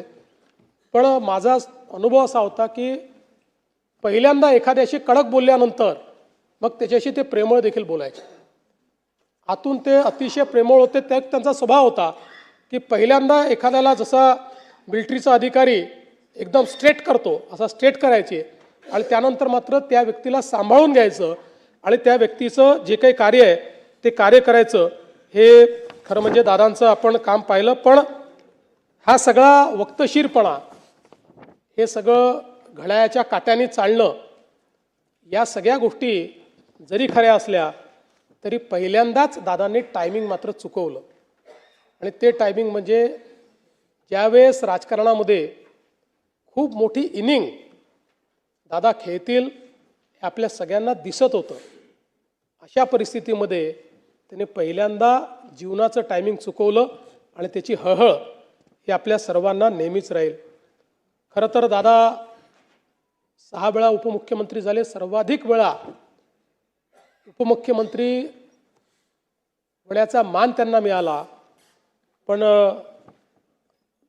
अनेक वेळा ते असं म्हणायचे की मी कधीतरी मुख्यमंत्री होईल पण मी उपमुख्यमंत्री मात्र नेहमी राहील. अशा पद्धतीनं अनेक वेळा गमतीने ते म्हणायचे. आज मी असं म्हणू शकतो Ajitdada Pawar was the best chief minister Maharashtra never had. एक जो चांगला मुख्यमंत्री महाराष्ट्राला मिळू शकला असता तो अजितदादांच्या रूपानं आता आपल्यामध्ये नाही. आणि मला विश्वास आहे की शेवटी कधीतरी त्यांचं स्वप्न देखील नियतीने पूर्ण केलं असतं. त्यांच्यात ती क्षमता निश्चितपणे होती. शेवटी राजकारणामध्ये वेगवेगळ्या प्रकारचे गणितं असतात, पण क्षमतेचा जर विचार केला तर मुख्यमंत्री पदाकरता पूर्णपणे क्षमता असलेलं नेतृत्व अजितदादांचं होतं. खरं तर मी असं म्हणेन की राजकारणामध्ये आपल्याकडे अनेक नेते आहेत, अनेक दादा आहेत आणि सगळ्याच दादांनी चांगलं काम केलं आहे. पण महाराष्ट्रामध्ये वसंतदादा आणि अजितदादा ही 2 नावं अशी आहेत की ज्यांना दादा म्हणून नेहमीच महाराष्ट्र हा त्यांच्या कामाकरता या ठिकाणी लक्षात ठेवेल. दादांनी सुधाकरराव नाईकांच्या मंत्रिमंडळात ज्यावेळेस काम केलं त्यावेळी खरं म्हणजे सुरुवातीच्या काळामध्ये जेव्हा दादा मंत्री झाले त्यावेळी थोडा त्यांचा स्वभाव अबोल होता किंवा नेमकं तेवढं काम करायचं अशा प्रकारचा त्यांचा स्वभाव होता. त्यामुळे पहिल्यांदा लोकांचा दृष्टिकोन असा होता की एका मोठ्या घराण्यातला माणूस आहे, हा मंत्री झालेला आहे. पण त्यानंतर ज्यावेळेस दादांनी काम करणं सुरू केलं आणि विशेषतः सुधाकररावांच्या मंत्रिमंडळामध्ये त्यांनी ज्यावेळेस काम सुरू केलं, खरं तर सुधाकरराव त्यानंतर त्यांच्या प्रत्येक वाक्यागणित अजितदादांचं नाव घ्यायचे आणि त्यातनं अजितदादांचा परिचय हा काम करणारा नेता म्हणून, काम करणारा मंत्री म्हणून या महाराष्ट्राला झाला. आणि मला असं वाटतं की त्यानंतर मात्र त्यांनी जी स्वतःची ओळख निर्माण केली, कारण आपल्याला माहिती आहे की ते पहिले लोकसभेवर गेले पण त्यानंतर पवारसाहेबांना तिकडे जायचं होतं त्यामुळे दादा विधानसभेवर आले आणि त्यानंतर मात्र 8 वेळा निर्विवादपणे प्रचंड मतांनी आणि वेगवेगळे रेकॉर्ड करत बारामती मतदारसंघातनं दादा हे सातत्याने विधानसभा जिंकतच राहिले. बारामतीचा अपराजित नेता म्हणून दादांकडे आपण पाहतो. जनतेचं जे प्रेम दादांना मिळालं ते निश्चितपणे मला असं वाटतं की कुठल्याही नेत्याकरता त्यापेक्षा मोठा दुसरा कुठलाही ठेवा हा असू शकत नाही. आपल्याला या ठिकाणी माहिती आहे की विकास प्रकल्पांच्या बाबतीत दादा नेहमी सकारात्मक असायचे. त्यांचा मूळ पिंड हा विकास झाला पाहिजे, प्रोजेक्ट झाले पाहिजे आणि विरोधी पक्षात असतानाही विरोधाला विरोध न करता त्यांच्यामध्ये ही हिंमत देखील होती की एखादा जर चांगला प्रकल्प असेल तर त्याला विरोधी पक्षात असताना देखील म्हणजे मी मुख्यमंत्री असताना देखील अनेक वेळा अनुभव घेतला की थेट त्याला त्यांनी या सभागृहात ते बोलायचे की ठीक आहे बाकी गोष्टी सोडून द्या, हे बरोबर आहे.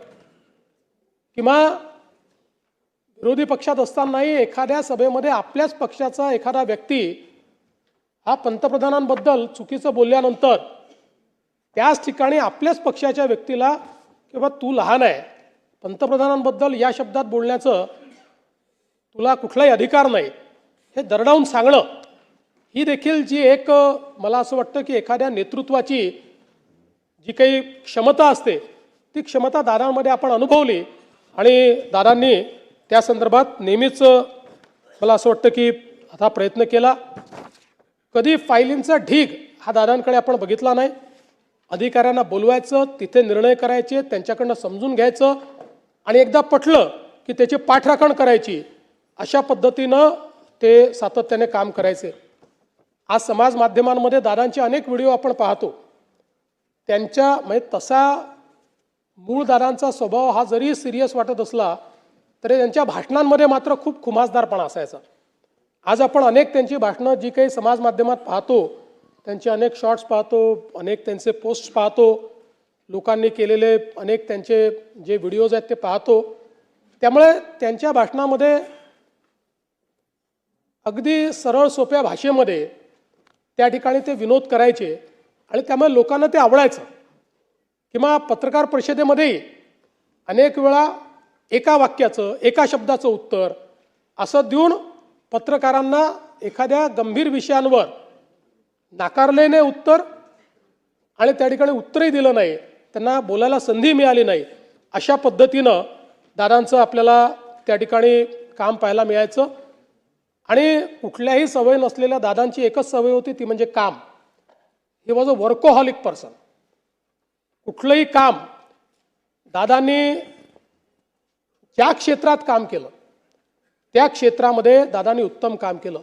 माननीय पवार साहेबांनी देखील लोक माझे सांगती या पुस्तकामध्ये दादांचं वर्णन करताना लिहिलं आहे, अजितच्या कामांचा झपाटा, सहकाऱ्यांना विश्वास देण्याची त्याची पद्धत आणि कितीही काम करण्याची त्याची तयारी, यामुळे त्याच्या नेतृत्वाबद्दल विधिमंडळ सदस्यांच्या मनात सन्मानाचे स्थान आहे. अजितची ही स्वकष्ट अर्जित कमाई आहे, असं पवारसाहेबांनी देखील त्यांच्याबद्दल लिहिलेलं आहे. साहित्य क्षेत्रामध्ये मधु मंगेश कर्णिक यांनी सांगितलेला किस्सा आहे की ज्यावेळेस मालगुंडला केशवसुतांच्या स्मारकाकरता निधीची कमतरता होती तर त्यांना सांगितलं की तुम्ही अजितदादांकडे जा. तर त्यांच्या मनात शंका होती की दादांकडे गेल्यानंतर त्यांना या स्मारकाचं इतकं महत्त्व वाटेल का किंवा हे महत्त्वाचं असेल का. आणि त्यावेळेस ते दादांकडे गेले. दादांना सहकार चळवळीच्या संदर्भात, शिक्षणाच्या संदर्भात, उद्योगाच्या संदर्भात तर सगळ्या लोकांना माहितीच होतं की किती त्यांची आस्था आहे. पण साहित्य क्षेत्राच्या संदर्भात दादा फार प्रगट करत नव्हते.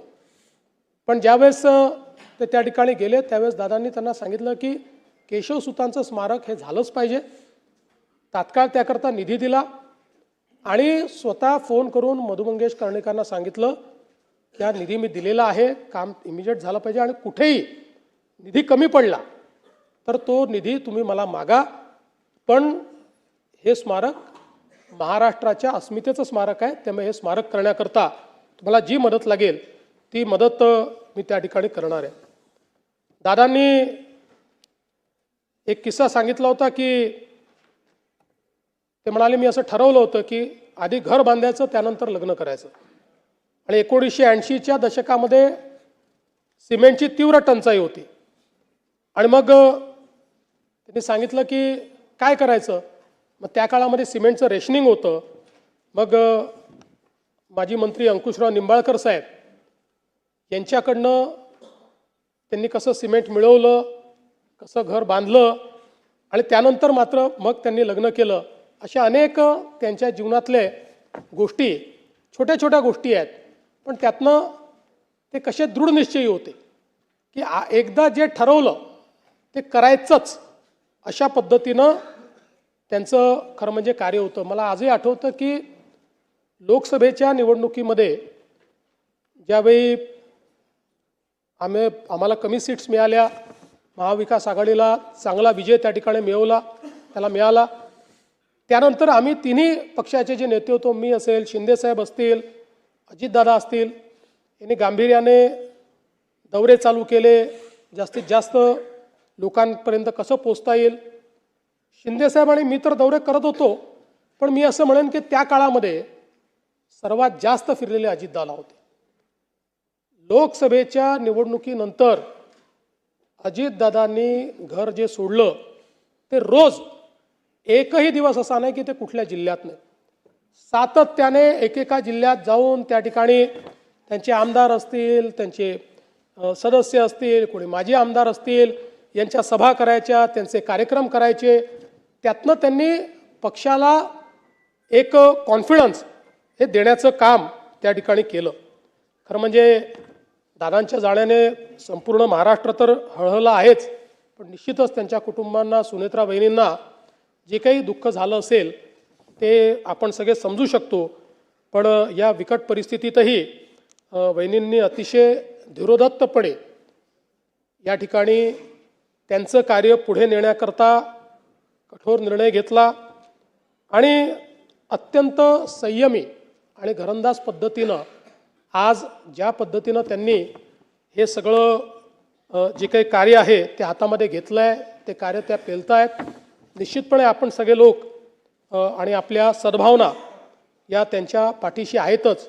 कारण शेवटी राजकीय क्षेत्रामध्ये अनेक वेळा व्यक्तिगत वेदना आपल्याला बाजूला ठेवून समाज, राज्य याचा विचार करत आपलं कर्तव्य त्या ठिकाणी बजावत राहावं लागतं.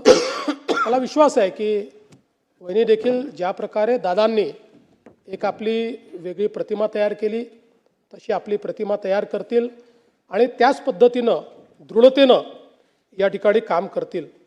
खरं तर दादांचा जन्म हा आपल्याला माहिती आहे राहुरी तालुक्यातला होता आणि दादांचे जे मामा आहेत, कदम कुटुंब जे आहे, हे कट्टर राष्ट्रीय स्वयंसेवक संघाचं कुटुंब होतं. राष्ट्रीय स्वयंसेवक संघाचे पदाधिकारी देखील त्यांचे मामा होते, त्यांचं घर होतं.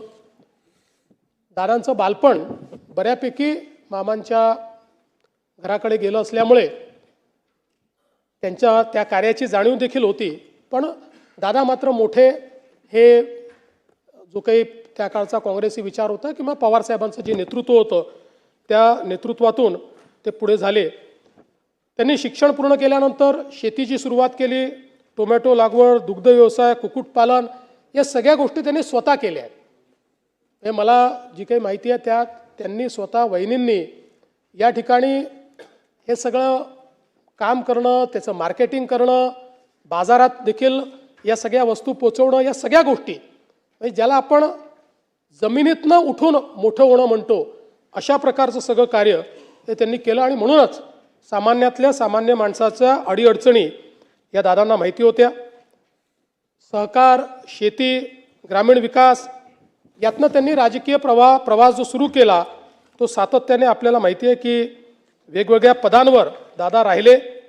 त्यांनी अतिशय चांगलं काम हे वेगवेगळ्या पदांवर केलं आणि हे सगळं करत असताना त्यांनी जे अर्थसंकल्प मांडले ते जर आपण बघितलं तर त्या अर्थसंकल्पांचा जो काही स्थायी भाव आहे त्याच्यामध्ये त्यांचा भर हा नेहमी राजकोषीय स्थैर्य निर्मितीवर असायचा. म्हणजे महसुली वाढ आणि खर्चाला प्राधान्यक्रम, विकास अभिमुख विस्तार म्हणजे भांडवली गुंतवणूक वाढवून रस्ते, ऊर्जा, सिंचन, उद्योगांना चालना देणं आणि संरचनात्मक संतुलन या 3 गोष्टींवर आधारित सगळे त्यांचे अर्थसंकल्प आपल्याला पाहायला मिळतात. त्यामुळे खर्चावर नियंत्रण ठेवण्याचं काम ते नेहमी करायचे. मला आजही आठवतं की आम्ही मंत्रिमंडळाच्या बैठकीत जेव्हा बसायचो त्यावेळी शिंदेसाहेब बसायचे, त्यांच्या बाजूला मी बसायचो आणि मग दादा बसायचे. आणि तो काळ अतिशय घाईचा काळ होता. मग अनेक वेळा माझी भूमिका रेफरीची यायची, कारण शिंदेसाहेबांचा हात खुला होता. त्यामुळे ते दरवेळेस एखादी नवीन योजना आणायचे. दादा म्हणायचे, आपण आता मोठ्या योजना केलेल्या आहेत, मग आता ही योजना कशी करायची. मग शिंदेसाहेब मला म्हणायचे की नाही आपल्याला ही केली पाहिजे. मग मी त्यांना सांगायचो केली पाहिजे. मग ते सांगायचे नाही पण आत्ता पैशाची तंगी आहे. मग मी यांना सांगायचो पैशाची तंगी आहे. असं करून मग शेवटी दोघांचं एकमत व्हायचं आणि मग आम्ही ती योजना पूर्ण करायचो. त्यामुळे हा आमच्या तिघांच्या स्वभावातला हे अंतर होतं.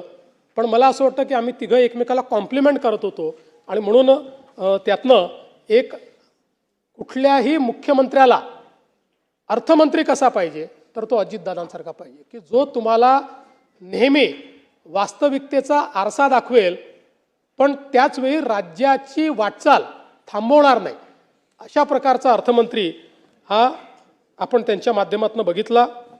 आपल्याला कल्पना आहे की विकासाच्या संदर्भात विशेषतः एकदा मला विचारलं की समजा दादा त्या ठिकाणी जर मंत्री झाले नसते तर काय झाले असते. मी बोलताना म्हटलं त्यांच्यात शिस्त तर पोलीससारखी आहे, कदाचित पोलीसमध्ये घेतले असते. हाडाचे शेतकरी आहेत तेव्हा कदाचित शेतकरी झाले असते. पण नंतर मग माझ्या डोक्यात विचार आला की दादा निश्चितपणे या ठिकाणी बांधकाम इंजिनियर झाले असते. कारण बांधकामाच्या संदर्भात अगदी छोट्यातल्या छोट्या बारीक बारीक गोष्टींमध्ये जाणं, सरकारी काम उत्तम गुणवत्तेचं झालं पाहिजे हा त्यांचा आग्रह. सकाळी 6 वाजता साईटवर जाणार, सगळ्या अधिकाऱ्यांना बोलवणार आणि त्यातल्या छोट्या छोट्या गोष्टी शोधून काढणार. हे असं काय, हे तसं काय, हे काय वापरलं आहे, याची किंमत किती आहे. आणि म्हणून जी जी बांधकामं दादांच्या देखरेखीखाली झाली आपण जर बघितली तर एक सरकारी बांधकामाचा खाक्या असतो, त्या खाक्यातली ती बांधकामं वाटत नाही. ती बांधकामं ही एखाद्या खाजगी बांधकामाला लाजवतील अशा प्रकारची बांधकामं आहेत. आणि कधीकधी दुर्दैव काय असतं बघा की दादांनी स्वतः पाठपुरावा करून ज्या मेडिकल कॉलेजची वीट ठेवली, दुर्दैवाने शेवटी त्यांचा देह त्याच मेडिकल कॉलेजमध्ये आपल्याला न्यावा लागला. यापेक्षा मला असं वाटतं दुर्दैवी अजून काही असू शकत नाही. त्यांचा दर्जा आणि सौंदर्यसृष्टी ही खरोखर अतिशय चांगली होती. खरं तर कोविडच्याही अभूतपूर्व संकटामध्ये दादा पूर्णपणे मैदानात होते.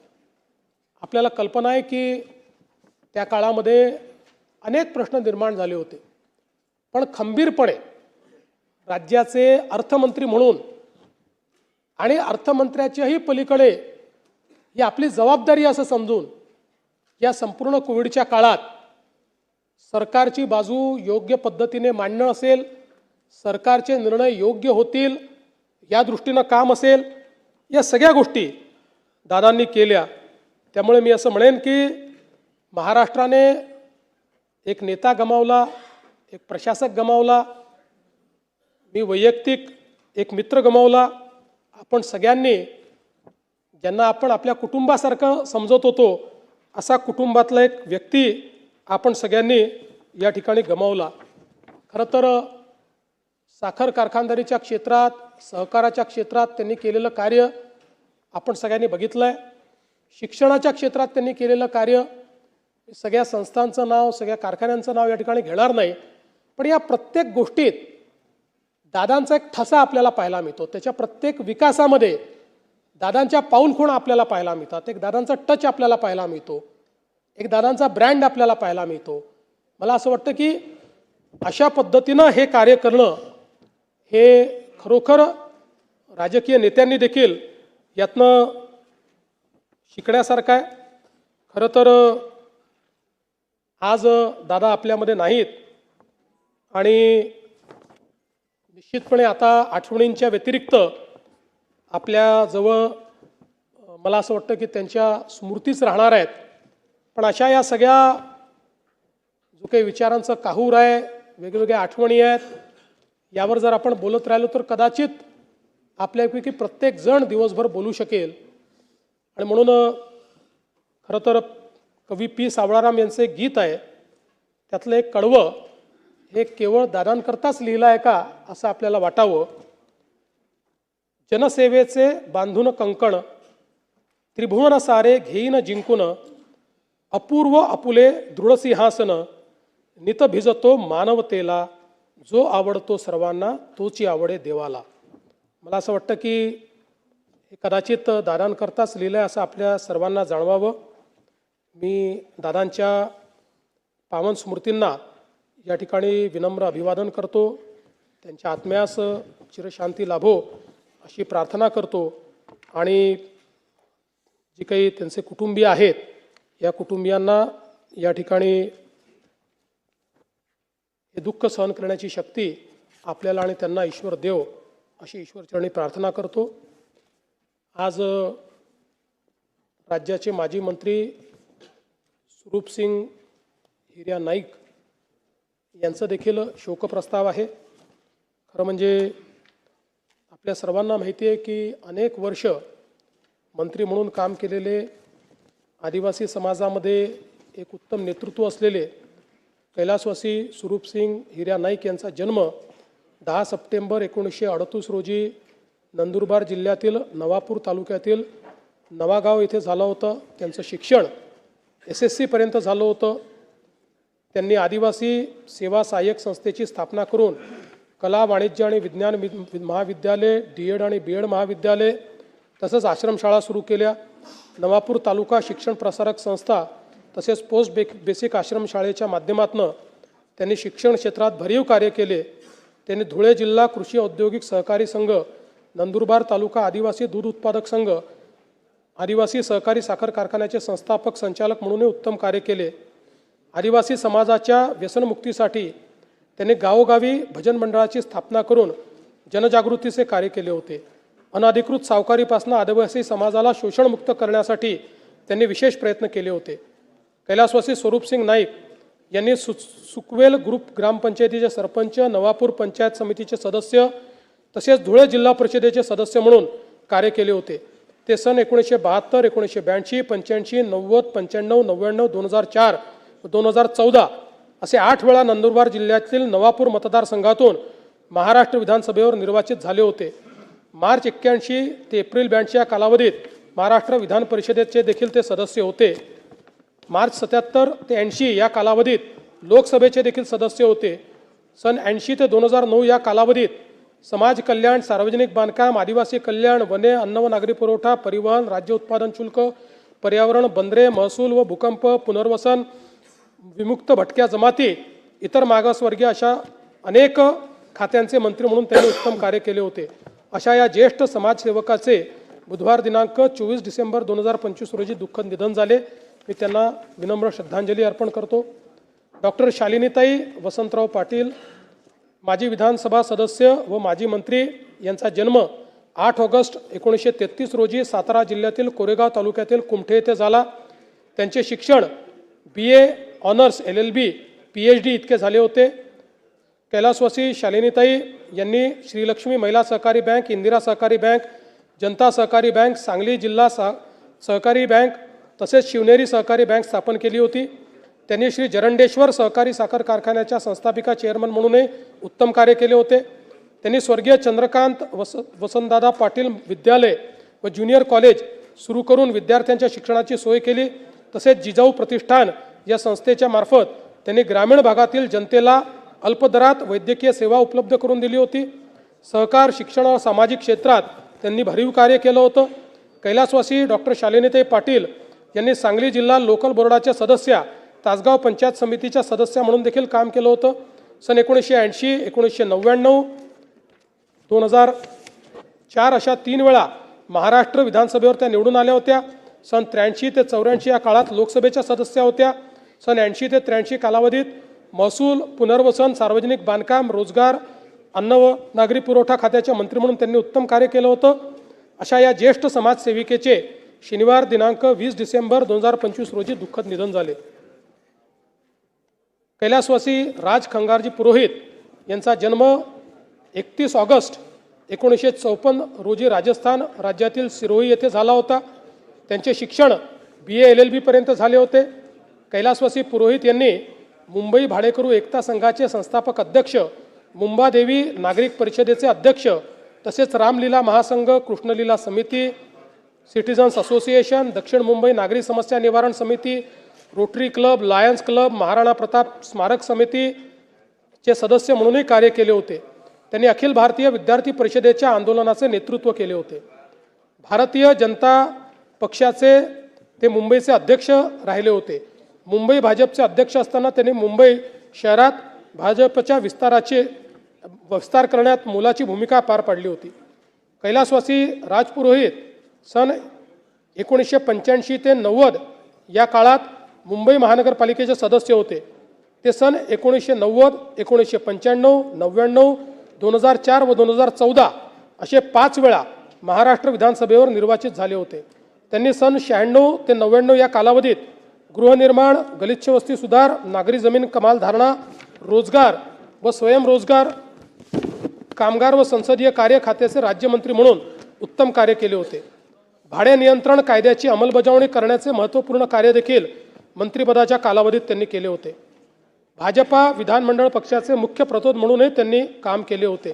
खरं म्हणजे आम्ही सगळे लोक ते प्रतोद असताना त्यांच्यासोबत काम करण्याची आम्हाला खूप वर्ष संधी मिळाली आणि या सभागृहातल्या जुन्या सर्व नेत्यांना माहिती आहे की सर्व पक्षीय लोकांचे अतिशय जवळचे मित्र म्हणून राजपुरोहितांकडे पाहिलं जायचं. अतिशय आक्रमक पण तेवढेच सर्वांशी मैत्री ठेवणारे आणि खऱ्या अर्थानं मुंबईमध्ये व्यापारी नेता म्हणून राजपुरोहित यांची एक ओळख होती. आणि अतिशय मला असं वाटतं की भारतीय जनता पक्षामध्ये खालपासनं वर आलेल्या नेत्यांपैकी एक अशा प्रकारचे ते नेते होते. त्यामुळे निश्चितपणे त्यांच्या जाण्याने भारतीय जनता पार्टी आणि वैयक्तिक आमचे सर्वांचं एक मोठं नुकसान झालेलं आहे.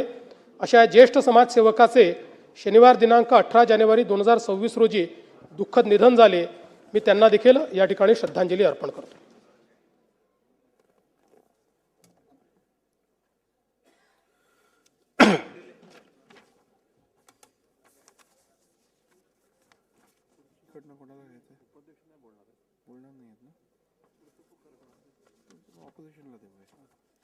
बोलणार आहात ना?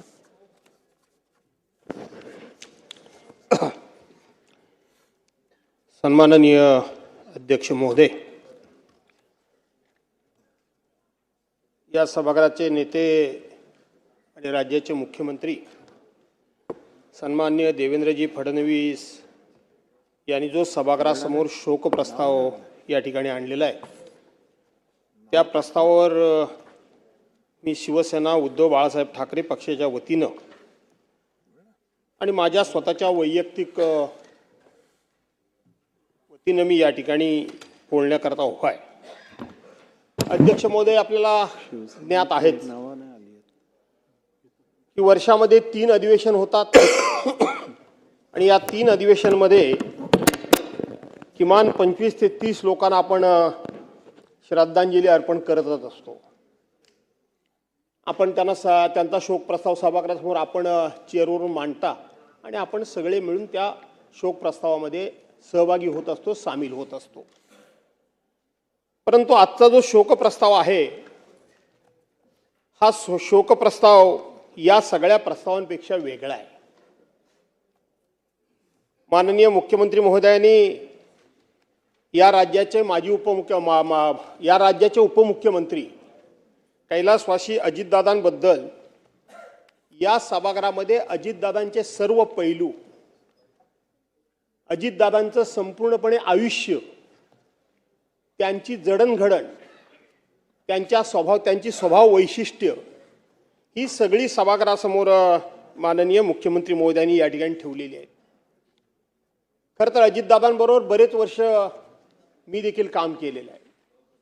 1995 साली ज्या वेळेला आम्ही सभागृहामध्ये आलो, त्यावेळेला सभागृहामध्ये आम्ही सत्ताधारी पक्षाचे सदस्य म्हणून पलीकडच्या बाजूला बसत होतो आणि विरोधी पक्षाचे सदस्य म्हणून इतर सदस्यांबरोबर माननीय अजितदादा इकडे बसत असत.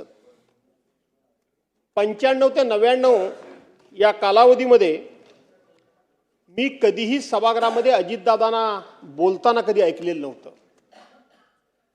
एक अतिशय बुजऱ्या स्वभावाचा तरुण, अतिशय दिसायला उमदा, देखणा, अंगकाठी सडपातळ, सफेद पॅन्ट, सफेद फुल हाताचं शर्ट, आणि कुणालाही त्यांनी थोडं स्मितहास्य करावं असं वाटावं, आणि ते स्मितहास्य झेलण्याकरता म्हणून सगळेच जसे आसुसले असायचे तशाच पद्धतीनं माझ्यासारखा देखील आमदार पलीकडे जरी बसला असला तरी सुद्धा त्या अजितदादाच्या स्मितहास्याकरता आम्ही सगळे त्यांच्याशी जवळीक साधण्याचा प्रयत्न करत असू. परंतु सुरुवातीपासूनच म्हणते बुजरा स्वभाव असल्यामुळे ते सगळ्यांपासून थोडे अलिप्त राहायचे हे मी बघितलं.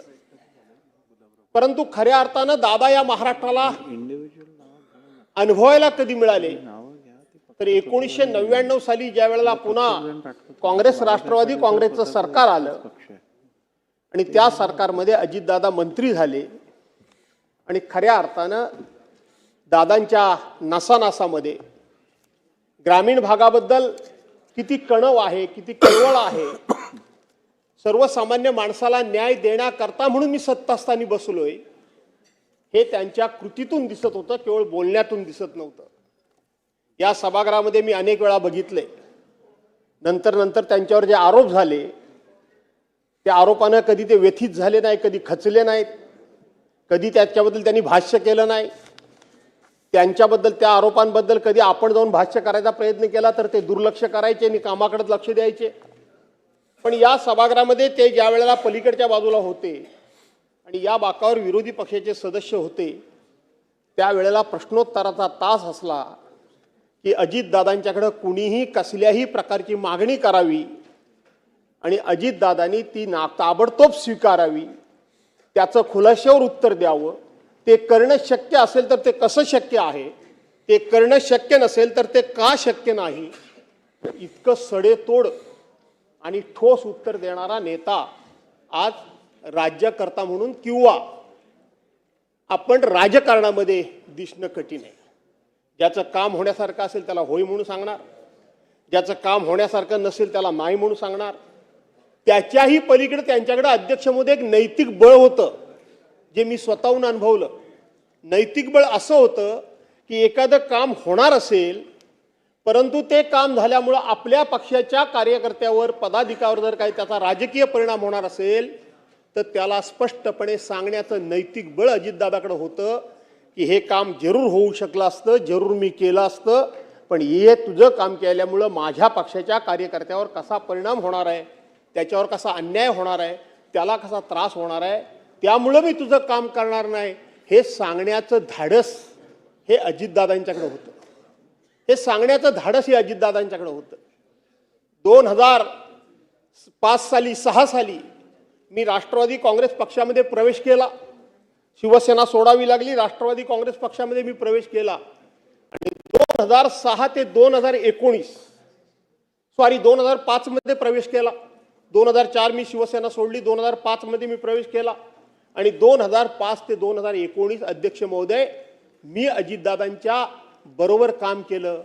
काही दिवस राज्यमंत्री म्हणून काम केलं, काही दिवस कॅबिनेट मंत्री म्हणून काम केलं आणि काही दिवस त्या राष्ट्रवादी काँग्रेस पक्षाचा राज्याचा अध्यक्ष म्हणून सुद्धा मी काम केलं. लोकांना असं वाटायचं की दादांना बरं वाटेल तेवढं आपण बोललं म्हणजे दादांच्या आपण जवळ गेलो. पण मी अनुभवलंय, ते निराळच अनुभवलंय. बरं वाटेल हे बोलणारे बरेच लोक असतात, पण खरं बोलण्याचं धाडस हे दाखवलं जर आपण तर त्याचं सुद्धा तोंडावर नाही, बोलण्यातून नाही, पण अजितदादांच्याकडे ते सुद्धा एक कौशल्य होतं, ते सुद्धा एक उदार भाव होता की हा खरं बोललाय. भले ते माझ्या विरोधात आहे, तो खरं बोललाय तर ते खरं स्वीकारण्याचं सुद्धा दायित्व आणि तो मनाचा मोठेपणा माननीय अजितदादांच्याकडे मी स्वतःहून अनुभवलाय, मी स्वतःहून पाहिलाय. माझ्यापेक्षा ते वयानं 2 वर्षांनी लहान होते, 2 वर्षांनी लहान, मी त्यांच्यापेक्षा 2 वर्षांनं मोठा आहे, 2-2.25 वर्षांनं मी मोठा आहे वयानं. पण अध्यक्ष झाल्यानंतर अध्यक्षाचा मान सन्मान कसा राखावा, मी कोणतरी एका मोठ्या घराण्यातला नेता आहे, मी राज्याचा उपमुख्यमंत्री आहे, मी मंत्री आहे आणि हा अध्यक्ष आम्ही केला म्हणून झाला, हा भावनी ही वागणूक त्यांच्या स्वभावात नव्हती. अध्यक्ष म्हणून त्याचा योग्य तो मान सन्मान राखणं हे सुद्धा त्यांच्याकडे एक संस्कार होते. एक सुसंस्कृत नेता म्हणून तोंडानं वाटताना असं वाटत असेल की फटकन बोलायचा. मी तर त्यांना आमच्या कोकणातला फणसाची उपमा द्यायचो. त्यांना तर खरं फणस खूपच आवडायचं कोकणात गेल्यानंतर. वरून माणूस हा काटेरी जरी वाटला तरी आतून अत्यंत रसाळ होता, मधाळ होता, गोड होता. अशा प्रकारचे हे दादा होते. गेलेल्या माणसाबद्दल आपण अनेक वेळा चांगलंच बोलायचं असतं, पण खरोखरच दादा चांगले होते म्हणूनच चांगलं आपण सगळे बोलणारच आहोत, याबद्दल काही शंका बाळगण्याचं कारण नाही. अध्यक्ष महोदय, अध्यक्ष महोदय, परवांच्या दिवशी दादा गेले. सकाळी खरं सांगायला गेलं तर ज्या वेळेला मी दिवसभर कधीही टी व्ही लावत नाही, काही दुनिया इकडची तिकडे झाली तरी मी टी व्ही लावत नाही. मी संध्याकाळीच फक्त 1 तासभर बातम्या ऐकतो आणि विषय सोडून टाकतो. सकाळी मात्र जेवढी वर्तमानपत्र वाचता येतील तेवढी मात्र वाचून काढायची. पण हल्ली वर्तमानपत्र सुद्धा 8 वाजल्याशिवाय येत नाहीत, त्यामुळे ती सुद्धा वाचणं हल्ली कमी झालंय. पण माझा मुलगा विक्रांत धावत आला. त्यांनी बघितलं, पप्पा टी व्ही लावा. बोलो काय झालं? दादांच्या, माझ्या अंगावर काटा आला. दादांच्या विमानाचा ॲक्सिडेंट झाला. अरे बोलो काय बोलतोयस काय? कुठे झाला? नाही म्हणाला, फार काहीतरी गंभीर घडलंय, तुम्ही ताबडतोब टी व्ही लावा. मी टी व्ही लावला. त्याच वेळेला बातमी सुरू झाली होती की विमानातली साहीच्या साही माणसं या ठिकाणी दगावल्याची शक्यता आहे, अत्यवस्था आहेत, वाचल्याची शक्यता कमी. पुन्हा ती 10 मिनिटाकरता बातमी बदलली, पुन्हा ती बातमी कन्फर्म झाली आणि दाखवायला लागली. मी ताबडतोब त्या दिवशी अध्यक्ष महोदय बारामतीमध्ये पोहोचलो. त्या दिवशी मी बारामती होतो, दुसऱ्या दिवशी बारामतीमध्ये मी होतो. संपूर्ण कुटुंबीय, पवार कुटुंबियांना या ठिकाणी मी त्यावेळेला भेटलो.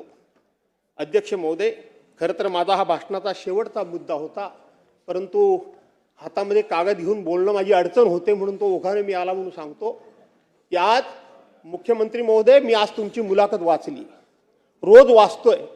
CBI मार्फत चौकशी करा, CID मार्फत चौकशी करा, DCGA मार्फत चौकशी करा, काय कशी चौकशी करा ती करा, पण महाराष्ट्राच्या मनामध्ये संशय आहे. महाराष्ट्राच्या सर्वसामान्य माणसाच्या जनतेला दादांचा अपघात झाला हे मन मानायला तयार नाही, तुमचंही मानायला तयार नाही आणि माझंही मानायला तयार नाही. कुठेतरी घातपात झालाय असंच वाटतं. काय झालं काय नाही झालं हे चौकशी अंती बाहेर येईल. इथं आमचे सदस्य रोहित पवार त्या संदर्भामध्ये भांडतायत, पण ते भांडत असताना दुसरी एक चर्चा घडते, ही चर्चा घडू नये म्हणून हा मुद्दा मी उपस्थित करतोय की त्या दिवशी पवार साहेबांनी सांगितलं की हा घातपात नाही, हा अपघातच होता, म्हणून रोहित पवार वेगळं बोलतात आणि पवार साहेब वेगळं बोलतात असा त्याचा अर्थ लागता कामा नये. का तर त्या दिवशी ते बारामतीतलं मी दृश्य बघितलं. अख्खा महाराष्ट्र बारामतीकडे त्या ठिकाणी लोटला होता. माणसं ओळखणारी अनेक असतात आणि ते प्रत्येकाच्या मनामध्ये एक संपूर्णपणे चीड होती. कुठेतरी काहीतरी वाईट घडलंय, कुठेतरी ही दुर्घटना घडली की घडवली गेली आहे अशा पद्धतीचा संशय प्रत्येकाच्या मनामध्ये होता. पवार साहेबांसारखा एक अनुभवी माणूस की कोणत्या वेळेला कोणतं स्टेटमेंट करायचं हे त्यांना माहीत होतं. तो स्टेटमेंट करतानाची पवार साहेबांची तुम्ही ती छबी समोर आणा. पवार साहेबांनी हातामध्ये कागद घेतला होता, मान खाली होती आणि एकच वाक्य फक्त ते बोलले की हा घातपात नाही, हा अपघात आहे. का बोलले? कशा करता बोलले? एक जर बारामतीमध्ये दादा जर ठिणगी पडली असती, एक ठिणगी पडली असती तर अख्खा महाराष्ट्र त्या ठिणगीनं होरपळून निघाला असता. पुऱ्या महाराष्ट्रामध्ये हे लोण पोचलं असतं आणि सरकारनं कितीही ताकद लावली आणि कुणीही लावली तरी त्याला कंट्रोल करणं हे कोणालाही शक्य झालं नसतं. म्हणून त्यावेळचं पवार साहेबांचं स्टेटमेंट माझ्यासारख्या कार्यकर्त्याला अत्यंत समयोचित वाटतं. मी त्याच्यावर कधी भाष्य केलं नाही, पण आज हे भाष्य करणं मला उचित वाटतं आणि म्हणून रोहित पवार आणि शरद पवार साहेब मांडतात ही भूमिका विसंगत नाही, तर त्याच्या वेळची परिस्थिती आपण नजरेसमोर आणली पाहिजे. आणि म्हणून दादांचा घात झाला की अपघात झाला हे मुख्यमंत्री महोदय शोधून काढा. यापेक्षा मी या विषयावर काही जास्त भाष्य करू इच्छित नाही. अध्यक्ष महोदय, दादा म्हणजे एक संपूर्ण महाराष्ट्राचा आधारवड होता. प्रत्येकाला दादा म्हणजे एक आधार वाटत होता. तो पक्ष कुठला आहे, ती जात कुठली आहे, तो धर्म कुठला आहे, तो पंथ कुठला आहे, त्यांच्या बाजूचा आहे की त्यांच्या विरोधात आहे, त्यांच्यावर आरोप केला की त्यांच्यावर टीका केली, त्यांना दोष दिला की काय केलं, याचा विचार न करता काम जर करून घ्यायचं असेल तर दादांच्या दालनात जावं. अशा पद्धतीचा विचार आणि सर्वसामान्य माणसाला, गरजू माणसाला आधार वाटणारा आधारवड म्हणजे अजितदादा होता. आज हा महाराष्ट्राचा आधारवड कोसळून पडला. आज हा महाराष्ट्राचा आधारवड उलमळून पडला. कधी पडला? अध्यक्ष महोदय, ब्रह्मकमळ हे रात्रीचं उगवतं, रात्रीच्या 12 वाजता ब्रह्मकमळ उगवतं. पण महाराष्ट्राच्या राजकारणामध्ये अजितदादा पवार नावाचं ब्रह्मकमळ अगदी मध्यानीला उगवलं होतं, उमललं होतं, मध्यानीला उमललं होतं. दुपारच्या 12-1 वाजण्याच्या सुमारास उमललं होतं, तेजानं तळपत होतं. कुणाची नजर लागली माहीत नाही, पण हे उमललेलं ब्रह्मकमळ असंच त्या ठिकाणी करपून त्या ठिकाणी नाश पावलं, नाश के झपावलं.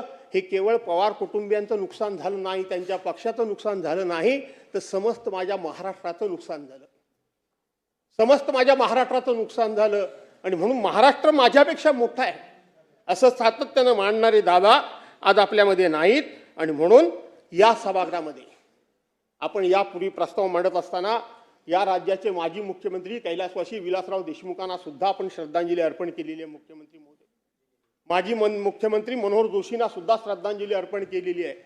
त्याचबरोबर माजी अध्यक्ष दत्ताजी नलावडेंना देखील श्रद्धांजली अर्पण केलेली आहे. आणि माजी उपमुख्यमंत्री गोपीनाथराव मुंडेंना देखील आपण या सभागृहामध्ये श्रद्धांजली अर्पण केलेली आहे. आणि आर पाटलांचा शोक प्रस्ताव सुद्धा या सभागृहामध्ये येऊन गेला आहे आणि आपण त्या शोकप्रस्तावामध्ये सगळे सामील झालेले होते. शेवटी सर्वांचं जीवन, सर्वांचं आयुष्य समानच आहे, पण तरी देखील दादांचा शोकप्रस्ताव हा माझ्या दृष्टीनं खूप निराळा आहे. आणि म्हणून आपण सर्वांनी दादांना या ठिकाणी स्वतंत्र अशा पद्धतीची जी श्रद्धांजली अर्पण करण्याचा कार्यक्रम या ठिकाणी केलात. या इथं सुनेत्रा वहिनी बसलेल्या असायच्या. आज सकाळपासून त्यांच्या डोळ्याला डोळा, तसे त्यांचे आमचे घरगुती संबंध आहेत. मी त्यांच्या पूर्वीपासून त्या माझ्या ओळखीच्या, मी त्यांच्या ओळखीच्या, मी त्यांच्या घरी जाऊन जेवण खाऊन करून आलेलो आहे. पण माऊलीच्या डोळ्याला डोळा देण्याचं माझं धाडस होत नाहीये.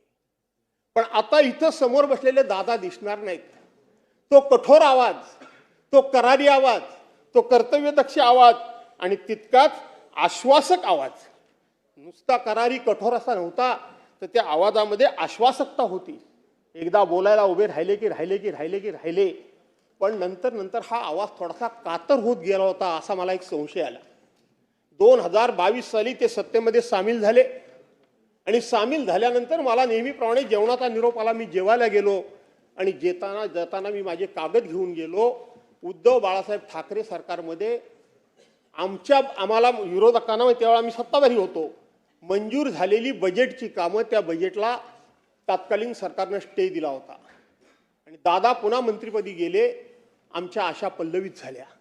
मी कागद घेऊन गेलो, सगळं मंजूर असलेले सगळे पुरावे दादांच्या हातात दिले. एका बाजूला जेवलो, आम्ही दोघेच केबिनमध्ये होतो, जेवलो, कागद हातात दिले आणि दादांनी सांगितलं काळजी करू नकोस, बजेटमध्ये मीच तरतूद केलेली आहे, मी ह्याचे ताबडतोब स्टे उठवून देतो.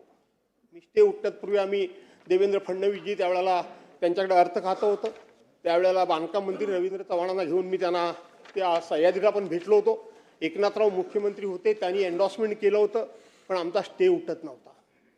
दादाने हातात कागद घेतले, मी ताबडतोब स्टे उठवतो म्हणून सांगितलं. दुसऱ्या दिवशी चिठ्ठी लिहून मला बोलवलं आणि दादाने सांगितलं की मी तुमच्या बाबतीत काही तुम्हाला मदत करू शकत नाही, सरकारचं धोरण ठरलेलं असं आहे की विरोधी पक्षाला मदत करायची नाही. ठीक आहे, काही हरकत नाही. नंतर मी कोर्टामध्ये गेलो, तो सगळ्यांचा स्टे उठवला, तो भाग वेगळा. पण त्याच्यानंतर सुद्धा ज्या वेळेला 2024ला पुन्हा सरकार बदललं, तेव्हा मी त्यांना भेटायला गेलो. तेव्हा मला त्यांनी स्वतःहून अभिनंदनाला फोन केला. ते प्रत्येकाला करायचे अभिनंदनाचा फोन, मला पण केला. तेव्हा म्हटले मी सांगितलं होतं किती मताने येईल हे सांगता येत नाही, पण हा पट्ट्या निवडून आल्याशिवाय मात्र राहणार नाही आणि तुम्ही निवडून आलात.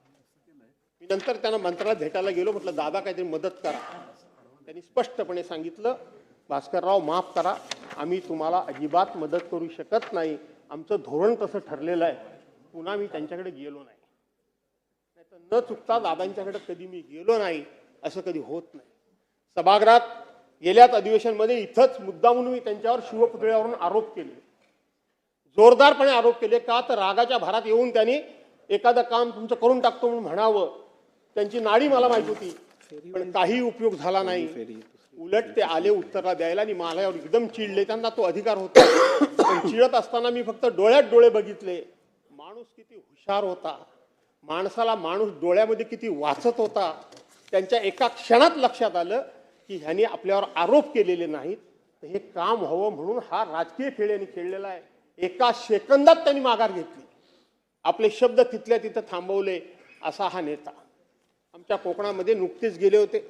छत्रपती संभाजी महाराजांचं स्मारक कसबा ते संगमेश्वर तालुक्यामध्ये बांधण्याकरता म्हणून मुख्यमंत्री महोदय त्यांनी खूप सगळी टीम घेऊन गेले. उन्हा तानातून फिरले, वर खाली नाचले. तिथं गेल्यानंतर त्या मधमाशा, त्यांना प्रचंड प्रमाणामध्ये त्या मधमाशांचा त्रास झाला. मला वाटतं अनेक कामं तुम्ही त्यांची पूर्ण करणार आहात. त्याच्यामध्ये हे छत्रपती संभाजी महाराजांचं स्मारक हे आमचं वैयक्तिक कोणाचं काही काम नाही आहे, कोकणाचं आहे. ते आपण पुरं करावं अशा प्रकारची मी आपल्याला विनंती करतो. दादांबद्दल सांगत असताना त्यांना अनेक प्रकारे छळलं. त्यांच्या शब्दाचा अन्वय अर्थ काढून, वेगळा अर्थ काढून मी काही त्यांच्यावर हे सांगतो नाही, पण थोडंसं विकास कामांच्या योजना, सरकारी योजना, विकास कामं याच्यावर महाराष्ट्रामध्ये बोलायचं झालं तर दादांचा कोणी हात धरू शकत नव्हता.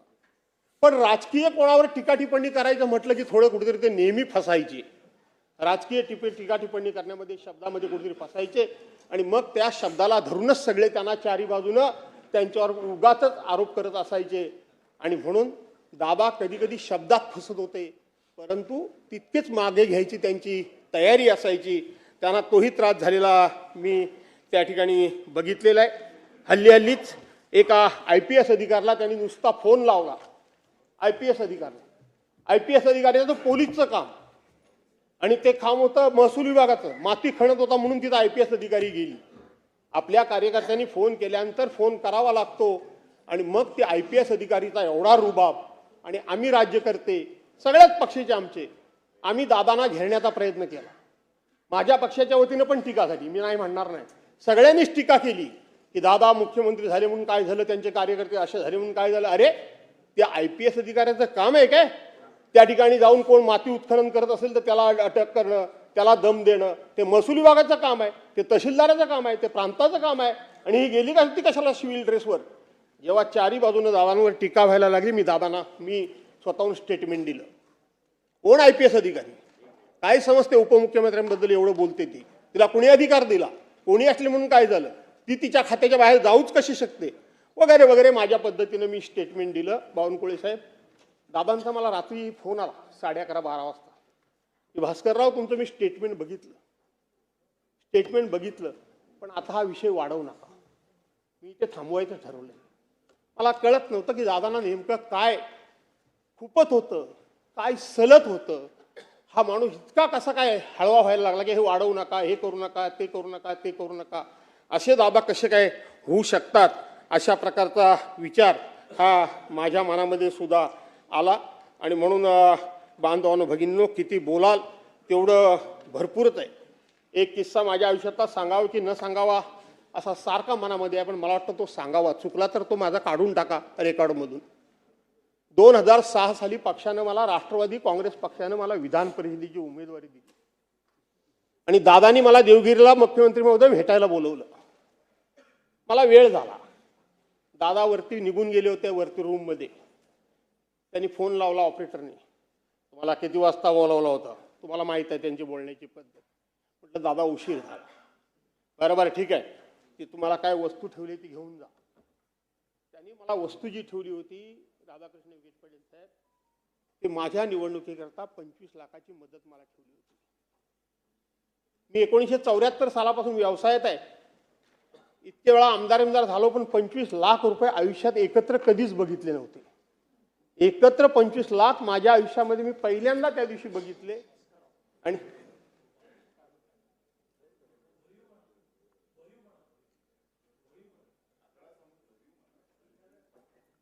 ठीक आहे, मी माझं म्हणणं बंद करतो. ठीक आहे. त्याच्यानंतर मी असं ठरवलं होतं की माझ्याकडे काही एक अमुक एक काही येईल, त्या दिवशी पहिलं दादांना भेटेन. दादांना मी भेटायला गेलो, दादानी त्याच्यामध्ये भर टाकून मला परत पाठवलं. घेणं सोडाच, पण त्याच्यामध्ये भर टाकून मला सन्मानानं परत पाठवलं. असा हा नेता, आज हा नेता आपल्या सर्वांच्या मधून निघून गेला. शेवटी जो आवडे सर्वांना तोची आवडे देवाला, असं जे म्हणतात त्याच पद्धतीनं हे सगळं घडलेलं दिसतंय. आणि म्हणून जास्त वेळ न बोलता मी एवढंच सांगेन, शेवटी दादा जरी आपल्यातून गेले असले तरी स्पष्टता व सत्य का आधार चला गया, स्पष्टता व सत्य का आधार चला गया, स्नेह प्रेम प्यार का मीनार चला गया, स्नेह प्यार का प्रेम और प्यार का मीनार चला गया, हमारे दिल से दूर तो वह जा न पाएगा, हमारे दिल से दूर तो वह ना जा पाएगा, वो छोड़कर ये संसार भले ही चला गया. त्याने हा संसार सोडून गेले असले, हे जग सोडून गेले असले तरी तुमच्या हृदयातून ते जाऊ शकणार नाहीत, जाणार नाहीत. अशा दादांना मी माझ्या कुटुंबातर्फे उद्धव बाळासाहेब ठाकरे पक्षाच्या वतीनं या ठिकाणी भावपूर्ण श्रद्धांजली अर्पण करतो. दादांच्या वयोवृद्ध मातोश्री घरामध्ये आहेत, पवार साहेबांसारखा वयोवृद्ध नेता काका त्यांच्या घरीमध्ये आहेत, सुनित्रा वहिनी पवार आहेत, यश आहे, पार्थ आहे. या सर्वांना हे दुःख सहन करण्याची आई जगदंबेनं ताकद देवो अशा प्रकारची प्रार्थना करतो. त्याचबरोबर स्वरूपसिंग हिर्या नाईक यांच्या हे इथं असताना मी आमदार होतो, त्यांच्याबरोबर अनेक वेळा आमचे संबंध आलेले होते. शालीनताई वसंतराव पाटील ह्या सुद्धा सभागृहामध्ये आम्ही आमदार असताना होतो. आमचे मित्र राज पुरोहित हे सुद्धा आमच्याबरोबर आम्ही एकत्र काम केलेलं आहे. राज्यमंत्री गंगाधर पटणे ह्यांनी सुद्धा आम्ही एकत्र काम केलेलं आहे. निळकंठ चिंतामण फालक हेच तेवढे फक्त आम्हाला परिचित नाही, विश्वास रामचंद्र नांदेकर ह्यांनी आम्ही सुद्धा एकत्र काम केलेलं आहे. रूपलेखा खंडेराव ढोरे ह्या 1995 ते 99 युतीच्या आमदार म्हणून आम्ही एकत्र काम केलेलं आहे. या सगळ्यांच्या दुःखद निधनाबद्दल मी या ठिकाणी शोक व्यक्त करतो, त्यांनाही श्रद्धांजली अर्पण करतो आणि या ठिकाणी थांबतो. भुजबळ साहेबांची प्रकृती अस्वस्थ असल्यामुळे ते डिस्चार्ज घेऊन फक्त या शोकात भाग घेण्यासाठी आले. अध्यक्ष महोदय, अधिक नाही बोलणार मी. खरं म्हणजे मी 1985 पासून या विधानमंडळात आहे आणि अनेक आमच्या मित्रांना, नेत्यांना शोकप्रस्तावाद्वारे श्रद्धांजली अर्पण करण्याचा प्रसंग जो आहे माझ्यावर आलेला आहे, मी पाहिलेला आहे, बोललेलो आहे. मगाशी सुद्धा अनेक आपण नावं घेतली, विलासरावांपासून तर R.R. पाटील, मुंडे साहेब वगैरे सगळ्यांचे. परंतु अजितदादांच्या संदर्भातला शोकप्रस्ताव त्याला पाठिंबा द्यायची वेळ येईल असं स्वप्नात सुद्धा वाटलं नाही. अजूनही वाटतंय की दादा इथेच, दादांचा कुठेतरी वावर आहे, कुठेतरी ऑफिसमध्ये बसले असेल, चर्चा सुरू असेल, कुठेतरी काम करत असतील. परंतु दुर्दैवानं जे आहे, खरं म्हणजे दुर्दैव हा शब्द जो आहे हा अजितदादांना अशा अर्थाने लागू होतो की लहानपणी त्यांचे वडिलांचं सुद्धा छत्र त्यांचं हरपलं. लहानपणापासूनच दादा अडचणीला तोंड देत मोठे झाले, हे तर खरं आहे की पवार साहेबांच्या देखरेखीखाली त्यांनी सामाजिक आणि राजकीय सेवेचे धडे सुद्धा घेतले, सहकारातले धडे घेतले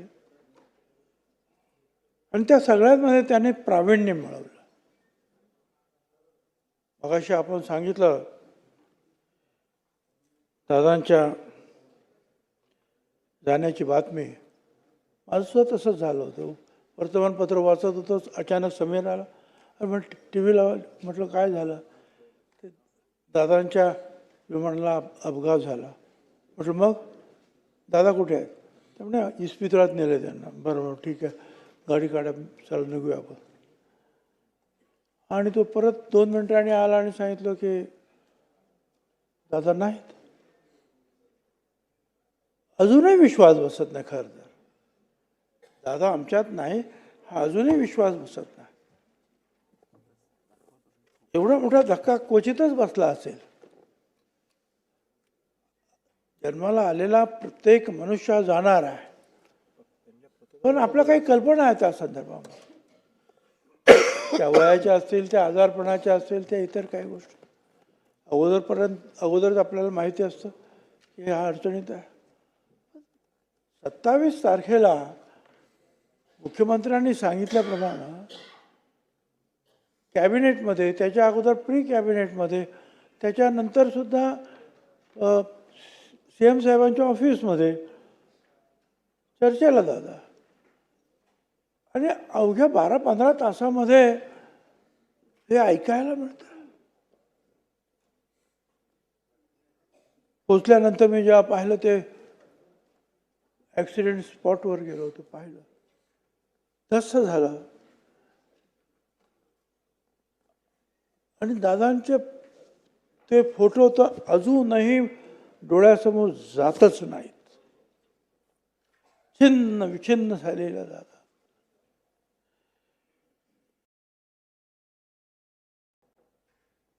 आणि म्हणून मी म्हटलं की जायचं प्रत्येकाची एक वेळ आहेच, पण अशा पद्धतीनं दादा जावा.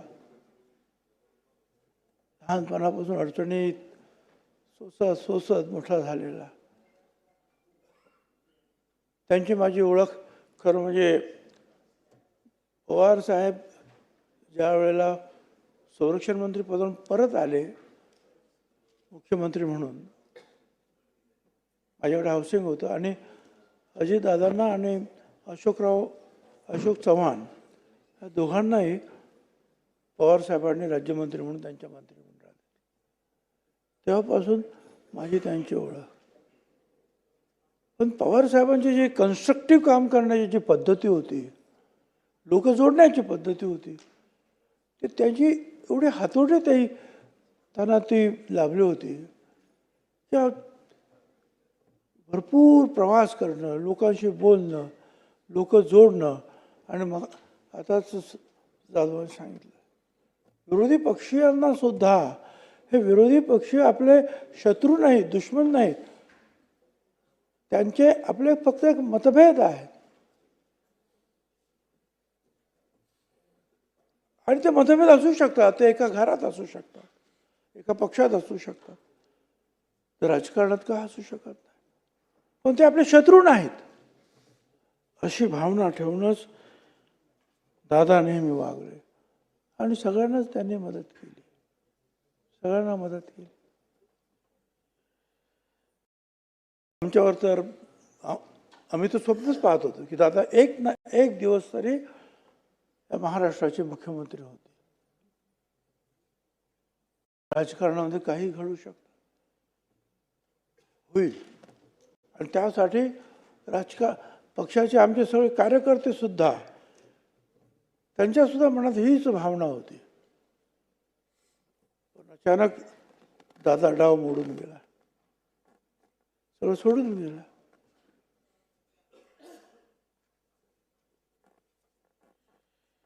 त्यांच्या कामाबद्दल आपण बरेचसे सगळे बोललो, परत काय बोललो.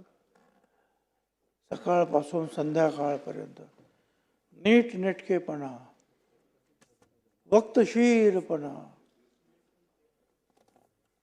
अशा काही 2-3 जे काही लोक मी पाहिले आहेत. स्वच्छता,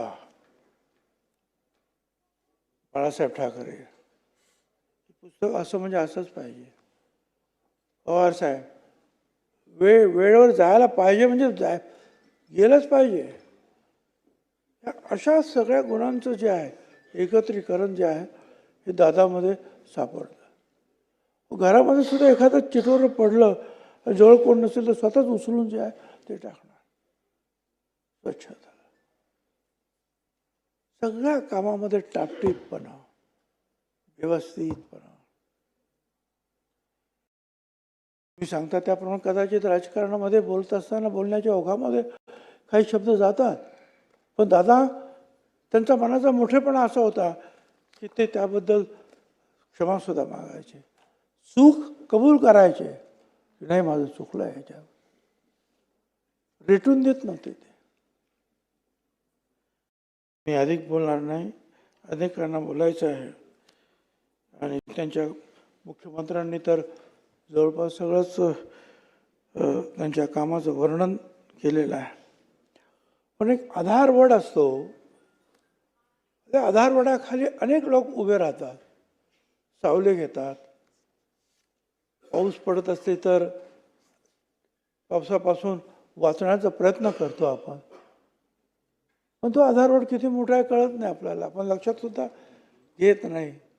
पण तो आधारवड ज्या वेळेला उन्मळून पडतो त्यावेळेला आपल्या लक्षात येतं, अरे ह्याच्या फांद्या किती, ह्याच्या मुळं किती, किती मोठा होता हा आधारवड. दादांच्या बाबतीत अशीच भावना आज आमच्या सगळ्यांच्याच मनामध्ये आहे. फार मोठा आधारवड दादांच्या रूपानं आमच्यात होता आणि आज आम्ही त्यांना मुकलो. मी मनापासून त्यांना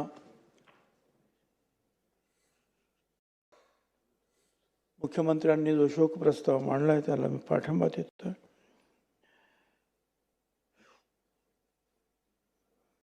रूपसिंग नाईक यांच्याबरोबर मंत्रिमंडळामध्ये आम्ही सुद्धा होतो. शालिनी ताईंबरोबर पक्षात सुद्धा काम केलं. राजपुरोहित तर महानगरपालिकेमध्ये सुद्धा माझ्याबरोबर होते. इथे सुद्धा असे काम होते. सगळी मंडळी गेली, आपापल्या आठवणी ठेवून गेली. प्रत्येकाची काही ना काहीतरी आठवण असते. या सगळ्यांनाच मी श्रद्धांजली अर्पण. धन्यवाद.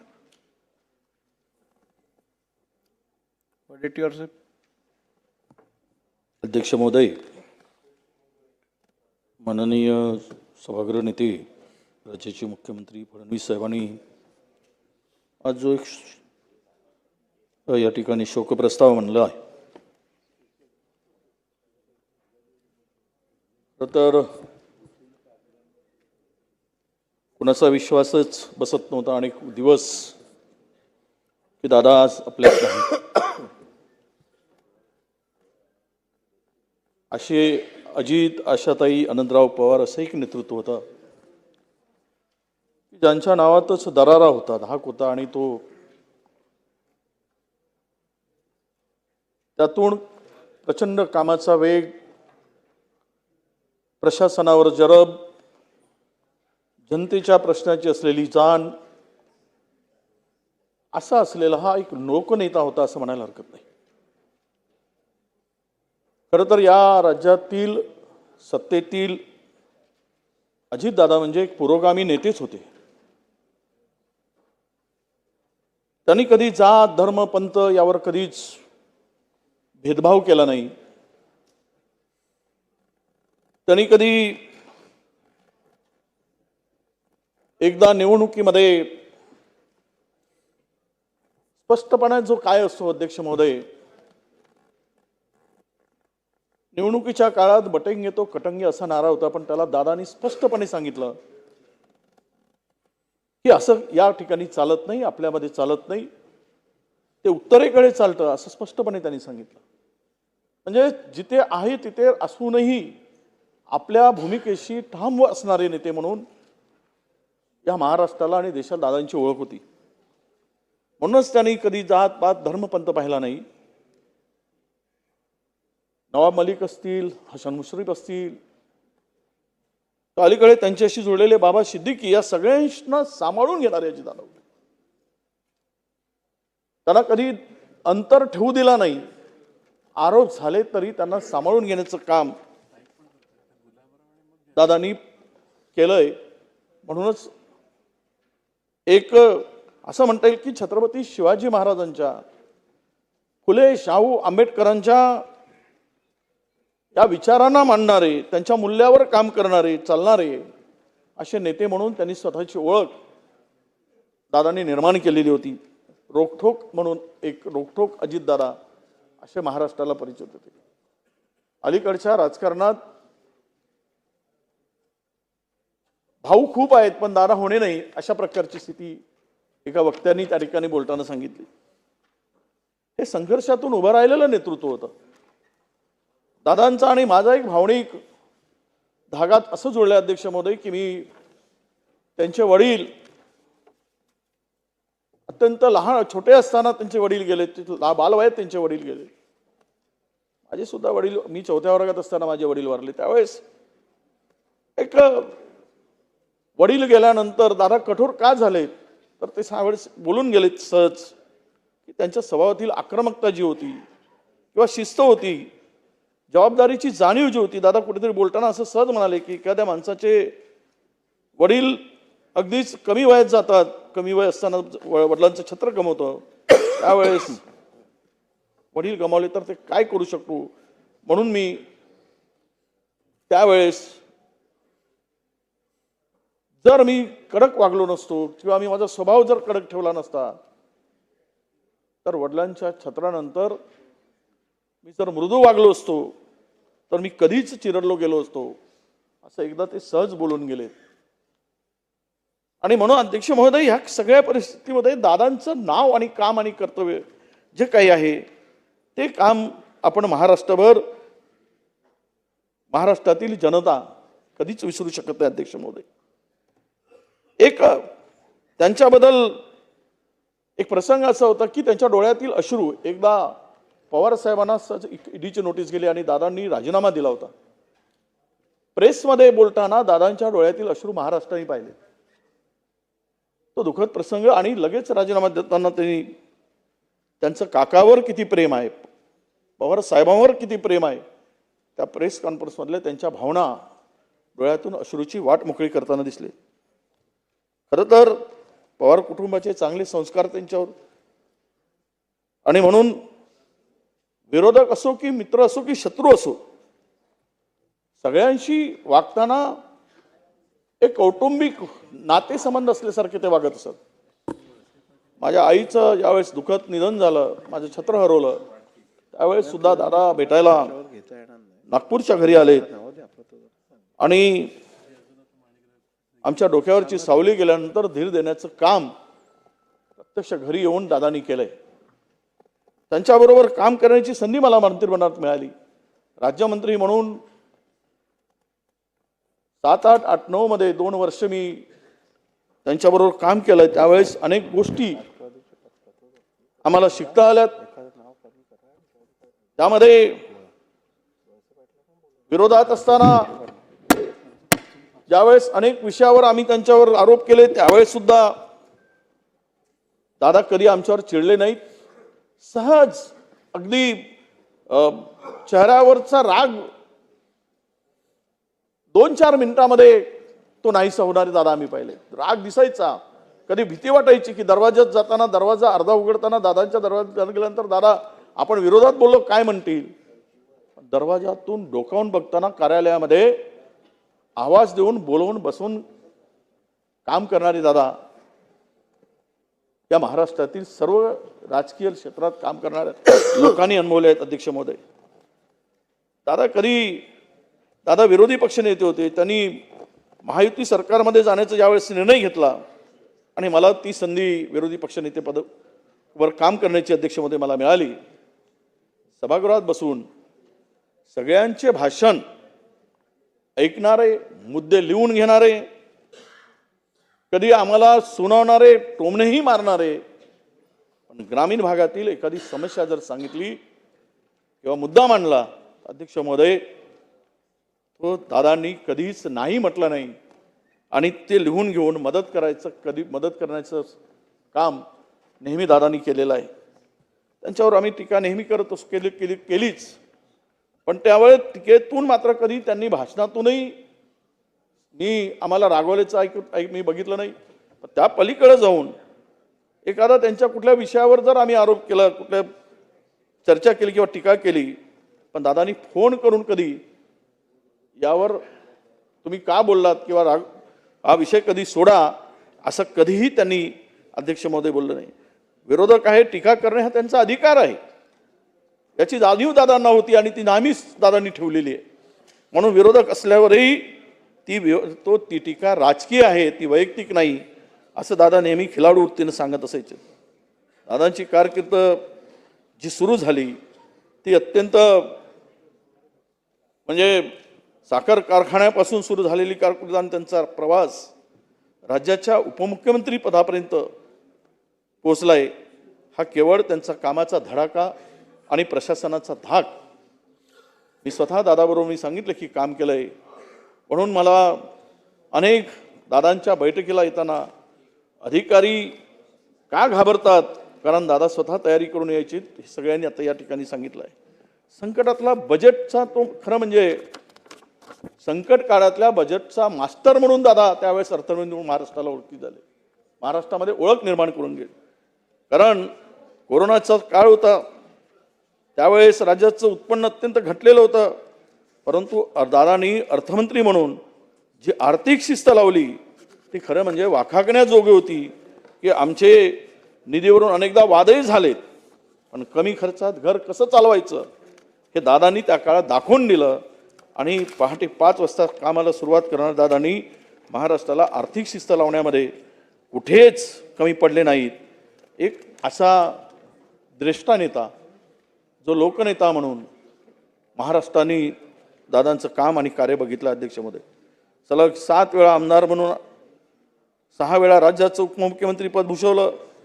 पिंपरी चिंचवडसारख्या कामगाराचं शहर असलेल्या शहराचं कायापालट करून आधुनिक शहर बनवण्यामध्ये सुद्धा दादांचा प्रचंड मोठा वाटा या ठिकाणी आम्ही पाहिला. अध्यक्षमध्ये लोड शेडिंग मुक्त महाराष्ट्र, शेतकरी कर्जमाफी, लाडकी बहीण योजना, अशा प्रत्येक ठिकाणी दादांची अंमलबजावणी करण्याची गती ही नक्कीच धडकी भरवणारी होती. लाडकी बहीण योजना तर खरी तर राज्याच्या तिजोरीवर ताण आणणारी योजना आहे. याबाबत आपले मत त्यांनी मांडलेत, पण विधानसभा निवडणुकीत निवडून आल्यानंतर निकाल लागल्यानंतर लाडक्या बहिणींनीच आम्हाला वाचवलंय हे सुद्धा निखळपणे मान्य करणारे दादा महाराष्ट्राने पाहिले. म्हणून एक या सगळ्या आठवणी आणि त्यांचं काम या एक एक खूप आठवणी आहेत. कारण आम्ही काम केलं आहे, कॅबिनेट मंत्री म्हणून, राज्यमंत्री म्हणून त्यांच्या मंत्रिमंडळात काम करायची संधी मिळाली आणि अनेक गोष्टी त्यांच्याकडून आम्हाला शिकता आल्यात. या ठिकाणी मुख्यमंत्री बनण्याचं स्वप्न दादांचं होतंच, कारण ते इतके शिस्तबद्ध नेते होते की आपल्या कामाबरोबर आरोग्याची सुद्धा उत्तम काळजी घेणारे हे दादा होते. त्यांनी त्यांचं संपूर्ण कारकीर्द पाहिली तर दादा हे अजात शत्रू म्हणूनच त्यांची ओळख आहे. आज त्यांच्या या अजात शत्रूमुळेच्या कामामुळेच महाराष्ट्राच्या डोळ्यामध्ये अध्यक्ष महोदय पाणी आहे की अख्ख्या महाराष्ट्र हळहळताना आपण पाहिलं आहे. गेल्या काही वर्षामध्ये अनेक नेते महाराष्ट्राने गमावलेत. त्यामध्ये विलासराव देशमुख, गोपीनाथ मुंडे साहेब, R.R. पाटील साहेब आणि आज अजितदादा. एक पिढी होती की जिने महाराष्ट्र घडवला, महाराष्ट्राला शिकवले, राजकारणाचे धडे दिलेत आमच्यासारख्यांना, आणि ते आज अध्यक्ष महोदय आमच्याकडून निघून गेलेत. त्यांच्या निधनाने त्यांच्या फक्त कुटुंबाचे नाही तर प्रचंड महाराष्ट्राचं नुकसान झालं आहे असं मी म्हणतो. आपली मायभूमी, आपली कर्मभूमी हे अजितदादांनी जिथून सुरुवात केली तिथेच त्यांनी शेवटचा श्वास घेतला. या अशा शब्दाचा पक्का कामाचा धडाका, विकासाचा वारसा असलेल्या अजितदादांना एक विधा करंदीकर असे म्हणतात की असे जगावे दुनियेमध्ये आव्हानांचे लावून उत्तर, नजर रोखुनी नजरेमध्ये आयुष्याला द्यावे उत्तर. नको गुलामी नक्षत्रांची, भीती आंधळी ताऱ्यांची, आयुष्याला भिडता नाही चैन असावी स्वप्नांची. असे दानगी इच्छा ज्यांची, मार्ग त्याला मिळती सत्तर, नजर रोखुनी नजरेमध्ये आयुष्याला द्यावे उत्तर. पाय असावे जमिनीवरती कवेत अंबर घेताना, हसू असावे ओठावरती काळीज काढून देताना. संकटासही ठणकावून सांगावे आता ये बेहत्तर, नजर रोखुनी नजरेमध्ये आयुष्याला द्यावे उत्तर. करून जावे असेही काही दुनियेतून या जाताना, गहिवर यावा जगास साऱ्या, निरोप शेवटचा देताना कठोर त्या काळालाही क्षणभर व्हावा कातर कातर नजरेमध्ये नजर नकोनी आयुष्याला द्यावे उत्तर. दादा आपण नाहीत या पुढच्या बाकावर असेल, इथल्या बाकावर असेल, बसलेले दिसलेत की या सभागृहामध्ये शांतता असायची. कोणी उलट सुलट आवाज बोलताना कधीच कोणी पाहिलं नाही. आणि बोलताना दिसलाच तर दादाचा कठोर स्वर हा हातोडे रुपये मारल्याप्रमाणे तो असायचा. हातोडा मारतो त्याप्रमाणे असायचा. अशा एक लोकप्रिय नेत्याला महाराष्ट्राने गमावलं आहे, जी खरं म्हणजे ही पोकळीच आहे. कदाचित ते राज्याचे मुख्यमंत्री झाले असते तर पुन्हा महाराष्ट्र यापुढे अजित गतिमानाने पुढे गेला असता. हे जे स्वप्न होतं ते स्वप्न आज अपुरे राहिलंय. अशा या लोकनेत्यांना मी माझ्या पक्षातर्फे विधिमंडळाचा नेता म्हणून आणि काँग्रेस पक्षातर्फे या शोकप्रस्तावावर माझी श्रद्धांजली देतो. आणि आमच्या वहिनींना, त्यांच्या कुटुंबियांना या सगळ्यातून सावरण्याची ईश्वर शक्ती देऊ. आजच अनेक म्हणजे मान्यवरांनी तसे यानंतर स्वरूपसिंग हिरा नाईक साहेब हे अनेक वेळा आदिवासी नेते, लोकप्रिय नेते म्हणून त्यांची कारकीर्द सगळ्यांनी पाहिली. शालीनताई पाटील, आमचे राज पुरोहित साहेब आमच्याबरोबर, आम्ही त्यांच्या खरं म्हणजे एक लॉबीतील मित्र सभागृहातील जरी असलं तरी असे म्हणून त्यांची आम्ही सगळ्यांची ओळख होती. गंगाधरराव पटणे साहेब, लीलकंठराव फाळक साहेब, विश्वास नांदेकर साहेब यांच्याबरोबर आम्ही काम केलं आहे. आणि रूपलेखा ढोरेताई या सर्व माजी विधानसभा सदस्यांच्या दुःख निधनाबद्दल आम्ही माझ्या विधिमंडळाचा नेता म्हणून आणि काँग्रेस पक्षातर्फे शोकसंवेदना व्यक्त करतो. थांबतो. धन्यवाद. गुलाबराव पाटील साहेब. माननीय अध्यक्ष महोदय, मुख्यमंत्र्यांनी मांडलेल्या शोक प्रस्तावावर माननीय शिंदेसाहेब वरच्या सभागृहामध्ये असल्यामुळे शिवसेना पक्षाच्या वतीनं आदरणीय अजितदादा, आदरणीय स्वरूपसिंग नाईक, आदरणीय शालिनीताई, आदरणीय राजजी पुरोहित, गंगाधरजी पटणे, निळकंठजी फालक, विश्वासजी नांदेकर, रूपलेखा ढोरे यांना मी आपल्यातर्फे, आपल्या सभागृहाच्या तर्फे श्रद्धांजली अर्पण करतो. खरं म्हणायला गेलं तर 90 साली आदरणीय मुख्यमंत्री महोदय आणि आम्ही एकाच वेळेस या सभागृहामध्ये आलो. 99 साली.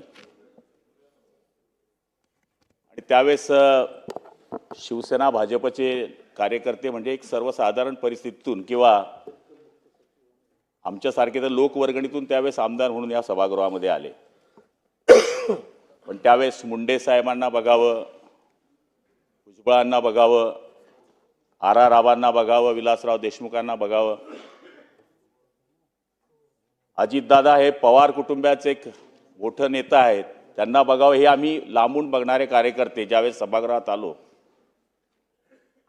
त्यावेळेस या लोकांबरोबर आम्हाला काम करण्याची संधी मिळाली. योगायोगाने या सभागृहाच्या चालीरीती जिल्हा परिषदामधून आम्ही ज्यावेळेस इकडे नेतृत्व करायला आलो त्यावेळेस या सभागृहाच्या चालीरीती आम्हाला पाहिजे त्याप्रमाणे माहीत नसल्यामुळं या नेत्यांबरोबर बसून काही गोष्टी आम्हाला त्या काळामध्ये शिकायला मिळाल्या. आज एवढंच म्हणावं लागेल की मंत्रालयामध्ये ज्यावेळेस मी मंत्री झालो, राज्यमंत्री आदरणीय देवेंद्र भाऊ त्यावेळेस मुख्यमंत्रीच होते. ज्यावेळेस मी सभागृहावर त्याच्या पहिले भाषण करत होतो मला दादाने एक वेळेस बोलून सांगितलं, अरे तुझा आवाज कसा आहे रे गुलाब, एवढा भसाड्या आवाज. म्हणजे आवाजाच्या बाबतीत ते नेहमी सांगायचे तुला लाऊडस्पीकरची गरज नाही. आता तर मी त्यांच्याबरोबर जवळपास वेगळ्या वेगळ्या भूमिकेमध्ये त्यांच्या जशा बदलल्या तसे आम्ही त्यांच्याबरोबर राहतो. आदरणीय उद्धवजींचं सरकार आलं त्यावेळेस त्यांच्याबरोबर मंत्रिमंडळामध्ये होतो. नंतर आदरणीय शिंदे साहेब आणि आता देवाभाऊ. पण माझं तर एवढंच म्हणणं आहे की मंत्रालयातला हा पुजारी गेला, शेतकऱ्यांना विकासाचा प्रसाद देणारा हा व्यक्ती, बहुजनांचा नेता, आमच्यासारख्या मंत्र्याला जर वेळ दिली की 3 वाजता तुमची बैठक येतात, आम्हाला 2:45 जाऊन बसावं लागायचं. म्हणजे एखाद्या वेळेस देवा भाऊ तरी आम्हाला माफ करून देणार, पण दादा वेळेवर नाही आले तर दुसरी मीटिंग स्टार्ट, बसा तुम्ही. त्यांची बोलण्याची सिस्टीम. मला आठवतं की ज्यावेळेस वंदनीय शिवसेना प्रमुखांचं दुःखद निधन झालं त्यावेळेस 35 लाख लोक हे दादरला शिवसेना भवनापर्यंत पासून तर मातोश्रीपर्यंत जी भावना महाराष्ट्राची, देशाची होती, त्यावेळेस हे 2-3 लोकांचे नेते जर आपण पाहिले, मुंडे साहेब असतील, आबा असतील, त्याच्यानंतर आज अजितदादा गेल्यानंतर त्या माणसाचा पक्षाशी संबंध नसेल, तो शेतकरी असेल, तो मजूर असेल, पण दादा हा माझा घरचा गेलाय अशी भावना मला महाराष्ट्रामध्ये किंवा माझ्या विभागामध्ये बघायला मिळाली. गावागावाचे सरपंच, गावागावाचे लोक कोणकोणत्या विचाराचे याचा विचार केला नाही, पण दादा हा शेतकऱ्यांचा माणूस गेला, शेतीतला, मातीतला, बांधावरचा माणूस गेला, ही भावना जनतेमध्ये होती. खुनशी राजकारण हे नेहमी खेळलं जातं असं म्हणतात आणि आम्ही बघतोय. एखाद्याला संपवायचं तर संपवायचं, अशा पद्धतीचं राजकारण आपण बघतो ग्राम पातळीवर, जिल्हा पातळीवर, राज्य पातळीवर, केंद्र पातळीवर. पण दादांचं काम असं होतं, रागवलं म्हणजे आपल्याला वाटलं की हे काम होणार नाही, पण नंतर थोड्या वेळाने माहीत पडायचं की आपलं काम झालंय. असे 2-3 प्रसंगी माझ्या आयुष्यातले पाहिले. आम्हाला आठवतं की डार्क झोन करता दादा आपणच गेलो. डार्क झोनमध्ये काही गाव होते, काही थोडे पैसे आम्हाला लागणार होते, आम्ही दोघं गेलो, दोघं मंत्री होतो. नाही म्हटलं भेटणार नाही तुम्हाला पैसे, काय संबंध आहे तुम्हाला पैसे द्यायचा, आपल्याला त्यांचा नाही. दुसऱ्या दिवशी आम्हाला निरोप पाठवला दोघांना. काय होतं ते त्यांना आम्ही समजून सांगितलं की एवढे एवढे गावांचा विषय आहे, एवढे 47 कोटी रुपये लागणार आहे, दिले तर बरं होईल. लगेच काम केलं. त्यांचं रागवणं म्हणजे काम करणं असं आमच्या मनात तरी वाटायचं. पाण्याचा विषय आला, आता पाण्याच्या वेळेस आता पैसे मिळत नव्हते. मी माननीय मुख्यमंत्री महोदयांना विनंती केली की आम्हाला आता जे बजेटची तरतूद आहे त्याच्यामधून काहीशी पैसे मिळाले तर आम्ही पैसे देऊ शकू. मुख्यमंत्री महोदय म्हणले मी दादांना सांगतो. दादा हो नाही म्हणणार, पण मग आम्हाला एरंडोली करायची लागली तर मग देवा भाऊ किंवा शिंदे साहेब यांच्या थ्रू आम्हाला त्यांच्याकडे जावं लागायचं, पण काम व्हायचं. मला तरी असं वाटतं की नवीन आमदारांना खरी शिस्त लावणारे आमदार, मंत्री महोदय किंवा आमदार, दादानी जर आम्हाला जी कंपल्सरी सेटिंग दिलेली असती, दादा जर बसलेले असले आणि आपण जर गायब असलो तर निरोप आला समजावं. मला तरी असं वाटतं की या सभागृहाचा हेडमास्टर गेला, त्यांनी सगळ्या विद्यार्थ्यांवर लक्ष ठेवावं. जसे हेडमास्टरचं काम असते तसे आमचे दादा हे सगळ्यांवर लक्ष ठेवायचे. कोण काय बोलतोय त्याच्यावर लक्ष ठेवायचे. त्याचं काम करायचं असलं तर त्यांची एक पद्धत असायची, एक छोटासा कागद त्याच्यावर टाईप करून दिलं, कोणत्याही मंत्र्याकडे कोणताही काम असलं की आपल्याकडे चिठ्ठी आली समजावी. हे छोट्या छोट्या माणसापर्यंत काम करायचे. माझे भाऊ वारले त्यावेळेस ते माझ्या घरी आले होते आणि मी एकदम गल्लीत राहतो, म्हणजे गावात अगदी अडचणीच्या ठिकाणी मी आजही राहतो. मग ते म्हणले तू इथे कसा राहतो? त्यांनी विचारलं माझ्या भाऊ तू काय करतो? म्हटलं शेती करतो. मुलाला विचारलं, म्हणले काय करतो? म्हणले झेडपी म्हणून डोक्याला हात लावला. म्हणजे हा धंदा कुठून पकडला? म्हणजे सांगायचा अर्थ असा आहे की दादा हा माणूस, हा कुटुंबातला एक माणूस गेला असं मला वाटतं. प्रत्येकाला जायचं आहे. जीवनाचं सगळ्यात शेवटचं सत्य हे मृत्यूलोक आहे. हा कोणाला सुटणार नाही आहे, ना राजाला ना रंकला सुटणार आहे. आपल्याला जायचंच आहे, पण असा दादा होणे नाही.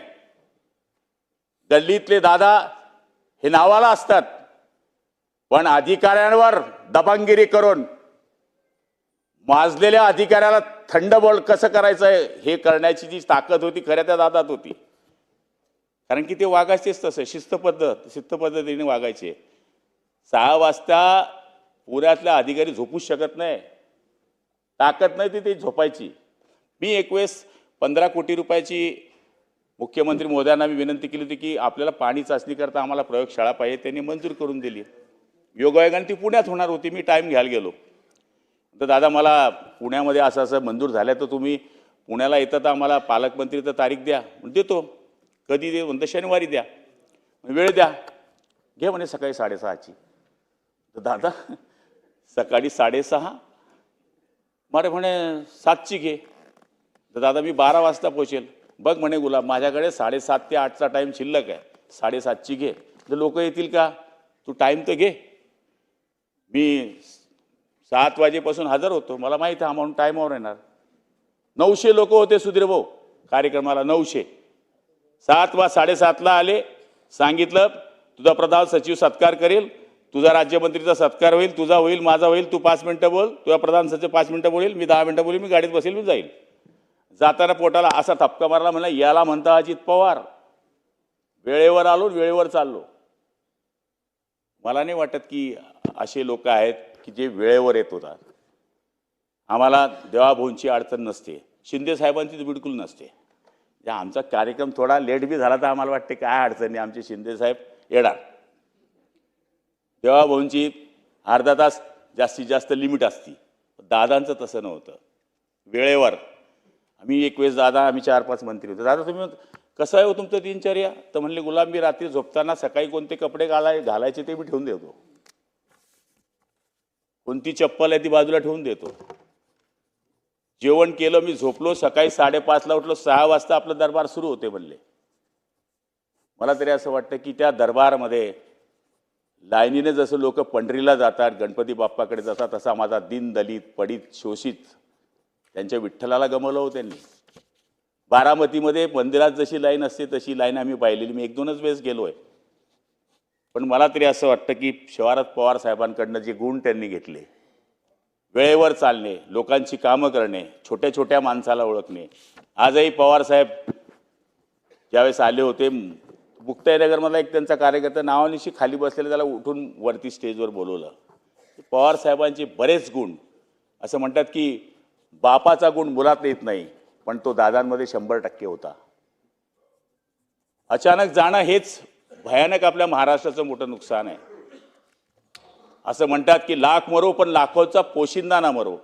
आज आपल्या राजकारणातला दीनदलित गरीब लोकांचा पोशिंदा काम करणारा नेता आपल्यातून गेलेला आहे. पंजाबराव कृषी योजनेच्या बाबतीमधला विषय निघाला, त्यावेळेस ते म्हणले की नाही करू शकत आम्ही. कसं काय देणार? म्हणजे 1 लाख ते 3 लाख पर्यंत व्याज माफ असं आपण म्हणायचो. म्हणलं नाही करू शकत. त्यांना आम्ही सांगितलं तुमच्या बँकेने तर कधीच सुरू केलं आहे म्हणलं. हे त्यांचे लक्षात आणून दिल्यानंतर मग ती योजना आपल्या महाराष्ट्रामध्ये लागू झाली. म्हणजे शेतकऱ्याच्या बाबतीत खडानखडा माहीत होतं. आमच्याकडे नियोजन बैठकीला आलं, मी पालकमंत्री असताना, आता सध्याही मी पालकमंत्रीच आहे. आल्यावर त्यांनी काय करावं, उंची किती आहे स्लॅबची, ही वायर काय लटकली कलेक्टर, या पंख्याचं काय झालं रे कलेक्टर. म्हणजे आल्याबरोबर पाहिलं, म्हणजे पुढच्या वेळेस जर मी नियोजन बैठकीला आलो हे जर दिसलं तर विचार कर. लगेच मला सांगितलं याला काय DPTCमधून पैसे द्यायचे देऊन टाक फटकशी, हे असं दिसायला नको मला इथं. आणि चांगलं काम केलं होतं तर चांगल्या कामाचीही प्रशंसा केली. आज मला तरी असं वाटतं की आज आमच्यातून असे नेते जाणे म्हणजे महाराष्ट्राची फार मोठी ही हानी आहे. ते वाण, मटेरियल, बियाणं, नॅनो युरिया आला तर नॅनो युरिया का जात नाही, का खपत नाही? नॅनो युरिया जर आणला तर आपल्याला कमी पैशामध्ये शेतकऱ्यांचा फायदा होईल. जे बारक्या बारक्या गोष्टी, सोयाबीनचे 70% उगवणी क्षमता असते, आपण घरगुती प्रयोग का जास्त वाढवत नाही? जे शेतीच्या गोष्टी, ऊस कारखान्यामधला असलेला माणूस, सोयाबीनच्या गोष्टीवर सुद्धा त्या माणसाचा एक बारीक अभ्यास होता. आणि मला तरी असं वाटतं की आपण शेतीचा विषय कुठलाही सांगितला, आमचा निम्म ताकवी प्रकल्प हा युतीच्या काळामध्ये सुरू झाला, पण आता त्या प्रकल्पाकरता 3-4 वेळेस ते तिथे आले. गिरीश भाऊंचे प्रयत्न, देवाभाऊंचे प्रयत्न, आमच्या सगळ्या आमदारांचा, मंत्री महोदयांचा पाठपुरावा, आणि आज तो प्रकल्प उभा राहण्यामध्ये सुद्धा त्यांचं मोठं मार्गदर्शन आमच्या जळगाव जिल्ह्याला मिळालं. मी जास्त बोलणं हे उचित होणार नाही, पण शेवटी आज ती खुर्ची आम्हाला खाली दिसते आहे. जरी आज त्यांच्या सौभाग्यवती इथं बसलेल्या असल्या तरी त्या आज कोणत्या मनानं बसल्या असतील हे तुम्ही आणि आपण कल्पना नाही करू शकत. ज्याचं जळतं त्यालाच कळतं. त्यामुळे त्यांचं दुःख त्यांच्या मनात त्यांच्या आहे, पण शेवटी आता त्यांना सांभाळायचं आहे, त्यांना उभं राहायचं आहे आणि ह्या राज्यामध्ये ज्याप्रमाणे दादांनी काम केलं त्याच पावलावर पाऊल ठेवून त्यासुद्धा काम करतील आणि त्यांच्या मागं आपण सगळ्यांनी उभं राहायला पाहिजे. अशीच त्यांना खरी भावपूर्ण श्रद्धांजली ठरू शकेल. आदरणीय स्वरूपसिंग नाईक माजी मंत्री यांच्याबरोबर सुद्धा आम्हाला काम करण्याची संधी मिळाली. त्यावेळेसही आम्ही नवीन आमदार होतो. राज पुरोहित साहेब तर एकदम कॉमेडी माणूस होता आमच्यामधले.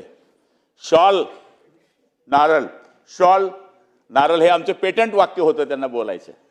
कुठलाही सत्काराचा कार्यक्रम असला तर आज भाई बोलले इसको शॉल पहनाओ, तर त्याच्यावरून आमची त्यांची काय मजाक चालायची. एक विनोदी माणूस आणि खरा भाजप शिवसेनेच्या पडणघडण ज्यावेळेस होती काहीच नव्हतं त्यावेळेसचे हे लोक की ज्यावेळेस संघर्षाचा काळ होता त्यावेळेसपासून यांनी काम केलेले हे लोक. निळकंठ फालक हे तर आमच्या जळगाव जिल्ह्याचे भुसावळचेच आमदार होते. त्यांनी चांगलं समाजकार्य केलं.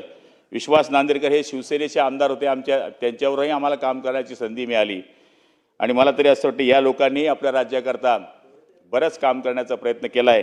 त्यांनासुद्धा मी शिवसेना पक्षाच्या वतीनं भावपूर्ण आदरांजली अर्पण करतो आणि मी ताईंना हेच म्हणेल की वेढलेल्या जीवनाच्या अथांग सागरांनी जीवनाची नाव हलू देऊ नका. स्वर्गीय दादांचे आशीर्वाद तुमच्या पाठीशी आहे हे मात्र विसरू नका. जय हिंद, जय महाराष्ट्र.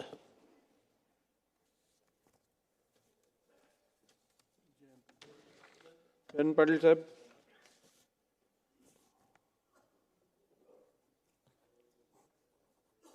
अध्यक्ष महोदय, माननीय मुख्यमंत्री महोदयांनी मांडलेल्या शोक प्रस्तावाला पाठिंबा देण्याची वेळ आपल्या सगळ्यांच्यावर येईल असं कधी आम्हा कुणाला वाटलं नाही. 28 जानेवारीला अपघात झाला आणि दादांसारखा नेता नियतीनं आपल्यातून हिरावून नेला. कुणाची नजर लागली काही माहीत नाही, पण महाराष्ट्राच्या राजकारणाला नजर लागली आणि दादांसारखा नेता आपल्यातून गेला. मोठ्या अपेक्षेने ज्यांच्याकडे महाराष्ट्रात बघितलं जातं त्यांनाच हिरावून घेण्याची नियतीची पद्धत आहे का अशी शंका यावी. आपल्या आधीच्या सगळ्या वक्त्यांनी त्यांचा उल्लेखही केला. विलासराव देशमुख साहेब असतील, गोपीनाथ मुंडे असतील, आर आबा असतील आणि आता अजितदादा. दादांच्यावर बोलण्यासारखं बरंच काही आहे, कदाचित दिवस देखील पुरणार नाही. आणि दादांचा स्वभावाचं वर्णन सर्वांनीच केलेलं आहे. आपण सगळे दादांच्या बरोबर आज नाही, गेले 35-40 वर्ष काम केले. दादांच्या स्वभावातले बारकावे वर्णन करावेत तेवढे थोडे आहेत. जवळपास 2 दशकं दादा महाराष्ट्राच्या राजकारणाच्या मध्यवर्ती भागात होते. दादा काय करणार आणि दादांच्या पक्षाची भूमिका ही गेले 20-25 वर्ष महाराष्ट्रात फार महत्त्वाची ठरली. आणि त्यामुळं जेव्हा इतिहास लिहिला जाईल, समाजकारणाचा असेल, सहकाराचा असेल, अर्थकारणाचा असेल, तर मला खात्री आहे की अनेक दिग्गजांची नावं येतील, पण दादांचं नाव लिहिल्याशिवाय तो इतिहास पूर्ण होणार नाही. स्वर्गीय यशवंतराव चव्हाणांच्या मुशीतनं आदरणीय पवारसाहेबांचं नेतृत्व सुरू झालं आणि त्यांचा आविष्कार, त्यांचे संस्कार घेऊन अजितदादांनी आयुष्यभर काम केलं. खरं म्हणजे दादांची आणि आम्हा सर्वांची कारकीर्द ही एकाच वेळी सुरू झाली. दिलीपरावजी इथं बसलेले आहेत, आर आबा होते, आम्ही समोरच्या बाजूत खाडेसाहेब जिथं बसलेले आहेत, कुटेसाहेब बसलेले आहेत, त्या ठिकाणी बसायचो. आणि पत्रकारांनी त्या भागाला अशांत टापूचं नाव दिलेलं होतं 90 साली. मधुकरराव चौधरींनी दिलेलं. आणि मधुकरराव चौधरी साहेब यांनी त्या परिसराचं नाव अशांत टापू दिलेलं, कारण सभागृह शांत असायचं, पण तिथलेच 10-15 जण हे एकमेकात बोलणं तरी करायचे किंवा दंगा तरी करायचे किंवा प्रचंड सत्तेत असून देखील प्रश्नांची सरबत्ती सरकारवर करायचे. आणि म्हणून त्या सहकाऱ्यांच्यातले अनेक सहकारी काळाच्या पडद्याआड गेले. आज दादांना देखील श्रद्धांजली वाहण्याची वेळ आमच्या सगळ्यांवर येते. खरं म्हणजे दादांचा स्वभाव असा होता की जे मनात येईल ते बोलायचे.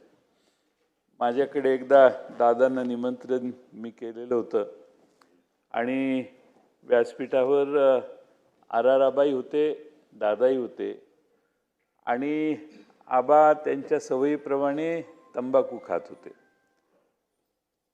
दादांनी ते बघितलं, मला खुणावलं. आम्ही दोघं एकमेकाच्याकडं बघून थोडंसं स्मितहास्य केलं आणि दादांचं भाषण सुरू झालं.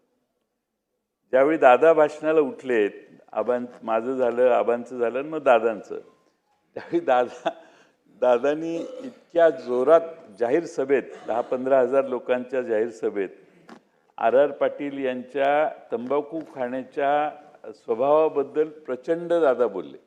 इतके दादा बोलले की आबांना देखील त्यावेळी वाईट वाटलं असेल. मी परत आबांच्या घरी जाऊन आबांना मी म्हटलं की माझ्या व्यासपीठावरून दादा बोलले, मी सॉरी, पण दादा बोलले काही चुकीचं नाही, हे मी आबांना त्यावेळी सांगितलं. आणि मागच्या वेळी आबा आपल्यातून गेले, इथं आबा बसलेले आणि निवडणुकांच्या व्यापातनं आम्ही निवडणूक झाल्यावर इकडे येऊन बसलो. आबांचा गाल सुजलेला. त्यावेळी मी दादांना म्हटलं, दादा तुम्ही माझ्याकडे जे भाषण केलं ते आज खरं ठरलं. तुम्ही सांगत होता हे व्यसन करू नका आणि आबांना ते व्यसन सोडवता आलं नाही. आज आबा व्यसनामुळं असेल, आबांसारखा एक दिग्गज नेता आमच्यातून केला, पण जे ज्याचं चुकलंय ते तोंडावर सांगायचा दादांचा प्रचंड मोठा स्वभाव होता आणि वावगं कधी खपायचं नाही. माझ्याकडे तसेच एकदा आले, म्हटले काय जयंतराव हे कसलं काय संस्था चालवत आहे? म्हटलं काय झालं?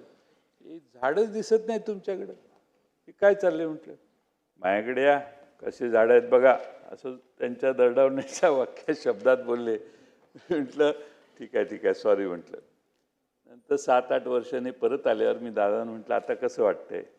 आता मी 100पैकी तुला 60 गुण देतो, 70 गुण देतो, बरी प्रगती आहे. झाडांच्यावर एवढं प्रेम असणारा माणूसच मी बघितला नाही.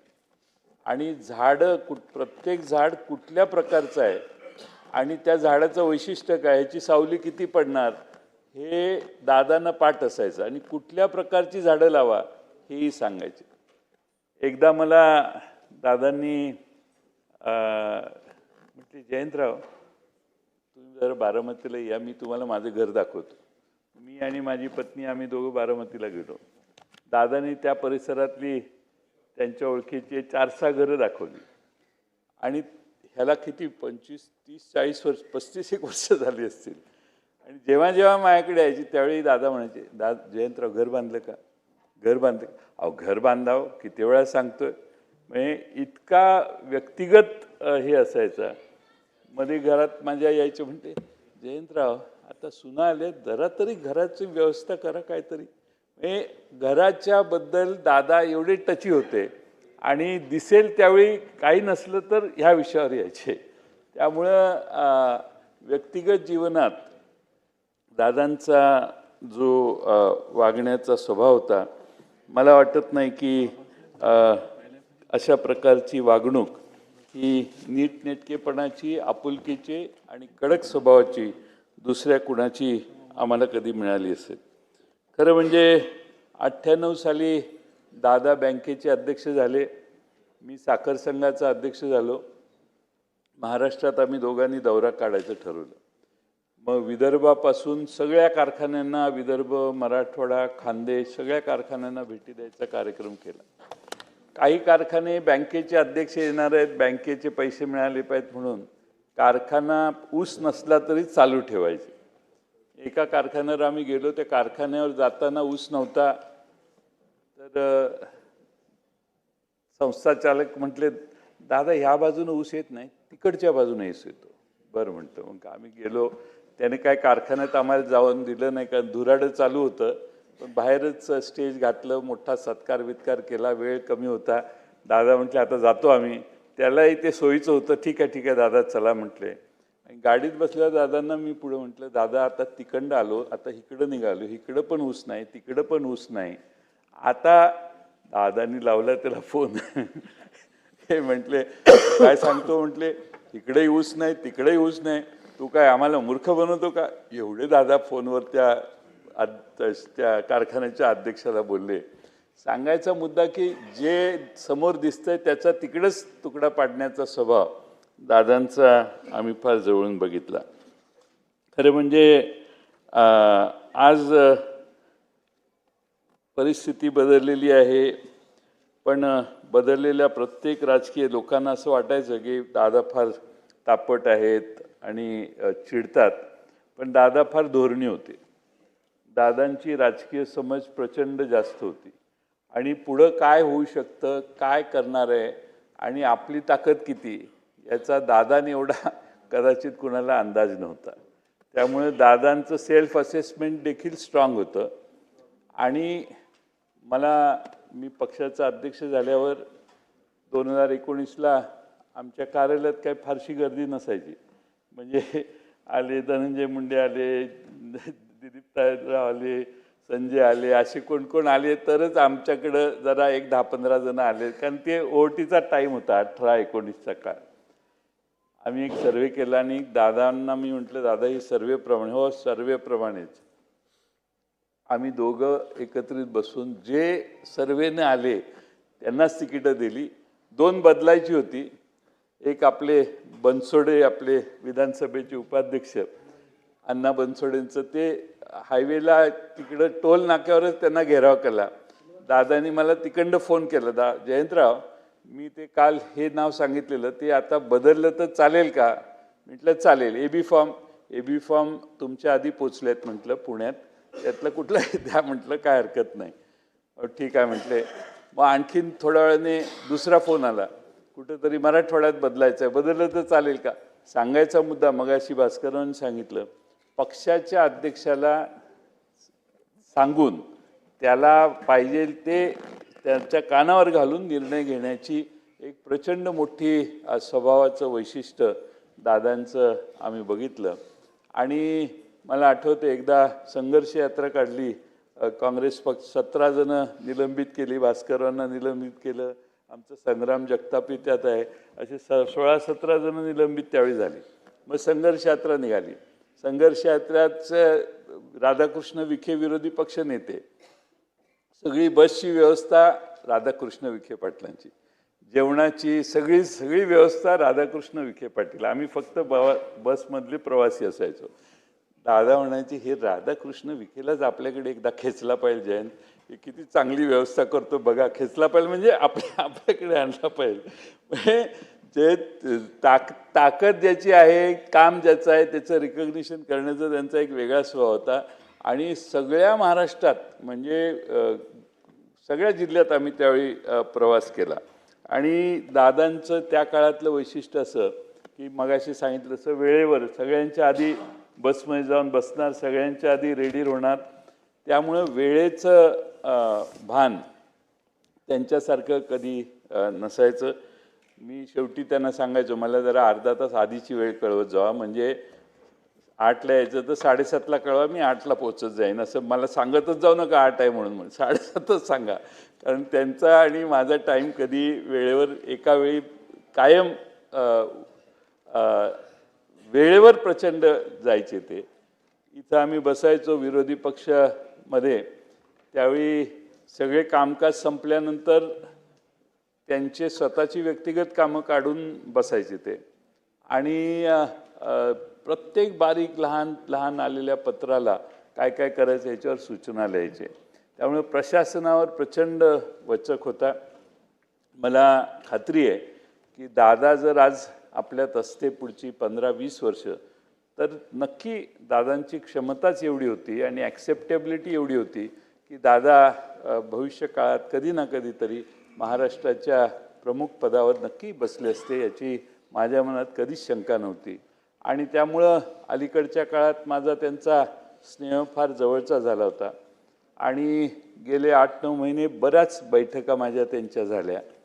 आणि त्यावेळी इतक्या वेळेला जेवणाला यायचे, इतके प्रचंड खुश असायचे की मला या मागच्या 4 महिन्यात दादांच्या चेहऱ्यावरची खुशी प्रचंड मोठी होती. हे या ठिकाणी नमूद करणं आवश्यक आहे. खरं म्हणजे आज महाराष्ट्रामध्ये जे समाजकारण राजकारण आहे ते सगळं समाजकारण राजकारण हे वेगळ्या प्रकारचं आहे. मी त्याच्यावर जाणार नाही, कारण आज ही आपण दादांना श्रद्धांजली वाहतोय. पण दादांना शरद पवार साहेबांच्याबद्दल प्रचंड अभिमान असायचा. मध्ये महापालिकेच्या निवडणुकीत त्यांनी भाषण करताना कोणाला म्हटले मला माहीत नाही, ते म्हटले तू असशील मोठ्या बापाचा, पण मी पण कमी नाही, मी पण मोठ्या काकांचा पुतण्या आहे, तुझ्या बापापेक्षा माझा काका लय मोठा आहे. याच्यातनं त्यांना ठीक आहे मतभेद झाले असतील, पण शरद पवार साहेबांच्याबद्दल प्रचंड आदर हा शेवटपर्यंत मी त्यांच्या डोळ्यात, त्यांच्या वागण्यात, त्यांच्या बोलण्यात बघितला. अलीकडे साहेबांची तब्येत बरोबर नाही याविषयी देखील ते अतिशय स्पष्टपणाने बऱ्याच गोष्टी आम्हा सगळ्यांना सांगायचं काम करायचं. खरं म्हणजे बोलण्यासारखं अनेक आहे, मी बरेच काय बोलू शकतो, पण मला असं वाटतं की आमचं नेहमी असायचं, आमच्या पक्षाचं ब्रीदवाक्य असायचं, योग्य वेळी योग्य निर्णय. पण दादांचा अचानक जाण्याचा निर्णय हा खरं म्हणजे चुकीचा झाला. हा एकच निर्णय दादांचा चुकला असं म्हटलं तर वावगं ठरणार नाही. मला समोरून सारखे खुणवायचे आणि एकदा इथं मी बसलेलो मुनगंटीवार तिकडनं मला म्हटले जयंतराव आमच्यात या. त्यावेळी दादा उठले एवढे तडकाफडकी आणि दादानी मुनगंटीवार साहेबांना फारच मुनगंटीवार साहेबांच्या बोलण्याला आक्षेप घेतला. मग दादा तिकडे गेले आणि वहिनी बसल्या तिथं दादा बसायचे. तिथं बसल्यावर दादांनी तिकडनं भाषणात मला सांगितलं आमचं तुमच्यावर फार बारकाईनं लक्ष आहे, आणि मग बाकीचे काही राजकीय भाष्य केलं त्यांनी. त्यामुळे सारखे म्हणजे राजकीय म्हणजे जागरूकता त्यांची, सभागृहात काही झालं कुठंही तर चटकन त्याला म्हणजे रावळ काय बोलले तर रावळ्यांच्या मतदारसंघातली माहिती देखील त्यांना परफेक्ट असायची. त्यामुळं ह्या 288 मतदारसंघाचा अतिशय बारकाईनं अभ्यास दादांना होता, हे आपल्या सगळ्यांना कबूल केलं पाहिजे. खरं म्हणजे अनेक गोष्टी या ठिकाणी सांगता येतील. आम्ही भाषणाला जायचो तर सगळे समोर दादांच्यासाठी घोषणा असायची, एकच वादा अजित दादा, आणि ती घोषणा एक एवढी मोठी असायची असं आम्हाला वाटलं नव्हतं की दादा एवढ्या लवकर आपला वादा तोडून आपल्यातून निघून जातील. दुर्दैव आहे, बाकीच्या सगळ्या गोष्टी येतील, पण माणूस गेल्यावर त्या गोष्टी आपल्याला मिळू शकत नाहीत. आम्हा सर्वांचीच, जे राष्ट्रवादी शरद पवार साहेबांच्या छत्रछायाखाली काम करणारे कार्यकर्ते आहेत, त्या सर्वांचीच प्रचंड हानी झाली आहे. पण बारामतीकरांची फार मोठी हानी झालेली आहे. बारामतीत आपण गेल्यावर बारामतीचं जे वैशिष्ट्य आहे, प्रत्येकजण आपापल्या मतदारसंघात सरकारकडून मदत घेऊन जातो, पण बारामतीमध्ये गेल्यावर लक्षात येतं की दादांनी बारामती किती बारकाव्यानं उभी केलेली आहे. रस्त्यावरच्या फुटपाथच्या रंग जरी खराब झाला तरी गाडी उभं करून फोन करून तो रंग परत मारून घ्या सांगणारे दादा, आणि स्वतः फुटपाथ, झाडं आणि तिथला परिसर बघण्याच्यासाठी प्रचंड वेळ देणारे दादा, हे आपण सगळ्यांनी बघितले. ते बारामतीकरांना त्यांची कायमची उणीव भासेल असं मला वाटते. लोकप्रतिनिधी आपण सगळेच आहे, पण एवढा जीव लावून त्या बारामतीत काम दादांनी केलं हे तिथं गेल्यावरच आपल्या सगळ्यांना कळू शकतं. आणि म्हणून आज त्यांना श्रद्धांजली वाहण्याची वेळ आमच्यावर कधी येईल असं आम्हाला कधीच वाटलं नाही. मला दादा गेल्याचा धक्का प्रत्येकालाच आहे. आम्हा सगळ्यांना तर बातमी कळल्यानंतर सुचत नव्हतं की असं शक्य कसं होऊ शकतं. म्हणजे दादांच्या पार्थिवाचं दर्शन घेण्याचंही धाडस आम्ही तिथं असूनही आम्हा कुणाला झालं नाही. आणि त्यामुळं माझी मुख्यमंत्री महोदयांना विनंती आहे की हा अपघात कसा झाला, कशामुळे झाला, मला खात्री आहे आपण त्यात लक्ष घालाल आणि तांत्रिकदृष्ट्या हा अहवाल जो येईल त्याच्यामुळं महाराष्ट्रात असा अपघात कसा झाला याचा खुलासा स्पष्टपणे होणे आवश्यक आहे. असं म्हणजे ॲक्सिडेंट यापूर्वी कधीही मोठ्या विमानांचा लहान विमानांचाही हा असा कधी झालेला आम्हाला ऐकवत नाही. आणि म्हणून दादांना मी राष्ट्रवादी पक्षाच्या वतीनं श्रद्धांजली वाहतो. अजून बराच वेळ बोलता येईल पण मी सभागृहाचा वेळ घेऊ इच्छित नाही.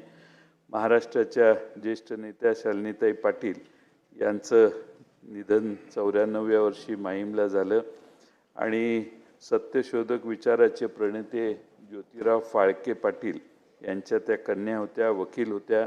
आमच्या सांगली जिल्ह्यात लोकल बोर्डाच्या सदस्या म्हणून त्यांनी कामाची सुरुवात केली आणि एक वेगळी छाप त्यांनी उमटवली आणि महसूल मंत्री म्हणूनही त्यांनी त्यांची कारकीर्द गाजवली आणि अतिशय करारी स्वभावाच्या होत्या. कोरेगाव विधानसभेत 1999 ते 2009 आमदार म्हणून त्या निवडून आल्या. 90 आणि 95मध्ये जनता दल आणि अपक्ष म्हणून देखील त्यांनी निवडणूक लढवलेली. पण एक करारी आणि अतिशय बाणेदार आणि ठामपणाने आपली भूमिका मांडणारी भगिनी म्हणून महाराष्ट्राच्या राजकारणात त्यांना सर्वांनी पाहिलेलं आहे. स्वरूपसिंग हिऱ्या नाईक हे सुद्धा आम्ही जवळून पाहिलेले आहेत. मी अर्थमंत्री असताना त्यांचा एक फार मोठा गहन प्रश्न होता. ते स्वरूपसिंग हिऱ्या नाईक आणि आमचे अमरीशभाई पटेल वगैरे सगळे त्या भागातले आमदार यांना घेऊन माझ्याकडे आले आणि 2 तास थांबल्यावर प्रश्न सुटल्यावर परत काम तुम्ही माझं केलं म्हणून नुसतं येऊन चहा घेऊन जाणारे स्वरूपसिंग नाईक देखील मी फार जवळून बघितलेले आहेत. अतिशय मितभाषी पण त्या भागातली जनता त्यांना फार मोठा पाठिंबा देणारी जनता होती आणि त्यामुळं स्वरूपसिंग हिऱ्या नाईक हे दीर्घकाळ या सभागृहाचे सदस्य मंत्री म्हणून त्यांनी काँग्रेस पक्षात देखील फार चांगलं काम केलं. राज पुरोहित ह्यांना देखील आम्ही जवळून पाहिलेलं होतं. राज पुरोहित मगाशी जे आमच्या गुलाबरावनी वर्णन केलं तसं त्यांचा स्वभाव सर्वांशी संबंध ठेवायचा होता आणि राज पुरोहितांचा आणि दिलीप वळसे पाटलांचा फार संबंध होता मैत्रीचा. त्यामुळे आमची त्यांची मध्ये आधे बरीच भेट व्हायची. गंगाधर पटणे असतील, निळकंठ चिंतामण पालक असतील, विश्वास नांदेकर असतील आणि रूपलेखाताई ढोरे असतील, या सर्वांच्या निधनाच्या शोकप्रस्तावाला पाठिंबा देऊन मी माझे 2 शब्द संपवतो.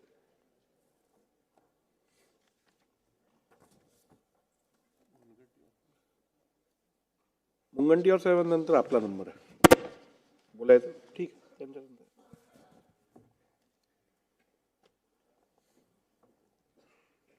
माननीय अध्यक्ष महोदय, राज्याचे मुख्यमंत्री नामदार देवेंद्रजी फडणवीस यांनी या सभागृहाच्या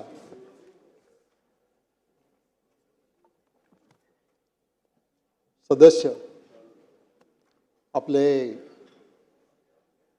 उपमुख्यमंत्री नामदार अजितदादा पवार, स्वरूपसिंग हिऱ्या नाईक, डॉक्टर शालिनीताई पाटील, राज पुरोहित, सर्व श्री गंगाधर पटणे, निळकंठ पालक, विश्वास नांदेकर आणि रूपलेखाताई ढोरे यांच्या निधनाबद्दल जो शोक प्रस्ताव या ठिकाणी मांडलेला आहे त्याच्यावर मी माझ्या भावना या ठिकाणी थोडक्यात व्यक्त करणार आहे, कारण माननीय मुख्यमंत्र्यांनी अतिशय सविस्तरपणानं त्याचं वर्णन केलेलं आहे आणि बाकीच्याही सन्माननीय सदस्यांनी त्यांच्याविषयी, अजितदादांच्या विषयी आपल्या भावना या ठिकाणी मांडलेल्या आहेत. खरं तर दादांची किंवा दादांच्या कुटुंबाची ओळख करून द्यायचं काही कारण नाही. बऱ्याच वेळेला राजकारणामध्ये घराणेशाहीचा आरोप केला जातो, परंतु दादांच्या आधी माननीय शरद पवार साहेब आणि त्याच्या आधी त्यांच्या मातोश्री, पवारसाहेबांच्या मातोश्री शारदाबाई पवार ह्या पुणे जिल्हा लोकल बोर्डाच्या सदस्य होत्या, काही काळ पदाधिकारी सुद्धा होते. हे शेतकरी कामगार पक्षाला मानणारं घराणं आणि त्या घरामध्ये माननीय पवारसाहेब हे 1967 साली वयाच्या 27व्या वर्षी पहिल्यांदा आमदार झाले आणि मग पुढे त्यांची कारकीर्द चालत राहिली. आता पवारसाहेबांच्या मार्गदर्शनाखाली राजकारणाचा आणि समाजकारणाचा हा वारसा त्यांनी पुढे चालवला. पदवी घेतल्यानंतर बारामतीलाच राहून अजितदादा हे त्याचा उल्लेख झाला या ठिकाणी शेती आणि शेतीशी निगडीत अनेक व्यवसायाशी त्यांचा संबंध राहिला. पवारसाहेब 1990 साली महाराष्ट्राचे मुख्यमंत्री झाले. त्याच्या आधी होते, अनेक वेळा होते. त्यावेळेला माननीय अजितदादा हे दिल्लीच्या लोकसभेमध्ये निवडून गेले होते. राजीवजींच्या जाण्यानंतर पवारसाहेबांना नरसिंहरावजींच्या सरकारमध्ये डिफेन्स मिनिस्टर म्हणून त्या ठिकाणी जावं लागल्याच्या नंतर अजितदादांनी लोकसभेची सीट तिथं खाली करून दिली आणि अजितदादा विधानसभेमध्ये आले. पवारसाहेब ज्या वेळेला दिल्लीला गेले त्यावेळेला माननीय सुधाकरराव नाईकांच्या नेतृत्वाखाली महाराष्ट्रामध्ये त्यांना मुख्यमंत्रीपद दिल्यानंतर त्या मंत्रिमंडळामध्ये माननीय अजितदादांचा राज्यमंत्री म्हणून त्या ठिकाणी समावेश झाला आणि 1991 सालापासून त्यांनी या सभागृहामध्ये प्रवेश केला. त्याच्या आधी बारामतीतल्या अनेक सहकारी संस्थांच्या बरोबर, बारामतीतल्या अनेक सहकाऱ्यांच्या बरोबर त्यांनी आपल्या राजकारणाची सुरुवात केली होती. 1991 साली अजितदादा आणि मी, आम्ही दोघेही जिल्हा बँकेमध्ये संचालक म्हणून त्या ठिकाणी निवडून गेलो. तेव्हापासून आत्तापर्यंत विधानसभेत सुद्धा जयंतराव, मी, आर पाटील, आम्ही सगळे अजितदादा एकत्र आलो. आम्हाला एकत्रपणानं काम करायची संधी मिळाली. अनेक वेळा ते मुख्यमंत्री झाले. राज्याचे अनेक अर्थसंकल्प त्यांनी मांडले. अनेक सहकारी संस्था किंवा अनेक ट्रस्ट, विद्याप्रतिष्ठान बारामती, रयत शिक्षण संस्था, पुणे जिल्हा शिक्षण मंडळ आणि अनेक संस्थांशी त्यांचा संबंध राहिला. या महाराष्ट्राचं राजकारण जसं सरकारच्या माध्यमातून चालतं तसं महाराष्ट्रामध्ये सहकारी संस्थांच्या माध्यमातून, विविध संस्थांच्या माध्यमातून एक नवीन दिशा ही राज्याला देण्याचं काम सातत्यानं त्या ठिकाणी राहिलेलं आहे.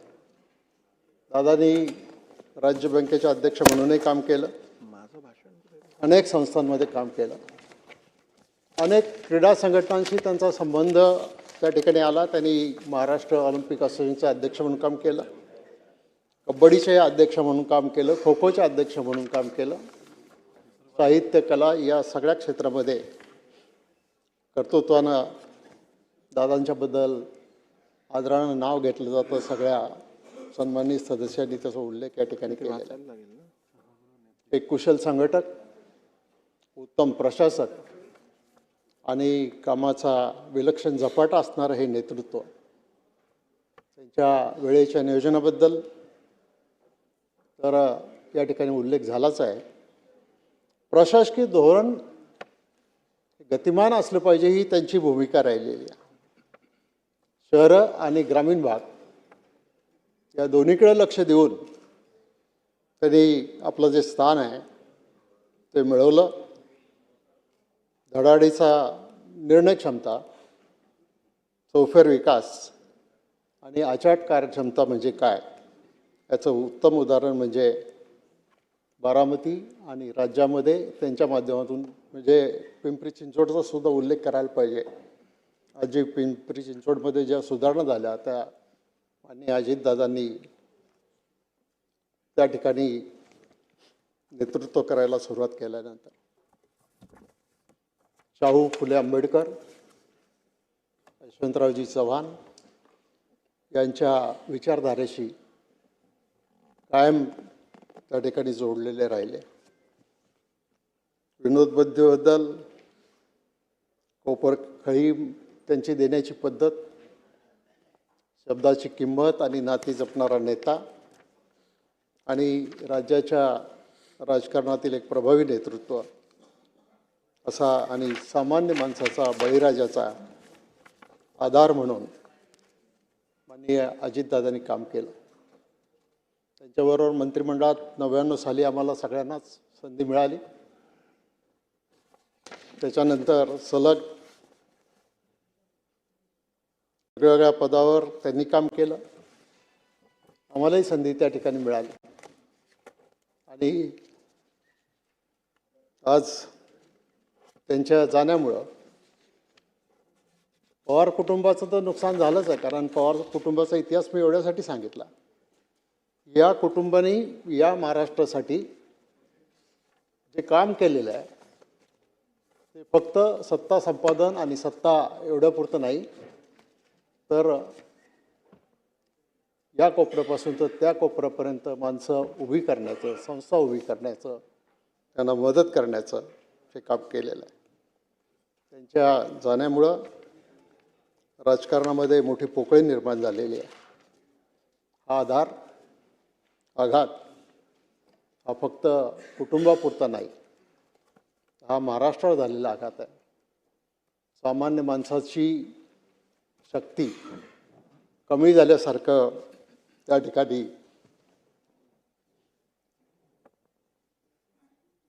आम्हाला वाटतंय.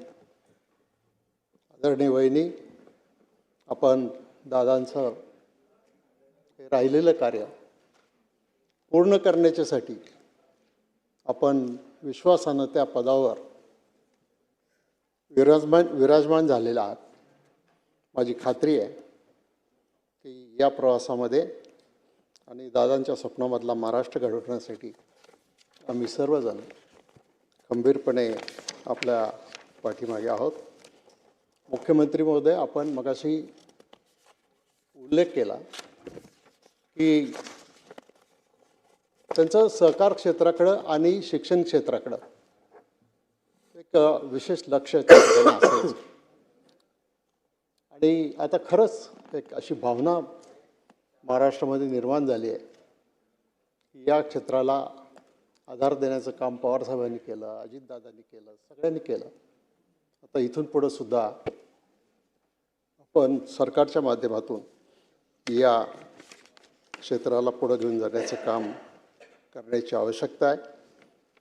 महाराष्ट्राचं नुकसान झालं आहे, महाराष्ट्र पोरका झाला आहे आणि अशावेळी त्यांच्याबद्दल वैयक्तिक सांगण्यासारख्या गोष्टी खूप आहेत, परंतु वेळेची मर्यादा आणि या सगळ्या गोष्टी लक्षात घेता आज मी अधिक याच्यामध्ये बोलू इच्छित नाही, परंतु आज दादांचं जाणं हे कधीही महाराष्ट्राचं हे नुकसान भरून काढू शकत नाही. सामान्य माणूस ज्या पद्धतीनं त्यांच्यापर्यंत पोचू शकत होता ते शक्यच होणार नाही.